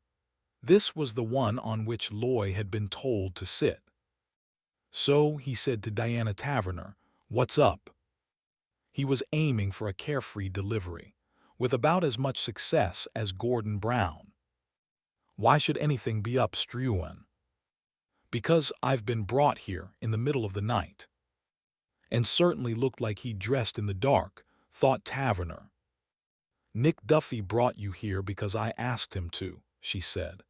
"We're downstairs because I don't want anyone to know you're here. And we're not having this chat because you've done anything wrong. We're having it because I'm reasonably sure you haven't." She leant just enough on reasonably for him to pick it up. He said, "I'm glad to hear it." Taverner said nothing.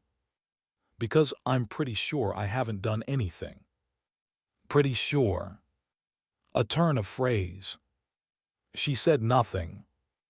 "I mean, I know I haven't done anything." She said nothing. "Or not since, you know. Not since that email suggesting that your boss and mine, Ingrid Tierney, was an Al-Qaeda plant." He said, "It was the outfit she wore on Question Time, you know, that desert gown thing." She said nothing. "It was a joke. And we have a sense of humor. Otherwise you'd not have seen the light of day since." Loy blinked. She said, "Only kidding." He nodded uncertainly, as if receiving his first glimpse of how unfunny jokes could be. Diana Taverner glanced at her watch, not caring he knew it. He only had one chance to climb on board. This wasn't a decision he could mull over and get back to her in the morning. "So now you're in Slough House," she said. "How's that working out?" "Well, you know." "How's that working out?" "Not so great." "But you haven't quit." "No, well." She waited. "Not sure what I'd do otherwise, to be honest." "And you're still wondering whether you'll ever be let back upstairs." "Upstairs?" "The park. Do you want to hear something really funny, Struan? Do you want to hear how many people have made the journey back from Slough House to Regent's Park?" He blinked. He already knew the answer to that. Everyone knew the answer to that. She told him anyway. "None, it's never happened." He blinked again. She said, "Of course, that doesn't mean it never will. Nothing's impossible." This time he didn't blink. In his eyes she saw wheels starting to turn, possibilities sliding into place like tabs into slots. He didn't speak, but he shifted in his chair, leant forward, as if this was a conversation he was sharing, rather than an interrogation he was subject to. She said, "Have you noticed anything unusual at Slough House lately?" "No," he said with absolute certainty. She said nothing. "I don't think so," he added. She checked her watch again. "What sort of unusual thing?" "Activity. Activity above and beyond the normal course of events." He thought about it. While he was doing so, Diana Taverner reached for her bag, which she'd hung on the back of her chair. From it she produced a black-and-white photograph, 3 inches by 5, which she placed on the table between them, turned it so it was facing Loy. "Recognize him?" "It's Alan Black." Your former colleague. Yes. Seen him recently. No. You're sure? Yes. You haven't seen him lately in Jackson Lamb's company. No. Well, that presents us with a problem. She sat back and waited. A problem, he said at last. Yes, a problem, she agreed.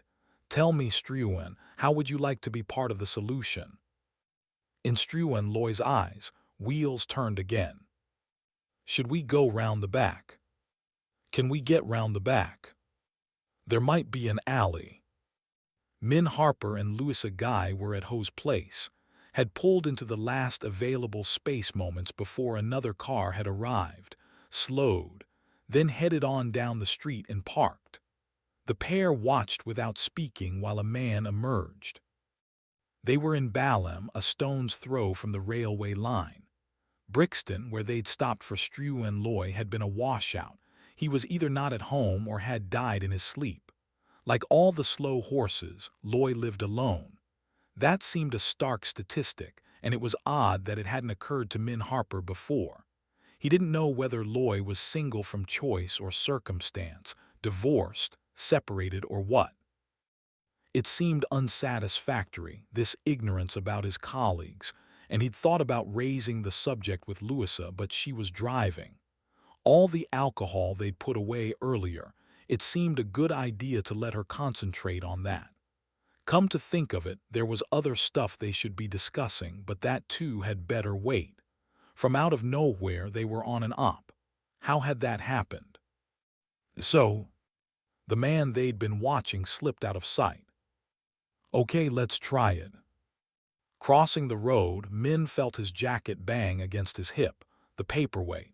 He was still carding the paperweight he'd used earlier when confronting the masked intruder who turned out to be Jed Moody. He rubbed his thumb along its surface without taking it from his pocket. He hadn't hit Moody with it. Hadn't needed to. They'd taken a tumble, and only Min had got to his feet. He supposed that should go in the account book somewhere, in the opposite column to the one where he'd stepped off a tube train without a disc, and his career had gone whistling away down the dark tunnel. He hadn't liked Jed Moody, but didn't enjoy knowing he'd been the instrument of his death. He suspected he hadn't got to the bottom of that feeling yet. Everything had happened so swiftly since that he hadn't yet taken it on board. Leave it for now, he thought. You could coast for a while on that mantra. Leave it for now. What do you reckon? Looks doable. They'd found a thin strip of unpaved passage between the backs of one row of houses and those on the next road. It was unlit, overgrown, and neither had a torch, but Ho lived only 4 houses along. Louisa led the way. The bushes were wet and hung with cobweb. Underfoot was slick with mud, and they were walking close enough that if either went down, both would. Any other night it would make for a comedy moment. This one. That's what I make it. Light showed from an upper story. Ho seemed to have an upstairs conservatory. They climbed the fence, a flimsy wooden construction, and as Min dropped into the paved-over garden, a plank snapped cleanly behind him with a noise like a bullet. He froze, expecting alarms or sirens, but the noise simply disappeared into the dark. No curtains twitched, no voices were raised. Louisa Guy dropped next to him. For another moment they waited. Min's hand dropped to his pocket again, and his thumb stroked the paperweight's smooth surface. Then the pair advanced on the back door.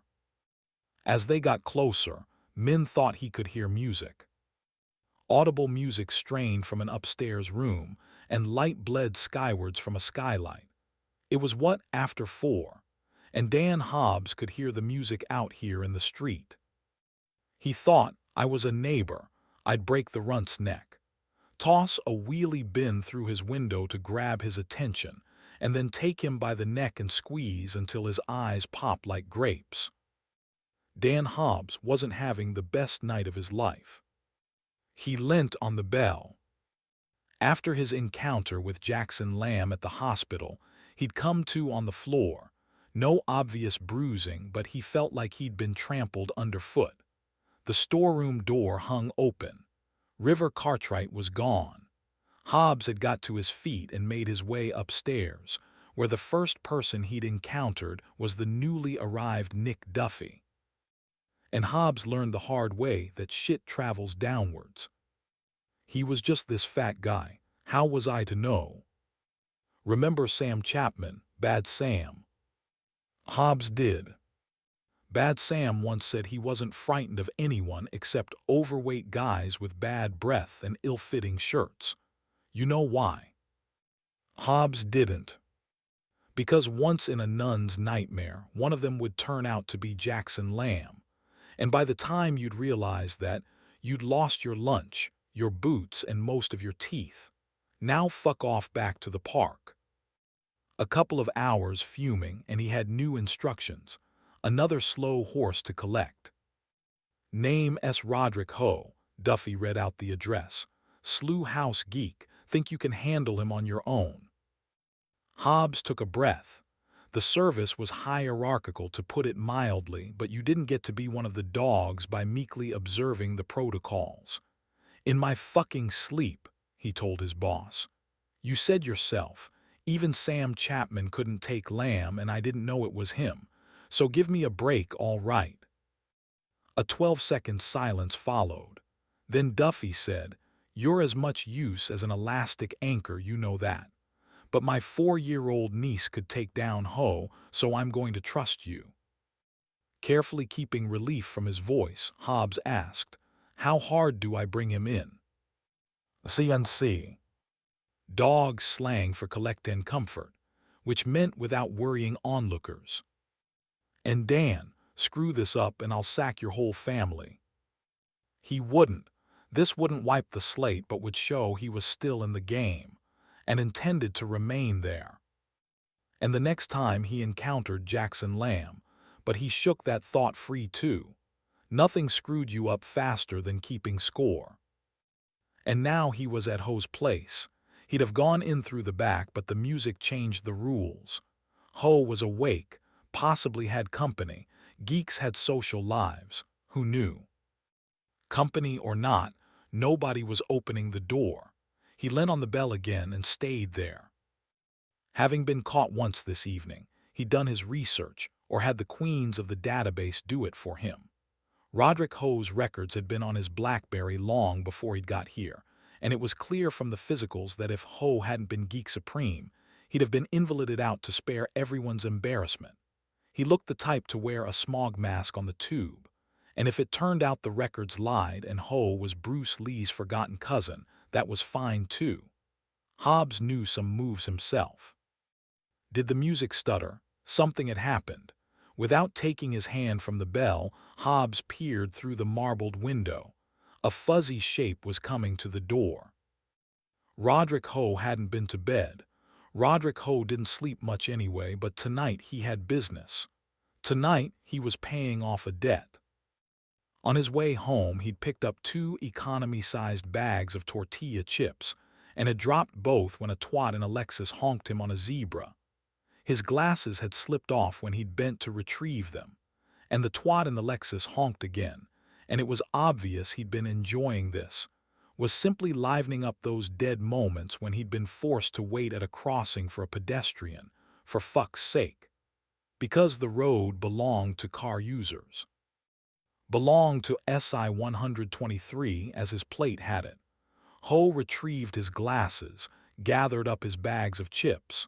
He'd barely cleared the Lexus's wheelbase when it roared past, and he knew he wasn't even a memory by this point. At best, he was a punchline. Should have seen the chinky jump. That had been then, this was now. SI 123 was Simon Dean of Collier's Wood, and Ho wasn't up at 4 because it had taken him that long to discover this. He was up at 4 because he was taking Simon Dean's life apart piece by piece.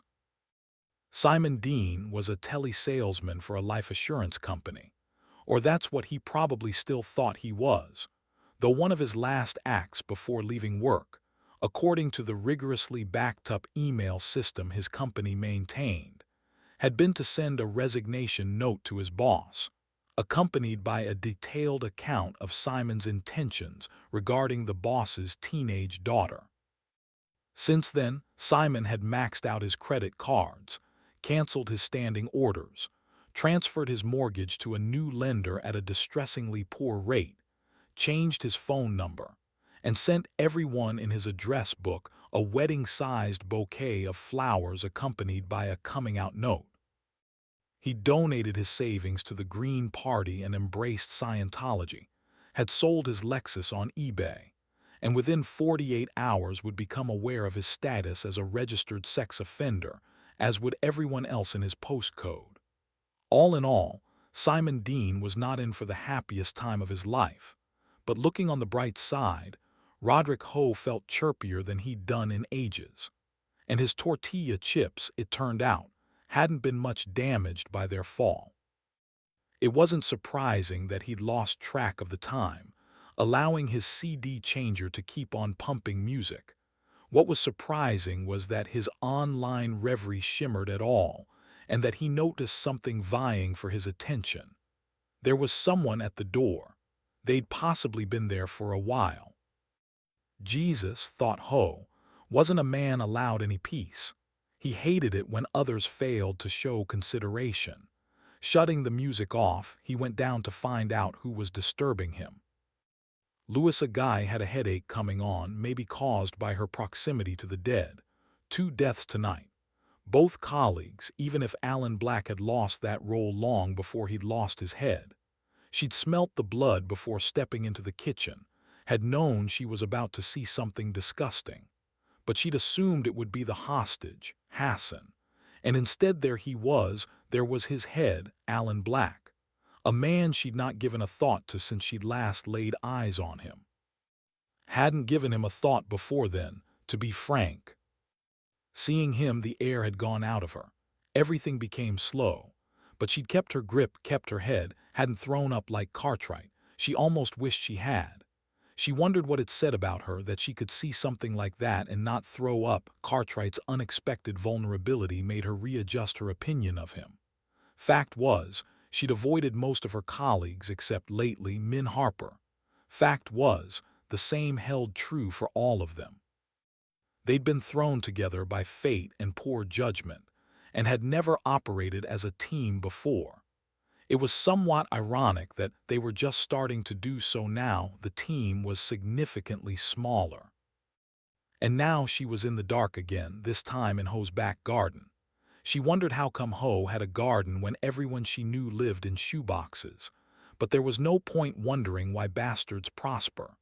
Min at her side, she advanced towards Ho's back door, forcing herself not to grind her teeth as she did so. There were lights on, and she could hear music. Funny how Ho could be careful in some ways and damn stupid in others. The lengths he'd gone to keep his head below the parapet. And here he was winding the neighbors up with unnecessary noise after dark. She and Min looked at each other and shrugged at the same time. Louisa reached out and banged on Ho's door. "What?" Surly guy, scrawnyly built, early 20s, wearing a Chi t-shirt and a pair of Hawaiian shorts. Any of the above was enough to earn him Dan Hobbs's lasting enmity, but worst of all was the fact that he was Roderick Ho. "I'm looking for Ho," Hobbs said. "You're looking for what?" "Roderick Ho." "Your Ho's not here, man. It's like 4 in the morning. You out your fucking mind ringing people's bells." The door swung shut, or would have done if Hobbs's foot hadn't been in the way. Hobbs was mentally verifying information and affirming what he knew, that he hadn't screwed up, that this was the address Duffy had given him, confirmed by the queens of the database. The surly guy opened the door wide again, his expression suggesting that he was about to remonstrate. It was a check he never got to cash. Hobbs punched him once, a short jab in the throat.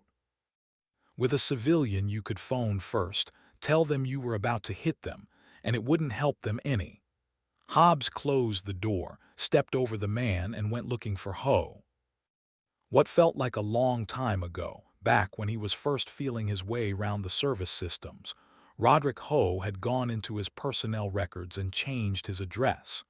If he'd been asked why, he wouldn't have understood the question. He did it for the same reason he never gave his real name when taking out a loyalty card, because you never gave a stranger the inside track. Look at Simon Dean. Bloody vanity plate. He might as well be handing out cards with the word tosser printed above his bank details. To be fair, any number plate would have worked as well, but why make life easy for the other side? And as far as Roderick Ho was concerned, everybody was the other side until proved otherwise. So how come Min Harper and Louis Guy were in his backyard? What? Do you always play your music this time of night? Neighbors are students. Who cares? Ho scratched his head. He wore the same clothes he'd worn when he'd left Slough House 10 hours previously, though his sweater was now dusted with tortilla crumbs. As for these two, he couldn't remember what they'd been wearing then, but they didn't look like they'd slept since. Ho didn't do well with people, on account of not liking them, but even he could tell this pair were different tonight. For a start, they were a pair. He'd have asked what was up, but he had a more important question first. How did you find me? Why were you hiding? He said it again. How? Lamb told us. Fucking Lamb, said Ho. I don't like him. I'm not sure he likes you, but he sent us to get you. So here we are. Ho shook his head. He was wondering how Lamb had known he'd altered his records, let alone knew where he lived. And with that thought came another, even more disturbing. What Lamb knew about the digital world could be wrapped inside a pixel.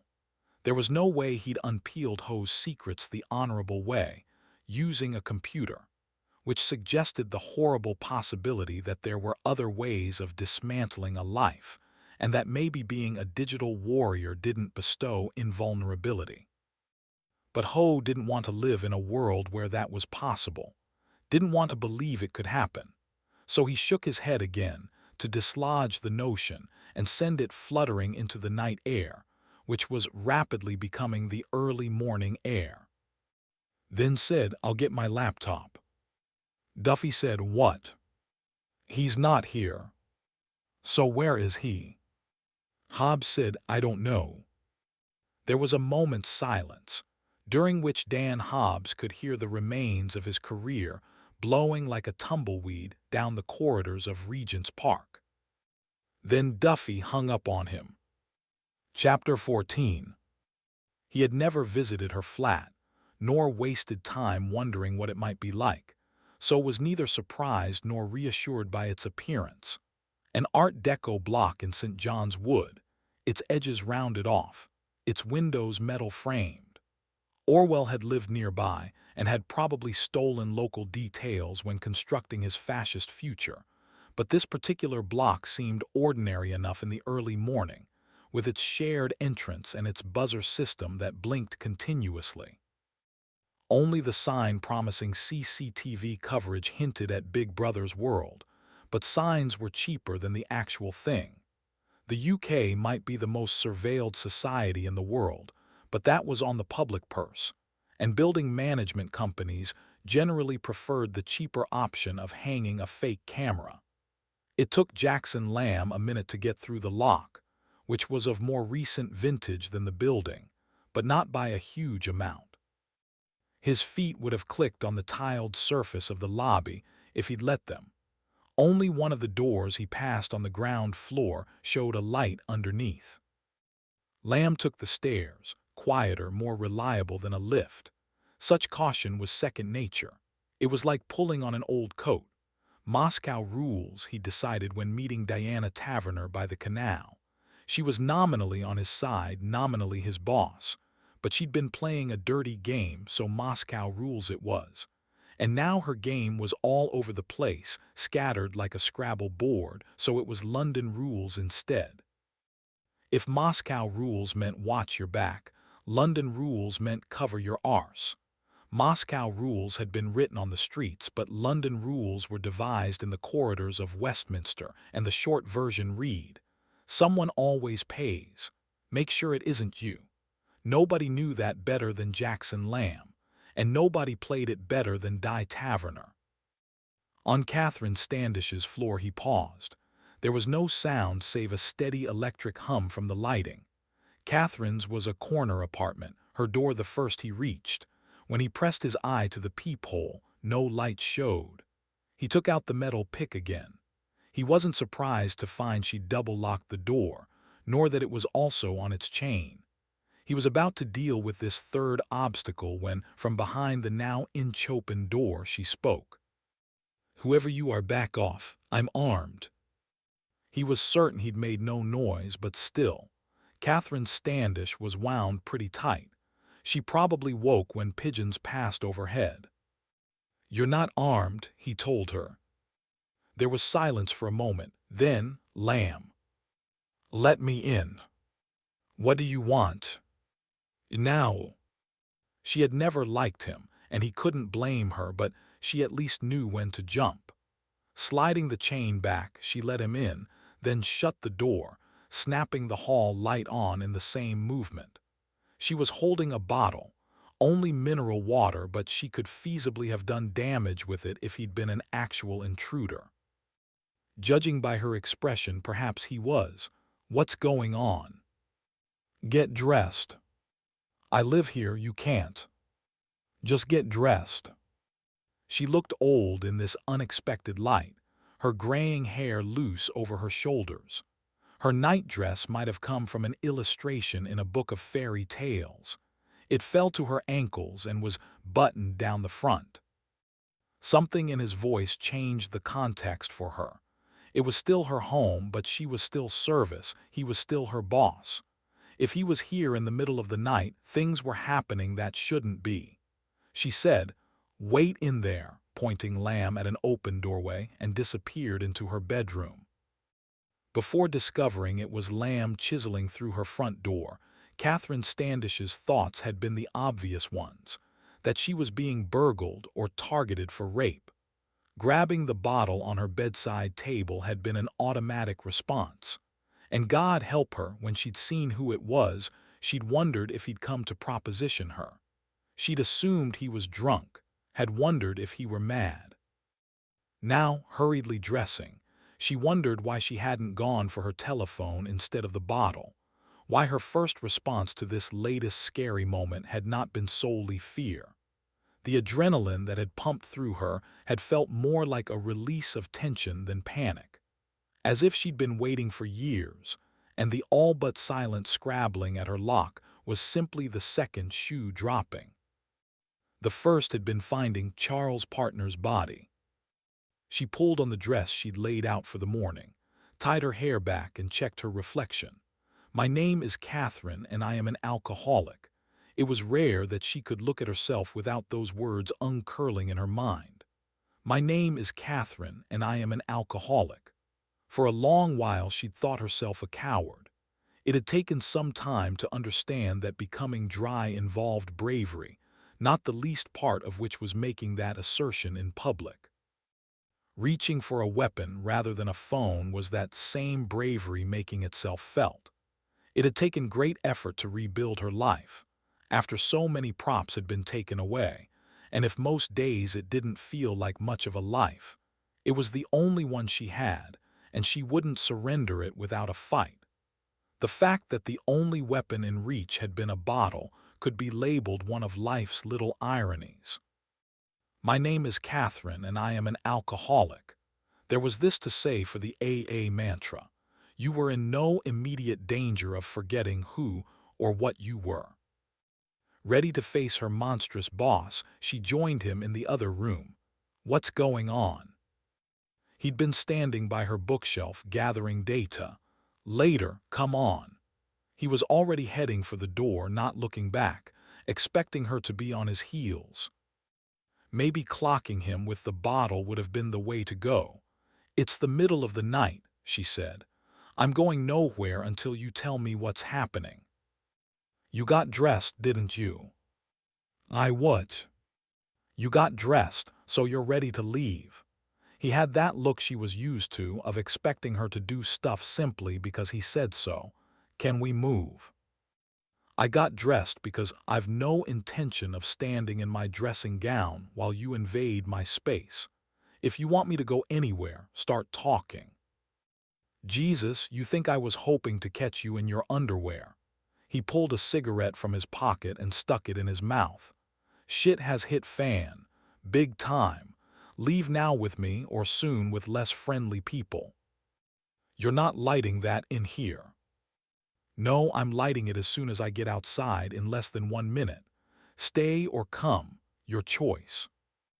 Catherine stepped aside to let him leave. She was always aware of Lamb's physical presence. He took up more than his share of space. Sometimes she'd be in the kitchen at Slough House, and he'd decide he needed to be there too. Before she knew what was happening, she'd be pressed against the wall, trying to stay free of his orbit while he rooted in the fridge for somebody else's food. She didn't think he did this deliberately. He simply didn't care, or was so used to living in exile inside his own skin that he assumed others would give him room. Tonight she was more aware than ever, partly because Lamb was in her home, smelling of cigarettes and yesterday's alcohol and last night's takeaway, wearing clothes that looked like they were melting, taking her measure with his eyes. But there was more to it. Tonight, he gave the impression that someone was riding his coattails. He was always secretive, but she'd never seen him look worried before, as if his paranoia was paying off. As if it had found an enemy that wasn't only his past, lurking in a shadow his own bulk through. Scooping her keys from a bowl, unhooking her coat from its peg, she grabbed her bag, which was heavier than expected, double-locked the door behind her and headed downstairs. He was in the lobby, unlit cigarette in his mouth. She said, "What sort of trouble, and how come I'm in it?" "Because you're Slough House, and Slough House is officially in the shit as of tonight." Catherine cast her mind briefly through the last few days' activity, found nothing in her memory but the usual list assembly, the data sift. "Don't tell me," she said. "Cartwright's blown a fuse and we all get to burn down with him." "Not a million miles off," Lamb admitted. He pushed open the door and went through it first, scanning the parking area. "These the usual cars." "Like I notice," she said, then said, "Yes, they're the usual cars." This earned her a swift glance. He said, "Baker's been hurt. Moody's dead. There's probably a C and C out on all of us, and I'd rather not spend the next couple of days answering stupid questions underneath Regent's Park." "Sid's hurt. And Moody's dead." "How badly hurt?" "Not as badly hurt as he's dead. Did you hear that bit?" Jed Moody was always going to end badly, but I like Sid. Lamb said, "You're full of surprises, you know that," and led her out of the building forecourt, with its resident parking and low wall surround and tall green anonymous bushes, and saw the SUV parked on the pavement opposite.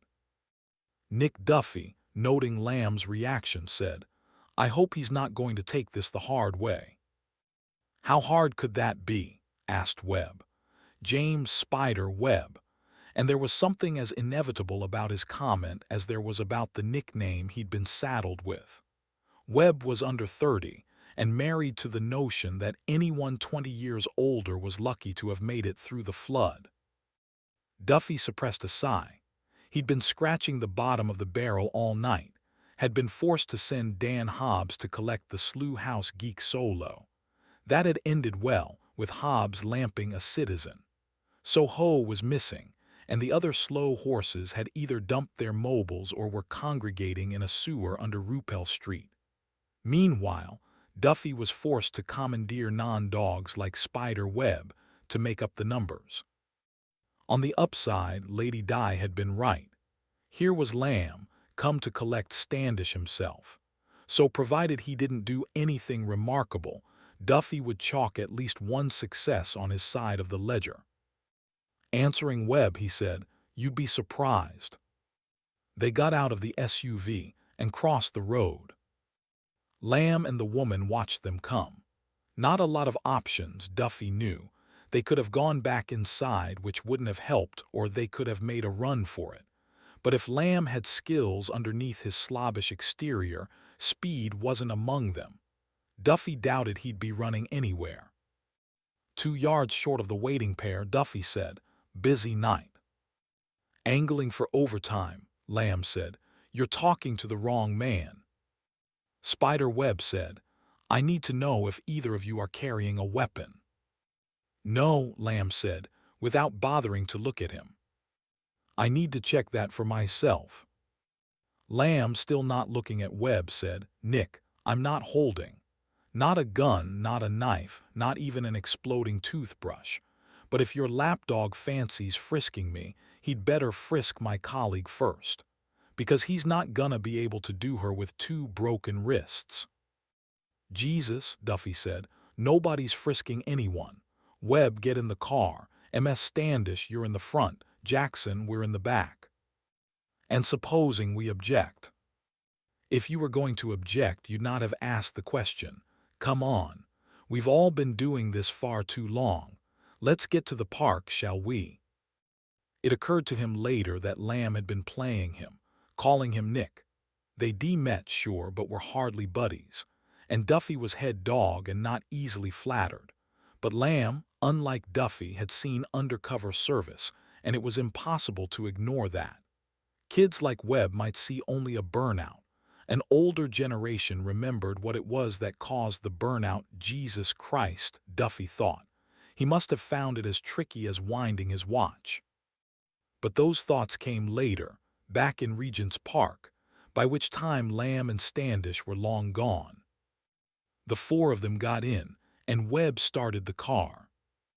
Lamb sneezed twice, then sniffed, and Catherine didn't see. She was looking straight ahead, made a noise like he was wiping his nose on his sleeve. She was glad she wasn't sitting next to him. Approaching her was a sporadic trickle of traffic, nothing like the stream, then the flood these streets would see in an hour or two. The city was still dark, but dawn's first whispers could be heard, and the streetlights were losing their grip on the air. Dee spent many mornings, this sort of time, waiting for light to creep into her room. The first few hundred, she'd been trying not to think about drinking. She didn't do that so much anymore and sometimes even slept through till the alarm, but still. The early morning was not unfamiliar to her. It's just that she wasn't usually in a car, not usually under arrest. However it had been phrased, that's what was happening here. She and Lamb were under arrest. Though really, it ought to have been just her, and Lamb should have been somewhere else. Why had he come for her? Behind her, he said, "Loy, was it?" Duffy didn't answer. "I'm guessing Loy. He'd be easiest to turn. It would take Taverner about 3 minutes." From the front next to Webb, Catherine said, "3 minutes to what?" "To get him to agree to whatever she said. She's rewriting the timeline. She's putting Slough House in the frame." Duffy said, "This journey's going to pass a lot quicker if we postpone the conversation till we get there." Catherine said, "Frame for what?" "For the execution of Hassan Ahmed." Lamb sneezed again, then said, "Taverner's scorching the earth, but it won't work. It's the cover-up that gets you in the end, Nick. She knows that, but she thinks she's the exception. That's what everybody thinks, and everybody's always wrong. Last time I was at the park, Diana Taverner was in charge. Until that changes, I do what she says." "That'll sound good before limitations. Christ, I thought you were boss dog. Isn't it your job to make sure nobody goes off reservation?" Catherine glanced sideways. Webb Duffy had called the driver. He looked the same age, same type as River Cartwright, but quicker to ask how high when told to jump. He caught her looking, just a flicker from his eyes, which were mostly on the road ahead. A faint smile curled his lip.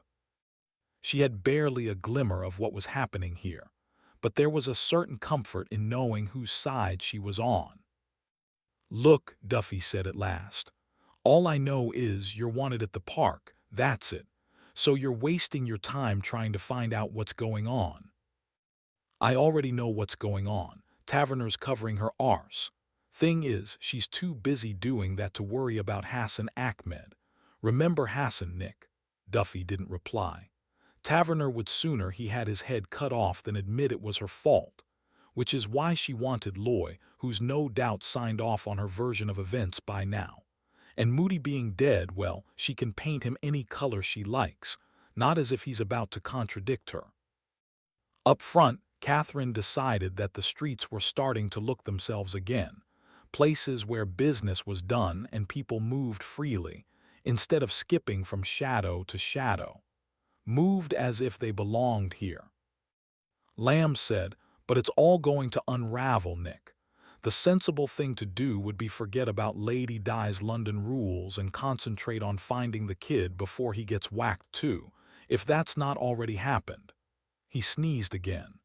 Jesus, you keep a cat in here or what? Standish, you got tissues in that bag. Hoisting the bag in question onto her knees, Catherine unzipped it and took out Lamb's gun, which he'd placed there while she was dressing. The safety catch was clearly marked, and she snicked it off before pointing the gun at her chosen target. We all know I'm not going to shoot you dead, she told Webb, but I'll put a bullet through your foot if I need to, and that'll wipe the smirk off your face, won't it? You two can walk home from here, said Lamb, if that's all right. Chapter 15. Blake's grave lies half a mile or so from Slough House in Bunhill Fields Cemetery. It's marked by a small headstone, also dedicated to his wife Catherine, and is out in the open, at one end of a paved area lined with benches and sheltered by low trees. The stone doesn't mark the couple's exact resting place, but indicates that their remains are not far off. Next to it is a memorial to Defoe. Bunyan's tomb is yards away. Nonconformists all. Whether that was why Lamb chose it as a meeting place, nobody was prepared to guess, but that was where they gathered all the same. Having failed to collect Kay White, River arrived alone. He climbed the gates, which were padlocked, and sat on a bench under a tree. Traffic was building up in the background. The city never really slept. It endured white nights and fitful slumbers. Its breakfast was cigarettes, black coffee, and aspirin, and it would feel like death warmed up for hours. A rattling at the gates meant that others were arriving. Min, Louisa, and Roderick Ho strode into view, Ho clutching a laptop. Min and Louisa looked as pale as River felt, but were walking tall. Things were happening. They weren't on the sidelines anymore. Ho said, Moody really dead? River nodded. Ho said, right, and sat on the bench opposite. He opened his machine, booted up, and attached a dongle. Nobody asked what he was doing. If he'd sat and listened or tried to kickstart a conversation, they'd have asked, but Ho diving into the web was business as usual. White. River shook his head, too late. Not. No, Christ, no, she was just being driven away. What about Loy? No sign. Louisa sat next to River. Min stood. He stretched suddenly, went on to tiptoe, and extended his arms as if crucified. It's the dogs, isn't it? Guess so. They think we killed Jed. River said, I think they think we killed Alan Black. How well did you two know him? Both shrugged. He was around, but not much of a talker. Let's face it, there are no big talkers at Slough House. He ever say why he quit? Not in my hearing, you never knew him. He was before my time, River said. Why would they think we killed him? Because we're being set up, River said. Is that a car? It was. It slowed, parked, and the engine died. All of this out of sight behind the trees lining the cemetery's western edge. River and Louisa got to their feet. Ho, absorbed in his screen, paid no attention. At the far end of the path there came a clinking sound and the noise of a bolt being shot.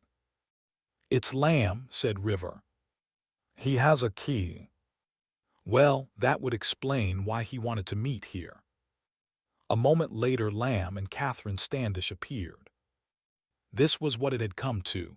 Curly was in a foreign country, undercover in time of war. His own country, and he was the stranger. They were driving past a mosque, a fucking mosque, here in the capital of England. You couldn't make it up. For years there'd been warning voices raised, but what good had it done? Sweet fa. Anyone who wants can wander in and take the country. We've given them the jobs, the houses, the money, and if they don't want jobs, we give them money anyway. Welfare state. Don't make us laugh. Whole country's a charity case. Plus they were lost, had no idea where they were. Follow the signs, north, how hard could it be? But Larry was flaking. Coward was what it was. We were only supposed to give him a scare. Yeah, because that's how you fight a war, right? The 7/7 killers didn't open their rucksacks and show their bombs, say see what we could have done if we felt like it. They just did it. Because give them this much. They knew they were fighting a war. And you couldn't fight a war without both sides taking part. He hadn't realized it was a mosque until they were right next to it, but now he could see it properly. It couldn't ever have been anything else.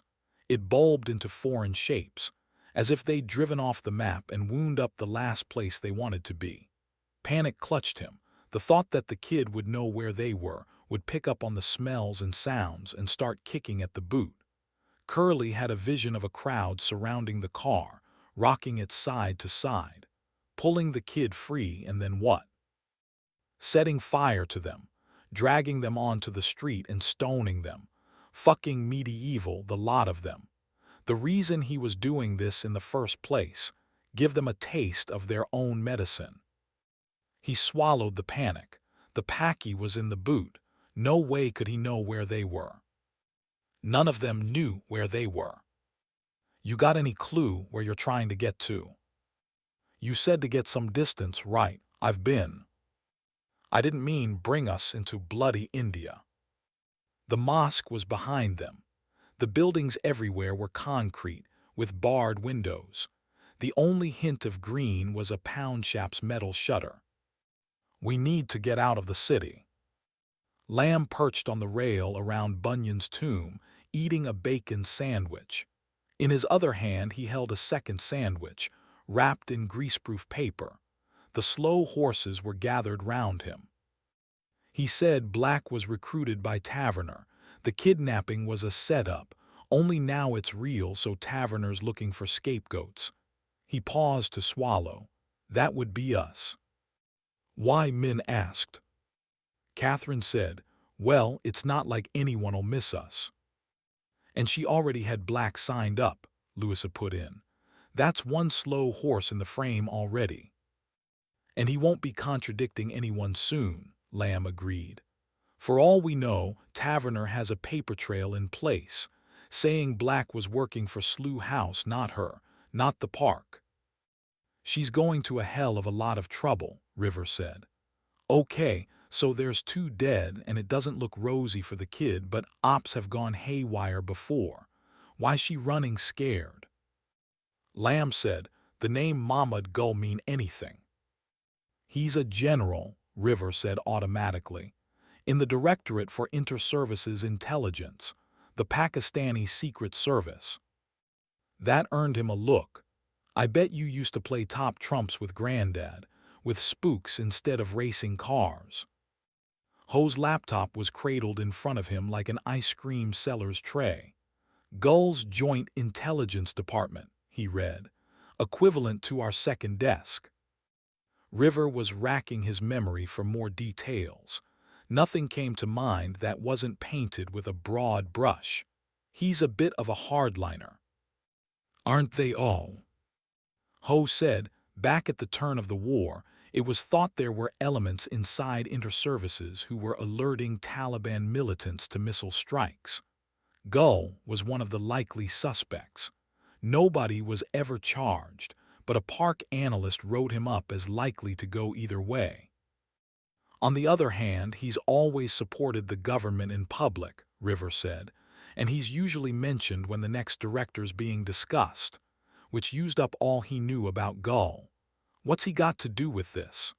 But before Lamb could answer, he said, "No, wait, don't tell me." "Oh, great," Catherine said, 20 questions. Louisa gave her a glance. That comment didn't sound like Catherine. But then she didn't much look like Catherine. Her nose was red-tipped in the chill, sure, and her cheekbones were tinted the same, but the spark in her eyes was out of the ordinary. Perhaps she was enjoying this adventure. Then Catherine's eyes met hers and Louisa quickly looked away. Lamb finished his sandwich and belched appreciatively. "That was bloody excellent," he said. 5 stars. "Where's open this time of morning?" Louisa asked. He waved vaguely in the direction of Old Street. 24-hour place. It wasn't far out of the way. Didn't think you'd mind waiting. "I hate to interrupt," River said. "Hassan Ahmed, he's one of Gull's. He's not an agent." "Sure." Lamb let his breath out slowly.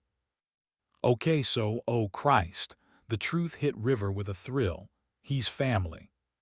His sister's son. We've, Taverner S. had Mahmoud Gull's nephew kidnapped by fascist thugs. What the hell does she think she's doing?" "She thinks she's boxing clever. Think of it as bringing communities together," Lamb quoted. Her words, "When we rescue Hassan, we make a friend." Min Harper asked, "Are they close?" Ho was still scrolling through Regent's Park's file on Gull. Hassan's mother and father met in Karachi, but he was already living here. She came back to England as his bride. She's not been back since, and there's no record of Gull visiting. Min said, "But he's a spook. You can't rule it out." Lamb said, "Either way, we can assume he'd object to the kid having his head chopped off on camera." He unwrapped his second sandwich. A smell of warm sausage wafted round. Trying to ignore it, River said, "So that was the plan. To romance Mahmoud Gull by rescuing his nephew from a bunch of fanatics." "Our fanatics," Lamb said. "That was the important part." Louisa said, "So he's in our debt. And so, when he gets to be the next director of Inter-Services Intelligence, more likely to fall our way." "Brilliant," River said. "But what happens when we don't rescue Hassan? Did that factor into her thinking at all?" "Apparently not," Lamb said. "And the way it's looking now, in 24 hours or so, the British Secret Service assassinates the nephew of a more or less friendly power's Secret Service second desk." "Only if they stick to their timetable," Catherine said. "And why should they? As far as they know, they're blown." "So they kill the kid," Min said. "Jesus, wars have been started for less." Lamb said, "Which is why Lady Di's going to any lengths necessary to screw the blame on us. If Hassan dies, that's one thing. If Hassan dies and it gets public that Five was responsible, it goes beyond being a black mark on her CV." A small piece of meat fell, leaving a mayonnaise smear on his trouser leg. "Damn, I hate it when that happens." He stared angrily at the yellow streak for a moment, which wasn't noticeably larger than any other stain on that leg, then looked back up. "Taverner won't be joining us at Slough House. She'll be looking at the inside of a cell, unless she's black-bagged first." "Black-bag a second desk? How likely is that?" Jackson Lamb said, "There's probably a precedent. Why not ask Grandad? Meanwhile, nobody's looking for Hassan. Taverner's known from the start where he is, and it's not been in her interests that anyone else does, so the cops have been working without service input. And until Black infiltrated them, the voice of Albion weren't making waves on anyone's radar." Ho said, "You don't make wah." "Shut up." "If they're such amateurs, what are their chances?" Catherine asked. "Maybe they'll trip over their own." "Dicks." Louisa said, "She has a point." Not really. Being a bunch of bottom feeders has played to their advantage. Nobody noticed them before, so nobody knows where they came from now. But Alan Black found them. Yeah, Lamb said. He did, didn't he? River was listening and not listening, his brain churning through newly learned facts, adding them to what he already knew, or thought he already knew, or had forgotten he knew. And also he was starving. Lamb, the bastard, could have brought sandwiches for everyone. Any boss anywhere would have done that when heading for a pre-breakfast meeting. Always supposing any boss anywhere would have called a pre-breakfast meeting in a graveyard. River could barely remember when he'd last eaten, last drunk.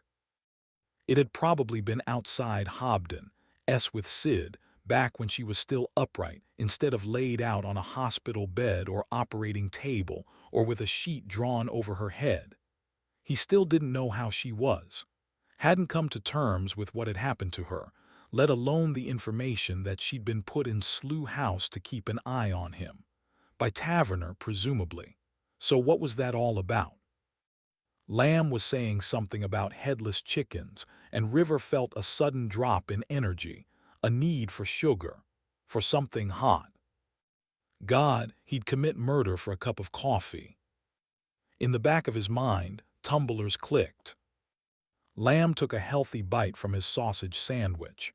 Chewing, he said, "Thing is, Black was a highly trained secret agent the same way you lot are, which means he was a fuck-up. So he'll have made mistakes." "Thanks," Louisa said. Min Harper said, "What difference does it make? He's dead. The others'll off Hassan first chance they get, then crawl back wherever they came from." "If they were going to off Hassan first chance they get," Catherine said, "you'd have found his body next to Black S." Min looked thoughtful, then nodded. Ho said, "Fuck up or not, Black got them out of Leeds the night they took him. The traffic CCTV was down for hours." Lamb said, "Probably Lady Di, but nobody's pulling strings for them now and they haven't got Black making their decisions. They'll be headless chickens clinging to whatever's left of the original plan, which we can assume will have been to his blueprint. So." He stared at each of them in turn. All but River Cartwright looked back. River was gazing skyward as if expecting a helicopter. "You're Alan Black, what would you have done?" Min said, "Well, for a start. Yes. I wouldn't have got involved in such a god-awful mess." "Any other useful input?" "I never liked him," Ho said. "Who?" "Black. He had his head cut off a few hours ago," Lamb said. "And left on a table. I was only saying." "Jesus, this the best you can manage." River said, "I've just remembered where I saw him." In every horror film, sooner or later, the corridor scene occurs. The long corridor with overhead lighting which shuts down section by section, boom, boom, boom, and then you're in the dark. Which was where Hassan was now, in the dark. The last color he'd known had been the bright red hell of the kitchen, in the center of which on the table Moe's head had sat like a Halloween pumpkin, one in which no light would ever shine. Take more than a candle to put a gleam in those eyes. Boom, boom. The floor had been a crimson lake, the walls spattered with gore. "We're going to cut your head off and show it on the web." It had happened before. It would happen to him next. The lights in his mind were shutting down. Even without the handkerchief in his mouth, Hassan wouldn't have been able to shout. He had no words left. His body was bones and liquid. Boom! Different things made different noises. He'd been underneath the kitchen when they were doing what they did to Moe, but all he'd heard was a confusion of sound, which might have been anything. It was not the noise Hassan would have expected from such an action. The expected noise would have been a thump, followed by a slow rolling. But these dark thoughts were escaping him now, as the lights in his mind shut down. Boom, boom, boom. And then he was Hassan only in the sense that everyone has to be someone, and that was who he was stuck with until the last of his lights went out. Boom, boom. And then he was luggage. Boom. When River had finished, they stood silent for a while. Not far off, a bird chirped. It must have had inside information of the dawn. There was a vari-colored glow from City Road and a more subdued glimmer from the other side, all of it strained through branches. Lamb said, "You're sure?" River nodded. "Okay," he looked thoughtful.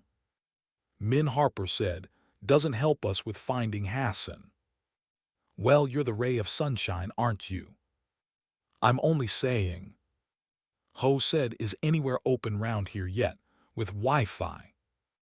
"And breakfast," Louisa added. "God," Lamb said, "can you not think of anything but your stomach?" He swallowed his last chunk of sandwich and tossed a scrunched-up greaseproof ball at the nearby bin. "There's a kid out there'll die today. A little focus." He pulled his cigarettes out. River said, "Taverner can't get away with this." "Nice to know where your priorities lie," Lamb said. "I'm not talking about what she did to me. She's behind all this. If we're to save Hassan, we need to squeeze her." "We. Nobody else is going to do it." "Kid's dead meat then." Catherine Standish said, "You could have let the dogs round us up. You didn't. What was that about?" "You think I have a sneaking regard for your talents. I think you do nothing without a reason." "The day I let Regent's Park screw me around's the day I take the pledge," Lamb said. "If the dogs tried to steal my pencil sharpener, I'd hide it. And I don't have a pencil sharpener." Ho said, "What's a pencil sharpener?" "Very funny." Ho looked puzzled. "So what's the point?" Louisa asked. "Why are we here?" Lamb lit his cigarette. For a moment his face wreathed in smoke. He might have materialized from the tomb he leant against. "Let's not kid ourselves. Dogs'll pick you up before you get your breakfast, but at least you know what's happening. Taverner's got Loy and White, and she'll have turned both of them by now. They'll swear blind whatever story she feeds them is true. And that'll be that this whole mess was planned at Slough House. Meaning me." "Nice to know where your priorities lie," River said.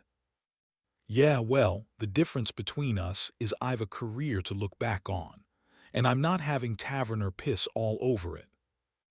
"And that's it," Min Harper said. "We just hang about for the dogs to catch up." "You have a better plan." Louisa said, "Hassan's still out there somewhere, maybe not far away. We can't sit on our hands and wait for his body to be found."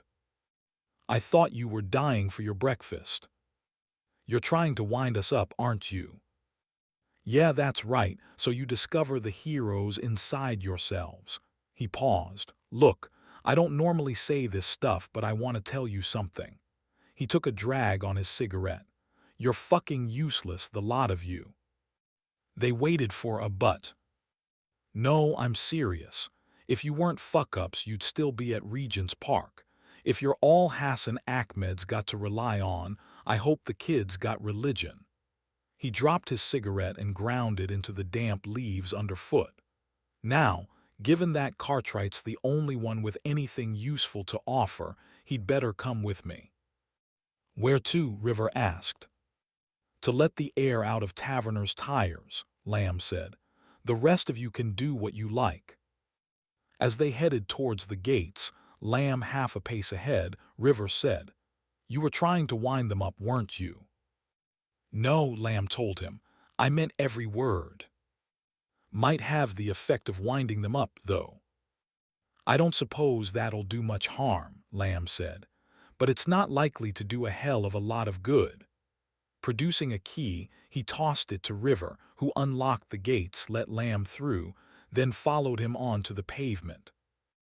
Lamb was already striding over the road, where a large black SUV was parked half on the opposite pavement. River said, "Where'd you get the car?" "Official issue," Lamb told him. You been near Slough House? Not since we all left together. So we don't know whether the cleaners have been in. For a moment, River thought he meant just that, the cleaners. He hadn't been aware Slough House was ever cleaned. Then he remembered Moody. It's been a few hours. They might have been and gone. Or it might still be there. It meaning Jed Moody's body. Lamb started the engine. Let's find out. The others watched Lamb and Cartwright disappear between the trees. Louisa said, "Bastard." Catherine Standish said, "He told us we're useless because he wants us to prove him wrong." "No, he didn't. He's covering his arse, that's all." "But supposing he was," said Catherine. "What difference would that make?" "It would mean he wants us to prove him wrong." "I'm not desperate for his approval." "Hassan Ahmed might appreciate it, though." Min said, "Everyone in the country has been looking for Hassan Ahmed for 2 days. How are we supposed to find him?" "We know where he was not long ago.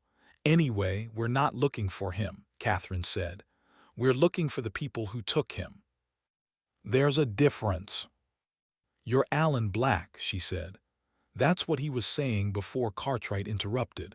"So we're Alan Black. What would we have done?" Louisa said, "You're right. It gives us an edge."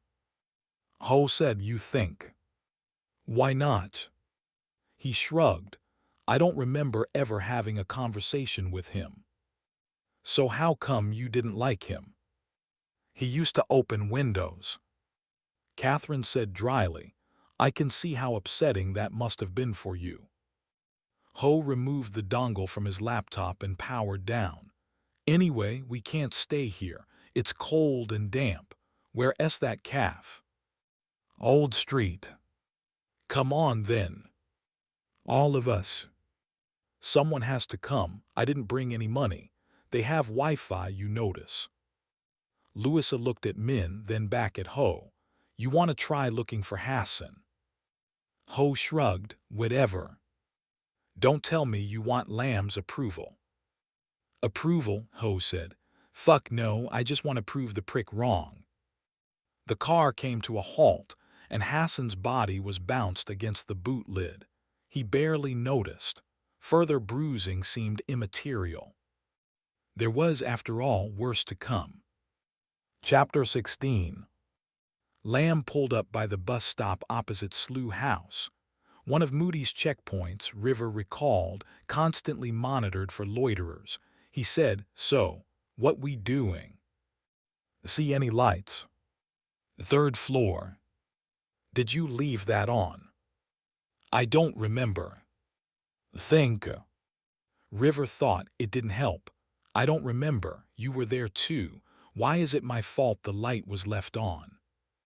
"Because I've better things to worry about." At the windows, no shapes appeared.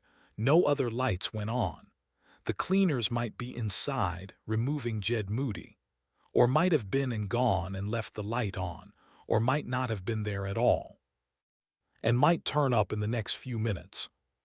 Reading River's thoughts, Lamb said, "Only one way to find out." "We're going in." "You are," Lamb told him. "No point us both running the risk." "And supposing I don't get caught, what am I supposed to do?" Lamb told him.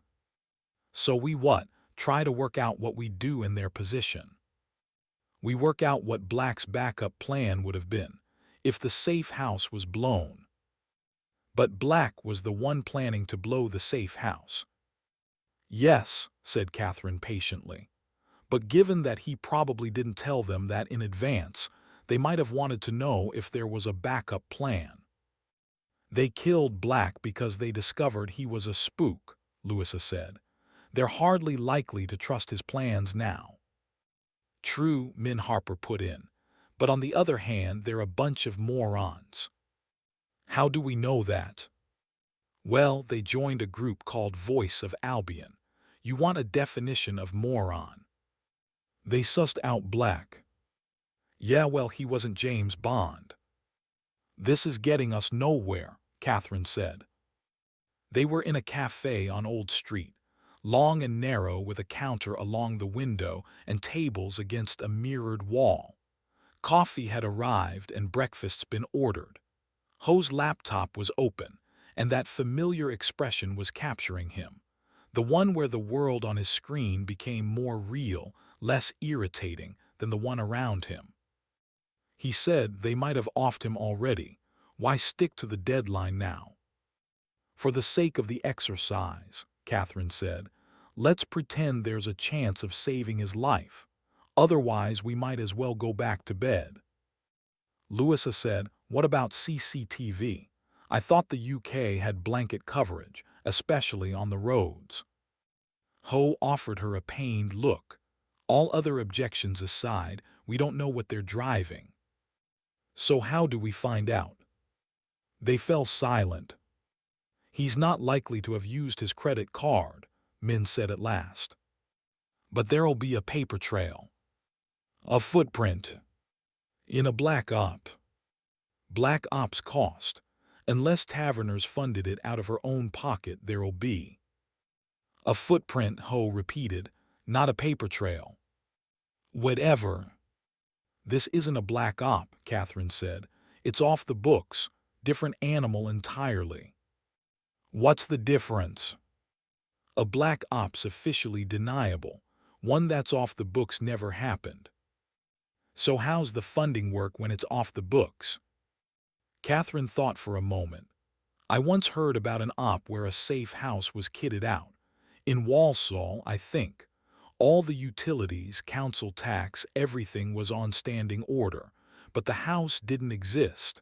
The money went from budgeting into a property account, which then funded the op. Tracking that, Ho said, would take forever. No, but, Louisa said. She turned to Catherine. That safe house never existed, but we know one that does, don't we? Rupel Street, Min said.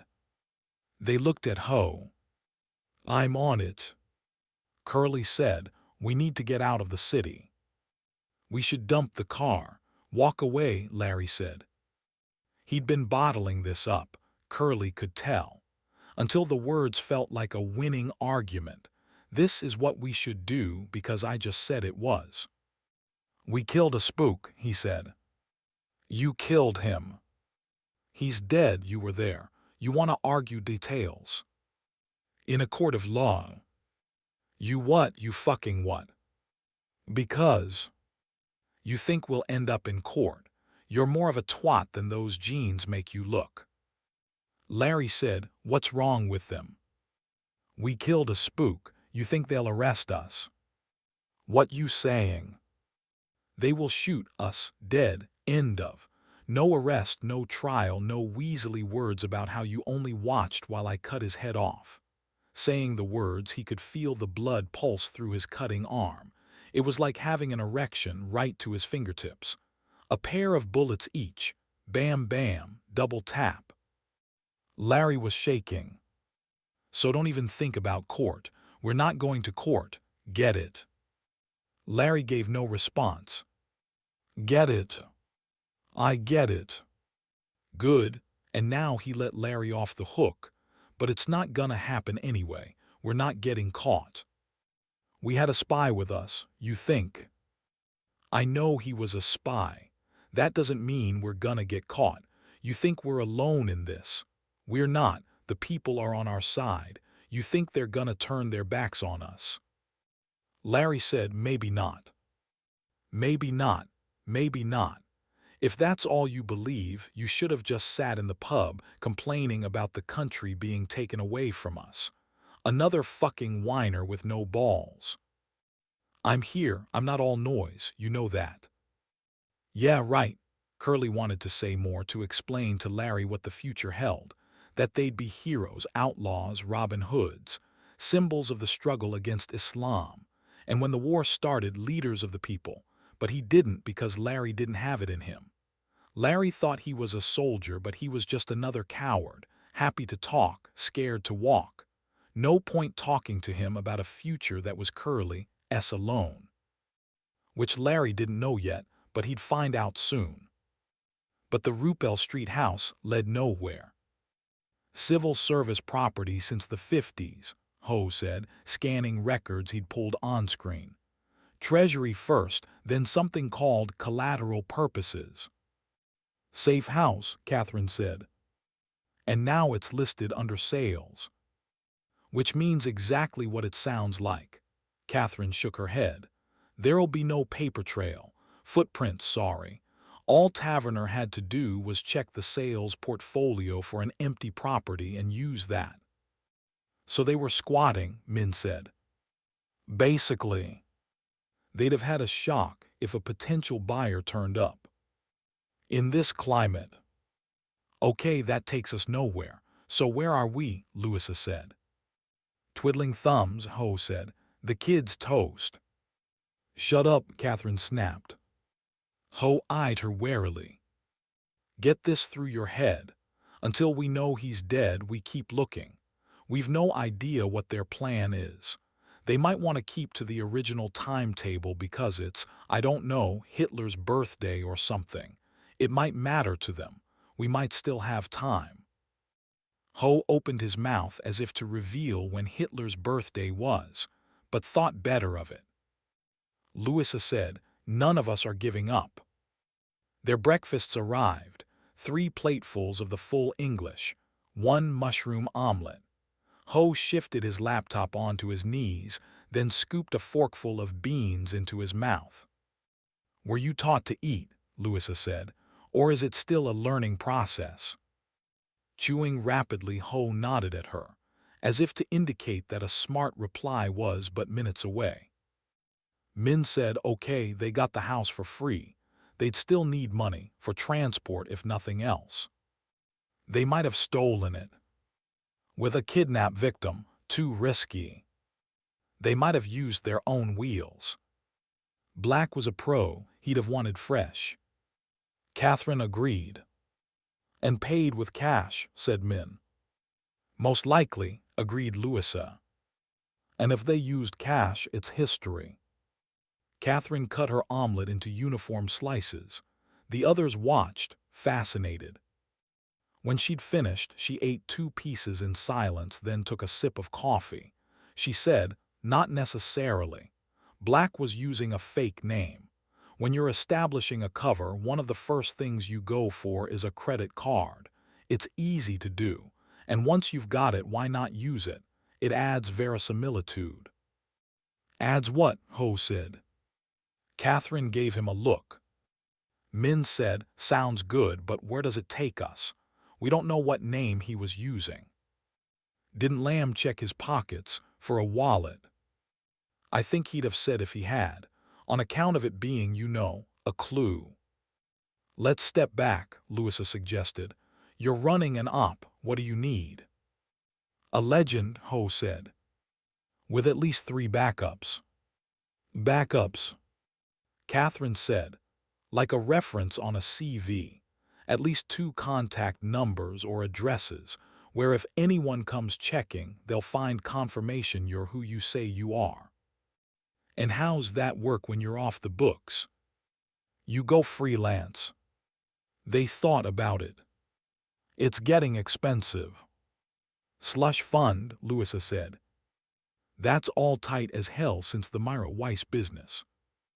Which was when £250 million, slated for reconstruction work in Iraq, had gone walkabout. Okay, how'd you do it on the cheap? Friends. Nobody's got friends that good, Ho objected. Not in your world, Louisa agreed. But there must be people owe Taverner a favor. And I mean, what are we talking? You get a phone call from some little England nut asking if you can vouch for whatever Black was calling himself. Takes 2 minutes to say yes. Catherine said, no, you need a dedicated phone line and you need to be in character when it rings, 24/7. On the books, this stuff is handled via the queens. The system tells them when they get a caller who they're supposed to be. Min reminded himself that Catherine Standish had been Charles' partner's girl Friday.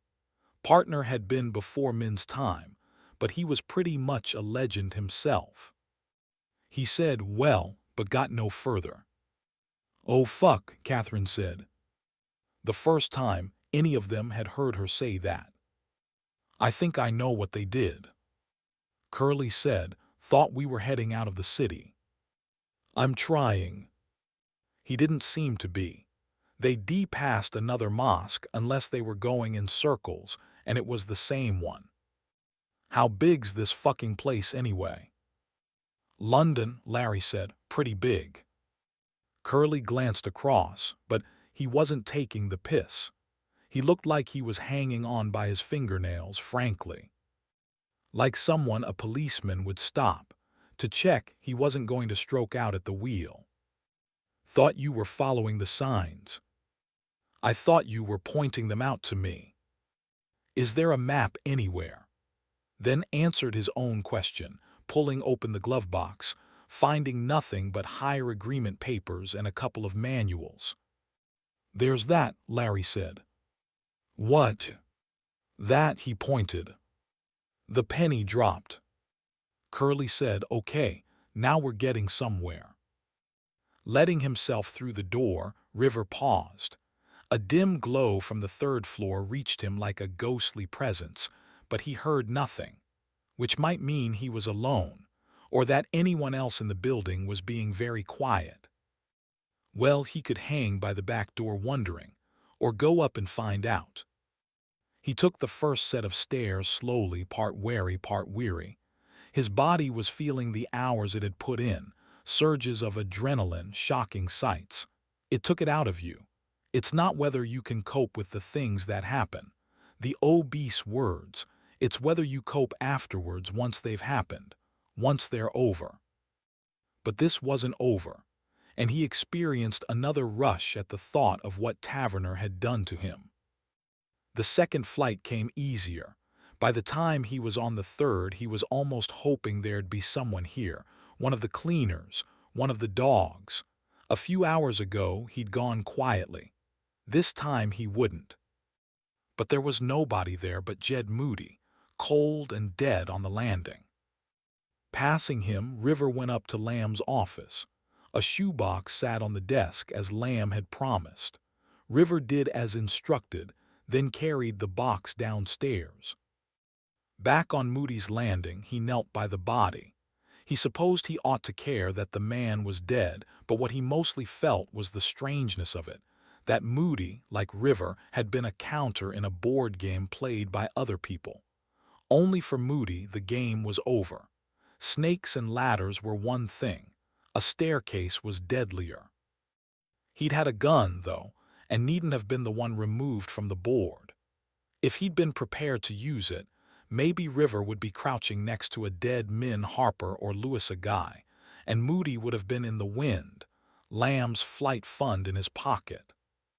But Moody hadn't wanted to shoot them, so maybe there was loyalty between slow horses after all. They weren't friends, or hadn't been friendly before this long night started, but Moody hadn't been able to bring himself to shoot them. Shoot another one anyway, though shooting Sid had been an accident. For one reason or the other, River allowed Moody another second's peace. Then he stripped the corpse. "Legends never die," Catherine said. "They wouldn't be legends otherwise. When a Joe's deep cover long-term, they get the works. Passport, birth certificate, everything. Credit cards, library cards, all the stuff you fill your wallet with." "Sure. We know that. And it costs." Ho rolled his eyes. He'd been involved in more conversation this morning than the past 2 months, and it was already sounding familiar. "We established that. Your point. They do it on the cheap. Thank you, Superbrain. So they picked up some knockoff ID down the market. Maybe Oxfam." "Shut up, Ho." "Yeah, shut up, Ho. How do you mean on the cheap, Catherine?" She said, "They use one that already exists. Did Black ever go undercover?" This was more like it. Now they had guidance. "Turn left in 100 yards. Larry said, "She's that posh bird." "They're all posh birds." "You know the one I mean." You know something? I really don't, and I really don't care. It was 5, which meant they'd been lost for an hour and there was no noise from the boot. Curly wondered if the packy had fallen asleep or died, from a heart attack or something, like cheating the hangman. He wondered what difference it would make if they had to do it with him already dead, and decided, not so much. Moe had been dead, and taking his head off had been a serious business. The world would sit up and take notice, either way. He laughed, a sudden sharp bark that startled Larry, who veered and nearly clipped a car on the verge. Little things mattered. Clip a car, trigger an alarm, get stopped by a policeman up the road. Step out of the vehicle, sir, and what's that on the back seat? And what's that banging from the boot? But Larry recovered, and there was no sideswipe, no alarm. What's so funny? Curly had forgotten, but the insight remained, that it only took a moment for things to unravel. One mistake could spoil everything. So forget the deadline, find somewhere safe and just do it. Do it, film it, fade away. Ho pulled Black's personnel files, which had been downgraded since he quit but remained live, in direct opposition to Black's current status, though Ho didn't say this aloud. He hadn't liked Black, but still, they were all slow horses, which seemed to count for something this morning. Is it really that simple to check our records? Can you see ours that easily? No, he replied to the first question, and yes to the second. If it was that easy, anyone could do it. But for Ho himself, yes, it was a piece of cake. I thought they switched the settings regularly. They do. But since Ho had hacked the security settings rather than the database itself, and left himself a trapdoor, it didn't matter how often they changed the codes. It was like they fitted new locks every month, but left the door hanging open. He said, Alan Black, here we go. He worked embassy surveillance mostly. Cushy gig. Any undercover? Give me a sec. Sorry. Take your time. It's just, we got the impression you were hot shit. Ho glanced up from his laptop to find 3 pairs of eyes sharing a joke. He said, yeah, well, kind of fuck off, all right. But it felt sort of cool, all the same, almost as if they'd called him Clint. Catherine said, as long as you're there. How did he end up in Slough House? Ho said, he shagged the Venezuelan ambassador's wife. It says that. It jazzes up the language a bit. Catherine thought back to Alan Black, who'd lasted 6 months at Slough House. She didn't have too clear a memory of him, beyond his slow-burn frustration at having been dead-ended, but that was true of all of them except maybe Strew and Loy. And herself, of course. He'd been overweight, average height, average looks, average personality, really. She couldn't picture him as a successful adulterer. On the other hand, he hadn't actually jacked it in. He'd been recruited by Taverner for her deep cover op. So he'd obviously had something going for him. Not that it had worked out happily in the end. Okay, here it is. Ho looked up. He was holding paper on the name Dermot Radcliffe, full dress cover. If he was working surveillance, why'd he need false ID? Surveillance can be up close and personal, Catherine said. Yeah, tell that to the Venezuelan ambassador. Catherine ignored that. And working the embassy crowd, you'd be expected to have papers. You're on foreign soil, after all. Best not to use your own name when you're on the job. Are you two going to giggle about this all morning? Sorry. Ho said, okay, we have plastic, we have an account number. But are they still live? Catherine said, like I say, legends don't die. They don't get wiped off the books. If he had any news, he'd have kept the plastic and all the rest when he left the park. As a failsafe. In case he ever needed to be somebody else, you mean. Or needed to remember what it was like being him, Catherine said. Let's check out Mr. Radcliffe's credit rating, shall we? Ho said, his fingers busy on his keyboard. Hassan. The voice sliced through the dark. Hassan. He knew whose it was. He just didn't believe it. Open your eyes, darling. He didn't want to. Hassan was emptying out. The open mic slot in his head had closed down. Its spotlight faded to gray. In its place was darkness, an engine noise, and the vibrations of this metal coffin he'd been folded into. Hassan, open your eyes. He wasn't sure he could. Choices were made by other people. Hassan Ahmed no longer had will or ability and was growing smaller by the minute. Soon there'd be nothing of him left. It would be a relief. But like it or not, he was being dragged back into the light. Hassan, open your eyes now. He didn't, he couldn't, he resisted. But from deep in his darkness, he wondered, why is Joanna Lumley talking to me?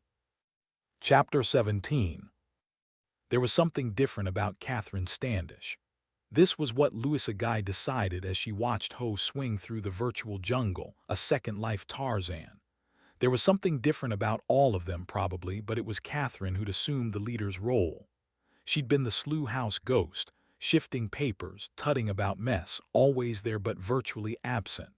A recovering alcoholic because this was somehow common knowledge. Something about her spoke of loss, of an element missing. A blown bulb. But it had never before occurred to Louisa to wonder what Catherine must have been like at full wattage. She'd been Charles' partner's PA, hadn't she? Christ, that made her Miss Moneypenny. Louisa should keep her mind on the job, though. Lamb thought they were useless. If they were, Hassan would die. If they weren't, he might die anyway. The odds weren't good. But watching Ho, Louisa realized that he wasn't useless anyway. That he might be a dick, but he knew his way round a keyboard. And as he pilfered information from the ether, then peered up at the three of them through the thick black frames of his glasses, it occurred to Louisa Guy that she wouldn't want him turning his hacker's gaze on to the private corners of her own life and career. Though of course, he probably already had. Regent's Park, the building, was lit up. Blue spotlights at ground level cast huge ovals across its facade, drawing attention to the fact that important stuff took place inside. Once upon a time, not many people knew what that was. These days, you could download job application forms from a website adorned with its picture. Jackson Lamb parked the stolen SUV half on the pavement outside and waited. It didn't take long. The vehicle was surrounded inside quarter of a minute. Could you step out of the car, please, sir? There were no weapons in evidence. There didn't need to be. Sir. Lamb wound the window down. He was looking at a youngish man who evidently knew his way around a gym, taut muscles under a charcoal gray suit. A white cord coiled from his left ear to the suit's lapel. Step out of the car, sir, he repeated. Fetch your boss, Sonny, Lamb said pleasantly and wound the window back up. He hired a car, Ho said. You have got to be kidding. Straight up Triple D car hire, Leeds address. He's in the field, and he hired a car. Catherine said, no, it makes sense. It was a measure of their changing relationship that they waited for her thoughts. He's in the field, sure. But let's not forget this wasn't an op with a future. The boy was going to be rescued. Black didn't have to worry about covering his tracks. So hiring a car was the simplest thing to do. Quite. Anyone got a phone? Ho asked. Lamb made us trash them. There's a payphone by the loos, Catherine said. What's the number? She scribbled it down as he read it off the screen, was heading for the phone a moment later. It's barely dawn. A car hire place'll be open. Triple D gives 24-hour breakdown relief, Ho quoted. A kid with a van and a spanner, Min reckoned. Tenor says she blows it. I'll take that, Louisa said. Me too, Min added. Ho looked alarmed. What happened since yesterday? Everyone's acting strange. Slough House went live, Min told him. She'll come back with something we can use. The lady's got game, Louisa said. James Webb, whose futile mission in life was to dissuade everyone from calling him Spider, was in his office. After Jackson Lamb had dumped him and Nick Duffy on the pavement, after he'd recovered from the shock of having a middle-aged woman point a gun at him. I'll put a bullet through your foot. That'll wipe the smirk off your face. They'd made their way back, Duffy barely speaking. Hey, Webb had wanted to tell him. It wasn't my fault. But here he was anyway, back in his hutch, Duffy having no further use for him. But then, Webb wasn't one of Duffy's dogs. He'd come through the graduate channel, done his 2 years rotation, attended the seminars, taken the exams, spent nights on various godforsaken moors, in with harsh weather, and undergone assessment exercises, staging posts on the fast track, arresting a putative suicide bomber outside Tate Modern, and acting as control when River Cartwright had spectacularly failed an exercise of his own. Along the way, he'd been taken under Taverner's wing, which was why he, not Cartwright, was still in Regent's Park. And unlike River, he'd never wanted to be a field agent. Joe's were pieces on the board. Webb's ambition was to be a player at the table. His current role, interviewing graduates, HR, River had scoffed, was a step on the road to being the keeper of secrets. And if there was less glam to it than the street work, there was also less weather, less chance of finding out how well those interrogation-resistance lessons stood up in the field, and theoretically, fewer opportunities for middle-aged women to point a gun at him. Suits and Joe's was an age-old opposition, but the game had changed in the last 10 years, and intelligence was a business like any other. There would always be battlegrounds where things got bloody, but at boardroom level, today's intelligence wars were fought the way Coke battled Pepsi. And that was a war Webb felt comfortable waging. But right now River seemed to be at the center of events because it was the slow horses that had everyone uptight tonight. Sid Baker was under the surgeon's knife. Somebody else was dead. And there were rumors that Jackson Lamb had orchestrated the kidnapping of that internet kid. Whatever the truth, there was a general air that shit was about to hit the fan. But it was all internal. There was no ministerial presence. Spider would have noticed. When the minister was in the building, the ripples spread outwards. But suit or not, Webb felt sidelined. Taverner didn't like him showing up on the hub uninvited. This was the flip side of being under her wing.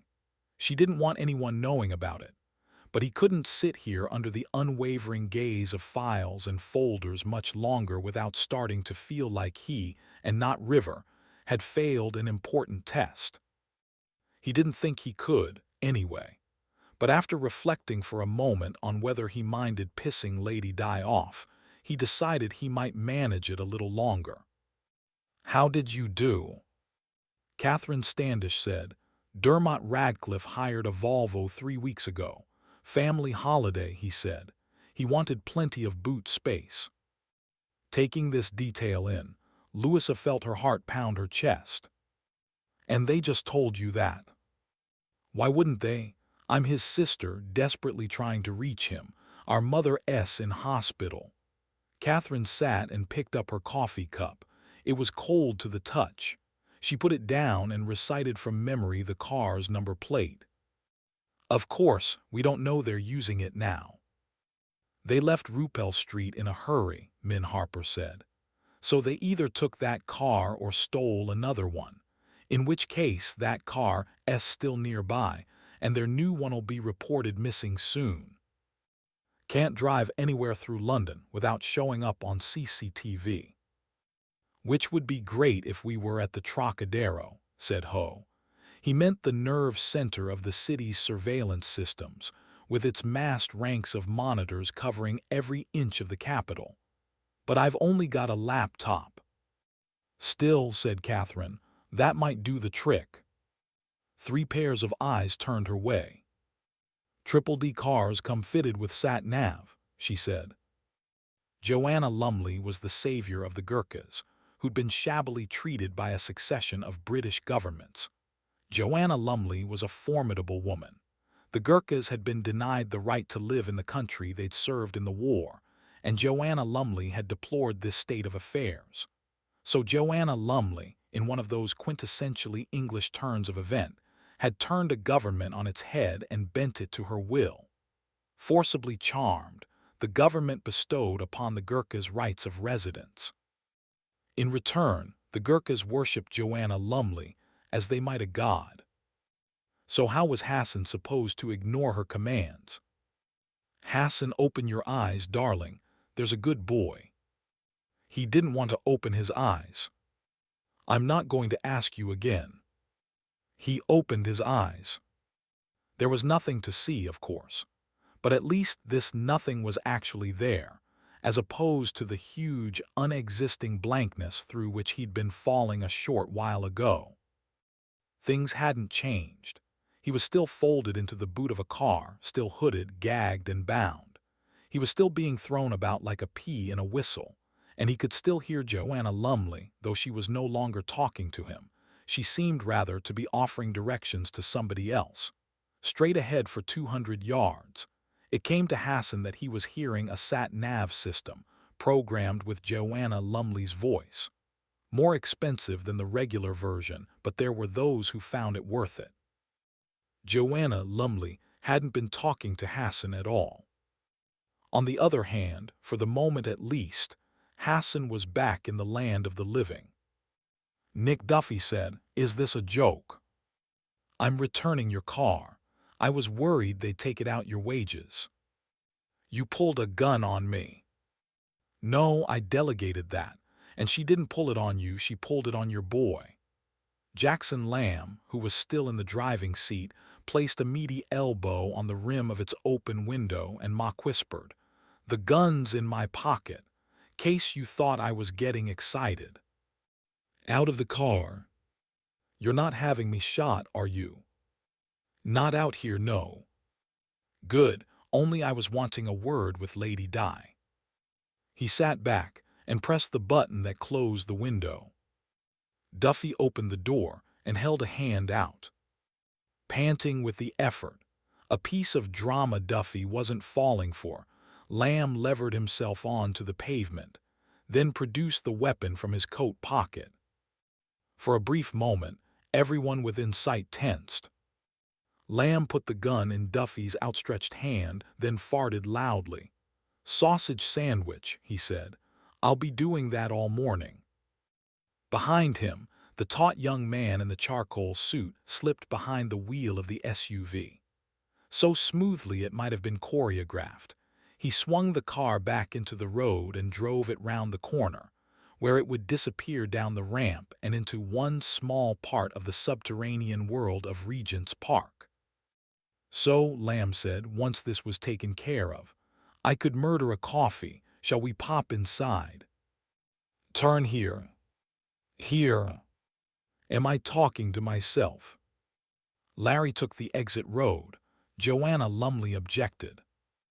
"Change of plan, darling," Curly said, and switched the sat-nav off. "To what?" Larry said. The turnoff took them on to one of the minor roads skirting Epping Forest. If they'd headed directly north, they'd not be within miles of here, but getting lost had its advantages. Curly had never been here, but he knew the name. Everyone knew the name. It was a place of shallow graves, regularly name-checked on true crime programs. This was where your gangsters buried their enemies. Or sometimes didn't even bother, just set fire to the car they'd shot them in, then whistled their way home to the concrete jungle. Place had probably seen more deaths than picnics. Plenty of room for another. 2, if necessary. This road was thickly lined by trees, and the sky disappeared behind a canopy of branches. An approaching car dipped its headlights. Flashing past, Its noise reached Curly's ears like something happening underwater. "We're gonna cut to the chase," he said. A bubble welled inside him and escaped as a brief giggle. Larry cast him a sideways glance, but didn't dare open his mouth. Pissing off Lady Di was not a good career move, and Spider Webb's choices were largely dictated by such demands. But he didn't have to go on to the hub. He could wander downstairs instead. Regent's Park was like any other office block. The guys on the desk were the first to know what was up. So like any suit with an eye to the edge, Spider made a point of being friendly to the guys on the desk. Leaving his office, he walked down the corridor, through the fire door and into the stairwell. Here he paused a moment, distracted by movement through the window. 2 stories below, a black SUV was coming down the concrete ramp into the car park beneath the building. One SUV was much like the next, but still, Webb wondered if this was the same one Lamb had hijacked earlier. If it was, Lamb had either been picked up again or turned himself in. Spider hoped the former and hoped it had happened roughly. The woman, too. "I'll put a bullet through your foot." He wasn't forgetting that in a hurry, mostly for the absolute sincerity of the woman's tone. The car was gone. No way of seeing from here who'd been driving, which left open the possibility that it had been Lamb himself. Without park clearance, Lamb shouldn't have made it through the barriers, but Webb had heard myths about Jackson Lamb. Clearance might be something required by other people, in which case Lamb might be loose in the belly of the building. It wasn't likely, but it gave Webb all the excuse he needed to go and find out what was happening.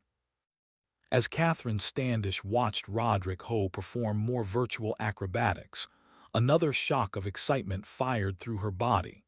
Nothing to do with Ho. Catherine didn't especially admire technological ability. It was useful when other people had it, because this rendered it unnecessary to have any herself. But she no more regarded it as an aspect of character than she would ownership of a particular make of car. No, the excitement had been born earlier that morning when she'd lifted Lamb's gun from her bag and pointed it at the young man next to her. "I'll put a bullet through your foot if I need to. That'll wipe the smirk off your face." Sometimes the scary moments happen to other people. Min Harper had spoken unless it had been Louisa Guy. She said, "Sorry, I was miles away." Harper said, "You think we'll trace him in time?" This was new too. They were looking to her as if she had answers or opinions worth listening to. Below the tabletop, her right hand curled, as if it were once more wrapped around the handle of a gun. "I think we act as if we're saving his life, not finding his body," she said. He shared a look with Louisa that she couldn't interpret. It was growing lighter and traffic was building outside. There was a flow of custom inside, too, people collecting takeaway coffee and breakfast rolls or grabbing supper on their way home from the night shift. Catherine was an early riser, a poor sleeper. None of this was unfamiliar to her, but she was seeing through new eyes this morning. She unclenched her hand. Fighting her addictions had taught her about their power, and she knew she was clinging to an unhealthy memory. But right now it felt good, and she could only hope those shocks of excitement weren't visible to the others. Ho said, "Now we wait." Louisa said, "You've got the sat-nav system." "Sure, they use RoadWise.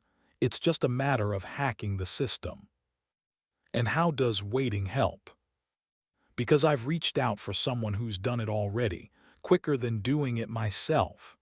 He bent to his laptop again until his colleague's silence broke through his self-absorption. "What?" "Care to elaborate?" He sighed but overdid it. "Hacking, there's a community, you know. Like stamp collectors. Or train spotters. Or poets." "A bit," Ho agreed to general surprise. "Only way more cool. Hackers hack systems for one reason only. They're there. Some people do crosswords or Sudoku." His expression made it clear what he thought of that. "We hack. And we share. So someone will have hacked, what did you call it? Roadwise. Roadwise. Yeah, sure, if it's there, it's been hacked. And anyone cool enough to hack it'll be in the community. He nodded at his laptop as if it held global masses. And they'll be getting back to me any moment. Perhaps he saw doubt in their expressions. We never sleep, he said. Catherine said, there's something I don't get. Ho waited. You're telling us you've got friends. The best kind, Ho said. The ones you never meet. His laptop bleeped. My ride's here. Catherine watched as he bent to work. We act as if we're saving Hassan's life, not finding his body. It was the only approach they could take. It would be good, though, if they could hurry up a little. Time was not on Hassan's side. The car stopped and the engine cut out. For a moment the silence and stillness were worse than the noise and the motion. Hassan's heart pounded, struggling for release. He wasn't ready, he thought. Wasn't ready to put an escape plan into operation because he didn't have one. And wasn't ready because, well, he wasn't ready. Wasn't ready to be poured out of the boot and told he was going to die. He wasn't ready. Eyes clamped shut, he tried to summon up Joanna Lumley, but she wouldn't appear. He was on his own. And then he wasn't, because the boot was opening, and rough hands were hauling him out, dropping him like a sack of vegetables onto cold ground. Instinctively, the first thing he did was pull the hood from his head, a clumsy operation with his hands bound, but he managed it. With his head free, Hassan saw the world for what felt like the first time. He was in a forest. The car had come to a halt on a dirt track, and all around stretched trees with mossed-over stumps lurking like goblins in the hollows. The ground was hard-packed mud, with a covering of dead leaves and twigs. The air tasted like early morning. Light was starting to make its presence felt, etching a fine tracery of bare branches overhead. His two remaining kidnappers stood over him, so his first view was of their boots. That seemed appropriate. He guessed their boots saw more action than their brains ever did. And this thought liberated Hassan a little. He was cold and bruised and filthy and stank, but he was not in a cellar. And he was not these bastards' dog, ready to roll over on their word. In every way that mattered, he was better than the pair of them. Then one of the boots was on his shoulder, pressing him down onto the earth. It belonged to the one Hassan called Curly. Way up above his boot, Curly was showing him a thin, cruel smile. End of the line, he said. Taverner said, I'm glad you've seen sense. Lamb ignored her, surveying her team instead, who were at their own or each other's workstations, and engrossed in their current tasks, and studying every move he made. Soft light rained on them, and there was a slight buzzing in the air, white noise, which seemed to act as an oral curtain. Even without the glass wall, he doubted whether anyone could have heard their conversation. Nick Duffy was a different matter, of course. Nick Duffy was with them in Taverner's office. Nick Duffy could hear every word. If there'd ever been any doubt that Diana Taverner could read minds, she put it to rest then and there. She said, It's okay, Nick. You can leave us. He didn't like it, but he went. 3 sugars, there's a love, Lamb said to his departing back. Taverner said, You want the bottom line. Oh, I'm gagging for it, darling. Black's body's been found. He used to be one of yours. It's clear he was involved in the kidnapping of Hassan Ahmed. You were seen meeting with him in the early summer, long after he'd quit Slough House. 2 of your crew have signed statements to that effect. You want me to continue? It's the only thing keeping me going, Lamb assured her. These statements, Loy and White right. They make credible witnesses, and they put Black and you together. That, plus Moody's homicidal outing last night, put Slough House in a very messy frame. If you want it to go away, we can manage that. But you're going to have to cooperate. Lamb said homicidal. For the briefest of moments, a shadow crossed Taverner's face. She said, "I'm sorry, you hadn't heard." He smiled, but it wasn't a real smile, just a tightening of the flesh across the face. "Well, that's another loose end clipped off, isn't it? That's how you see your team, loose ends." "But Baker was never on my team, was she? You assigned her to Slough House, but not because she'd slept with the wrong boss. She was a plant. She was watching River Cartwright." "Your evidence being?" "Her own words, which she won't be repeating any time soon." Taverner's gaze was steady. She said, "I'll make you an offer, Jackson. Something clean we can all walk away from. Cosign Loy and White's statements, and that'll be the end of it." "I don't do subtle. You're going to have to explain why I'd want to do that." "You're old school, Jackson, and not in a good way. You're out of the loop. I go to limitations with a sacrificial victim, and outcomes will matter more than proofs. That's how things are done now. If there's a quiet out available, limitations will sign off on it. They'll even call it a retirement. It's not like you'll lose your pension fund." Jackson Lamb reached inside his coat and had the satisfaction of seeing her flinch. Her expression turned to distaste as he scratched his armpit. "Think I might have been bitten at the canal?" She didn't reply. He withdrew his hand and sniffed his fingers, then put his hand in his pocket. "So your plan is I cough to your sins, or else what?" "It gets messy." "It's already messy." She said, "I'm trying to find a way out that causes the least damage for all of us. Like it or not, Slough House is in the firing line, Jackson. Appearances count. You'll all come under scrutiny. All of you." He said, "This about Standish again. Did you think I'd forgotten? You know me, always hoping for the best." Charles' partner implicated her in everything. He left an itemized statement of his treachery in which he named her as an accomplice. She was lucky not to be arrested. Lamb said, "She's a drunk." "That's not an excuse for treason." "It wasn't meant to be. It's what made partner think he could get away with it. Why he kept her on after her breakdown. A dried-out drunk is still a drunk. She was loyal to him, so he used her, tried to make out she helped him sell secrets.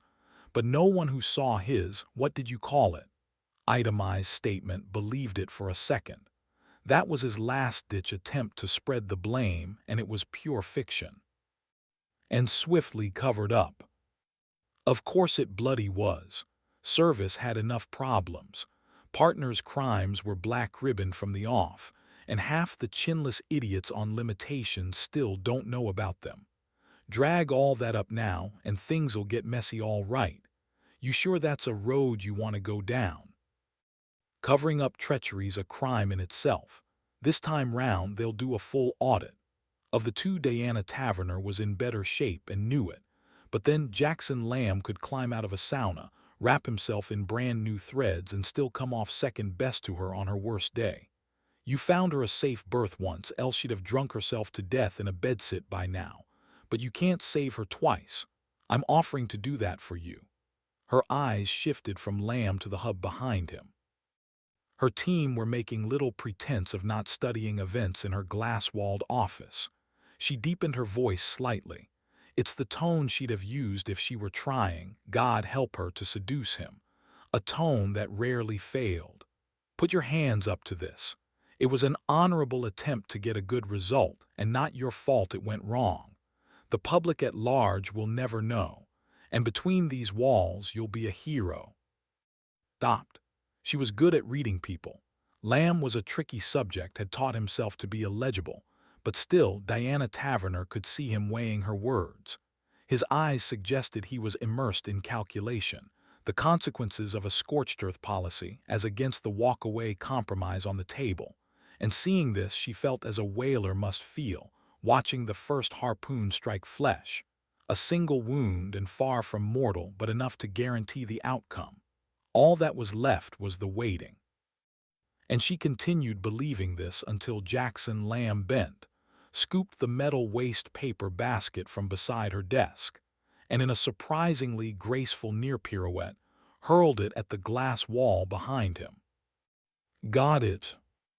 Got what? What are we looking for? A flash of the familiar Roderick Ho, an expression of lofty contempt for the analog mind. The car, Dermot Radcliffe's Volvo.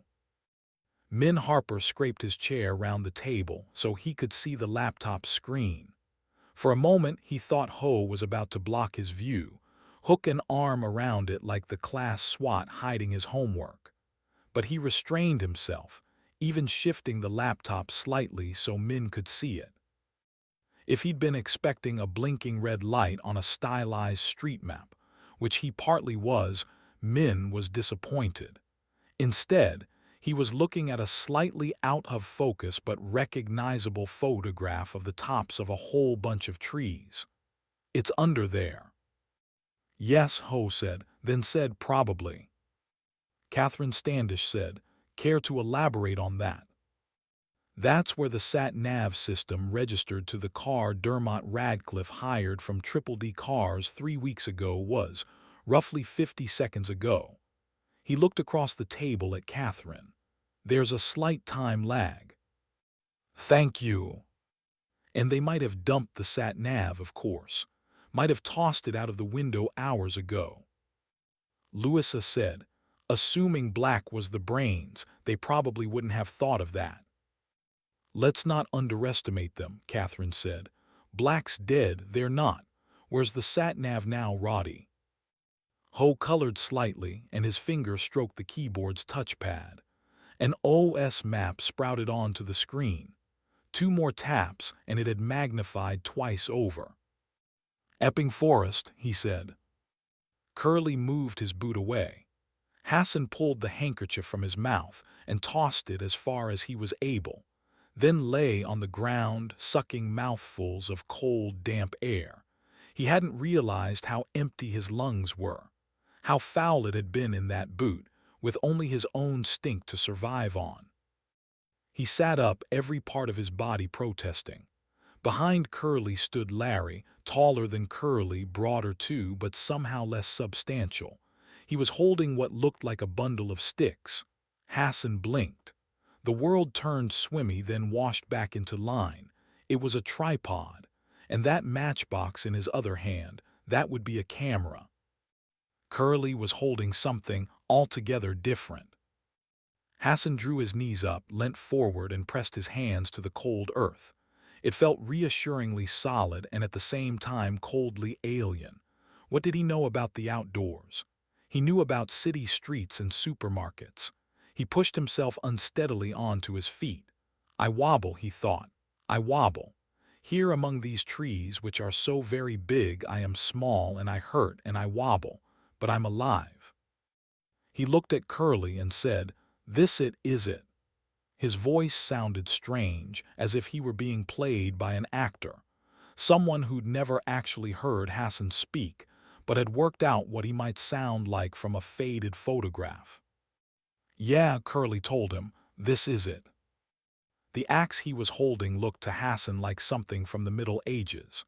But then, it was something from the Middle Ages, a smoothly curved length of wood with a dull gray metal head, sharpened to a killing edge. Used down the centuries because it rarely went wrong. Sometimes the handle wore thin and was replaced. Sometimes the blade grew blunt. Joanna Lumley was long gone.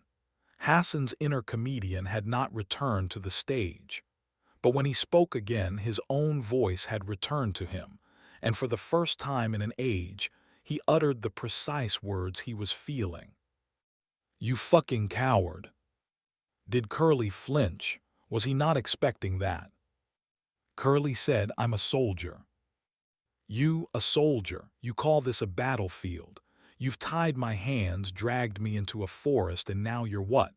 Gonna cut my head off. Some fucking soldier. It's a holy war, Curly said, and your lot started it. My lot sells soft furnishings. A wind stirred the woods, making a noise like an appreciative audience. Hassan felt blood run through his veins, felt fear build into a bubble in his chest. It might burst at any moment, or might just float him away. He looked at Larry. And you, right? You're just gonna stand there and let him do what he wants. Another fucking soldier, right? Shut up. Yeah, right, or what? You'll cut my head off. Fuck the pair of you. You want to film this? Film me now saying this. You're both cowards and the BN fucking P are a bunch of fucking losers. We're not BNP, Curly said. Hassan threw his head back and laughed. What's so funny? He said, you think I care. You think I care who you are. BNP or English Defense League or any other kind of stupid fucking Nazi, you think I care. You're nothing. You're nobodies. You'll spend the rest of your lives in prison and you know what? You'll still be nobodies. Larry said, right, that's it.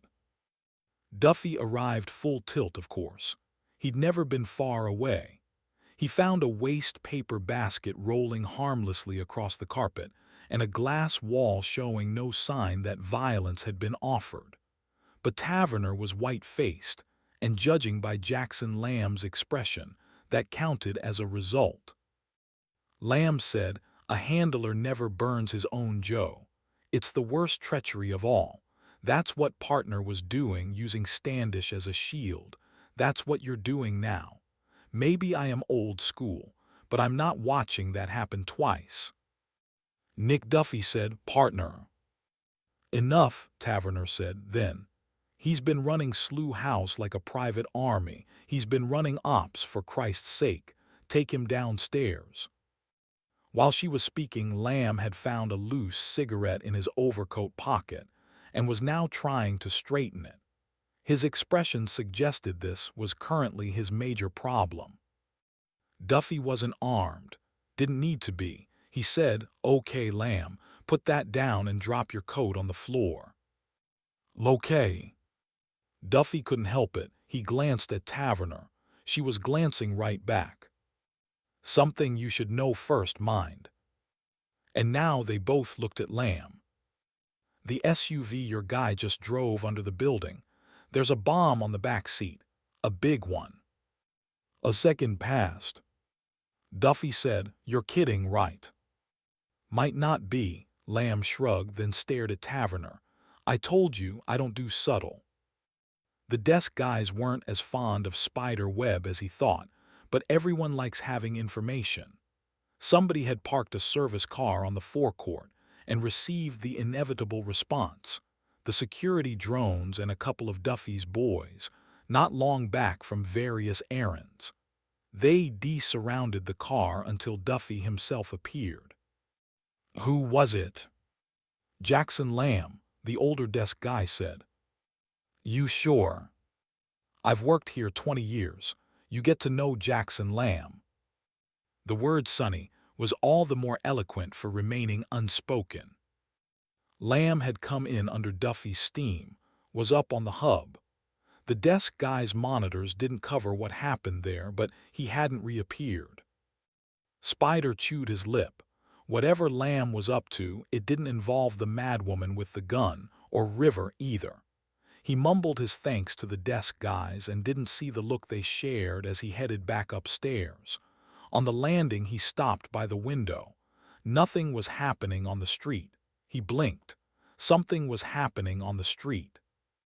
A black van screeched to a halt, and almost before it had stopped moving, the back was open, allowing 3, 4, 5 black-clad shadows to pour like smoke into the morning. Then they were gone, headed into the underground car park. The Achievers, everyone called them. Spider Webb had always thought it a ridiculous name, a piece of jargon that shouldn't have stuck but had.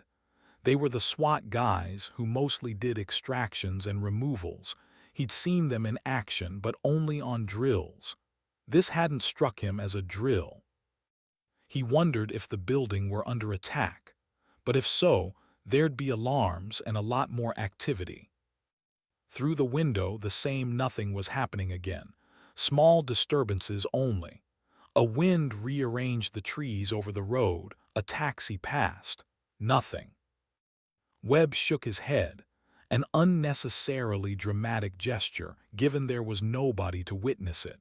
Story of his life.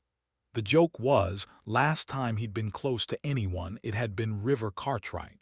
Some of the courses they'd been on, you couldn't get through without forming alliances, what people called friendships. More than once, he'd assumed that their futures would run on parallel lines, but something had prevented that, which was Spider's slow-dawning realization that River was better than him at most things. So much so, he didn't have to make a big show of it, which was the sort of moment on which alliances foundered. He carried on upstairs. Next flight up, he opened the door to his corridor, and one of the achievers stuck a gun to his temple. Larry said, "That's it, I'm done. You want to do this, you're on your own. You're going. It's all fucked up, you can't see that. We were only meant to scare him, film it, show them we meant business. Scaring them's not business. It's enough for me. You killed a spook, man, I'm leaving. Get back to Leeds, maybe hide under the bed. Maybe get home and hope it would all go away. Close his eyes tight enough and none of this would have happened." "No way," Curly said. "No fucking way are you going anywhere." Larry dropped the tripod and tossed him the digicam. It landed by Curly's feet. "Still want to film it? Film it yourself." "And how am I supposed to?" "I don't care." Larry turned and started to pick his way along the track. "Get back here." He didn't reply. "Larry, get fucking back." Hassan said, "Soldiers, right, you're soldiers." "Shut up." "Soldiers get shot for deserting, don't they?" "Shut your fucking hole." "Or what?" Hassan asked. Inside him the bubble burst. He'd soiled himself, wet himself, sweated and wept through days of fear. But now he'd come out the other side. He'd done the worst of dying, the knowing it was going to happen, the absolute shame of knowing he'd do anything to avoid it. And now he was watching his murderer's plans crumble. "Show this on the internet, you fucking Nazi." "Oh right, you can't, can you? You've only got one pair of hands." In pure blind rage, Curly hit him with the axe. The four sat around the table, their plates now cleared away. Since Catherine had got back from the phone and the other three had confirmed, in the way of small groups of people everywhere, what they all knew already, that she had called the police, explained who she was, what she knew, and how she knew what she knew, no one had spoken. But Ho had folded his laptop away and Louisa was leaning forward, her hands cradling her chin, her teeth grinding. Min's lips were pursed in a way that suggested deep thought. And every sudden noise attracted Catherine's attention, as if every rattle of every cup, every dropped spoon, threatened disaster. Out on Old Street, cars whistled past in bursts dictated by the nearby traffic lights. Min cleared his throat as if about to speak, but thought better of it. Ho said, "You know something?" They didn't. "I've got my mobile in my pocket." He took it out and placed it on the table so they could see it for themselves. All this time, Catherine's trotting off to the call phone in the corner, and "I've got my mobile in my pocket." Catherine looked at Louisa. Louisa looked at Min. Min looked at Catherine. They all looked at Ho. Min said, "For a communications genius, that was kind of rubbish, wasn't it?" Then they waited some more. A man in black, an achiever, appeared on the hub. Under his arm was a cardboard box, which he carried into Diana Taverner's office and placed on her desk. It was ticking loudly. "I assume that's not a bomb," Taverner said. He shook his head, removed the box's lid and put Lamb's office clock on Taverner's blotter. Wooden, friendly-faced, it was out of place in these high-tech surroundings. Taverner said, "I didn't think so." Duffy and Lamb were still there. Out on the hub, the same crews were doing the same things they'd been doing before Lamb's announcement had brought the achievers into play, or at least were still pretending to do them, though with less plausibility. What was happening behind the glass wall was occupying all of their attention. Lamb said, "Technically, and I might be wrong about this, but I get a lot of email crap from HR. Technically, you should still have evacuated the building." "Which is what you wanted." "I mean, if that was an actual bomb, you'd be in a shitload of grief." Duffy said to Taverner, "If that thing had been ticking on the back seat when my guy drove into the car park, he'd have heard it." The achiever was already leaving, talking into his throat mic as he went. Taverner pointed at Lamb. "You didn't want us out of the building at all. You brought somebody in." Lamb said, "You still think a cover-up's a possibility, or is it all falling apart?" Spider Webb stumbled backwards into his office, tripped on the rug and sprawled on the floor. River pulled Moody's balaclava from his head and stuffed Moody's gun into the back of his waistband. He thought about punching Spider in the head, but only for a moment. Climbing out of the SUV's boot, putting Lamb's fake bomb on the back seat, and making his way up the stairs hadn't taken long, but he didn't have much time to play with. If Lamb had done his bit, the real achievers would be swarming the building soon. He said, "My assessment report." Spider said, "Cartwright. You kept a copy, where is it?" "That's what this is about." "Where is it?" "Are you out of your fucking mind?" River bent and grabbed Spider by his shirt collar. "This is not a game." He was armed, he was in Regent's Park, more or less dressed as an achiever. If the real thing arrived, he'd be shot on sight. Thoughts that carried a certain amount of heft. He pulled out Moody's gun again. "Let me put it this way. My assessment report. Where is it?" Spider said, "You're not going to shoot me." River slammed the handle of the gun into Spider's jaw, and Spider yelped as a fragment of tooth flew free. "You sure?" "You bastard." "Spider, I'll keep hitting you till you give me what I want. Get it?" "I haven't got your assessment report. Why the hell would I?" "London rules, remember," River said. "You said it yourself the other day. You play London rules, you cover your arse." Spider spat a mouthful of blood on the fawn-colored carpet. "How long do you think you've got? Before your brains join my tooth on the floor there." River hit him again. "You crashed King's Cross and we both know it. Blue shirt, white tee, whichever way round it was. It was Taverner put you up to that because she wanted rid of me. You didn't know why, did you? And didn't care, so long as you got the nice office and meetings with the minister and a bright shining career. But you knew enough to keep a copy of the report because you're playing London rules, and the last person you trust is the one you just did a favor. So where is it?" Spider said, "Screw you. I won't ask again. Shoot me and you'll be dead 1 minute later. Then you'll never find it, will you?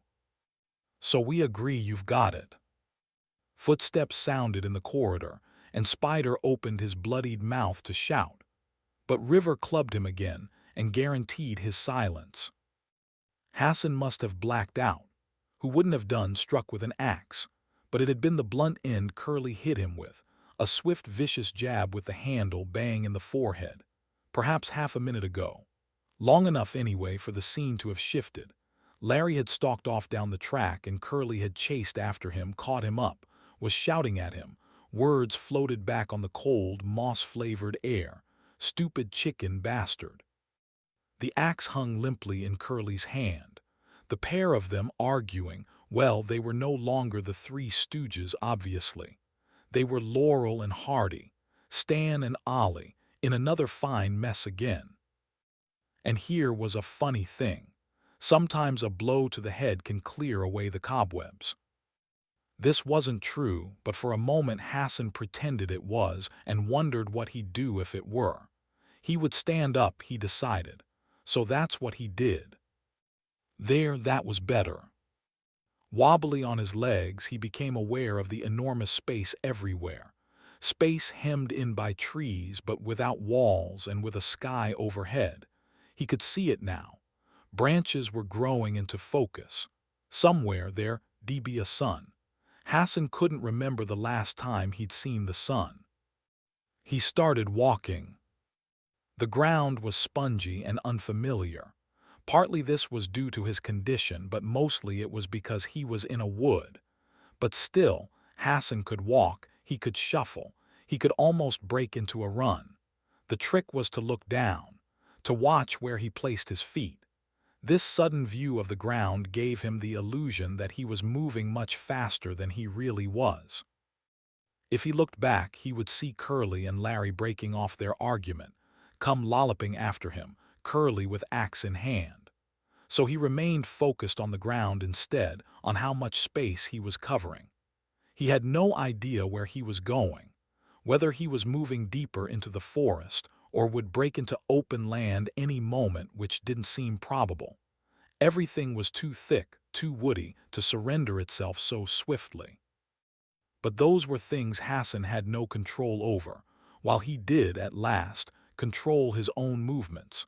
So thinking, he tripped, thrust his hands out before hitting the ground, and couldn't prevent a cry escaping him as a sharp pain seared outwards from his wrists, which mattered much less than the noise he'd made. So now he did look round. He'd traveled much less further than he'd thought, maybe half what he'd hoped. Curly and Larry were about the distance away that Hassan could have thrown a kitchen chair. Both were staring at him. Hassan could have sworn he heard the grin break out on Curly's face. The footsteps passed Webb's office in a rush, and River released the breath he'd been holding, along with his grip on Spider's collar.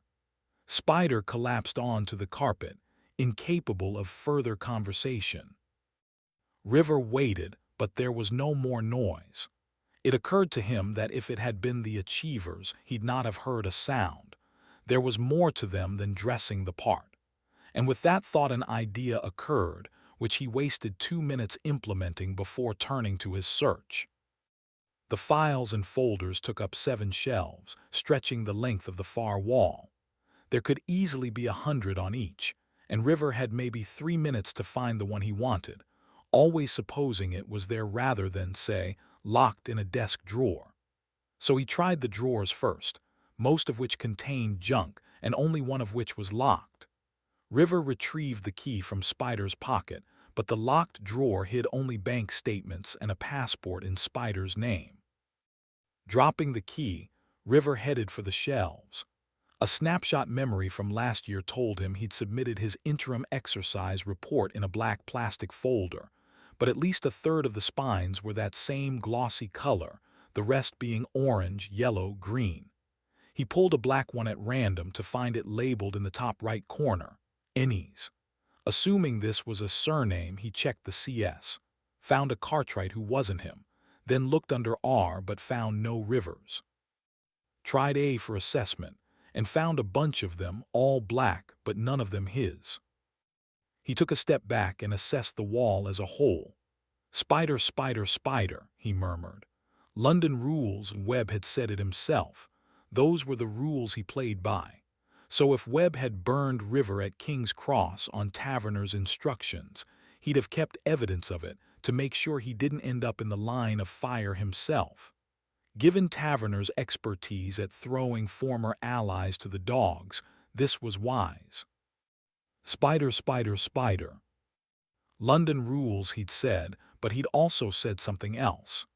As River groped in his memory, the door opened, and into the office slipped one of the Achievers, a real one, his drawn pistol aimed directly at River's head. It wasn't a grin. Curly turned when he heard the yelp and snarled when he saw the kid was on the move. He barked at Larry, a cross between a threat and a prediction, and took off. Behind him, he knew Larry would be rooted to the spot, glad to be left behind, hoping he could vanish. I'm not doing this, I'm out of here. No balls. With soldiers like him, the war was lost. Hell, it wasn't even fought. It was all hot air and history. But Curly was at war. If Larry didn't know which side he was on, that was his lookout. The thing about an axe was, it didn't need reloading. The Packy was showing his heels again. He ran like a girl, elbows tucked into his sides. Curly, though, was flying. Days of tension, of built-up excitement, and here was the moment at last. "We're gonna cut your head off. Call it a declaration of war." Then his right foot landed on something slippery and wet, and for half a beat he might have lost his balance and sprawled on his back, while the axe went flying freely through the air. But it didn't happen. He didn't fall. His body was finally in sync with the natural world, and his left foot firmly in place on solid ground, his hip twisting just enough that his center of balance held, and now he was moving even faster, and the distance between himself and his prey was disappearing by the second. He wished the Packy had been looking back to see that, get some idea of what he was dealing with. "We're gonna cut your head off and show it." But he was still making tracks, running like a girl, scared as a mouse, frightened as a rat. Curly slowed his pace. This was too good. This was too good to hurry. This was what they meant by thrill of the chase. "We're gonna cut your head off and show it on the web." Nick Duffy covered his phone with a hand and said, "They've got him." "Where?" "Webb's office." Taverner glanced at Lamb, who shrugged. "If my guys were any good, they'd be your guys." "Why Webb?" she asked. Then, "Never mind." To Duffy, she said, "Tell them to take whoever it is downstairs, and tell Webb to get up here. He's on his way." "Thank you. Give me a minute, would you?" Duffy left, talking into his phone. Taverner said, "Whatever just happened, that was your last chance. Hope you enjoyed your morning, Jackson, because it's the last you'll see for a week. And by the time you're back upstairs, you'll have signed a confession, and anything else I tell you too." Lamb, sitting facing her, nodded thoughtfully. He seemed to be about to say something important, but all he could manage was, "Mind, your lad Spider doesn't half like a colorful tie." Behind her, the door opened. "Of course, my lad River can't do a knot to save his life." The minutes spent swapping shirts with the unconscious Spider hadn't been wasted after all. River Cartwright, wearing Webb's jacket and tie, closed the door behind him, a black folder tucked under his arm. Hassan couldn't look back, could barely look forward, had to look at the ground, scan it for roots and stones and unsuspected dips, for anything that might grab his ankle and bring him to a sudden end. For dangers at head height, he trusted his luck. "Having fun yet, Packy?" Curly gaining on him.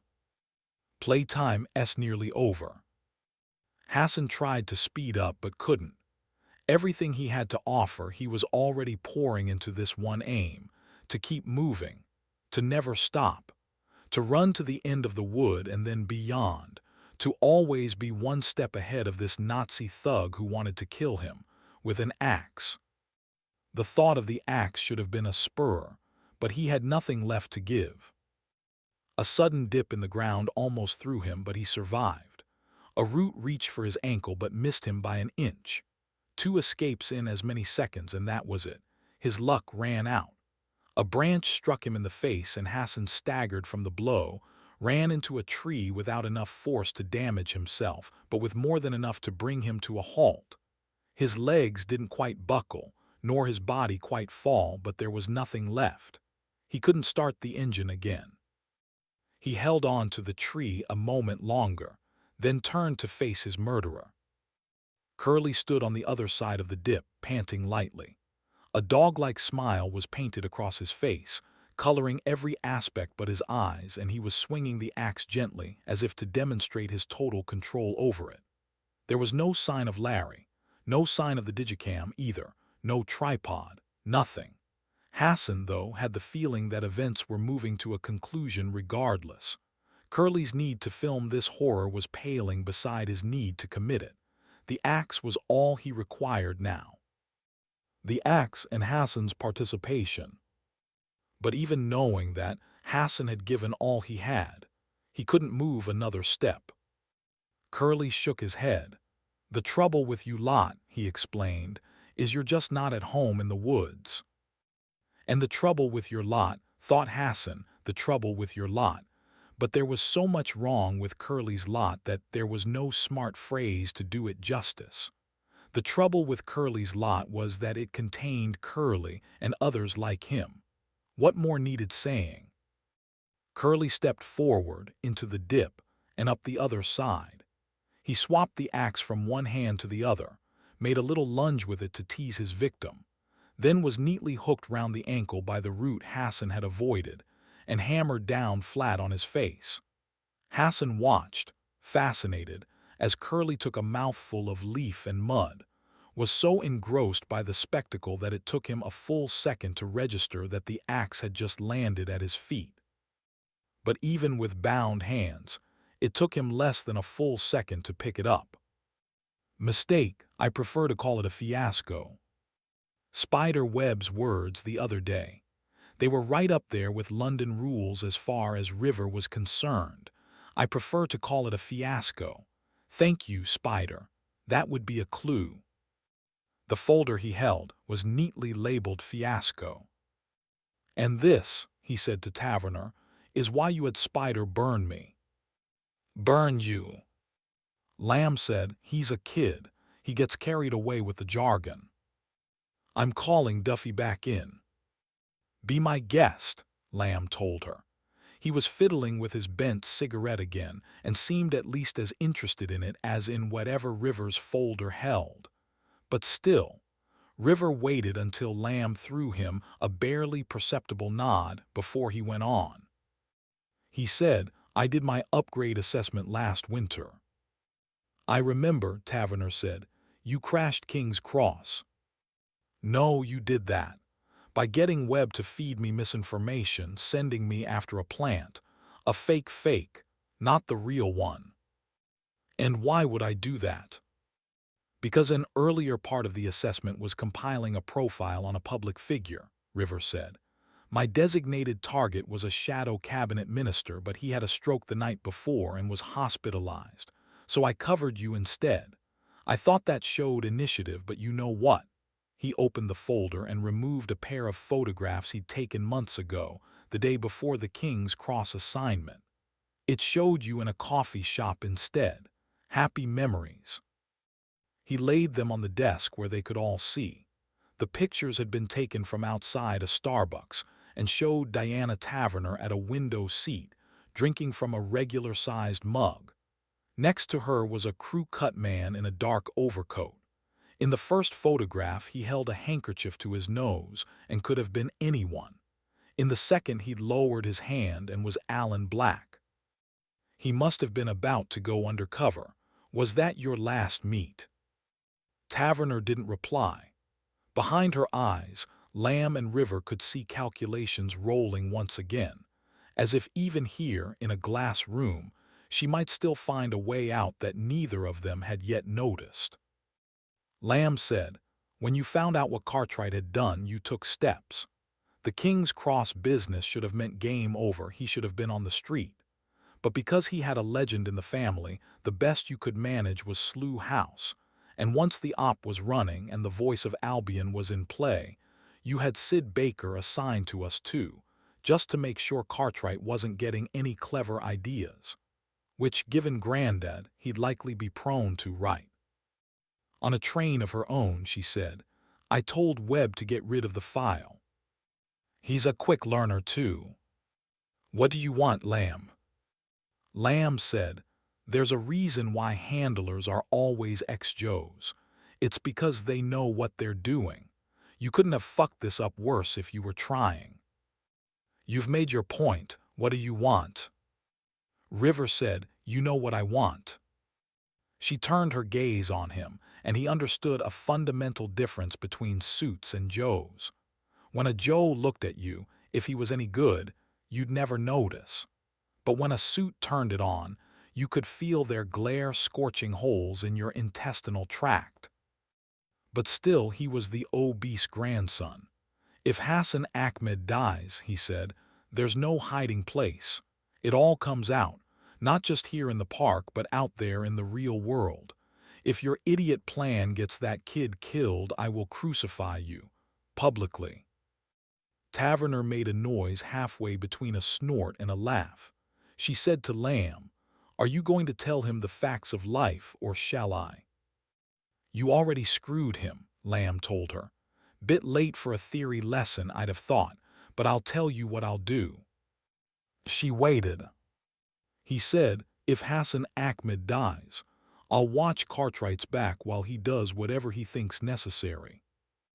And River learned something else about Suits and Joes, that when a Joe wants to be noticed, he is.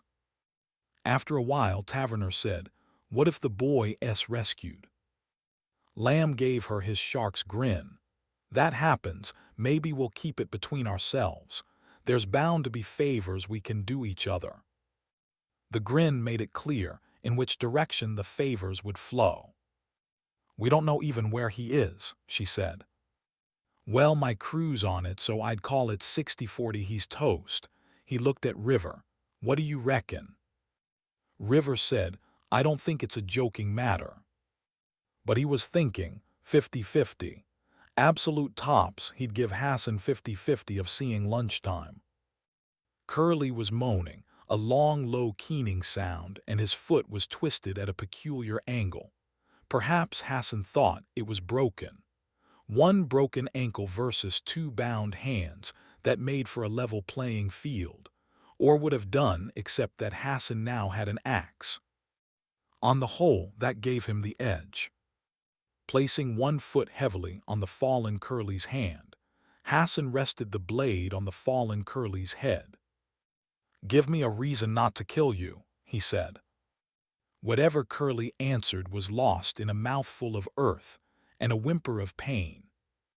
"Give me a reason," Hassan repeated, lifting the axe an inch. Curly turned his head aside and spat grit and leaf. "Foos. I'm supposed to understand that." He spat again. "My foot's hurt." Hassan lowered the axe once more so the blade touched Curly's temple. He pressed down and watched Curly's eyes close and his features tighten. He wondered if the fear Curly felt was the same fear he'd felt himself. Since it seemed to have departed him now, he suspected it probably was. And how's that for a joke, he wondered. How would that work with an audience? That the same fear Curly had set loose in Hassan's gut was now burying its snout in his own bowels. But maybe not everyone would get it. Maybe you had to be there. Another push on the axe loosed a trickle of blood down Curly's face. "Did you say something?" Curly had made a noise. "Did you?" He made another one. Wrapping his bound hands tightly round the axe handle, Hassan dropped into a crouch. The blade pressed heavily on the side of Curly's head. He said, "Did you have something to say?" and gave equal weight to each syllable. Curly said, "Do it." Or he might have said, "Don't do it." Hassan waited, his eyes 6 inches from Curly's. He wished there were some way he could see inside Curly's head, some way he could allow light into Curly's brain in a way that didn't involve brute surgery. But there was. He was sure there was, so he leant a little closer. "You know what," Hassan said, "you make me ashamed I'm British." Then he stood and walked away. He walked back to the car and then along the track that led to the distant road. He had no idea how far away it was. He didn't care. He was thirsty, hungry and tired, which were all bad things. He was cold and filthy, and that was bad too. But his hands were no longer bound because he had severed the cord with the blade of the axe, and fear was no longer chewing at his innards because he'd left it behind in the woods. He was alive, and nobody had rescued him. He was alive because of who he was. And maybe because Joanna Lumley had come through, too. He saw no sign of Larry, and that didn't matter. He saw no rabbits either, nor heard any birds, and his sense of time had long deserted him. But before Hassan reached the road, lights bloomed way ahead of him. Flashing ovals which painted the trees blue and then blue and then blue. And soon people were rushing towards him in a fever of noise and motion. Hassan Ahmed. The axe was taken gently away, and arms were holding him up. You're Hassan Ahmed. It was a simple enough question, and it didn't take him long to find an answer. Yes, he told them, yes, I am. And then he added, I'm alive. They were very glad to hear it, he learned, as they carried him back to the world. Chapter 18. The roadworks have eased on Aldersgate.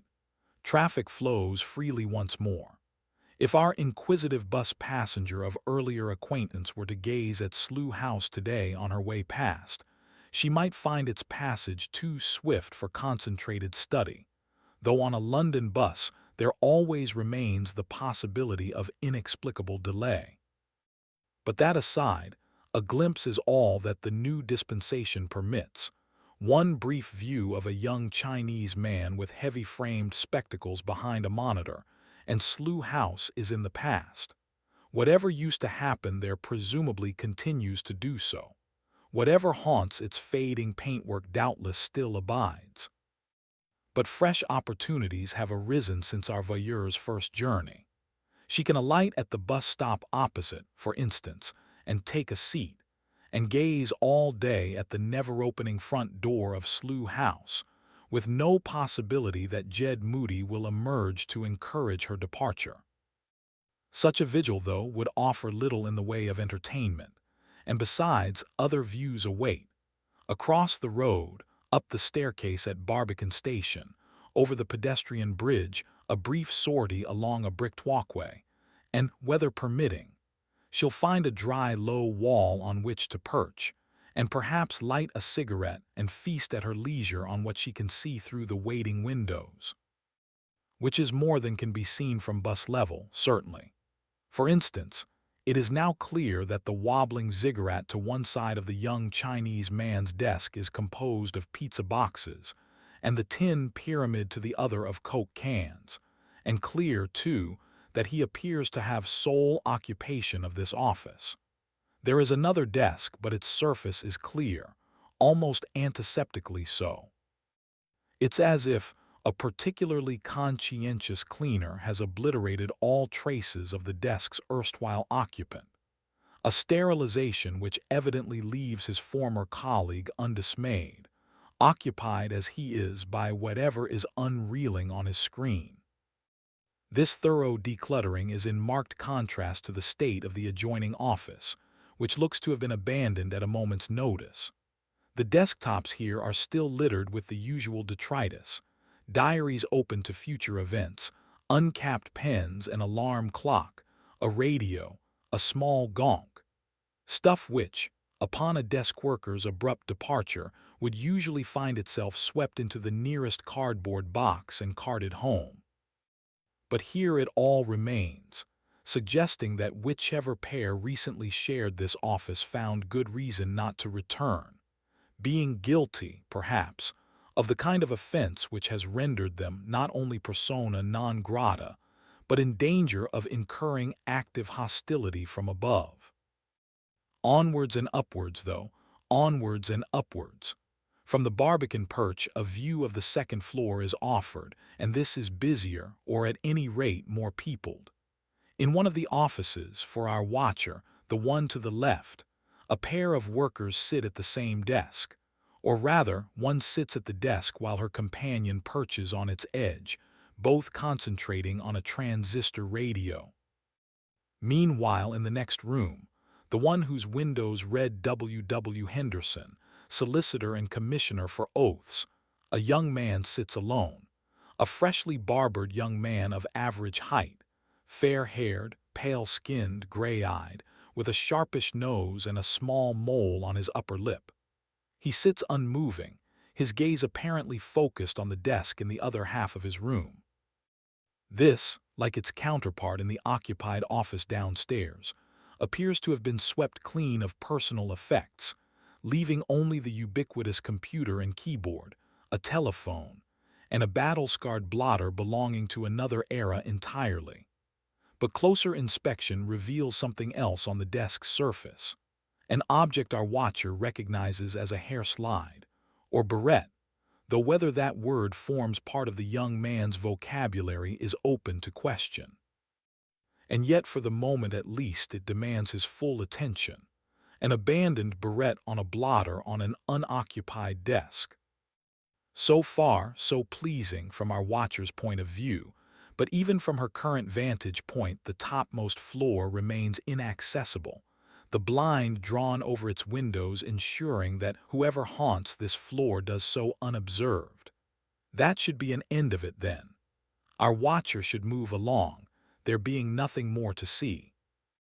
And yet still she remains, as if she were in possession of some sophisticated piece of surveillance kit that allows her not only to study the people through the windows, but to unpeel their actual thoughts, and thus learn that Roderick Ho's constant trawling through the service's classified databases is a quest for the secret that ever eludes him, this being the nature of the sin for which he's been banished to Slough House, for he is certain that he has committed no crimes that anyone is aware of. And he might be right about this, but the fact remains that he's looking in the wrong place, since the reason for his exile lies not in his doings but simply in his being.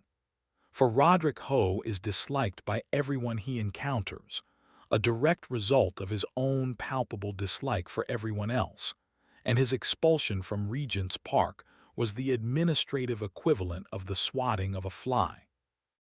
And if this explanation ever does occur to Ho, enlightenment will probably have its roots in that moment in the cafe on Old Street, when Catherine Standish called him Roddy. Meanwhile, on the next floor up, Min Harper and Louisa Guy share a desk.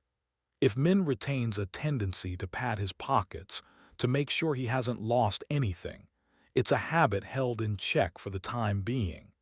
And if Louisa still grinds her teeth at moments of tension, either she is learning to control this or is currently feeling no stress. And while there remains unfinished business between this pair, what commands their attention right now is the radio, which is informing them of the death of one Robert Hobden in a hit-and-run accident.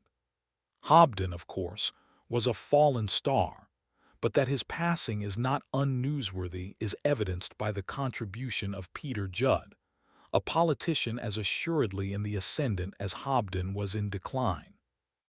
And what Judd has to say is this, that while Hobden's attitudes and beliefs were, of course, utter hogwash, his career had not been without its highlights, and his tragic, yes, that was the word, Hobden's tragic arc should serve as a warning of the inherent dangers of extremism in whatever flag it draped itself. And as for his own ambitions, yes, since the question had been asked, Peter Judd would actually be prepared to, leave his plow if so required and take up greater office for the common weal. An underused term, but one with historical and cultural resonance, if he might be pardoned the digression. Leaving unexamined the question of whether Guy and Harper are in a forgiving mood, our watcher's attention shifts now to River Cartwright, alone in the office next door. And what River Cartwright is thinking is that rewriting history is the service's favorite game, a topic he might illustrate from 100 of the obese late-night stories, but which is most immediately realized for him in the fact of Sidney Baker's absence, not merely from the office, but from the records of the hospital in which she supposedly died, which have been so thoroughly sanitized as to offer reassurance as to the hygiene standards of the NHS. Just as she is not here now, so she was never there then. Indeed, River's own memories and those of his colleagues aside, his only absolute proof of her having existed resides in the barrette he found in his car and which he has placed on her desk. As for proof of her having ceased to exist, he has none, which allows him to speculate, or perhaps a better word might be pretend, that what he imagined happened to her did not. And he is also thinking that tonight he will catch a train to Tonbridge and spend time with his grandfather, and perhaps even call his mother, and that tomorrow he will return to Slough House, where daily boredom is perhaps not so absolutely guaranteed as it once was, now that the second desk at Regent's Park is effectively in Jackson Lamb's pocket. And as for Lamb himself, he remains the shape he ever was, and of much the same temper, and his current position is what it is most mornings. He is reclining in his chair to a degree that threatens its stability and studying his notice board, to the back of which is once more pinned the flight fund so briefly in the possession of Jed Moody. The flight fund's existence, of course, is now known to River Cartwright, but Lamb has other secrets, and major among them is this, that all Joes go to the well. River would balk at the information, but Lamb knows it to be true. All Joes go to the well in the end, slyly whoring themselves for the coin of their choice. Among the late slow horses, for example, Sid Baker wanted to do her duty, Strew and Loy and Kay White sought favor, and Jed Moody needed to be back among the action. Lamb has known greater treacheries. After all, Charles' partner, one-time head of 5, sold himself for money. There is movement behind him, and Catherine Standish enters, bearing a cup of tea. This she deposits on Lamb's desk before departing again, no word having been spoken during the transaction. But Standish, though she doesn't know it, occupies a place in what Lamb, when he's forced to acknowledge it, thinks of as his conscience. For another lesson he has long absorbed, and one hardly limited to the intelligence sphere, is that actions have consequences which harm and ensnare others. Once, in exchange for a service, Lamb revealed to Roderick Hoe the sin that had left him in Slough House, and his story, that he had been responsible for an agent's death, was, like all the best lies, true, though rendered harmless by the omission of details. That, for instance, it was Charles' partner's death for which he had been responsible, an execution sanctioned by, among others, River Cartwright's grandfather. For this act, Lamb's reward was Slough House. Lamb, then, went to the well for peace and quiet, for a sanctuary in which to indulge his ironic self-disgust, and the killing of his former friend and mentor does not disturb his sleep. But the fact that it was, inevitably, Catherine Standish who found her boss's body has been known to give him pause. Having found bodies in his time, Lamb is aware that such moments leave a scar. He has no intention of attempting to make amends for this, but if it lies within his power to do so, he will prevent further injury to her. For the time being, though, he is contemplating immediate options. The status quo is the most obvious of these. Slough House is Lamb's kingdom, and recent events have done nothing to change that. And should the unexpected arise, he always has his flight fund. But a third way seems to be suggesting itself, and this is that perhaps he is not as weary as he thought of the world of Regent's Park and its ever-diminishing loyalties. Perhaps he washed his hands of it too soon.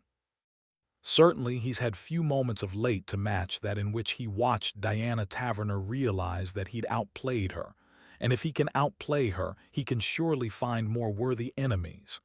So far, this is idle fancy, something to fill the space between this cup of tea and the next. But who knows? Who knows? Enough. Our watcher extinguishes if she was smoking her cigarette and checks her watch if she's wearing one. Then stands and retraces her steps, along the bricked walkway, over the pedestrian bridge, down the staircase at Barbican Station, and on to Aldersgate. It is threatening rain again, which it always seems to do on this corner, and she has no umbrella. Never mind. If she walks fast enough, she can reach her destination without getting wet.